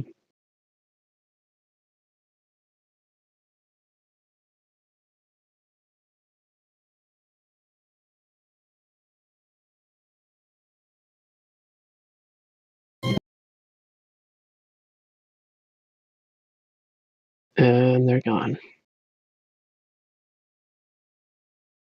And they're back. Hello? Yeah, you can be heard. Thank you very much for unmuting me.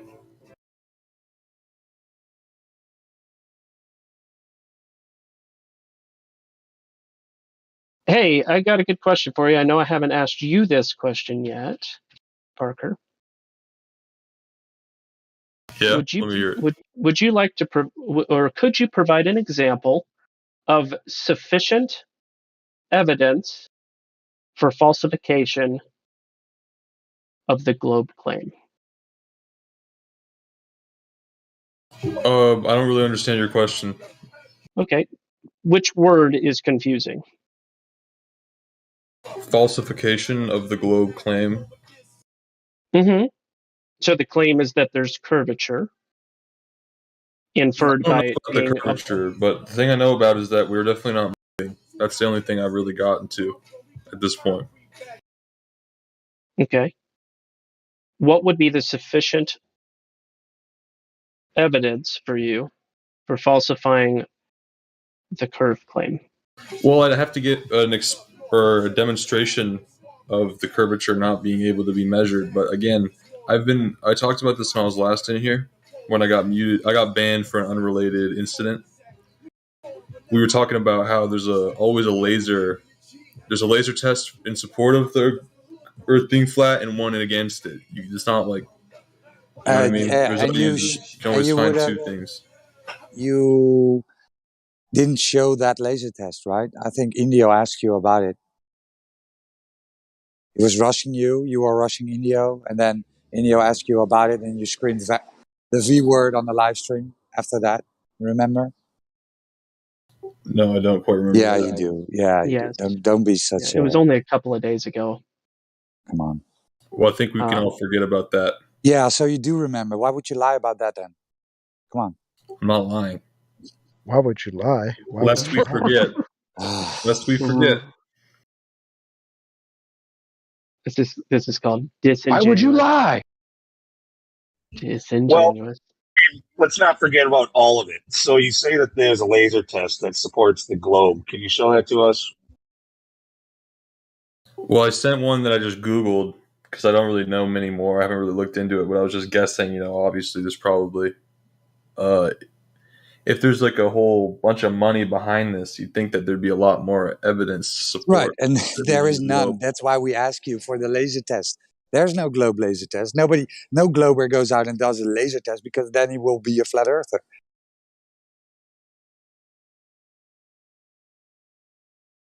Well, I mean, even if the laser test is like real, it doesn't prove 100% that there's not another thing All right, enacting Parker. on This the goes laser. back to my original question for you.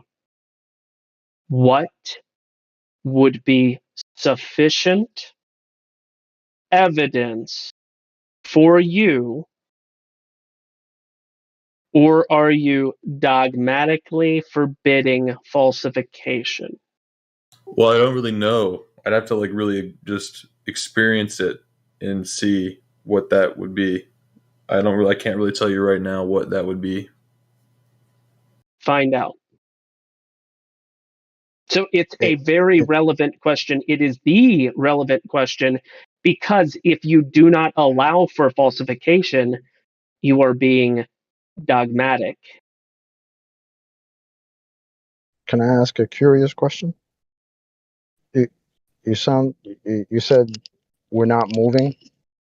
So the movement of Earth was falsified for you somehow. What did that? What did that? Basically, I was just, I was in here the other day, and then someone said like, "Well, we don't feel like we're moving, right?" And I thought he was talking about like the spin, but then I actually thought about it, and it's like, if you're moving around the sun in an orbit, right? You can Google this. The Earth changes speeds in the globe model. Very And in good. order to change speeds, what happens? We have to change. Acceleration and We have to deceleration. accelerate, yeah, and we can feel acceleration. And if we're changing speed by like 20,000 miles an hour, that's like the range or some shit like that. Ridiculous speeds that we're moving. We definitely feel that movement. You know what I mean? Oh yeah, I know what you mean. So there that is was hope it for for you. me.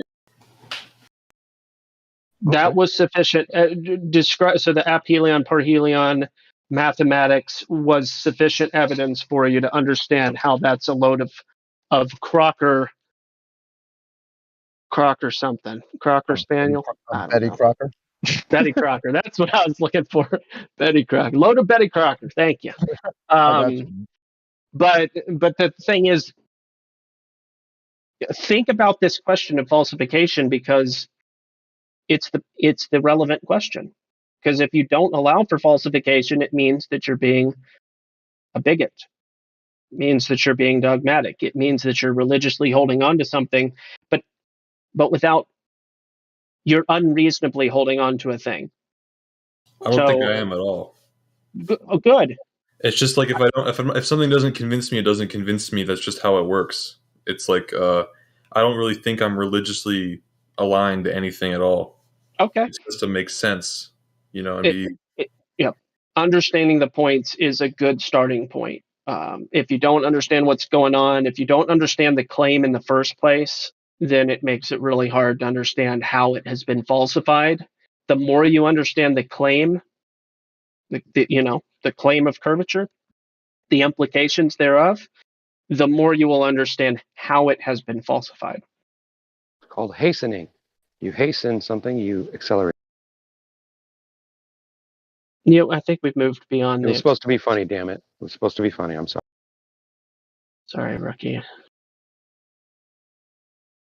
I just posted the definition of acceleration. It says a vehicle's capacity to gain speed within a short time, or increase the rate of speed of something, It's or the change the of rate of change of velocity per unit of time. There you go. There's your over answer. time.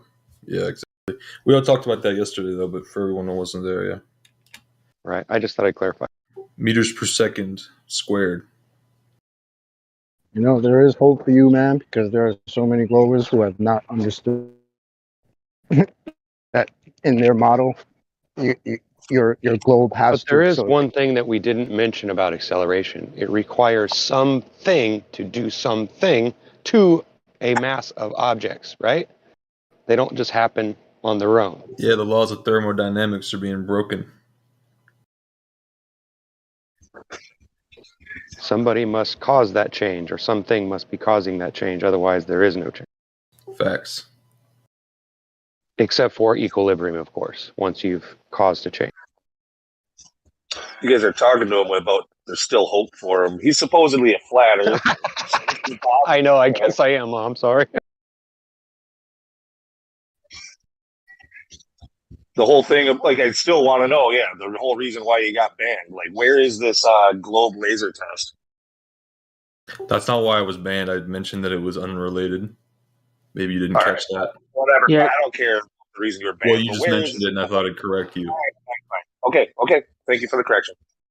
Where is this test? It was some YouTube video by like Nat Geo. You definitely seen it. Everyone has seen I've seen it. The Nat Geo thing. There was no laser involved with that. Wow. Can we Well, the just camera's all laser. agree that Nat Geo is full of crap up to their neck, and that we shouldn't take anything that they say important or even consider it be serious? I think he's talking about the boat with the flag, the stripes. Can we all just agree to that? I think that's an easier way. No, I wasn't talking about the flag. I was talking about the balloon, the space The blanket. striped flag is the striped flag is the Nat Geo thing, which, by the way, they provided no data. There was obvious cuts and signs of video manipulation. Like, They bring no evidence. All they do is make. If that's your laser test, you're pretty far off the mark, bud. Well, yeah, I wasn't like I hadn't seen one. I was just like, there's probably one for the Earth, right? If so many people believe that it's round, there's so many people probably debunking flat Earth. Is what I just went off of a whim. Like that makes sense, right? To assume. Okay, I say we look into that. I say let's pull up the first video that comes up when we type in flat Earth on YouTube, and then let's watch that video all together, and let's all decide whether or not it's actually evidence for anything, except maybe that flat Earthers are stupid. Let's do that, and let's find out how much of an argument they've really got, because they don't. All they say is that we're stupid. That's ignorant, and that's not an argument. So Dave doesn't count. Sorry, I just went off a little bit. I apologize. Mr. Beast made a flat Earth video. I just Googled a flat Earth on YouTube. How helpful do you think a personality like Mr. Beast is going to be on this topic? Relatively. No, I'm just mentioning probably not helpful at all. I'm just saying. I scrolled right past it. I just thought I'd mention it. I thought it was very peculiar. Lady Gertrude, who makes really nice borscht, also made a video about flat Earth. Should we talk about that? No, I was just scrolling past it. Thought I'd mention it. I don't know why you're being like that. Being like, I what? wasn't using that as any evidence. Expecting you to bring evidence and not just conjecture. I mean, do you blame us?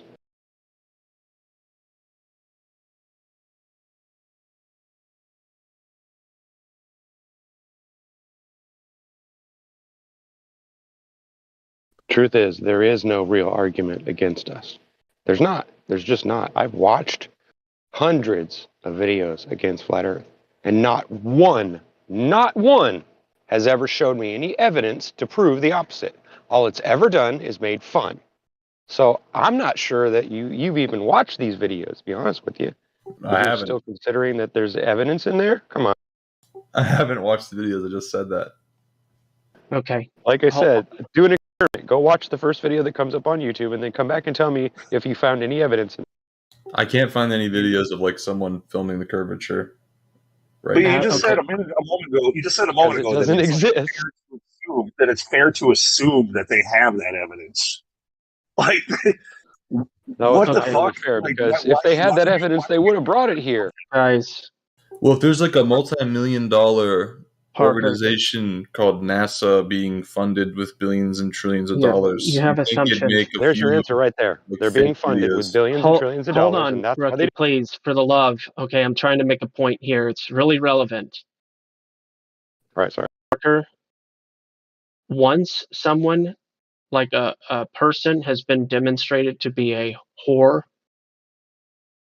or a cheater, you can't be an uncheater. You can proceed to stop cheating or you can stop whoring, but this isn't something that can change, right? Once something is falsified, it's falsified always because the thing is what it is. Anyone suggesting that it can change is a crazy person. So looking for evidence of curvature is one thing, but if it has been falsified, and there are many, many, many examples of falsification, it's a moot point.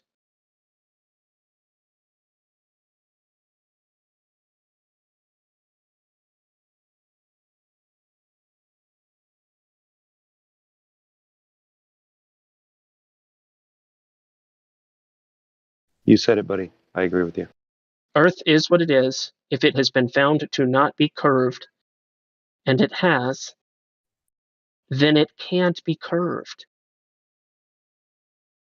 Mm-hmm. And if you've got evidence that it's curved, then show us, please. And more specifically, it cannot be curved in the way that they say that it is curved, which invalidates all of their claims, all of their models. Garbage.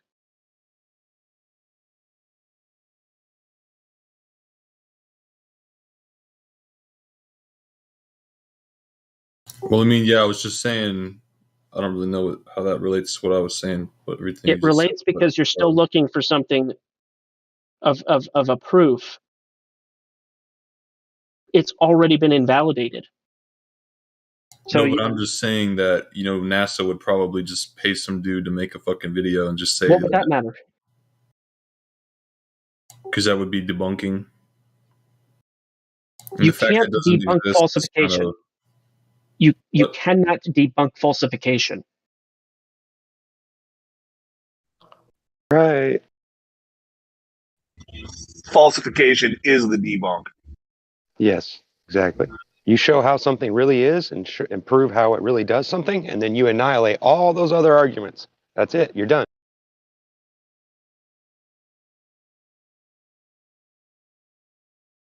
But without it, all you're doing is theorizing that you know what's going on when you don't.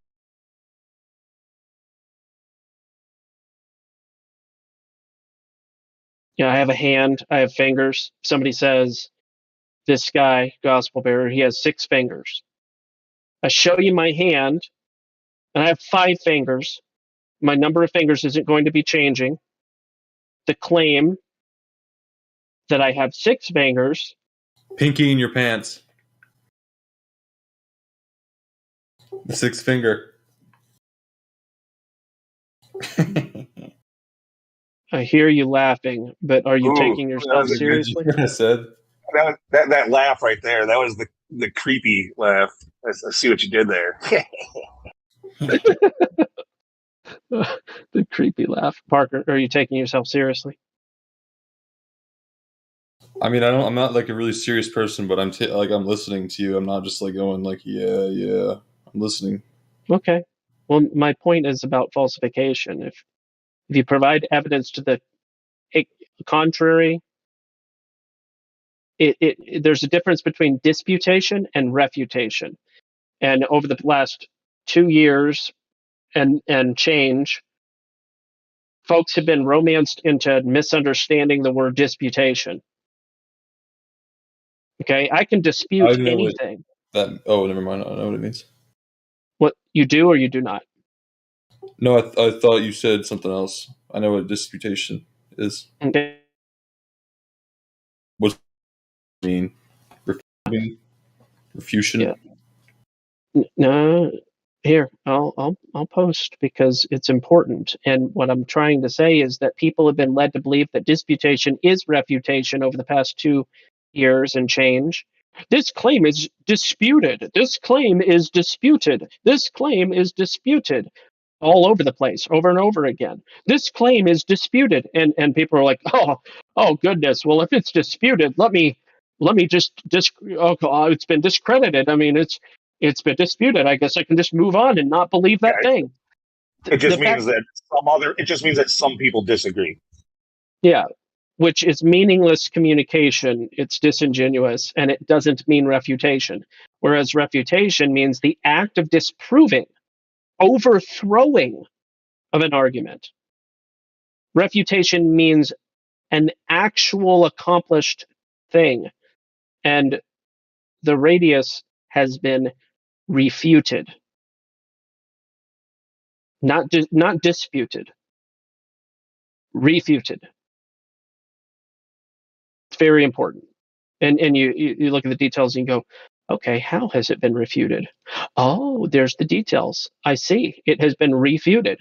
So any search,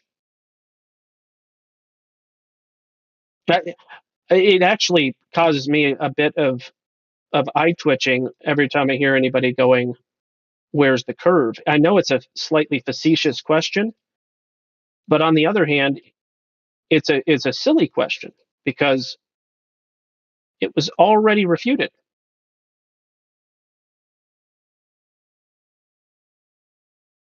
Unless there's something I'm missing about that question.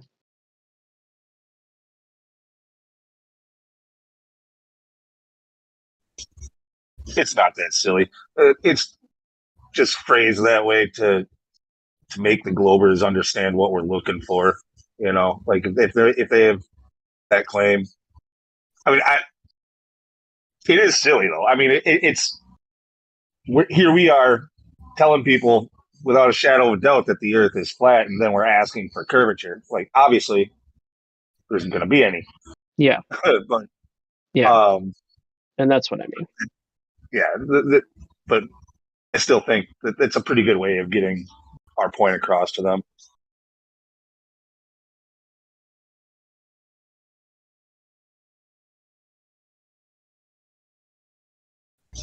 There's another example of that. Like people are always like, "Do you know the size of like? Do you know the radius of the Earth?" It's like, oh, you don't even know the radius of the Earth. It's, they got to tell them 3959. Like, well, no. And that it should be phrased. What does your model say that the radius is, or something like that. Like, yeah, because because when we say it's like we're conceding in the question that that the radius is correct, or that the Earth is a ball. Well, if the Earth is a flat, it doesn't even matter. The radius is the same, right? Because you just blow up a ball flat. No, because well, for one, we don't know how far the flat Earth goes, and you would be measuring two completely different things. I mean, yeah, as far as an equatorial, like the median point of the travel of the sun, north and south between the tropics, I guess, yeah, that if you're specific about that, yeah, that should be about the same, right? Yeah, But then a lot of people think, behind Antarctica or whatever, the poles, there's some other stuff, right? yeah, but it would be a moot point in that number.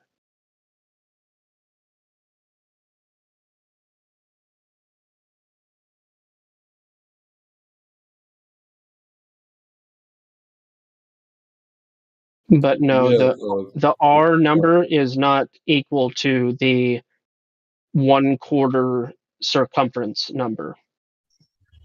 right. Yeah. Or Versus whatever. a sphere, if you take that. See, we're not even talking about radius there anymore, right? I asked about radius first, and then you said something about it being the same there. Like, no, there would be no. Well, the radius, you would have to have the outer limits. You'd have to find the dome, and then you could do it. But you're pretty much talking about circumference when it came to that equatorial distance. And then what Gospel was just saying is, you can't just then take that 24,901 and just turn it. I don't know how to phrase this. Yep. So basically, the distance from the North Pole to the southernmost portion we can get to would be the only relevant number. And if you could draw a line in a circle, like stretch a line from the North Pole southward, then that would be a circle. But anyway, that would be the radius. North Pole, south, wherever that southernmost point is.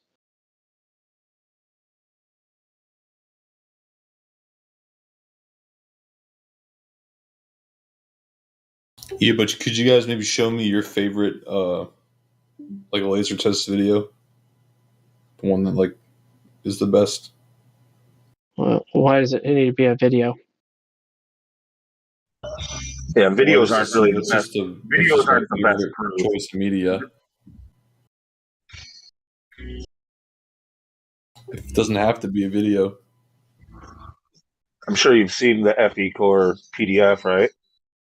That's very easy to present to people. They can read through it on their own time. It's got a lot of detailed information in it that you're not going to get from a video.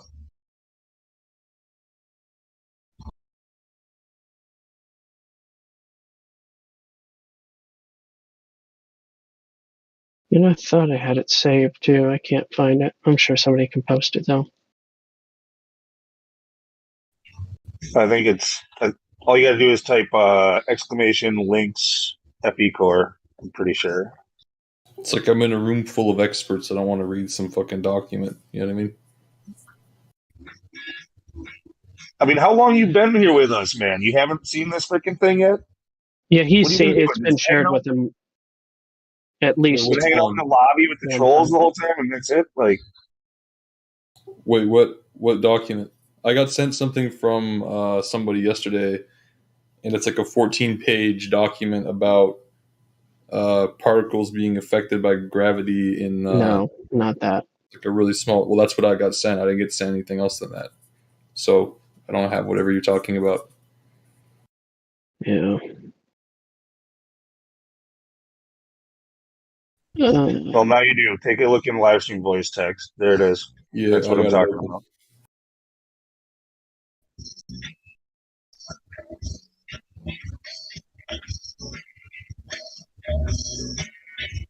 And yes, there are videos about this document, but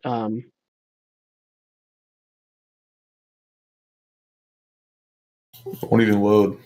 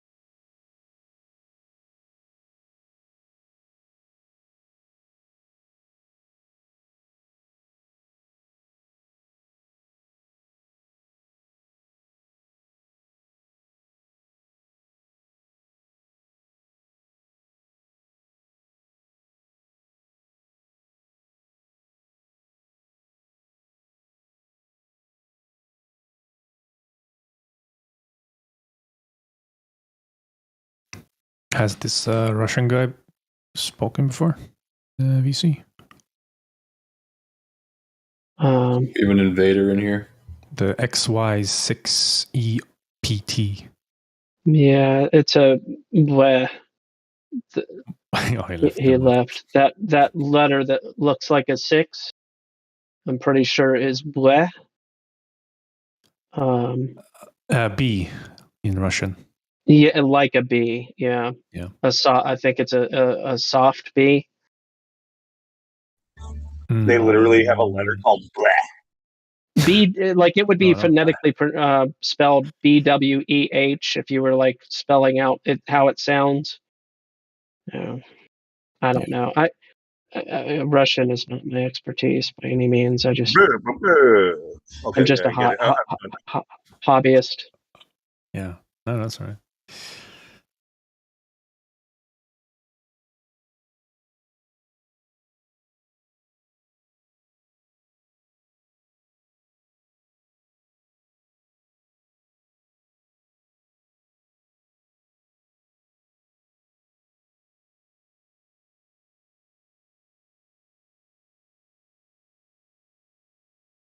Russian's an ugly language. You have to end in your opinion.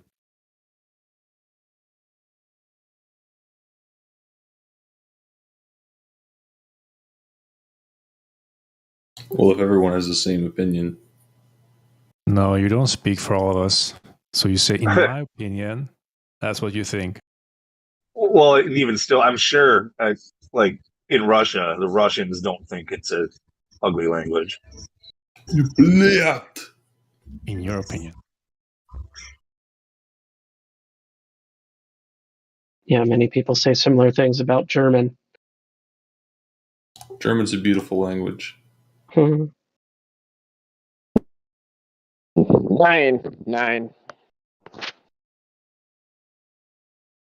Every sentence formulated in German is very complex in comparison to other languages. Among Volkschaft Himmel.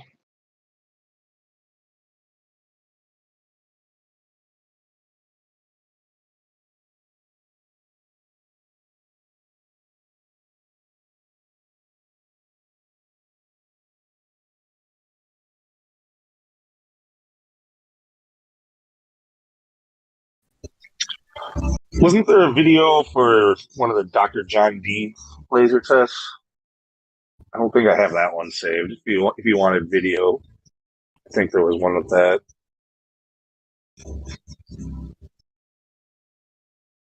You could probably look him up. Me? Yeah, you were the one saying you wanted What was videos the of name? laser tests. Dr. John D. I'm pretty sure there's at least one video that was for his test. Then again, with all the videos that have been scrubbed from YouTube, you don't know if it's still. I don't know if it's still there.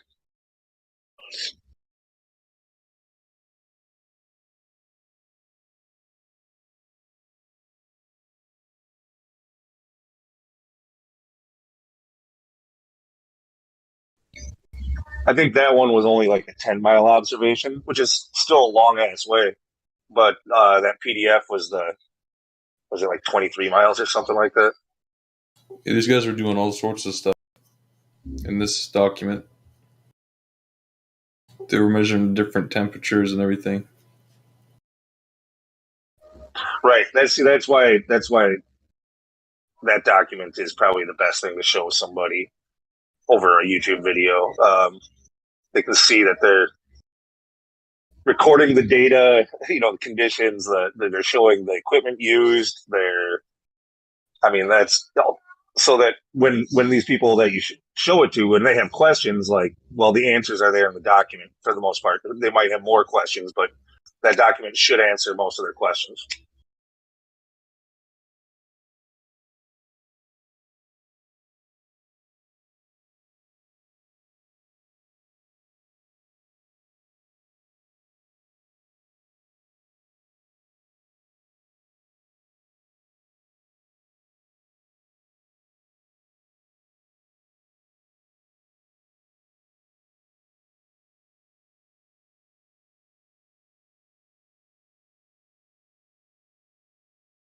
Man, these guys did so fucking much shit. Like, what the hell?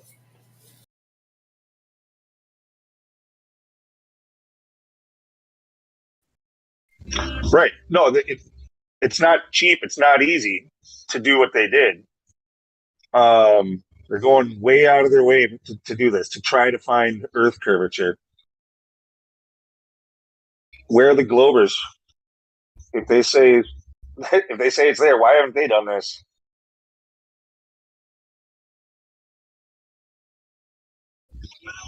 If I remember correctly, too, there was a bunch of Globers that were invited, like, to go and witness it, and like none of them showed up, even if I remember correctly.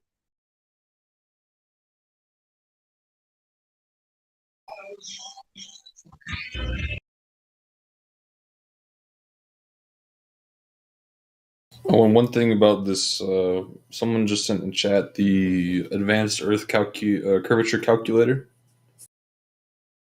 That shit doesn't even work. They say it only works over short distances. No,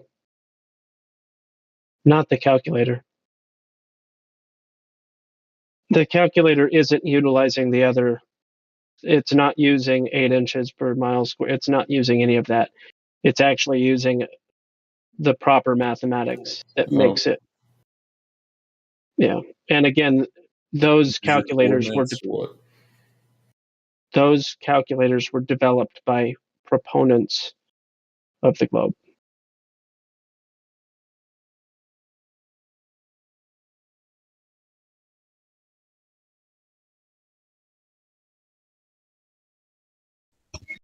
If they would have put just a little effort into going outside, they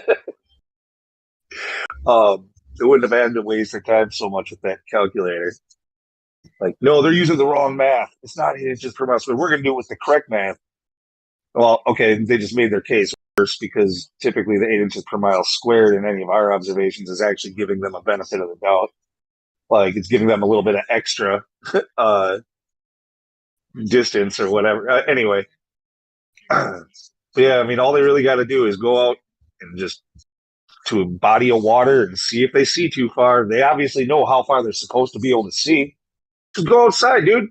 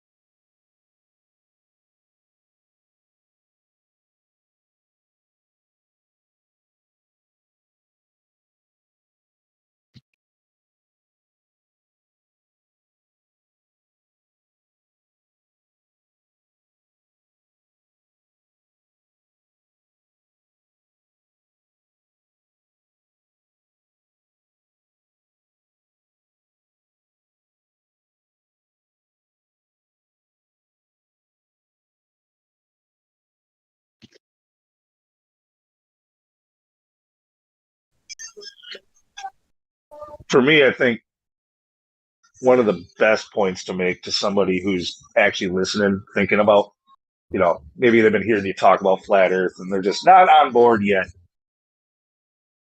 The biggest thing I think you can do is show them all the government documents talking about how you have to assume a flat stationary plane in order for it to work. All their missiles and planes and things like this, rockets. Like you have to assume that. Well, that's interesting.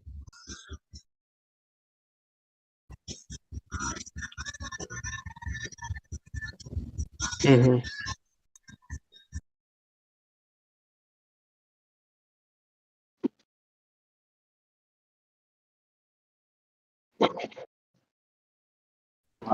I mean, when you build things, don't you usually assume the opposite of what it actually is?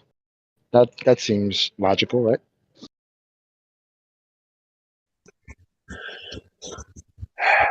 I assume I can fly. I assume I can touch the sky.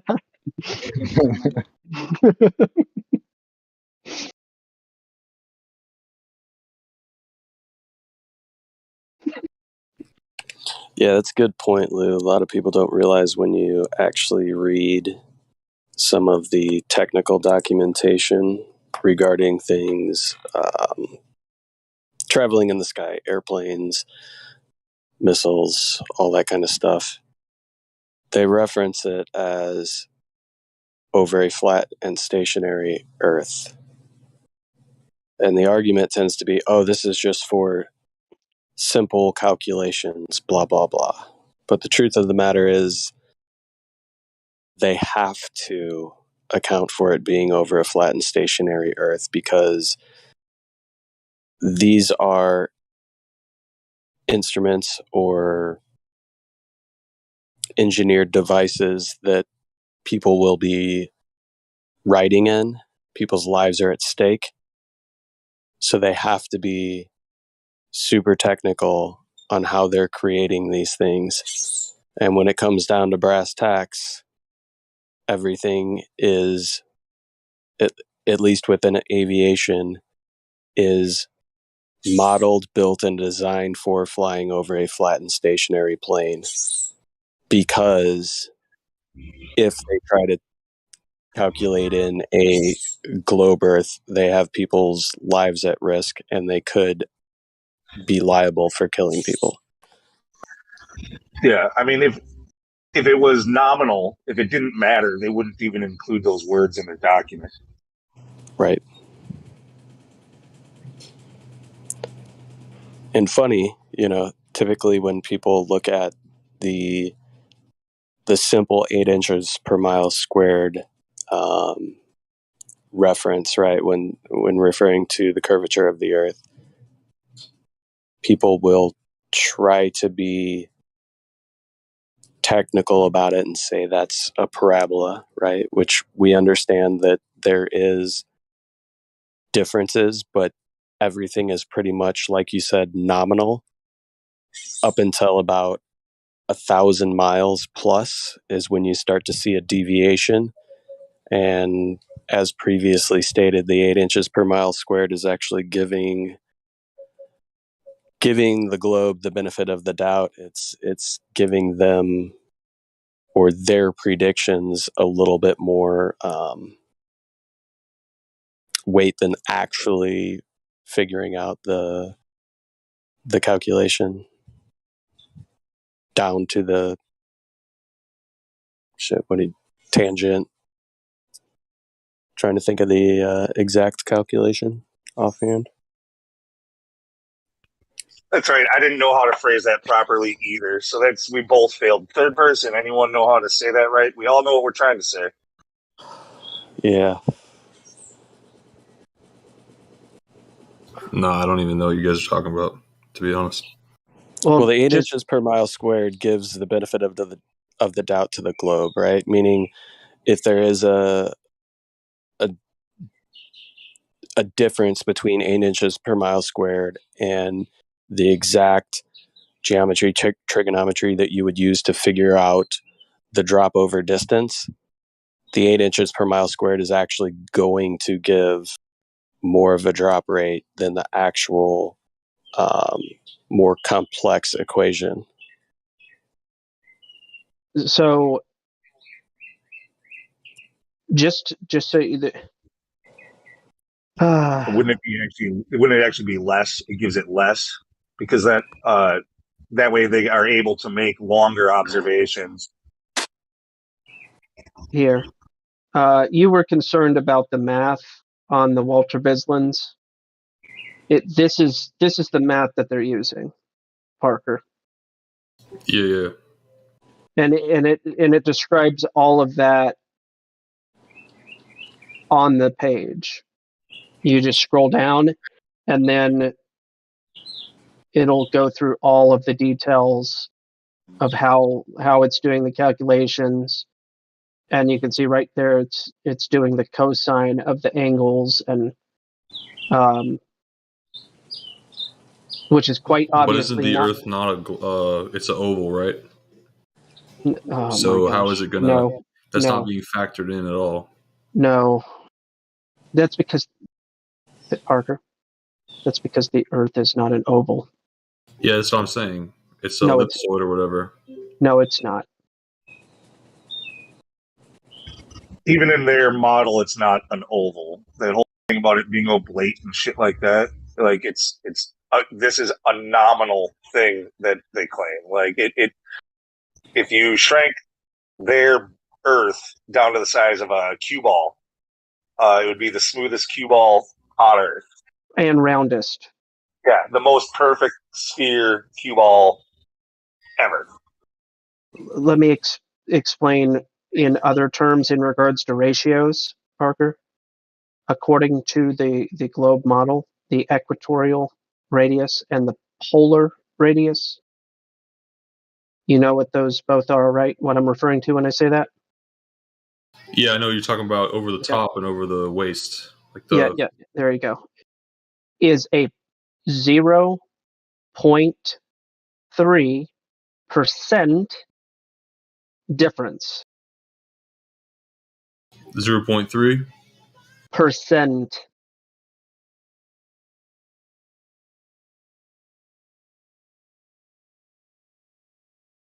All right. Why don't they factor that in? Because if it's a percentage, even if it's 0.3, that could have a tremendous effect. No, well, you say tremendous. That's actually the point that I'm making.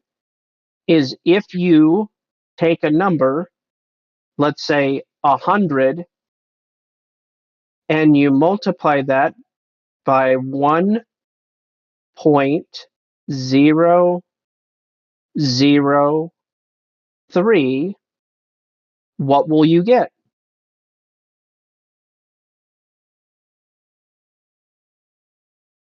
3%. No, you will get 100.3.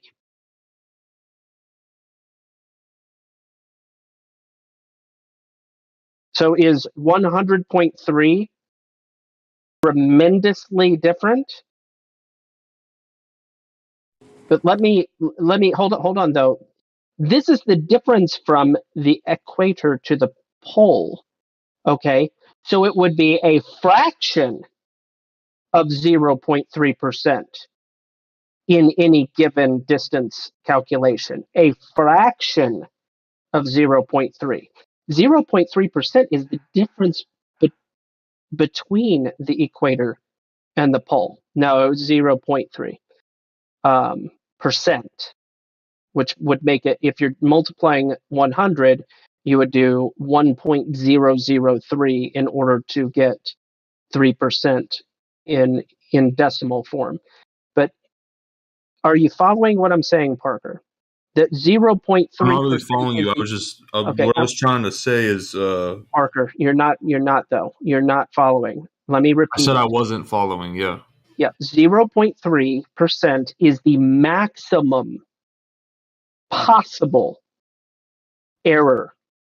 But that's only if you're referring to the distance from the equator to a pole.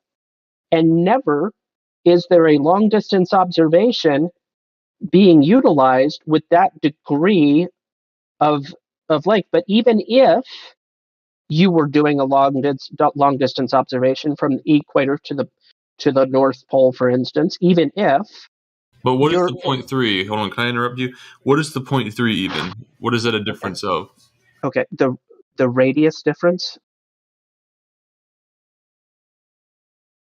The radius difference. Oh, you mean like okay, I got it. Yep, that's just what I started with. The equatorial radius, the polar radius, those are 0.3% in difference. So invoking the word curve or elliptical, oblate, or pear, or oval, any of those words are disingenuous and horribly inaccurate because the difference is so minuscule. It's absurd to invoke any descriptor. Do you follow? Yeah. Okay. So it's a moot point, profoundly moot. Yeah, you would have to be making an observation. But if you're making a calculator, you know what I mean? You would have to be incorporate all that stuff, is all I'm saying. That's what I was saying. It's so close that a calculator, they wouldn't even bother with it. It's that nominal. But a Like, they wouldn't even calculator bother. is supposed to be 100% exact, so you'd factor No. So these things, no, the Earth curve calculator is never 100% exact. Okay, it's just for estimation, basically. It's you could have slight anomalies. You'll be close if it's a good calculator. You'll be close. You might not be exact for something like this. It's not like adding and subtracting. It's a different kind of calculator. Okay. Do you know what 1/6000th, or let's say 10, or like 1/600th of 3/10 of a percent is? So let's say you're doing a 10-mile observation. Okay. It'd be 1/600th over that number. Yeah, this is my point. Your amount of variance based on the claim of oblateness, okay, the variance is in a 10-mile observation with the assumption of that model is 10 miles would be a 1/600th of 3/10 of a percent. And this is like, just translate the numbers and help yourself understand how absurd it is to even bring up. It's like the width of a human hair at 10 miles. It's not even optically resolvable. Or I thought it was going to be way bigger. Well, you realize when Gospel was talking about 0.3% of a difference between the equator and North Pole, you realize that distance is like 6,200 and almost 14 miles, right? 6,214 mile observation. You would have a deviation of 0.02%, right? From the equation. The Guinness Book of World Records long distance observation is 273 miles. The beer scientists. Beer? Guinness is World Records is the same Guinness of the Guinness beer. Either way. Do you think you can see 6,217 miles?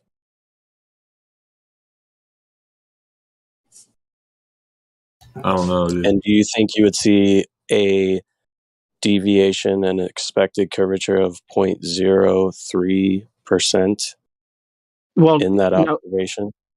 I know it's not 100% correct. So in a 10-mile observation, we're talking about, if you were to take into consideration the oblateness, then you need to adjust by 0.0005%.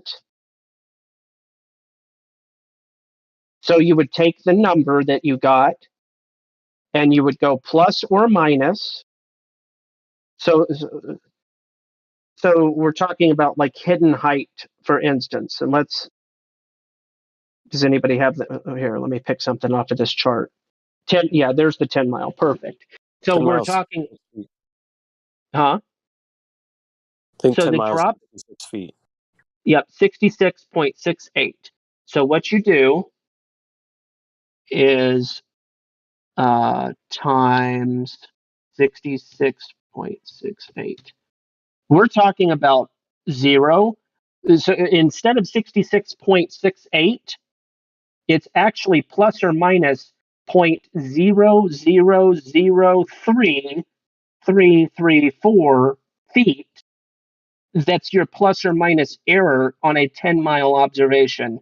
If you factor in the oblateness claim, do you understand? Do I need to? No, yeah, I got it this time. Okay, good. Okay, good.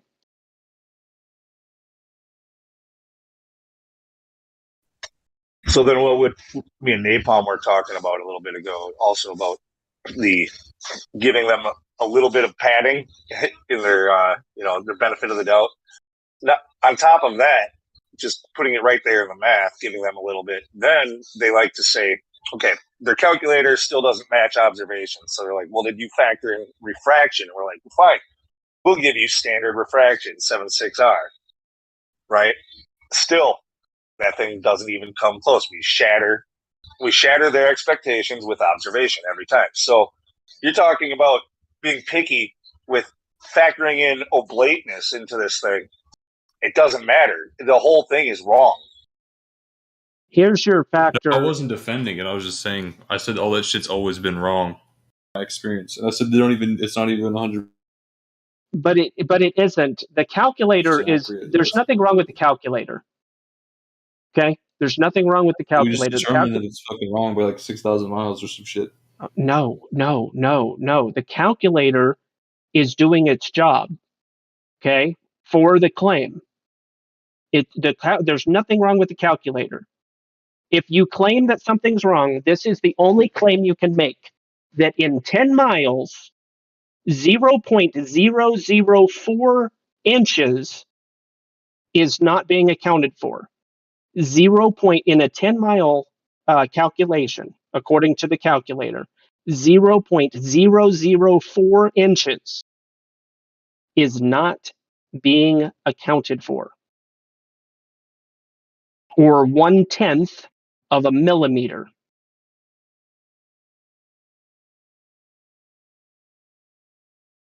That's the hypothetical error rate. Not hypothetical. That's the mathematical error rate at a 10-mile. Do you understand how unnecessary That's it how is much to? off it is over Correct. that distance. If you were to include the oblate claim. Do you see how irrelevant it is to even invoke that in the first place? It's literally splitting hairs. Literally splitting hairs. Yeah. That is a precision grade, but 1/10 of a millimeter is not actually the best we can achieve. I'm giving. Yeah. Yeah, facts. So that's a margin of error, tolerance, acceptable tolerance, so which is considered negligible. But in 10 miles, that means when you do that measurement, you will have a longer or shorter distance with 0.1 millimeters, 1/10 of a millimeter. Which, again, it is actually the thickness of a hair. Yeah, this scale of precision is very high precision. Only because the oblate claim is actually profoundly more minimal than anybody is being led to believe. And that's my point with all of this. And I just posted thickness of human hair 0.003 to 0.005 inches. This is in reference to the 10 mile. That's a 0.004 inches. So when Napalm said the thickness of a human hair, it was 100% accurate. Yeah. Blind But guess what? We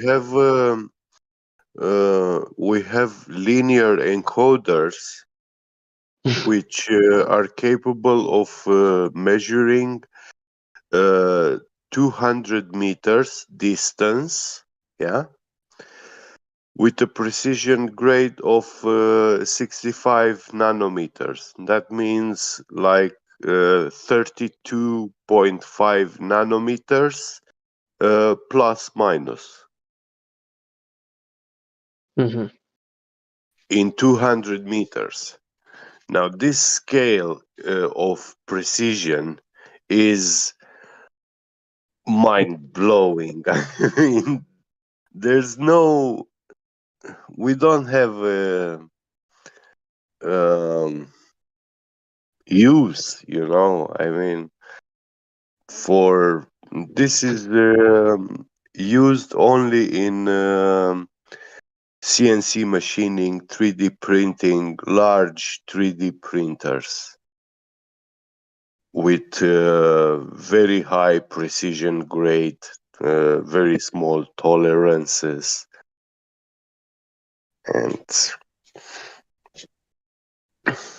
when you say 65 nanometers, you are talking about 1,000 atoms, a chain of 1,000 atoms.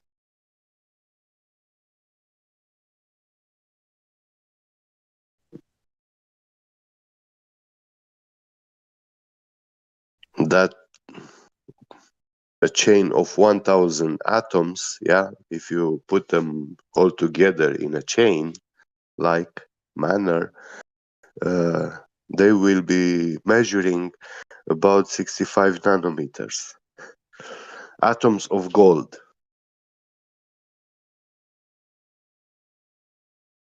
So before we muddy the flat water too much here, Parker, do you understand that, your claim that the calculators are off or incorrect in any way, shape, or form is a pretty absurd claim?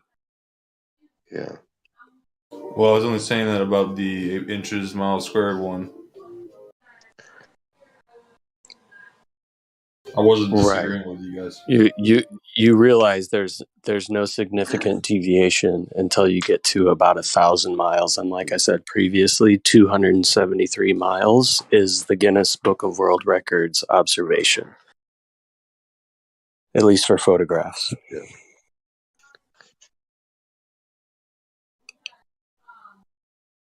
So even the back of a napkin calculation of 8 inches per mile squared is still sufficient or within an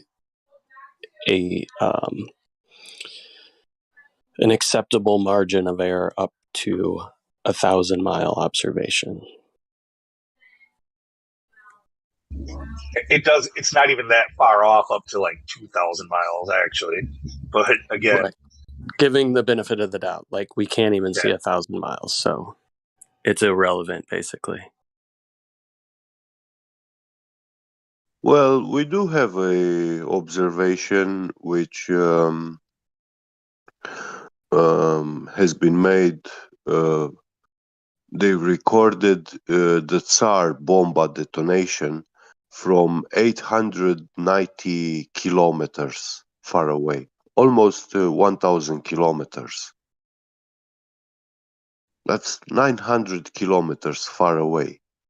That's how far away they recorded on camera the detonation of that bomb.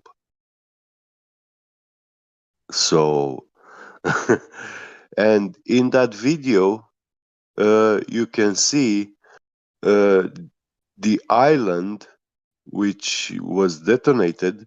In the video, you see the horizon. The camera is filming the horizon on the sea. And in the moment of the detonation, you can see the island showing in the image, and you can also see the shockwave propagating over the island ground. You can see how that shockwave is lifting clouds of dust from the ground up in the air. And that is recorded on camera, filmed from 890 kilometers far away. But before the detonation, the island was not visible. You could not see the island in the video because the horizon was much closer. But because that detonation was a very bright phenomena, that strong light intensity had the necessary intensity to be visible from that far away.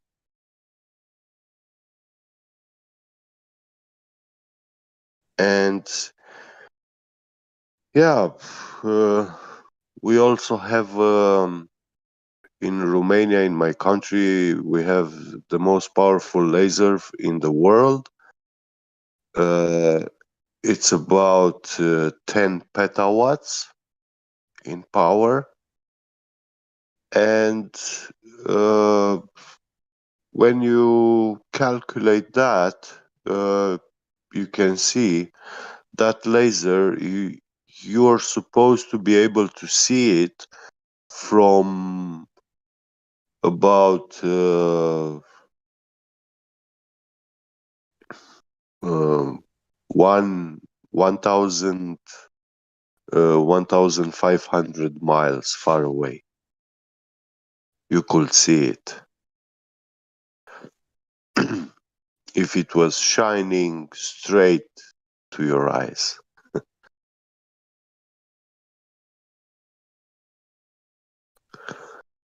But anything beyond that distance, you will not be able to see the laser anymore.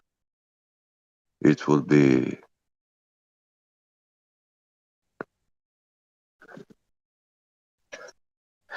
and that laser is 10 times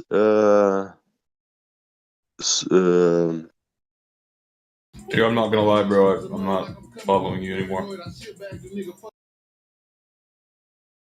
is 10 times less powerful as the sun is in its power output. They equate the sun has a 100 petawatts of power output. Yeah, get Get. I think it's just too much specificity for him. He's kind of checked out and is not necessarily following. But Parker, you understand what we're getting at here, right? These Earth curve calculators are tools, and they all are giving a benefit of the doubt to the globe model. And when we put this to the test with observations, what we find is that we see too far. Period. Yeah, I got that. Yeah. And when we test it with lasers, do measurements, we don't detect curvature. So if something's not curving, what would you say it is? Flat. Straight. Right? So Parker, I have a table, and the surface of my table is not curving. What would you say my table is? Flat, yo. Flat. Yep. So we kind of did the same for the surface of the Earth. and we found no curvature. So what would you say the surface of the Earth would be? Yeah, because if it measures flat, then it's gotta be flat. Yeah. You know, like the calculator, there's not a difference measurable enough to even have an impact on it. So there's no room for error. It's like if you measure it flat, it's flat. You know what I mean? Right. That's a very good statement. Yes, and that's what we've done. Even giving the globe model the benefit of the doubt, trying to find this curvature, we just don't find it. So that's kind of what got most of us here, right? Yeah. Because when it comes down to it, anything else relating to this subject, you'll hear lots of times talk about celestial bodies, the stars in the sky, the shadows from the sun, yada, yada, yada. All of that is not relevant to measuring the surface of the Earth. When we measure the surface of the Earth and it's flat, whatever the stars and celestial bodies are doing, they're doing over a flat stationary plane. Because the surface is right here. The surface is something we can test. Whereas the celestial bodies, we don't know enough about them. We don't know enough about their material makeup. We don't know enough about the amount of light that they're giving off at the source. We don't know whether they're refracting through some other type of surface. We don't know their points of origin. So there's way too many assumptions that would need to be made about the things in the sky in order to equate them to anything relating to the surface of the Earth. Why don't we go check them out? What's that? Why don't we go check them out then? Check out what? All these other planets and the moon and shit. That's the thing. The claim that these things are quote unquote other planets is predicated on this being a planet that we're standing on. And we've measured it, and guess what? It's not a sphere with a radius of 3,959 miles. Earth is not a planet. Yes, and when you look at the night sky with your naked eyes, you don't see any planet in the sky. All you see is tiny dots of light. Yeah, you were given a story. Yeah. You were given a story that these things are either spheres of gas or spheres of material matter, like terra firma. But all that is a story, not provable, no empirical evidence for it, just stories. You were also given a story that the surface of the Earth is a curving, bending sphere that's spinning. And when we went and tested these things, we find that story is incorrect. It's been falsified. So you got to kind of throw out everything else that was eventually determined or concluded based on the assumption of the Earth being a sphere.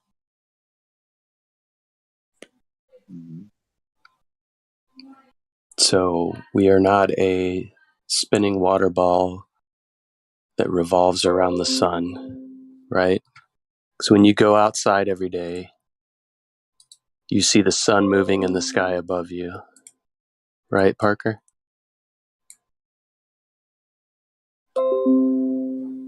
Parker? Yeah. Right? Do you experience that? The sun moves in the sky? Yeah. Right. It definitely moves, or it looks like it. You know what I mean? Right. So we see the sun move. We're told that we're the one moving. We see we the aren't Earth moving, though, bro. as. We are not moving. We feel the movement, What's that? bro. We feel the movement. We feel what movement? The movement You're of us now going countering around the your. sun. If we were moving. You he said literally. we would feel it. So He go said ahead. the. Oh, I thought he. I'm getting confused. He's saying that we feel moving when we are moving. Yeah, he's saying it's the sun moving, not us. He's just agreeing with you. That's all. Oh. Yeah, I'm agreeing with that. I'm not arguing with you if there was any misunderstanding. Okay. I'm just speaking plain English pesky here. horizon. That pesky horizon keeps moving all over the place too. Why the hell is it doing that?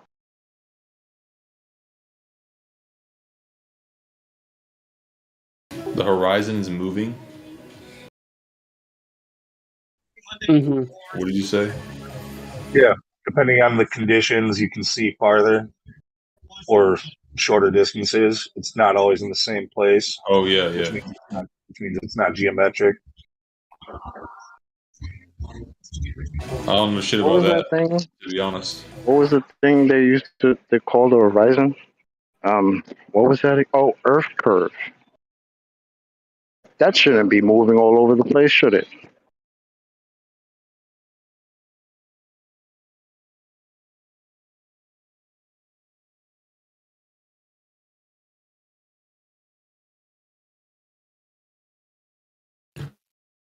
Oh, Hubert. You know what I love is when it's like sunny and it's just been raining and you see the apparent rainbow. The apparent rainbow. Yeah. There's also a geometric rainbow. I keep But hearing about that. Is the pot of gold in a physical location, or is that apparent too?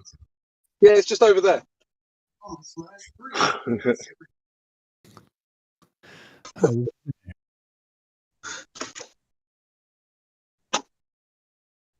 And it really is that silly that they're literally saying apparent rainbow when they say apparent horizon. So redundant. Yep.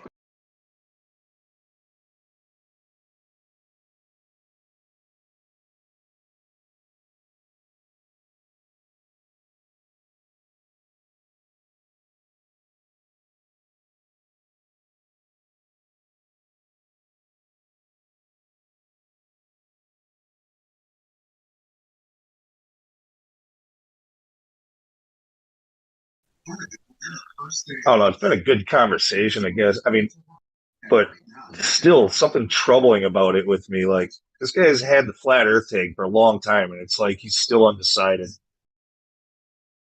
What do you mean, the flat Earth tag? What? Parker, he's been a flat earther forever. Like, he's been No. laser eyes. Dude, I've never been in this fucking server. I don't know who the fuck's spreading these shit lies about me.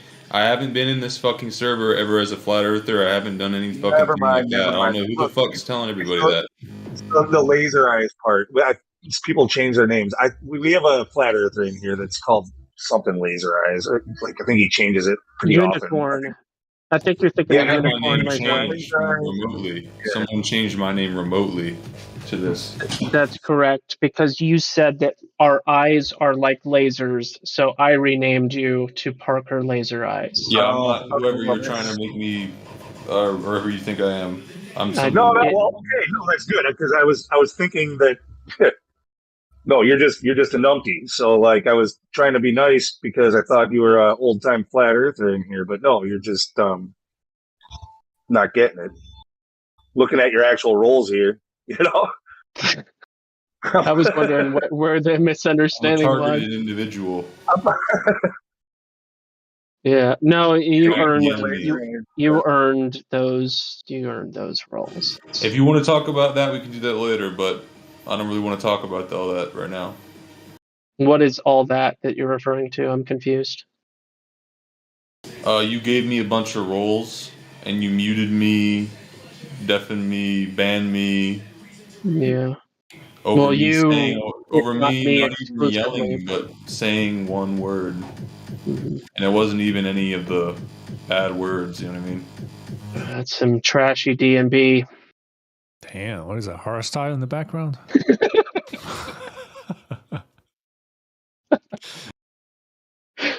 You guys can hate all you want. Gotta hate the bass hard. Okay. People like it trashy. Look, if it's not Eurodance, I'm not interested.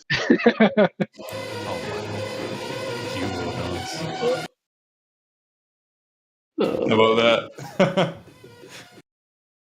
Quick, put on Gunther before it's too late.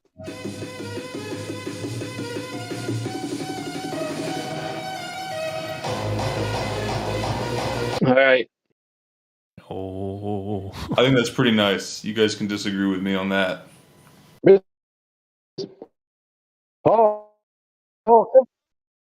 Flatter your robot.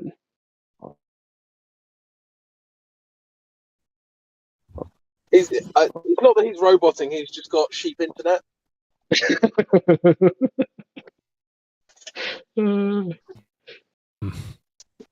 Poor Wells.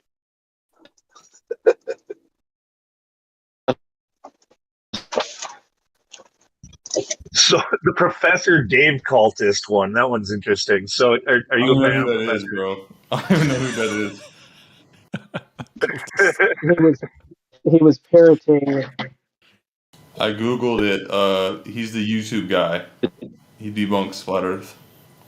Yeah, Debunks. German in you. Yeah. Debunks all Oh, day you said long, you're Irish. every day. Or was that someone else? he plays piano well and sings badly as well. If that's any... Hey. Bedunks. Yeah. I'll never trash on someone else's singing. I'm just being honest.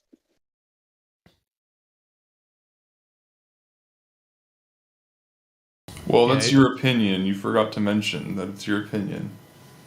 No, there are certain standards within music. Someone did that to me earlier. I was just, if they're still here, they'll think it's Right? funny. I didn't hear what you said. Yeah, I'm sure Dave thinks he's a great singer. All right. I mean, singing isn't really opinion. Like, there are certain things about, like you might like a certain style of a vocal. Like scream metal, bro. Like what? Like, you know what I mean? Like, I'd never say that's good singing. Someone going, "Rah, rah," you know. That's not, but some people find it objectively good. it's not objectively good. Okay, so there's certain They things sell about albums and records, dude. that are objective, right? For instance, if you are singing an A note, you either are or are not singing that note. Right? So that's objective. However, the subjectivity comes into whether you like the style or the arrangement, or like your liking or disliking of it can be subjective. What the style is can be subjective. You know, like some people might describe a song as being a rock song, others might describe it as being a pop song, whatever. Dave can't hit notes. That's objective. Okay, so he's trying to hit something that he's failing to do, so that makes him bad. Yeah, I agree with you then. Yeah.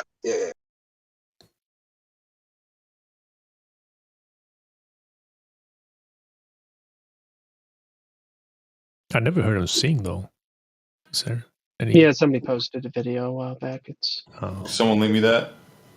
That's like, he's a good piano player. He's very good technically at pianos.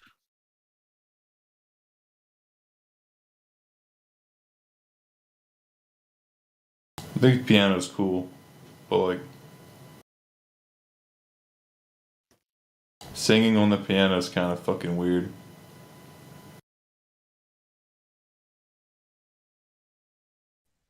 Like Billy Tell that Joel. to Billy Joel. Yeah, just said it too. Fucking Billy Joel.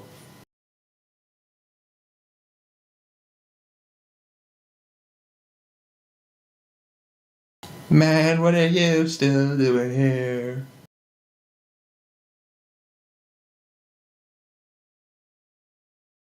La la la la la la la la.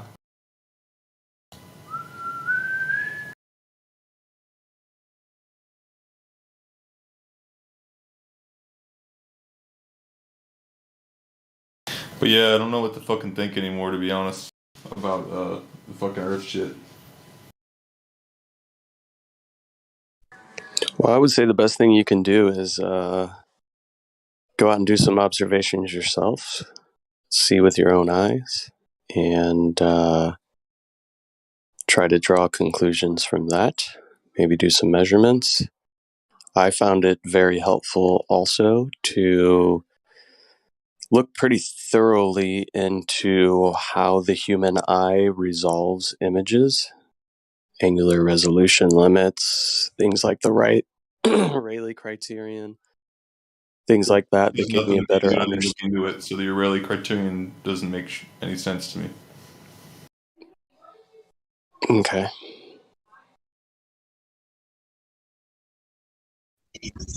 But you know that just because it doesn't make sense to you doesn't mean that it doesn't make sense, period, right? Okay, so I just know what you're talking about, is what I'm saying.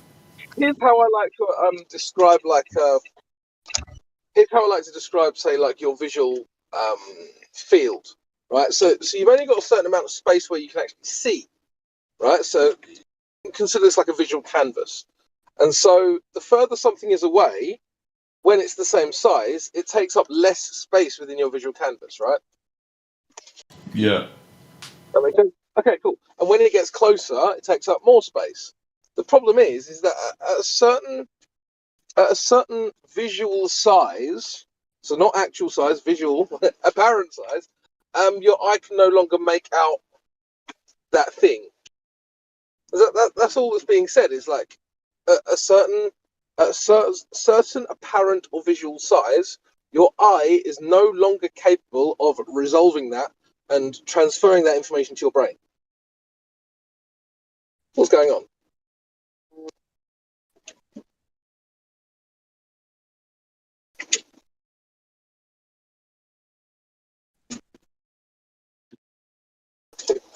Make sense?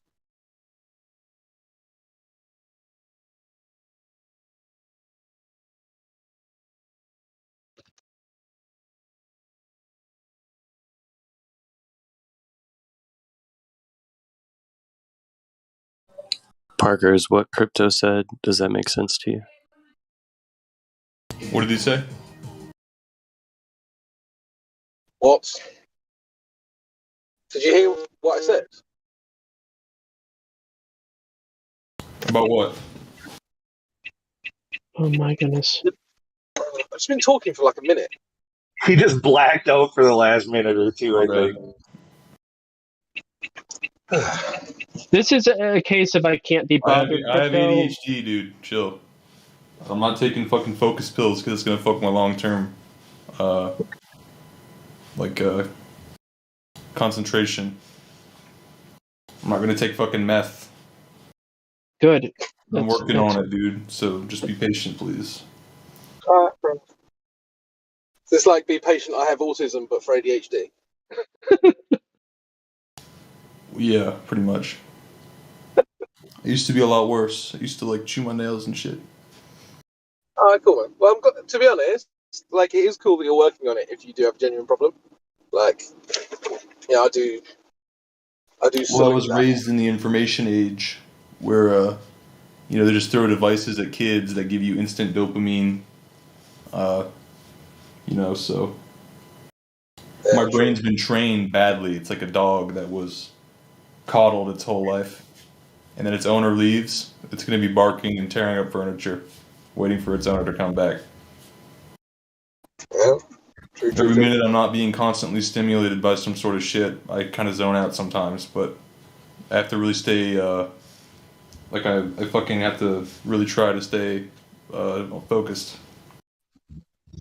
You're sounding a little bit more like a flat earther right now. Globers tend to be like, nope, take whatever Big Pharma tells you to take. Well, it's just fucking retarded. Yeah, they are. It literally makes it worse. You know what I mean? Yeah. I have an addiction to cigarettes. I'm feeling momentary, like, if I don't even know, you get anxiety or like sweaty when you don't smoke cigarettes or some shit, I don't even know.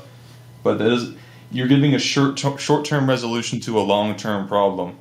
And if I just keep popping fucking pills that make me focus for the time that I'm high on them, essentially, I don't think that's the way to fix it. I think it has to be done naturally. Like you just quit smoking. You don't just smoke a cigarette. It's not how it works. I hope you guys understand what I'm saying. Oh yeah, 100%. Yeah, Fully yeah, on board with it. we can agree on that. Definitely trying to find the root cause of the issue that you're trying to mask with medication is typically a good idea, not medical advice. But yeah, I agree with you there. Well, I'd say it's medical advice not to take fucking bupropion, all these fucking Adderall and shit. Don't take it. That's my medical. No, well, we don't promote medical advice on this server. Just an FYI. So you can speak in Well, this generalities isn't going to impact and let anyone's people know health your opinions. at all. It's just a Yeah, strategy to combat the illness. It's like if you have but you have to cold, admit take vitamin with C. everything, That's my Parker. vitamin. I just need to say this, bud. With everything that's been going on, we try to avoid saying or speaking any type of medical All right, yeah, I got it. All right, advice, right? yeah. Advising anybody about any type of prescriptions, whether to take them, not to take them, anything like that. Now, you can certainly let us know your experience and how it's gone for you. But yeah, to advise others is something we try to shy away from here. And I hope you understand that. 100%. And I would say that you can say that this is my personal opinion, and we probably agree with you. But yeah, Well, whether people decide my opinion or my advice is credible is up to them. Yeah. But I'm not a trained professional by any means, and if someone interprets my information as that, and then it's on them. Sure. Yeah. Anyway, that's dealt with. Angular resolution, right? So yeah, I think so. You can think about it as like a visual canvas, if that makes sense. You've only got a certain amount of space, and literally everything is competing for space on your visual canvas. So things that are very close to you will take up a lot more of that space. Things that are further away from you will take up a lot less of that space. And things that are too far away won't take up any space because they're literally too small for your eye to resolve, right? Yeah, I got it. And that's all it is. And you can get into the technical details. You can start talking about what exact, apparent size things start to disappear and all the rest. That you're starting to get into details then, and we can go into the details if you want. But that's the basic idea. And so this is important when considering things like the ships over the horizon argument. They assert that it's Earth curve, where we can actually demonstrate that things disappeared bottom up on a flat surface, right?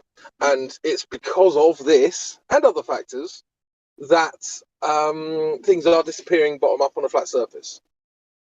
Your eye just can't resolve the bottom anymore. It's too small. Like, apparently too small.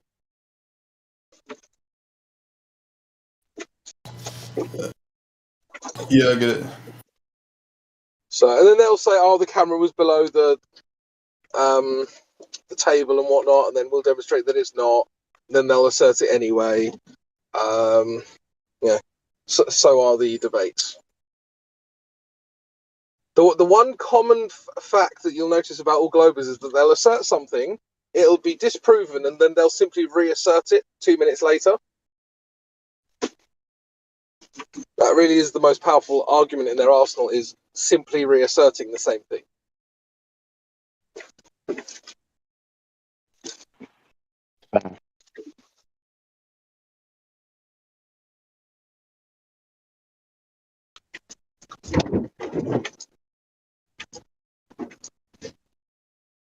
I mean, I can see pretty far.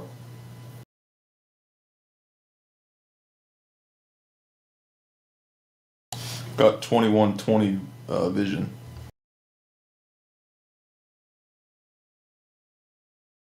I thought it was usually in factors of 5 or 10.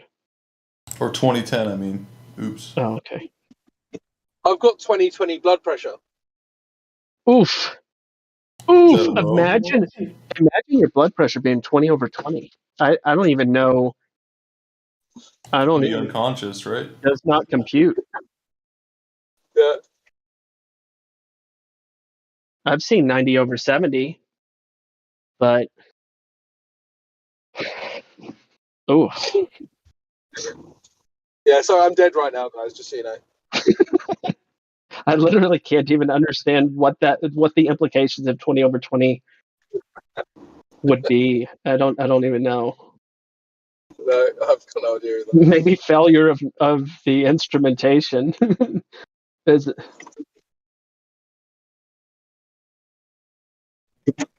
So I don't even know the metrics of what's like average blood pressure. 120 over 80 is what's considered. What does that mean? Systolic, diastolic pressure. It's pressures. I don't have a good answer. Like the thing when it comes to like seeing, when you say it's like 20/20, you see exactly what somebody like who has normal vision would see at 20 meters. But if you have 20/10, you see as good as somebody who's 10 meters away from something at 20 meters. Yeah, the way that vision is measured and the way that blood pressure is measured are two very different things. Yeah, I know. That's why I was asking, because I don't know. Yeah. All I know is that it drops when I stand up. Did you know that you can't have blood pressure if you don't have veins? Weird, but arteries too. You gotta have You arteries. need a container for that pressure to be measured.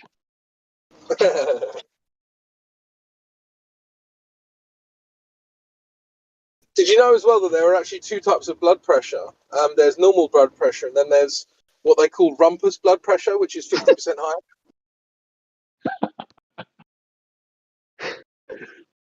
Rumpus blood pressure.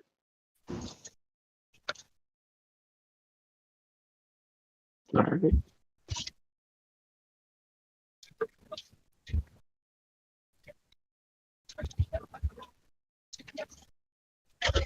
So how do you get more blood pressure? Is it because you're fat squeezing your veins or something? Or what even causes it?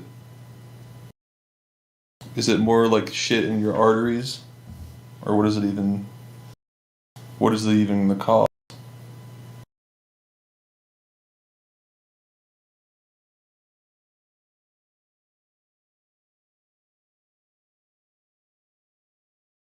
Sorry, what's the cause of higher blood pressure? Restriction.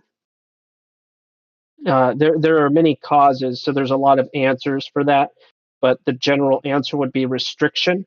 So just like a hose, like a garden You hose, just have fucking clogged arteries, or you got fat squeezing on your veins. Yeah, I get it. That's what I thought. yeah. So anything that causes restriction of the veins, basically, which can be a lot of different things.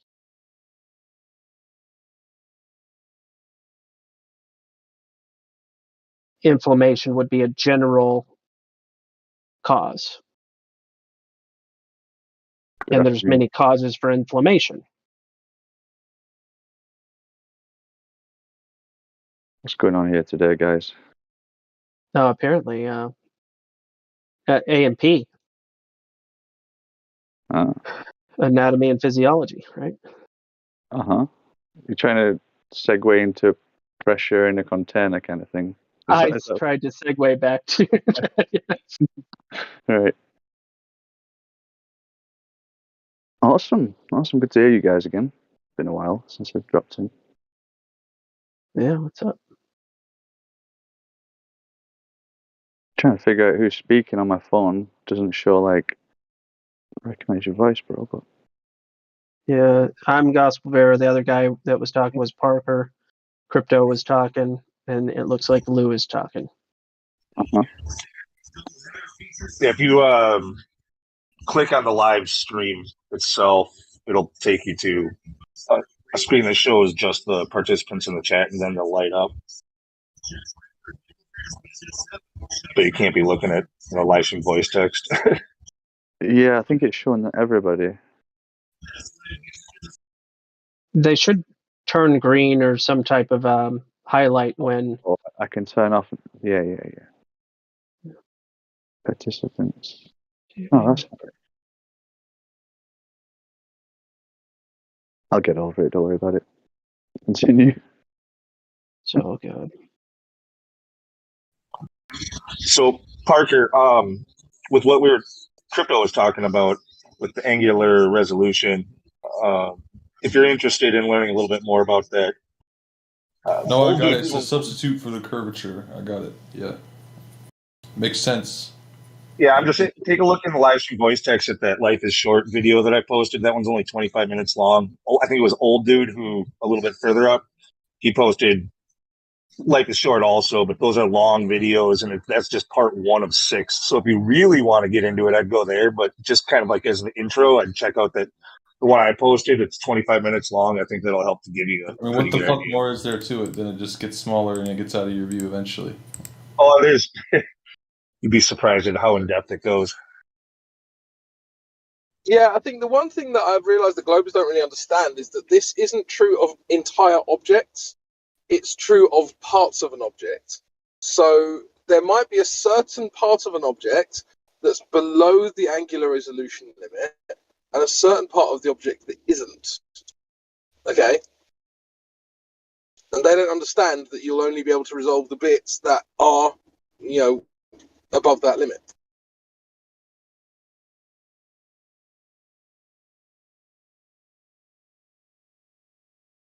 The main problem that they have is that the only reason anything is supposed to disappear in that manner on a globe is because of the Earth curve, right? When even you just said it, well, something gets too small, it's too far away, you can't see it, right? That sounds really simple, and it really is. Until people get into this argument, then all of a sudden, when they realize that goes against their argument, they have to change it. That's when it becomes a little bit dogmatic for them.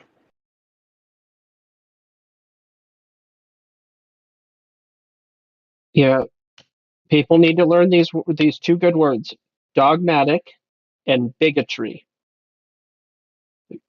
They're good words, quite often misused.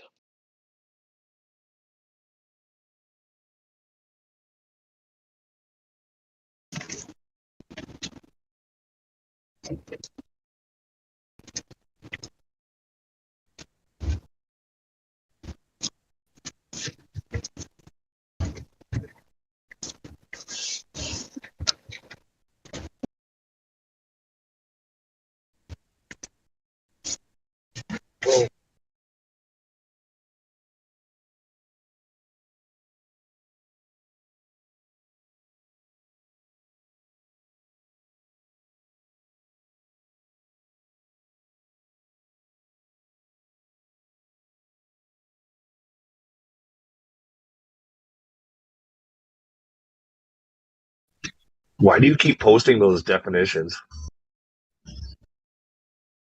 Good question. You mean why over and over again, or why at all? Yeah, why over and over again? Just in case there's somebody new that hasn't seen it yet, and because I just mentioned it. Okay. I tend to beat the dead horse for a given time and then try to move on to a new dead horse to beat.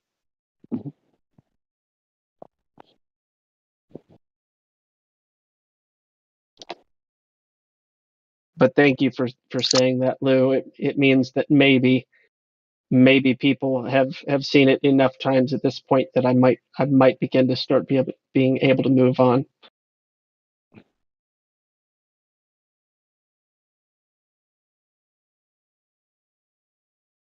Sorry, every time you post a definition in the live stream, I always read it. If I'm paying attention to the live stream, not like today when I'm working and shit. But yeah, I always read it. Where do you get those from? Is that from an etymology site? It is. It's etymonline.com. Right. I figured. I know you're a big fan of etymology, so. No, he's not. Where'd you get that idea? Little birdie told me. Man, it's funny, but it's seriously the website that gets more traffic from me than any other website that I go to. Significantly so.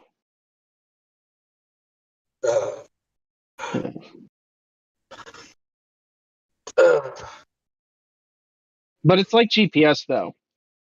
You know, you keep on using GPS over and over and over again. You may not learn your way around town, but if you force yourself to try to make your way around town without a GPS, you'll like have the entire town in your mind, basically. And that's the weakness, is that I continually post, which makes it easy for me to not have to memorize the definitions. Hey, Chocolate, do you hear this crazy thing I learned the other day? Did you know that government means mind control?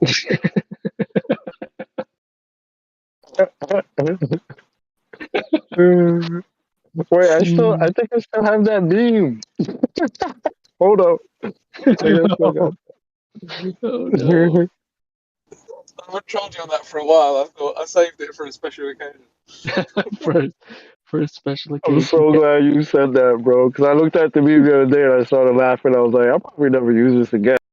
You gotta get a meme of me, like, of a dude laying down on the ground getting kicked in the stomach, and the dude that's doing the kicking saying, "Government means mind control," and I'm just like, "Put etymology."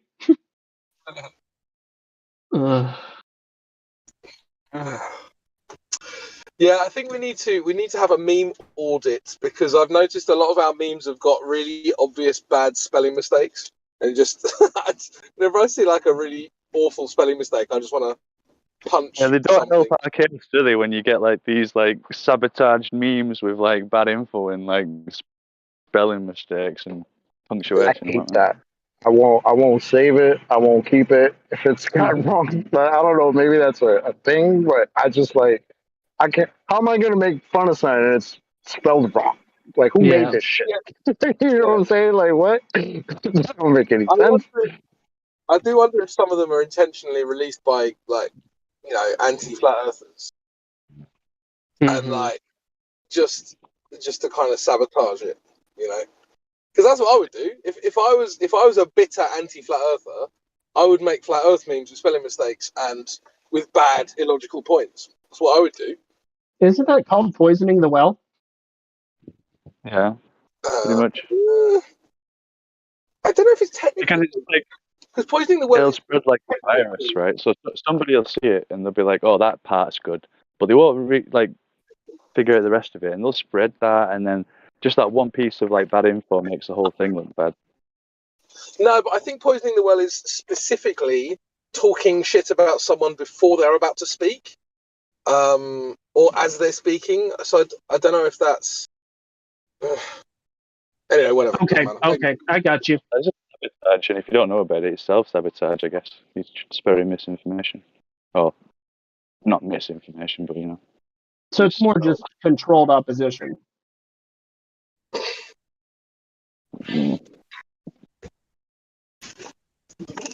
If people on Fiverr, that's all it'll take.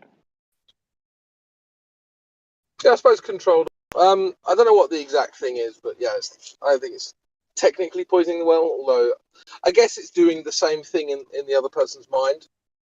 It's like sabotaging their point of view. It's lowering the legitimacy of it. The meme in the live actually hear the real point of view. Yeah. The legitimacy will be low because it's got a spelling mistake, and no one's gonna. It's not a worthy source if it's got some. No chocolate. No chocolate. It's no. I don't even know how long I've had this meme. Look, it's misspelled though. Oh, where? I haven't looked at it in a while. What is it? For someone to say government. That's great. I didn't even see that. That's great. But I do remember that meme. I laughed when I saw that. I think I remember who. Oh, I know who made. I think I know who made that. I have no idea. All I Yeah. know is I saw it. I was like, I'm saving that. Yeah. Hilarious. I like the guy who made that too much to call him out when he's not here. If he was in the VC right now, I'd probably say something, but I can't do that. Without, I can't actually see the live stream at the moment, but my guess is that it's the meme with the guy rubbing his hands and kind of looking Yes, to the side. indeed. Let me take a look at this. When someone says government, yeah, I know that meme. Yeah.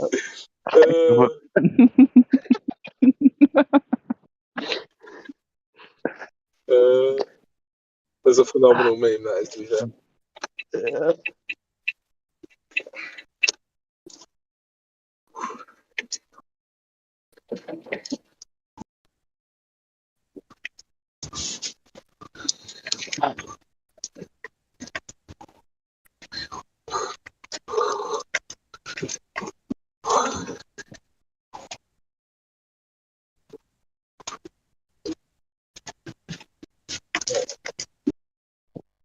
It's so funny. This is the best snow we've had in the last 6 months, and it's at the end of the season. Define best. Best as in also the most. It's beautiful. It's prolific. Yeah, that's what I mean by best. You guys are still getting snow. Wow. We just got hail that lasted a couple of days in like dark corners. Even though the sun was out, like some of the hail wasn't melted and it's gone now. So that's pretty good. Nothing for like a week. Great. It was like 3 different types of seasons in one day the other day. Really? Snow is usually officially over by mid-May in North Dakota. We had sun. We saw the sun today. Oh. Wait, hold up. You guys see the sun over there? I mean, only today, but yeah. That's the black swan, bro. That's like concealed, but you know. Well, I suppose it is a black swan because it does prove that the sun exists. Mm-hmm. Black hole swan. It's a black swan in sheep's clothing. What are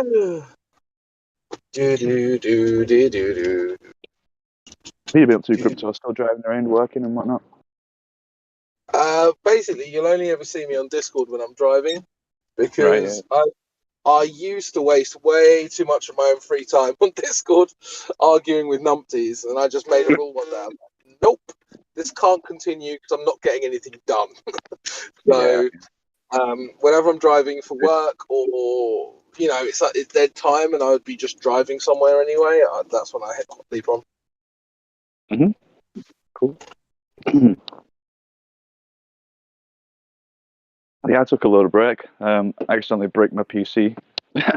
A bad flash, and then it didn't turn back on. So Is that Turquoise Dragon? it is, sir. Yeah. Yeah, okay. God, you've Been been a on a little lot. while. Sure have, Shit, man. man. Good to have you back. Yeah. We've recruited from the Welsh contingent. I don't know if you've met Flatty. There was so many Flatties, like Flatterpuss. That was Flatty, right? No, somebody else, right? I think it's spelled PHLATTY. Ah. No. Well, Hello, there's GE Platypus, but there's also Flatipus, which is he's a mod here. Yeah. I'm just talking about Flappy, who's in the chat now. Oh yeah. Fine. I've been away a couple of years, man. I don't know. Maybe someone new. I'm the Welsh one. Nice to meet you. You've last been here. Yeah, it's been a while. I dropped in maybe like a couple months back, but then that's about it.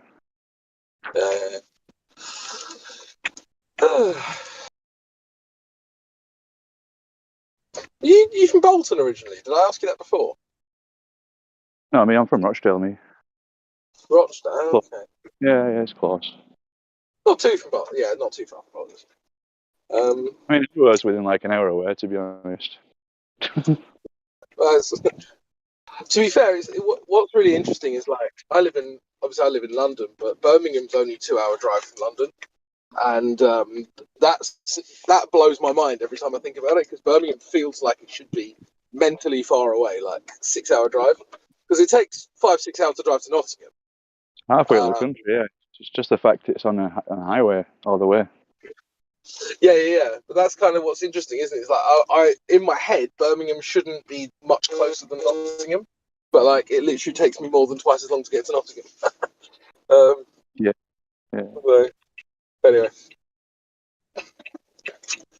right, I better leap off, guys. Stay flat, and I'll see you guys when I'm driving home, probably. All right. Take it easy, man. Later, brother. See you later. Enjoy that sun. We'll be setting in an hour or two. You just get to get really high to see it again, right?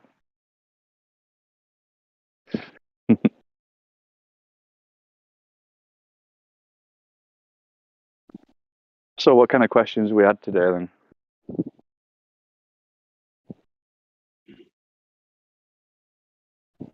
Very few coherent ones, unfortunately. Yeah.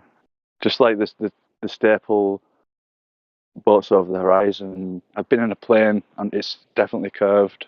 What else is there? NASA. Yeah, go ahead, Zach.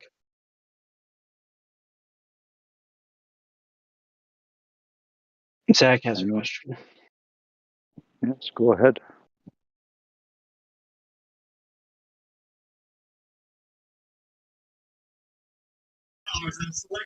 Use the VC, man. Why are you typing it? Talk to us. Just for all the effort to get verified and then typed.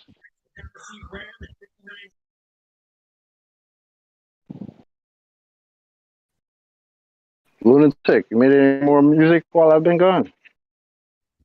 No, that was a one-off, dude. You know how much effort I put into that, and I'm not that good. I knew that going into it. It's gonna take, if I ever make another one, it's gonna take like the perfect song, like that. It just for some reason works because that's kind of what happened with that one. People like it, but no, that's not my. I It's not my hear game. Hey man, it was a great fucking effort, brother. Thanks. It was fun. I mean, it's a fun song. And that's another one really kind of what like counts, that. man. Yeah, that's what counts. As long as you had fun making it.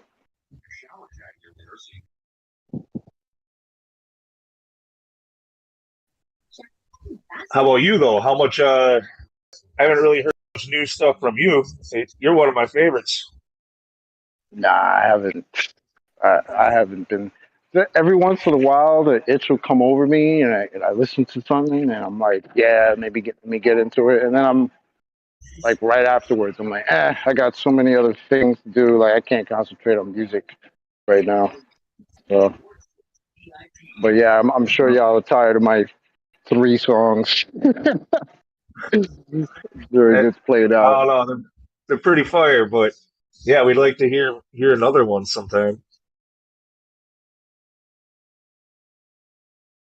Yeah, I'll try. There is a beat that I'm kind of hooked on right now, so I'll try to make something maybe at least before the end of 22. You.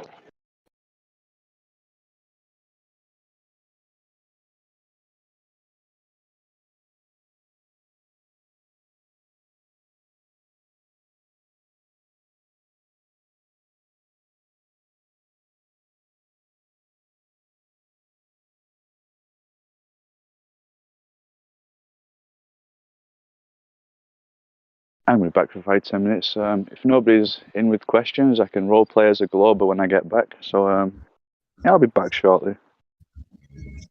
So Zach's question is, yeah, like, seasons. Yeah.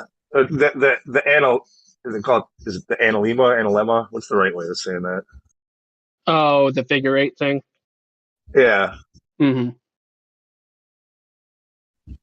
Probably both.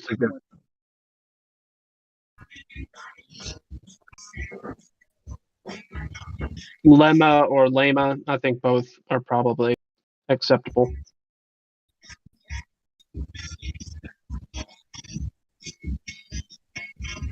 Anyway, so I mean, I don't have a full understanding of that, but basically, let's see, we'll see how correct I am. I'm sure somebody here will correct me. But no, it's making the circles over the Earth. The analemma, that happens when you take a picture every day at the exact same time, and it shows the precession of the sun through the sky over the course of a year.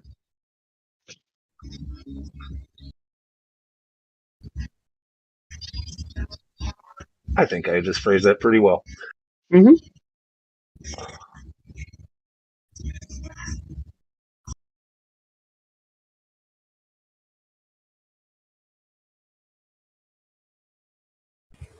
Get a gold star, Lou.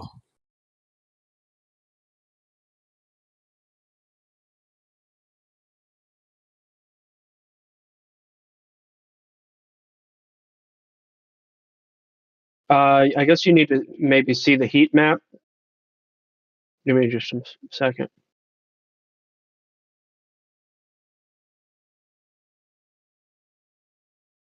Where's that thing? I think I have it somewhere. Maybe somebody could post it.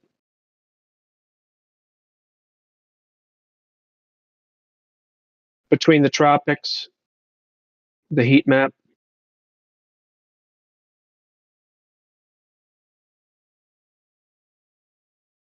I thought I had a GIF of it, but I don't.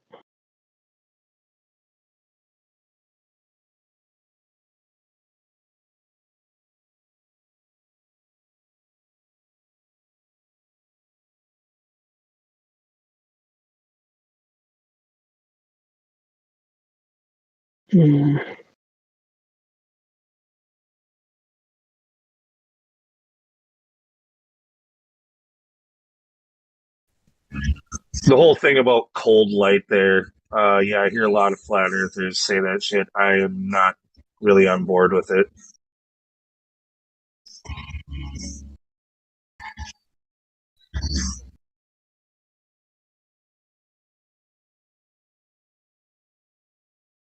Has nothing to do with the surface of the Earth.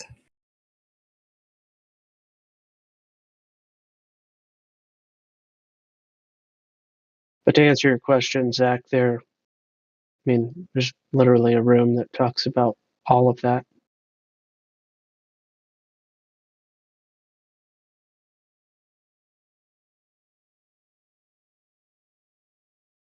I think it seems to me that a lot of people come to this server and don't even ever become aware of all of the rooms.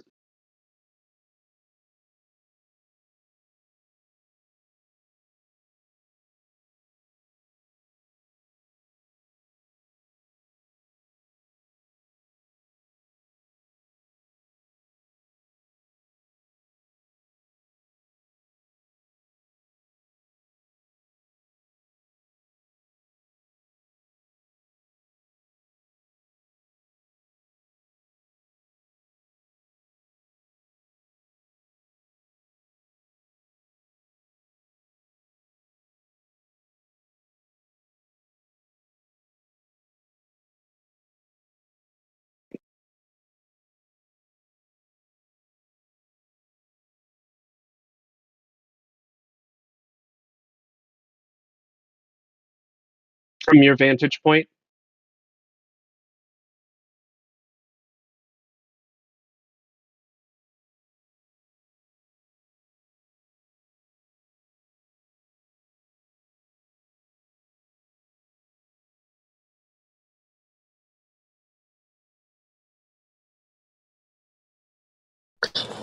Is there a particular reason why Zach can't open? Yeah, he said he was, or he, whatever, said he was at school. Oh, okay. But I hesitate with the he only because of the female profile pic, but that doesn't always mean anything.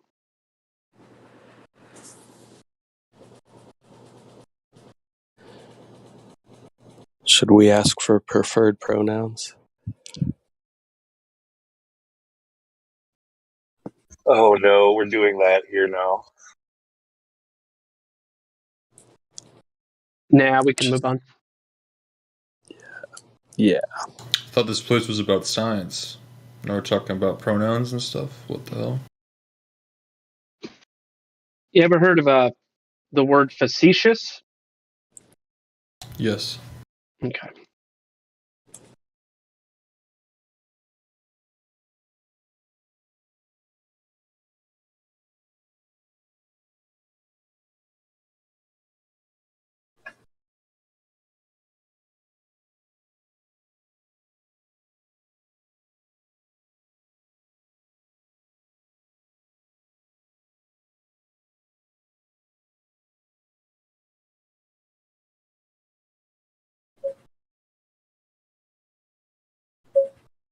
I'm going to be AFK, so if you guys are trying to talk to me, I'm not going to be able to respond. If you deafen yourself, no one will try to talk to you. AFK deafen is a good way.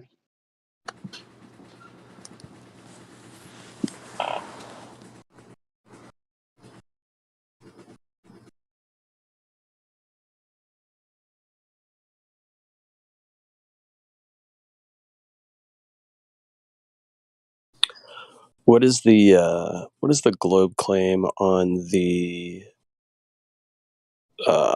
Analema's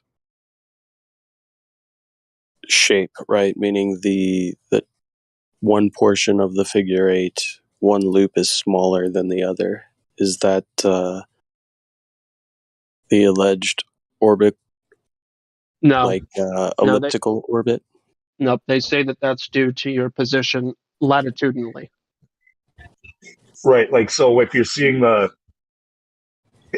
it's in the smaller part of the loop, when it's in the smaller loop, the sun is farther from you. Like if you're in the north, then it's your winter.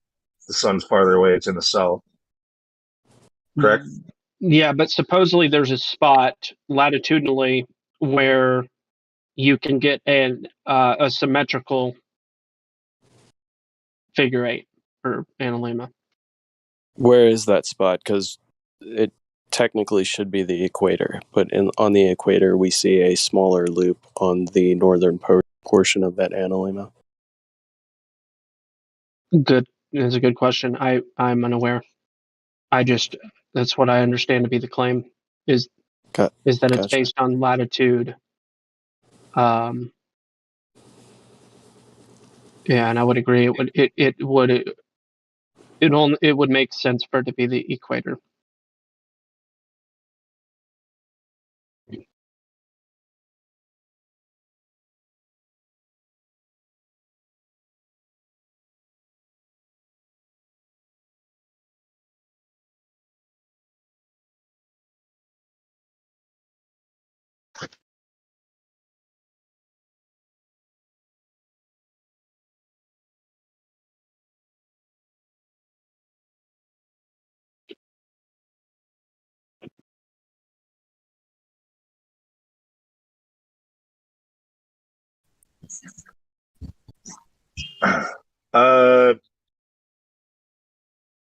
Is the center of the Earth the North Pole? That's kind of like the conceptualization that we use, but we don't really know. Like what's the center? We don't know its outer parameters, so how can we know its center? North Pole, I guess that would be based off of where we're talking about like a model based off of observing the sun, because it doesn't prove the physical shape of the land. It's it's the shape of the path of the sun over the earth that we're really tracking with that. I don't know if is that about right? Anybody disagree with how I said that?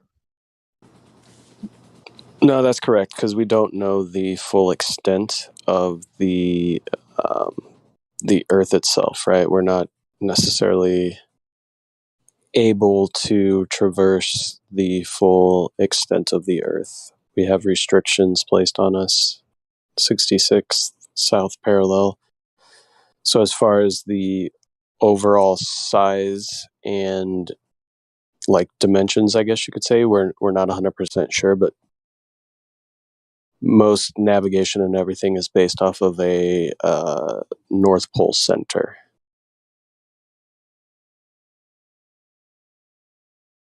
It's how compasses work, based on the magnetic north. And the sun and the moon and the stars appear to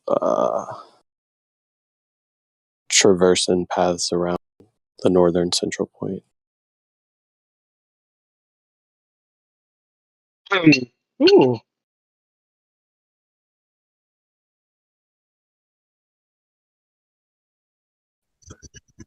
And as far as the South Pole, there's really not much to go off of down there. We're not really allowed to do anything at the South Pole, if there is even one. Antarctica.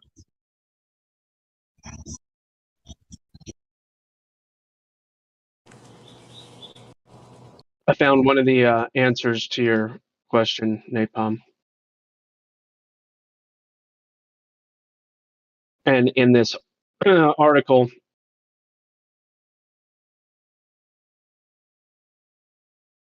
they say if the Earth's orbit were a perfect circle, and if the Earth always moved at the same speed. Kind of funny. And then they say that analemma, I guess it can't, maybe it should be analemma because there's two M's. But anyway. I kind of like the ring of it better. Yeah. Would simply be a line, they say.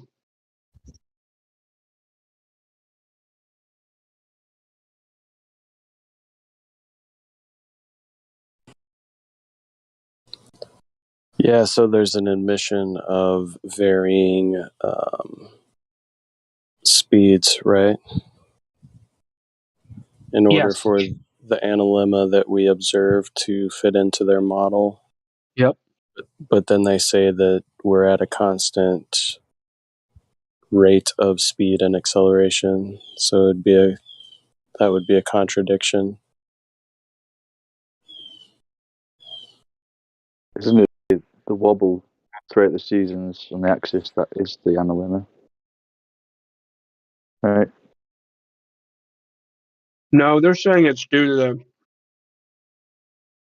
aphelion, perihelion, apparently.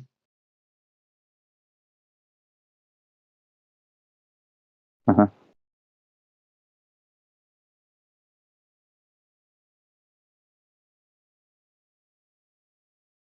And that shape would change depending where you stand on Earth, what latitude.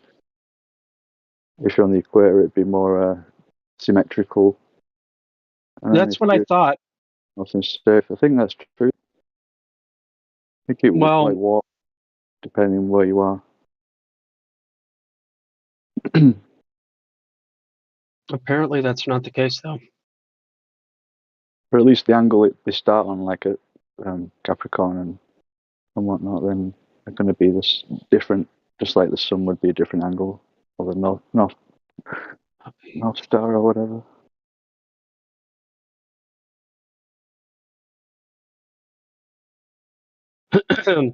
That graphic that I posted.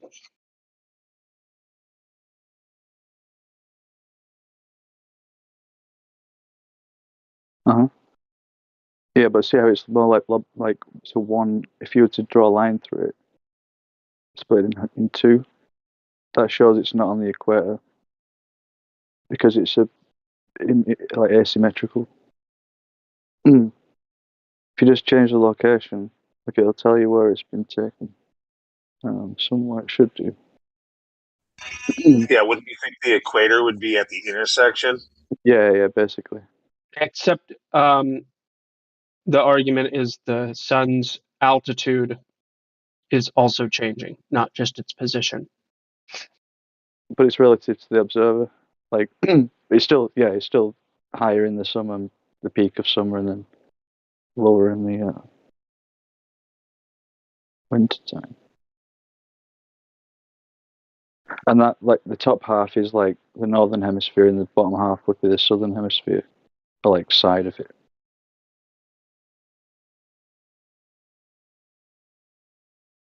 Because the further out on the the diameter of the Earth you are, you're going to be traveling further, like as it's rotating. So I think that's the bottom half.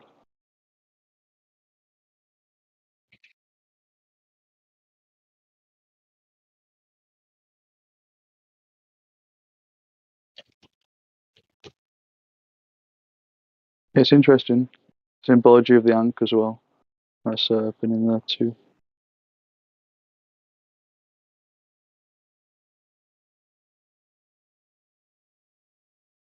Did you say the Ankh? Uh-huh. Oh, yeah. And the proportions of, like, there'll be some ratios going on. But like I said, I'm sure it changes depending on where you stand on Earth. You could try. Let me have a look. I've seen the analemma from the pole as well. That's interesting.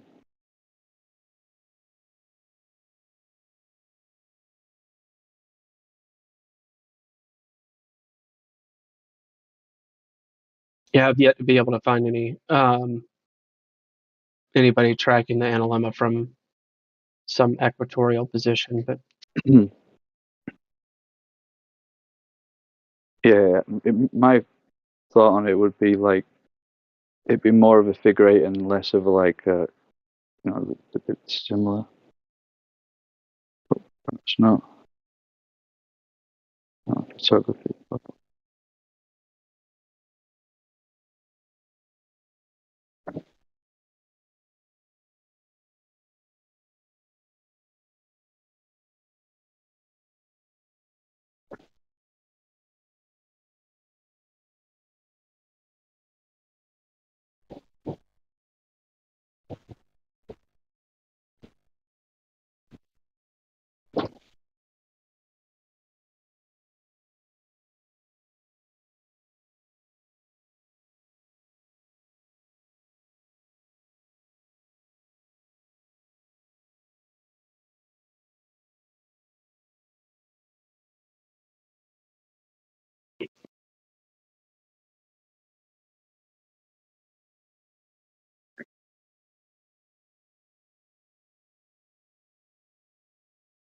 yeah, they say that the north of the equator, that the bottom will be the fatter, and south of the equator, the top will be the bigger part, but no examples. Yeah.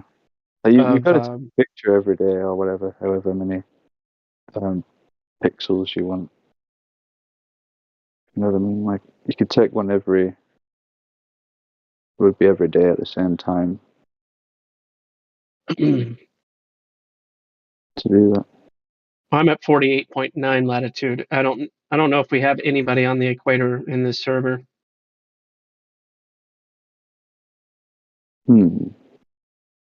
Chances are higher than you think. There's not that many places on the equator, to be honest, where there's a lot of population. Ecuador, Colombia, Brazil, Gabon, DRC, Kenya, and Uganda, Indonesia. So if we had somebody in Singapore, for instance, that'd be pretty close. Yeah, thanks. But Africa's pretty much shot. Brazil, Belém or Macapa. Macapa would be a really excellent.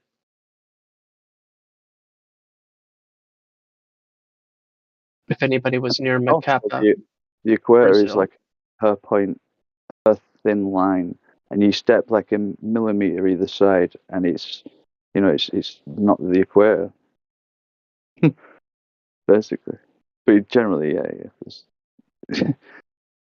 It's weird. The Galapagos Islands are also very, very, very close to the equator.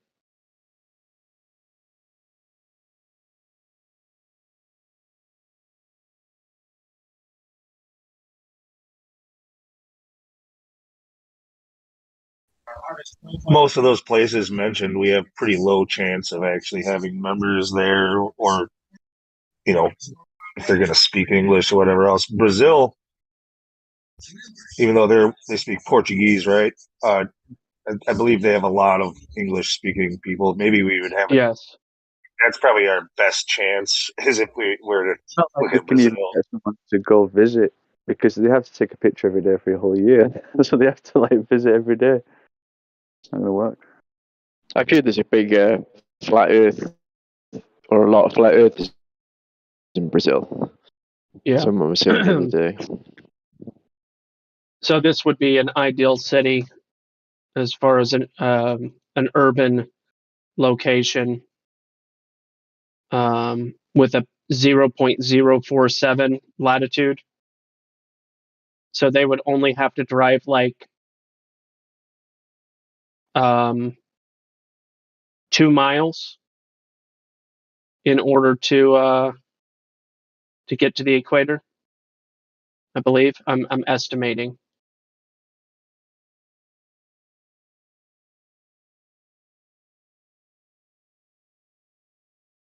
Two to 3 miles, something like that.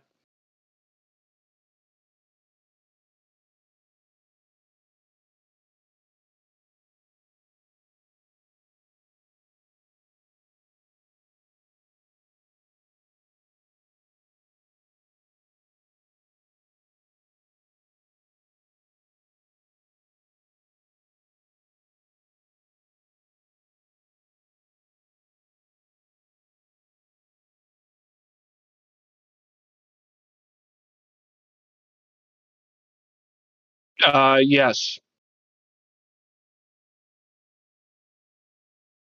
All of those countries are experience economic difficulties. Indonesia would probably be the most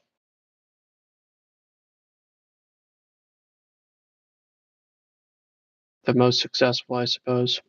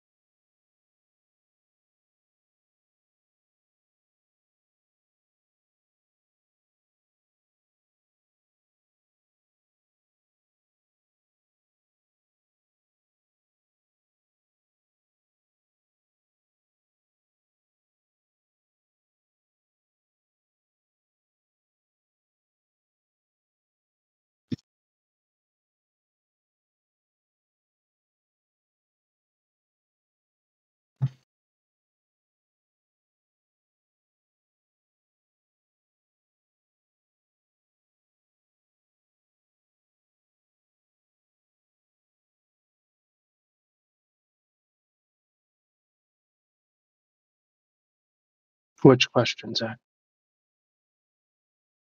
Oh, the magnetic.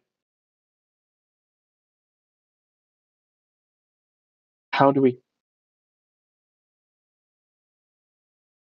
Is anybody else active right now? Voice, Lou, Turquoise. What's Yeah, up? I purposely ignored that question. What is the question? How do we calculate magnetic pull force? I suppose they're referring to the North Pole. I don't know if I would call it a magnetic pull force. It's just the Directionality, right? right. Or It's polarity. It's based on magnetic flux lines, right? So you have technically what would be considered like a south pole of a magnet in the north,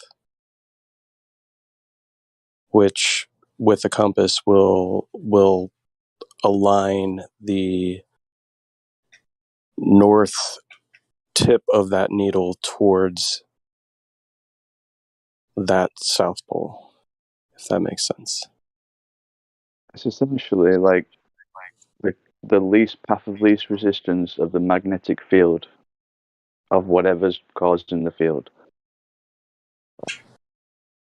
Yeah, it's a toroid, basically, and the path of least resistance is in that kind of direction. Yeah, like you can use magnetic, or you can take a magnet, use iron filings, and the iron filings will align themselves directionally to the poles, right? And they'll also separate into what some people call like magnetic force lines, meaning some of them. And then it'll become a bigger magnet itself, yeah. What he just typed there gives us a little more insight of where he was going with that, though. Trying to understand the magnetic equator. There is no magnetic equator. It has nothing to do with magnetism whatsoever. The equator is the middle point between the furthest, as we talked about earlier, like the tropics, Tropic of Cancer and Tropic of Capricorn are as far north and as far south as the sun goes. The equator is that midpoint. It has nothing to do with Earth's magnetics.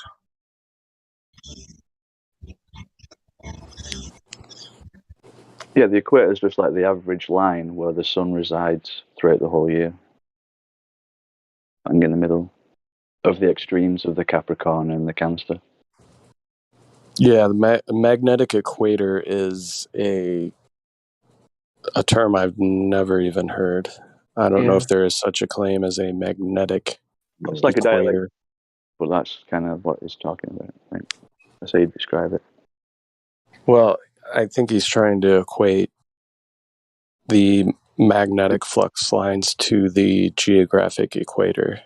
I don't think he's talking about like the inertial plane within a toroid, which is the three-dimensional shape in which a magnetic field forms. I think he's talking about, instead of using like geographic or celestial north or whatever we would call that, instead of using that, he's talking about using the magnetic north and magnetic south. Like we have a magnetic south pole that we measure. There isn't one. Right.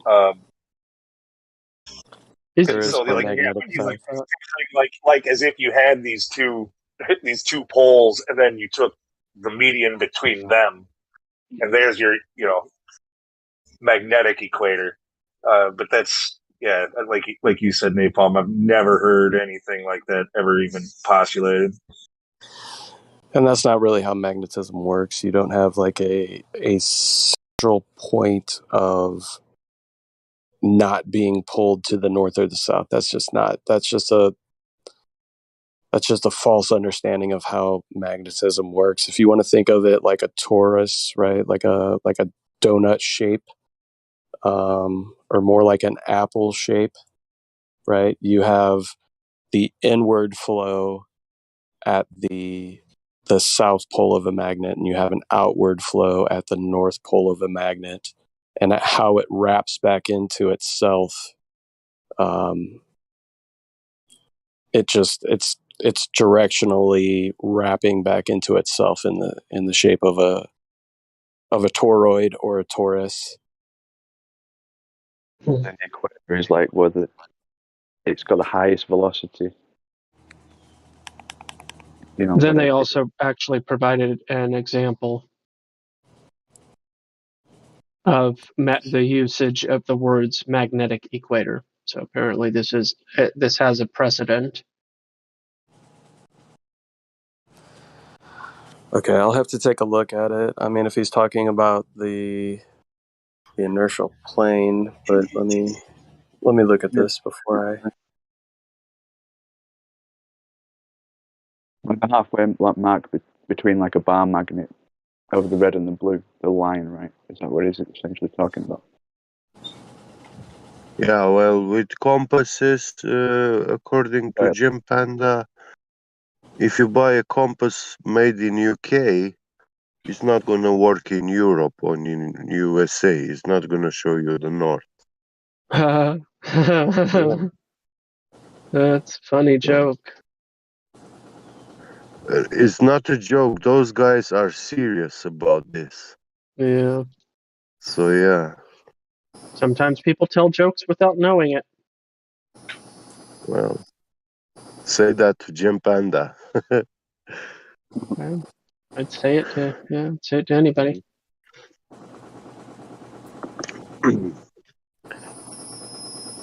Gene was also there when we had this argument.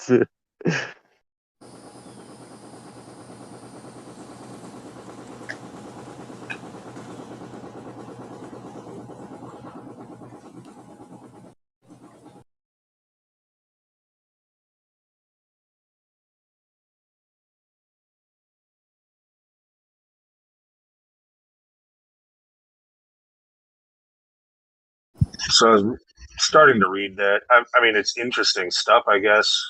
I don't think it's really related to the topic of flat versus globe Earth. It's kind of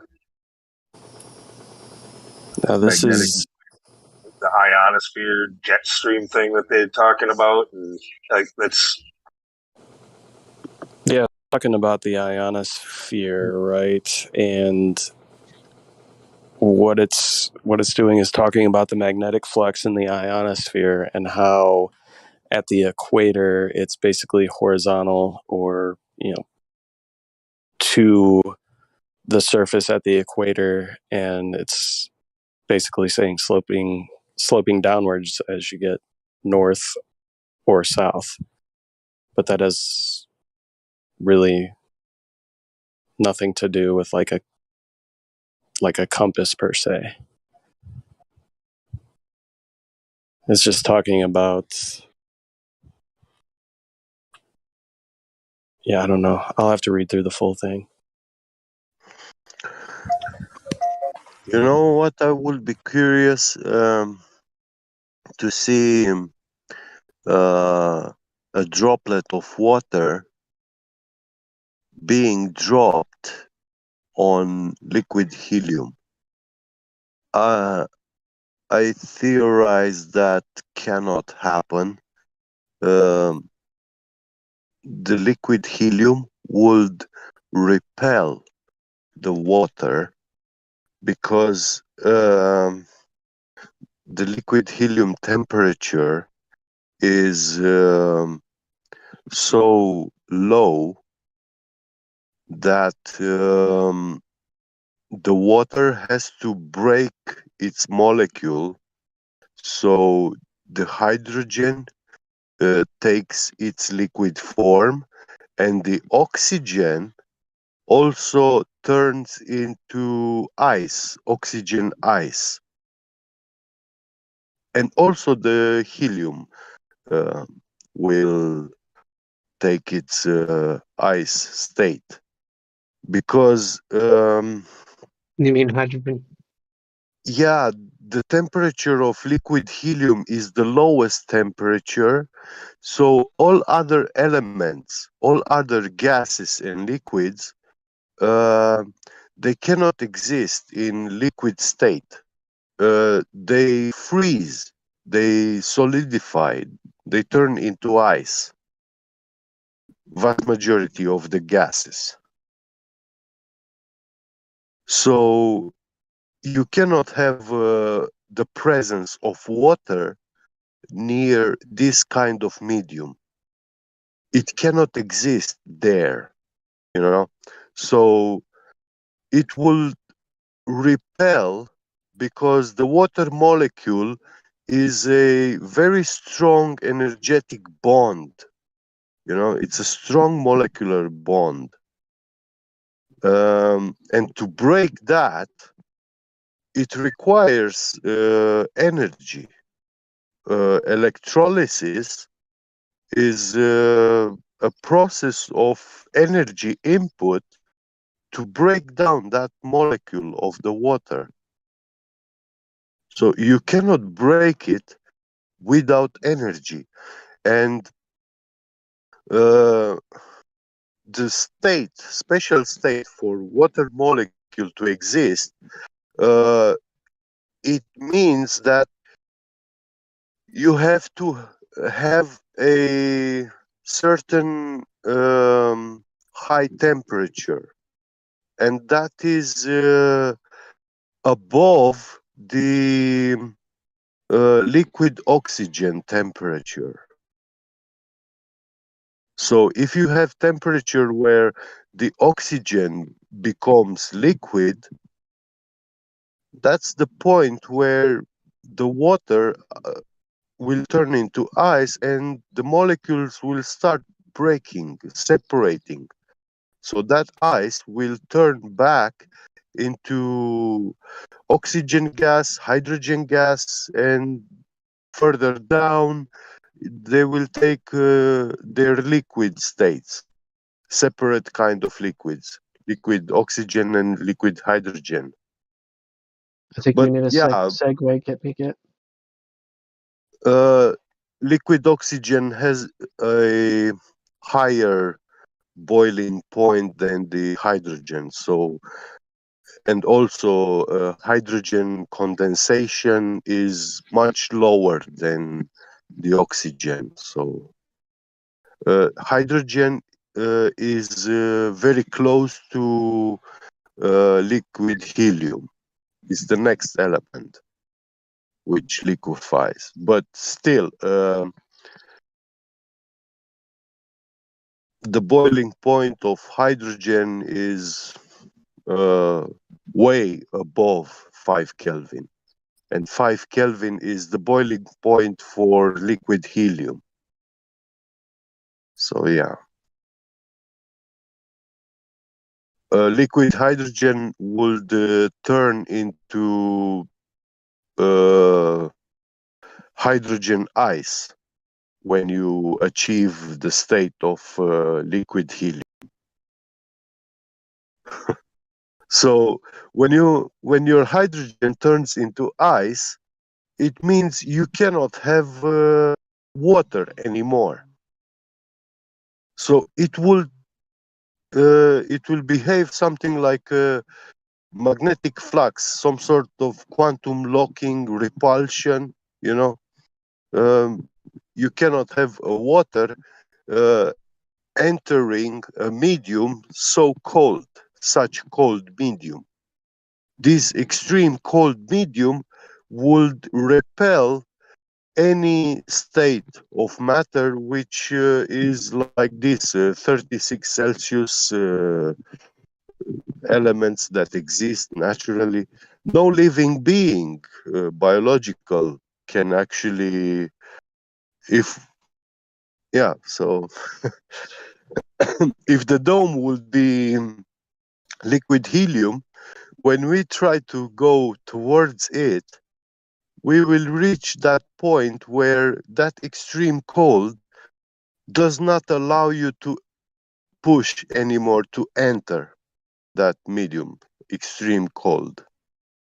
It will repel you just like a magnet, you know.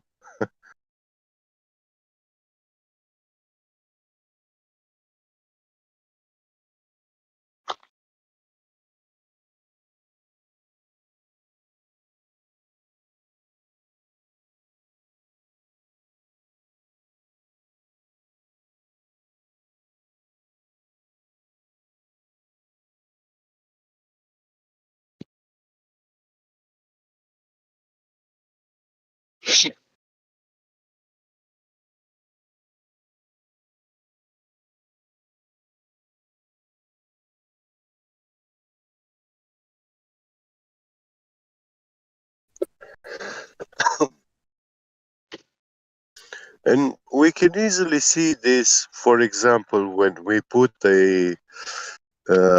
when we are hardening steel, yeah, by putting red hot steel inside in water. When you sink it in the water for the first 2 or 3 seconds, there will be no physical contact between the hot red steel and the water itself. No matter how deep down underwater you sink it. So, because the water will violently enter a gaseous state, vapor, and will take energy, will absorb energy from the red hot steel. And only when the temperature of the steel drops at couple 100 degrees, 200-300 degrees Celsius, that's when you will actually start having a contact. The water will touch the steel, but it will also be violently boiling. You know, you will see bubbles of gas, which is actually water vapor, rising. You know.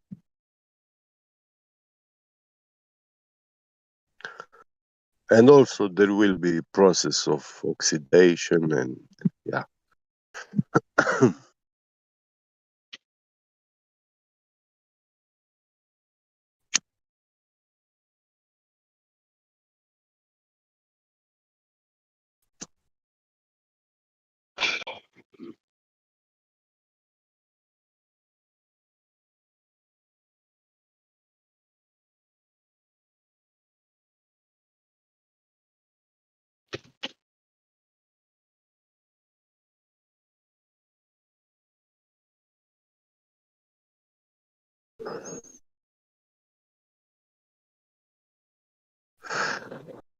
Yeah, this gas helium, I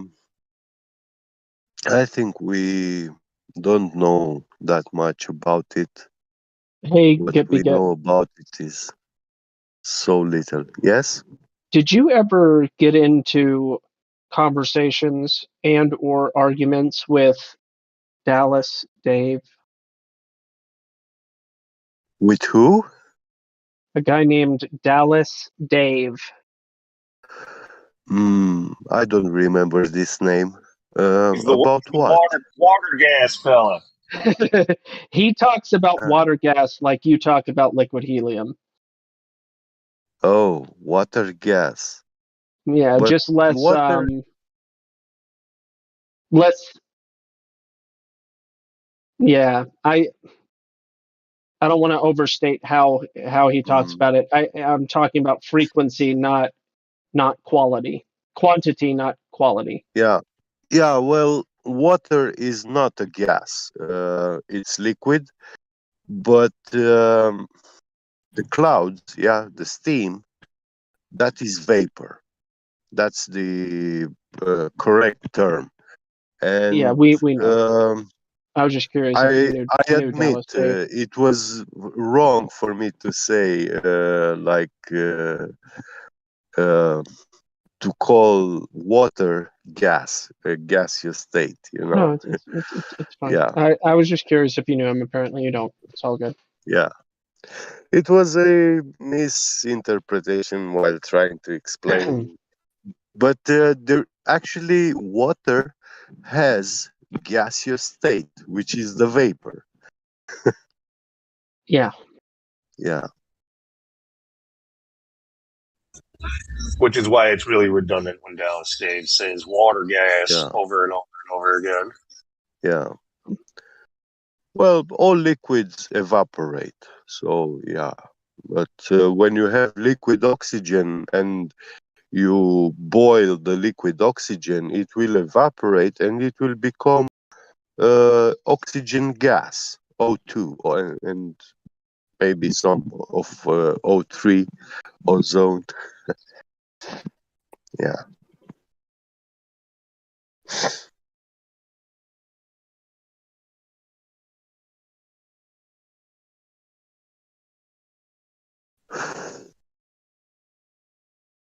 Yeah, gravity. The gravity holds the oxygen down here so we can breathe it. So, yeah.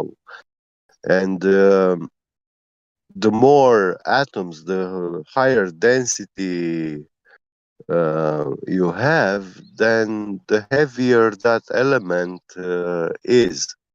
Yeah, liquid or gas. But oxygen 2, O2, is the oxygen that we breathe. And O3 is the oxygen which rises, just like helium, it rises into the stratosphere, making up the ozone layer, which is protecting us against the UV radiation. So how is their gravity explaining that 3 atoms of oxygen are lighter than 2 atoms of oxygen?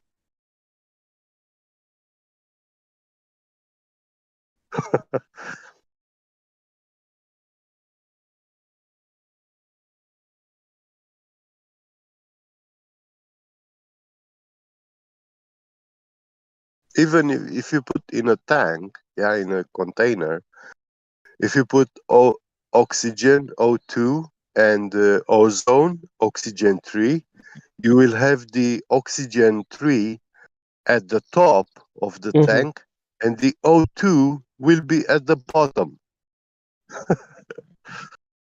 So what's their answer? So the more dense element is sitting at the top, and the less dense is sitting at the bottom. You know? Well, I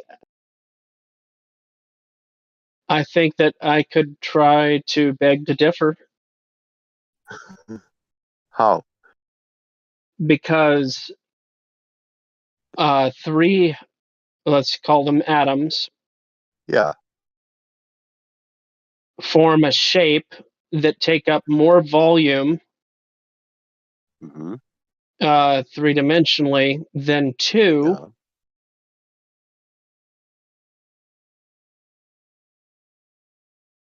Yes, and what I'm saying is it seems to me that 2 atoms would take up less volume by ratio than the 3 atoms by ratio.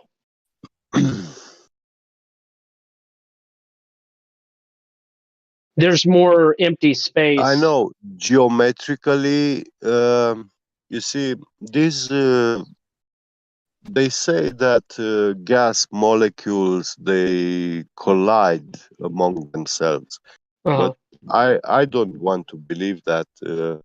We don't have any such demonstrations, and not even the particle accelerator at CERN, where they claim that they started accelerating 2 helium atoms, yeah, And once they get close to the speed of light, those atoms are not called atoms anymore, but they are called protons, highly charged particles. And they make those collide, yeah. But we don't have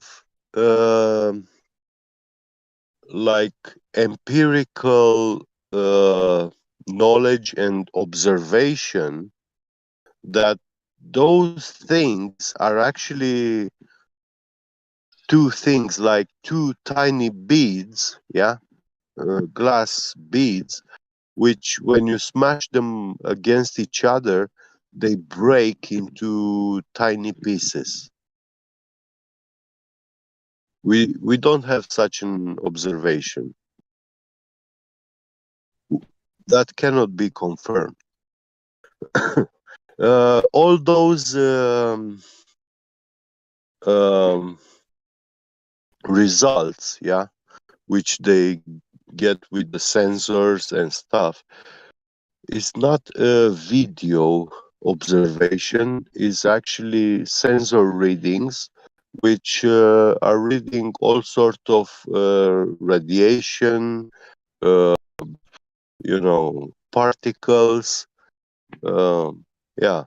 But hey, when I smash with the hammer a stone of quartz, yeah, I get to see a spark and something like electric discharge also, you know.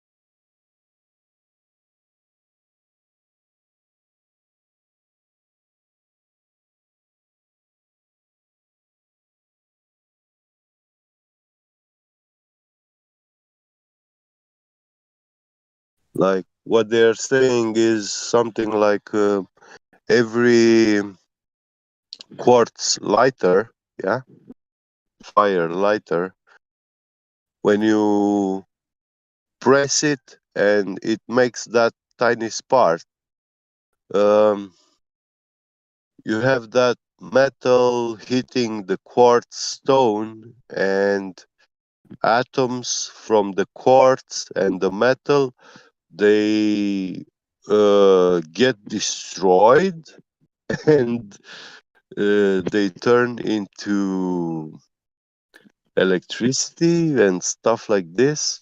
No. We can see that actually when we hit the quartz crystal, there are tiny cracks propagating through it, and tiny pieces of the crystal, nanoparticles. They fly off, they break off from the crystal.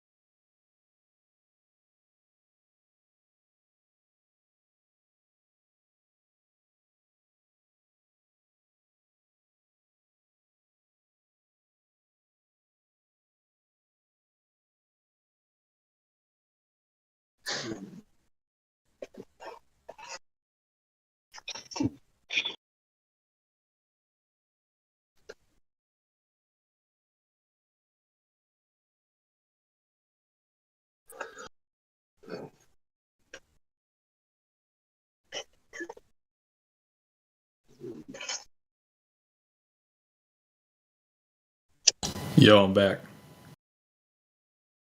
Welcome back.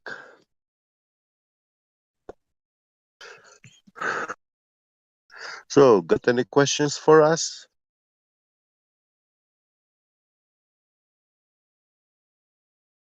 Not really. Not right now. If I had a question, you know I'd ask it.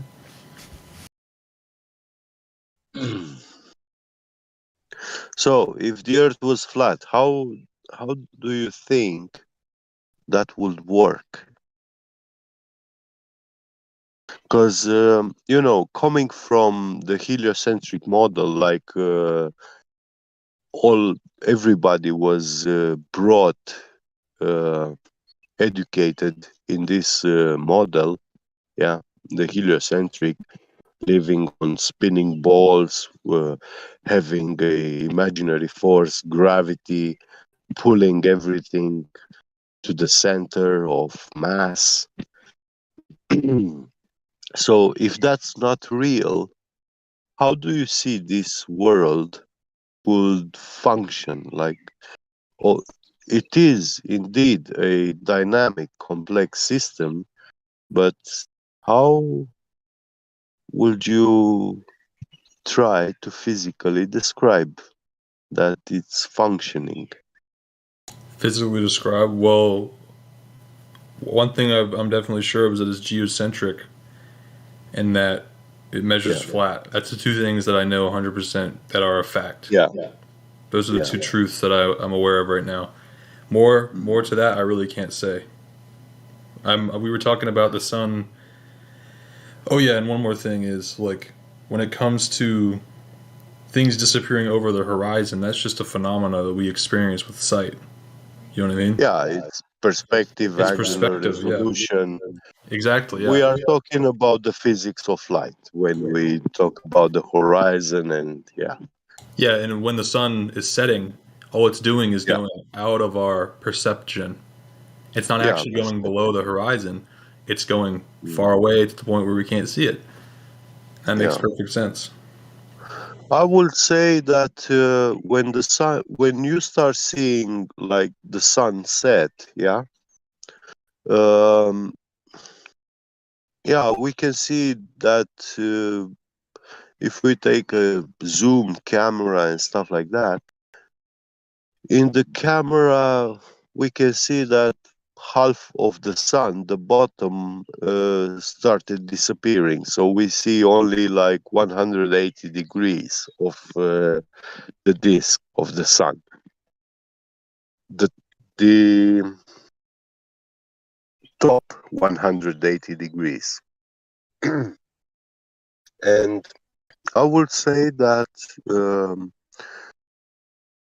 when this happens, it means that the sun is at about 5,000 miles far away from you.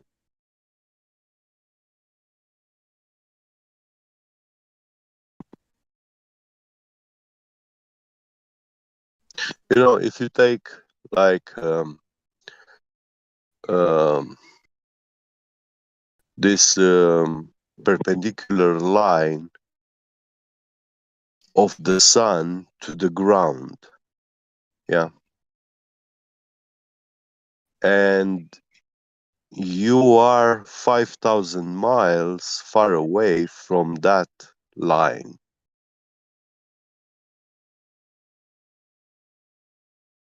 Yeah. Yeah, that's when they equate the sun power output somewhere around 100 petawatts. And from that distance, it's not that you just don't receive thermal energy from it anymore, but you also start, you are not capable anymore to see that light source, because something that emits 100 petawatts of energy will be also emitting a lot of light, bright, intense light, and radiation and everything. If we had like a tungsten filament, or not filament, maybe rod, and heat it up, put 100 petawatts through it. At this amount of energy, the tungsten will literally boil and evaporate. It will burn. But maybe, yeah, if we have like 100-meter diameter rod, and we put 100 petawatts through it, then probably it will just be a very, very hot, bright filament, just like a light bulb,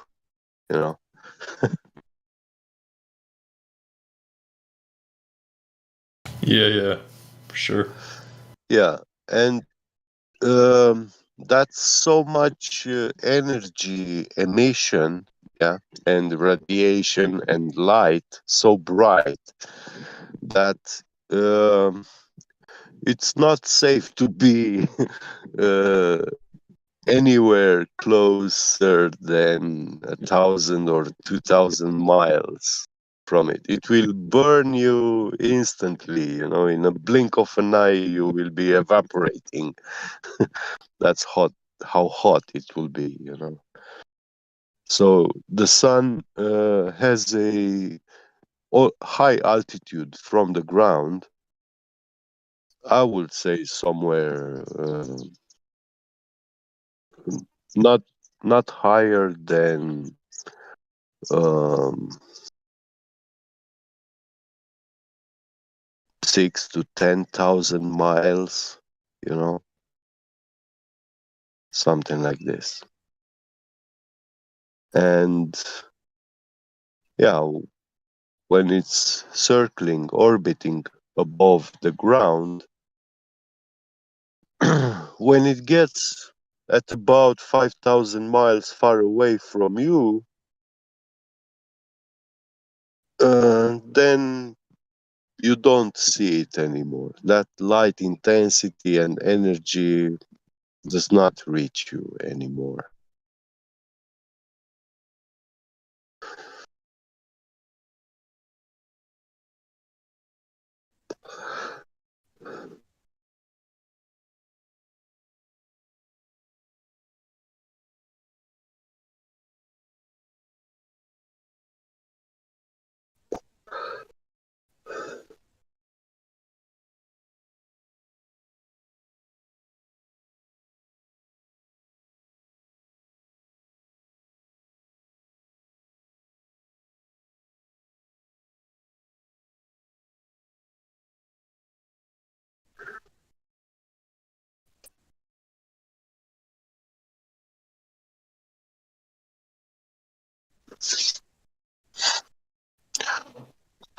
Yeah, each light source we can measure in lumens its output, and the further you go from that light source, you will reach a point where that's the light extinction point. So you will no longer be able to see the light coming from that source because it's too far away.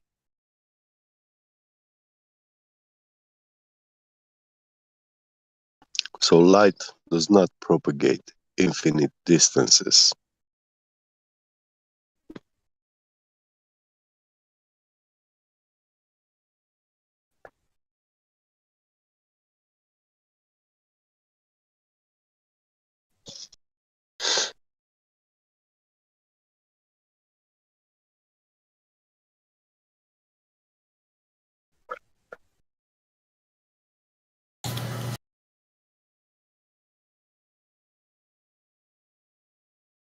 But like, what else is there to be known?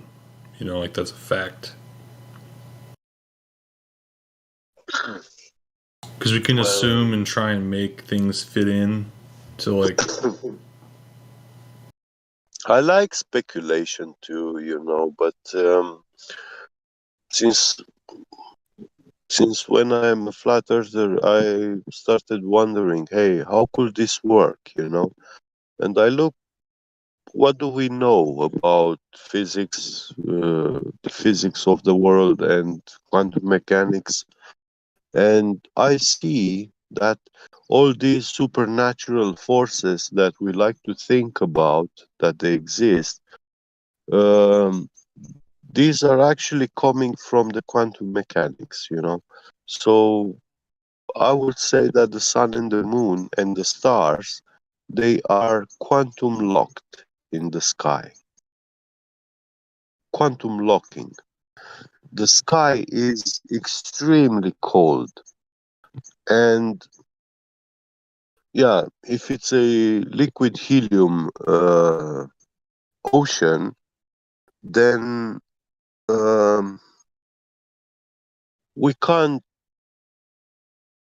we literally cannot build something, a rocket or balloon or whatever, to actually get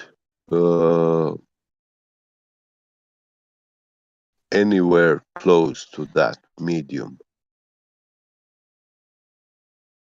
Even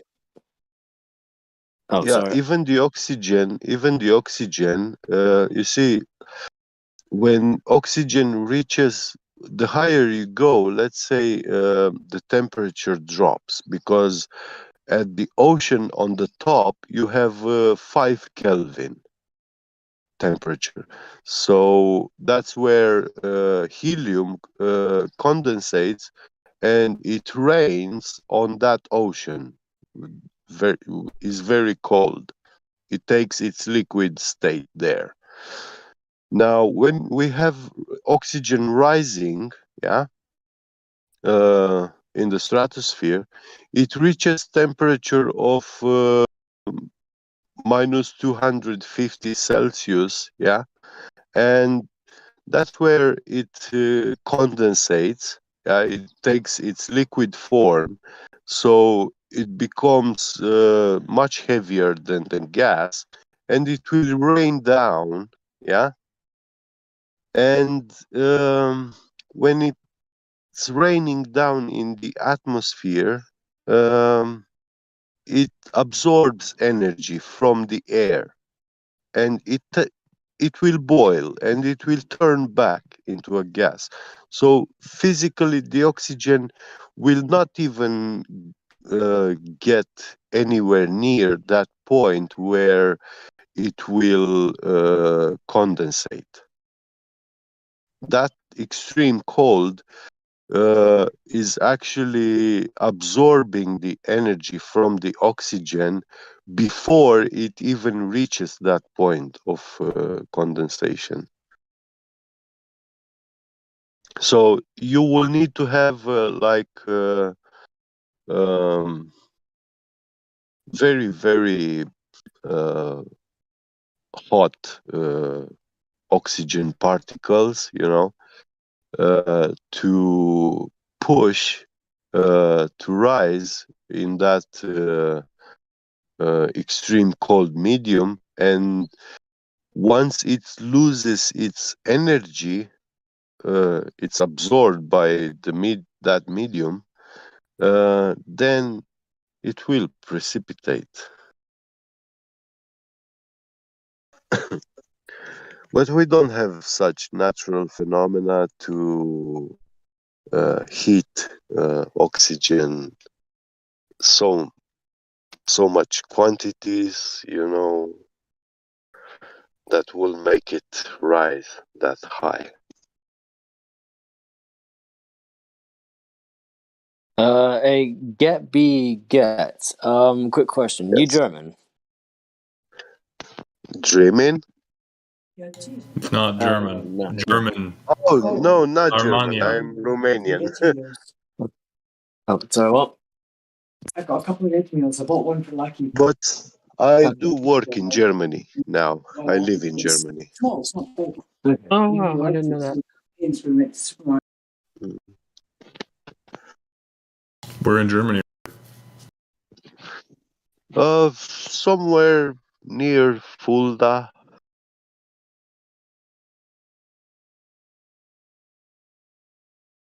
I don't even know where that is. Yeah, about 100 kilometers from Frankfurt. Oh yeah. Yeah.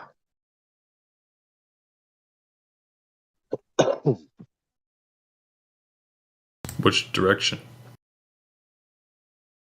I didn't check it out. Quit being weird about it, man. Why do you need to know so specifically where he's at? How's that weird? Well, because anything that even remotely looks or sounds like doxing is frowned upon, if not outright prohibited. Okay, I'm not doxing him. Yeah, I know. He's telling me about where he lives. You know, it's too human to talk about that. Yeah, but I told you the city name, so if you type it in Google Maps, you can see it. I'm just trying to get a picture of where it is. It's not really like I'm doxing, but if everyone's going to be sensitive about it, I'll shut up. Oh, no problem. I totally understand the threat of it. It doesn't bother me, the question, but I told you I haven't verified, so yeah.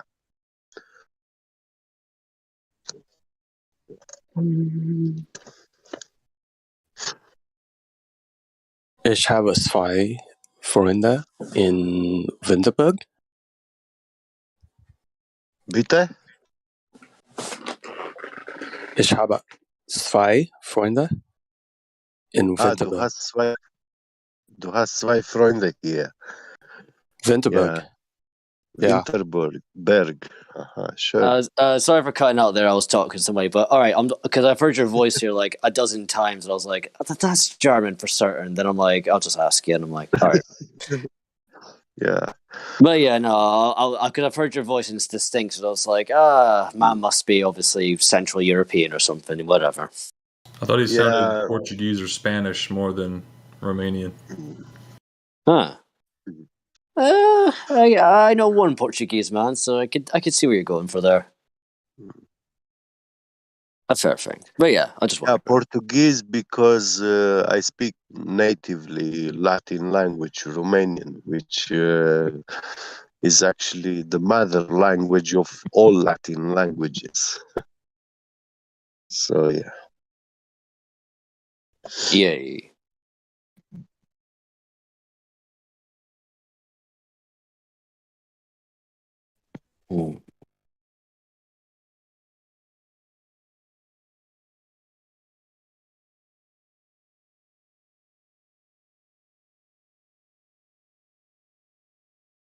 So, Gospel Bearer, where are you from? In the United States of America.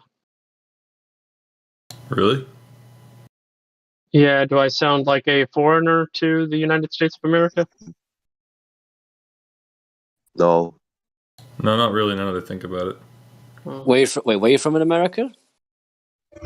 I don't know how to answer that question because Just lie, dude. Lie then. Lived I'm in so many places. gonna narrow it down, dox you by saying that you're a Yankee. Yeah, well, like, are you Middle America? Are you Mid America? California. Oh my God. He's Yeah. in my house. Oh yeah. Be a Yankee. I'm just asking. I'm not trying to find your location. Yeah, I think it'd be better off in a Discord call. Like, so I started life in the state of Georgia. All right. From there, I moved to South Carolina. Then I moved to North Carolina. Then I moved to Virginia's DC, next. the District of Columbia. Then I moved to Florida. Then I moved to Iowa. Then I moved to North Dakota.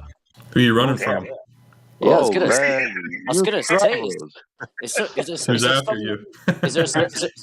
Is there some supernatural force or something? Like, geez, you're moving about everywhere, man. It's a funny question you ask. I would say yes. Well, there's some that's like the American lifestyle. some super It's something normal. some Slender Man Super motherfuckers coming after you. I wouldn't say that. The man's coming to get him. The man. Or The maybe the police. maybe I'm actually just CIA. I mean, Cool. there's a lot of possible explanations for that kind of behavior. Can you tell us? Can you tell us some secrets or? You really want to plant that as a possibility on your own? Like, Pretty please, I promise I won't tell. You don't think that that's within the realm of being facetious? I'm just asking. No, I'm talking to Lou. All right. yeah, but you know the extremes people take stuff. Somebody's gonna clip that and be like, "Look, this is where gospel admits to being CIA." Well, here's the thing. I would have been fired so many times. It's the most implausible. I tell people all the time, I've got hundreds and hundreds and hundreds of boring hours of myself on YouTube. And it would be like the deepest, deep undercover role ever for me to be also CIA and do what I've done publicly. It would just be a super deep LARP. Like, subscribe for more content. Yeah, I've never said that. It'd be kind of fun if you did, though. Be like, hey guys, we're learning some national secrets. Like and subscribe, and don't tell me. And are you a threat to national? Are you a threat to national security? Wink if you say yes. Yeah. Good times. Now you have alibi. No, I've lived all over for different reasons. I've moved most often for to the aid of someone. That someone or someones. There have been Serving the North Virginia customer. What? You lived in D.C., right? I lived, past tense, in D.C. You know what's in Northern Virginia, right? Not necessarily. The government. Oh, okay. Not mine. Yeah, I lived in Northeast near 18th. I lived in 6th Street. Is it nice there?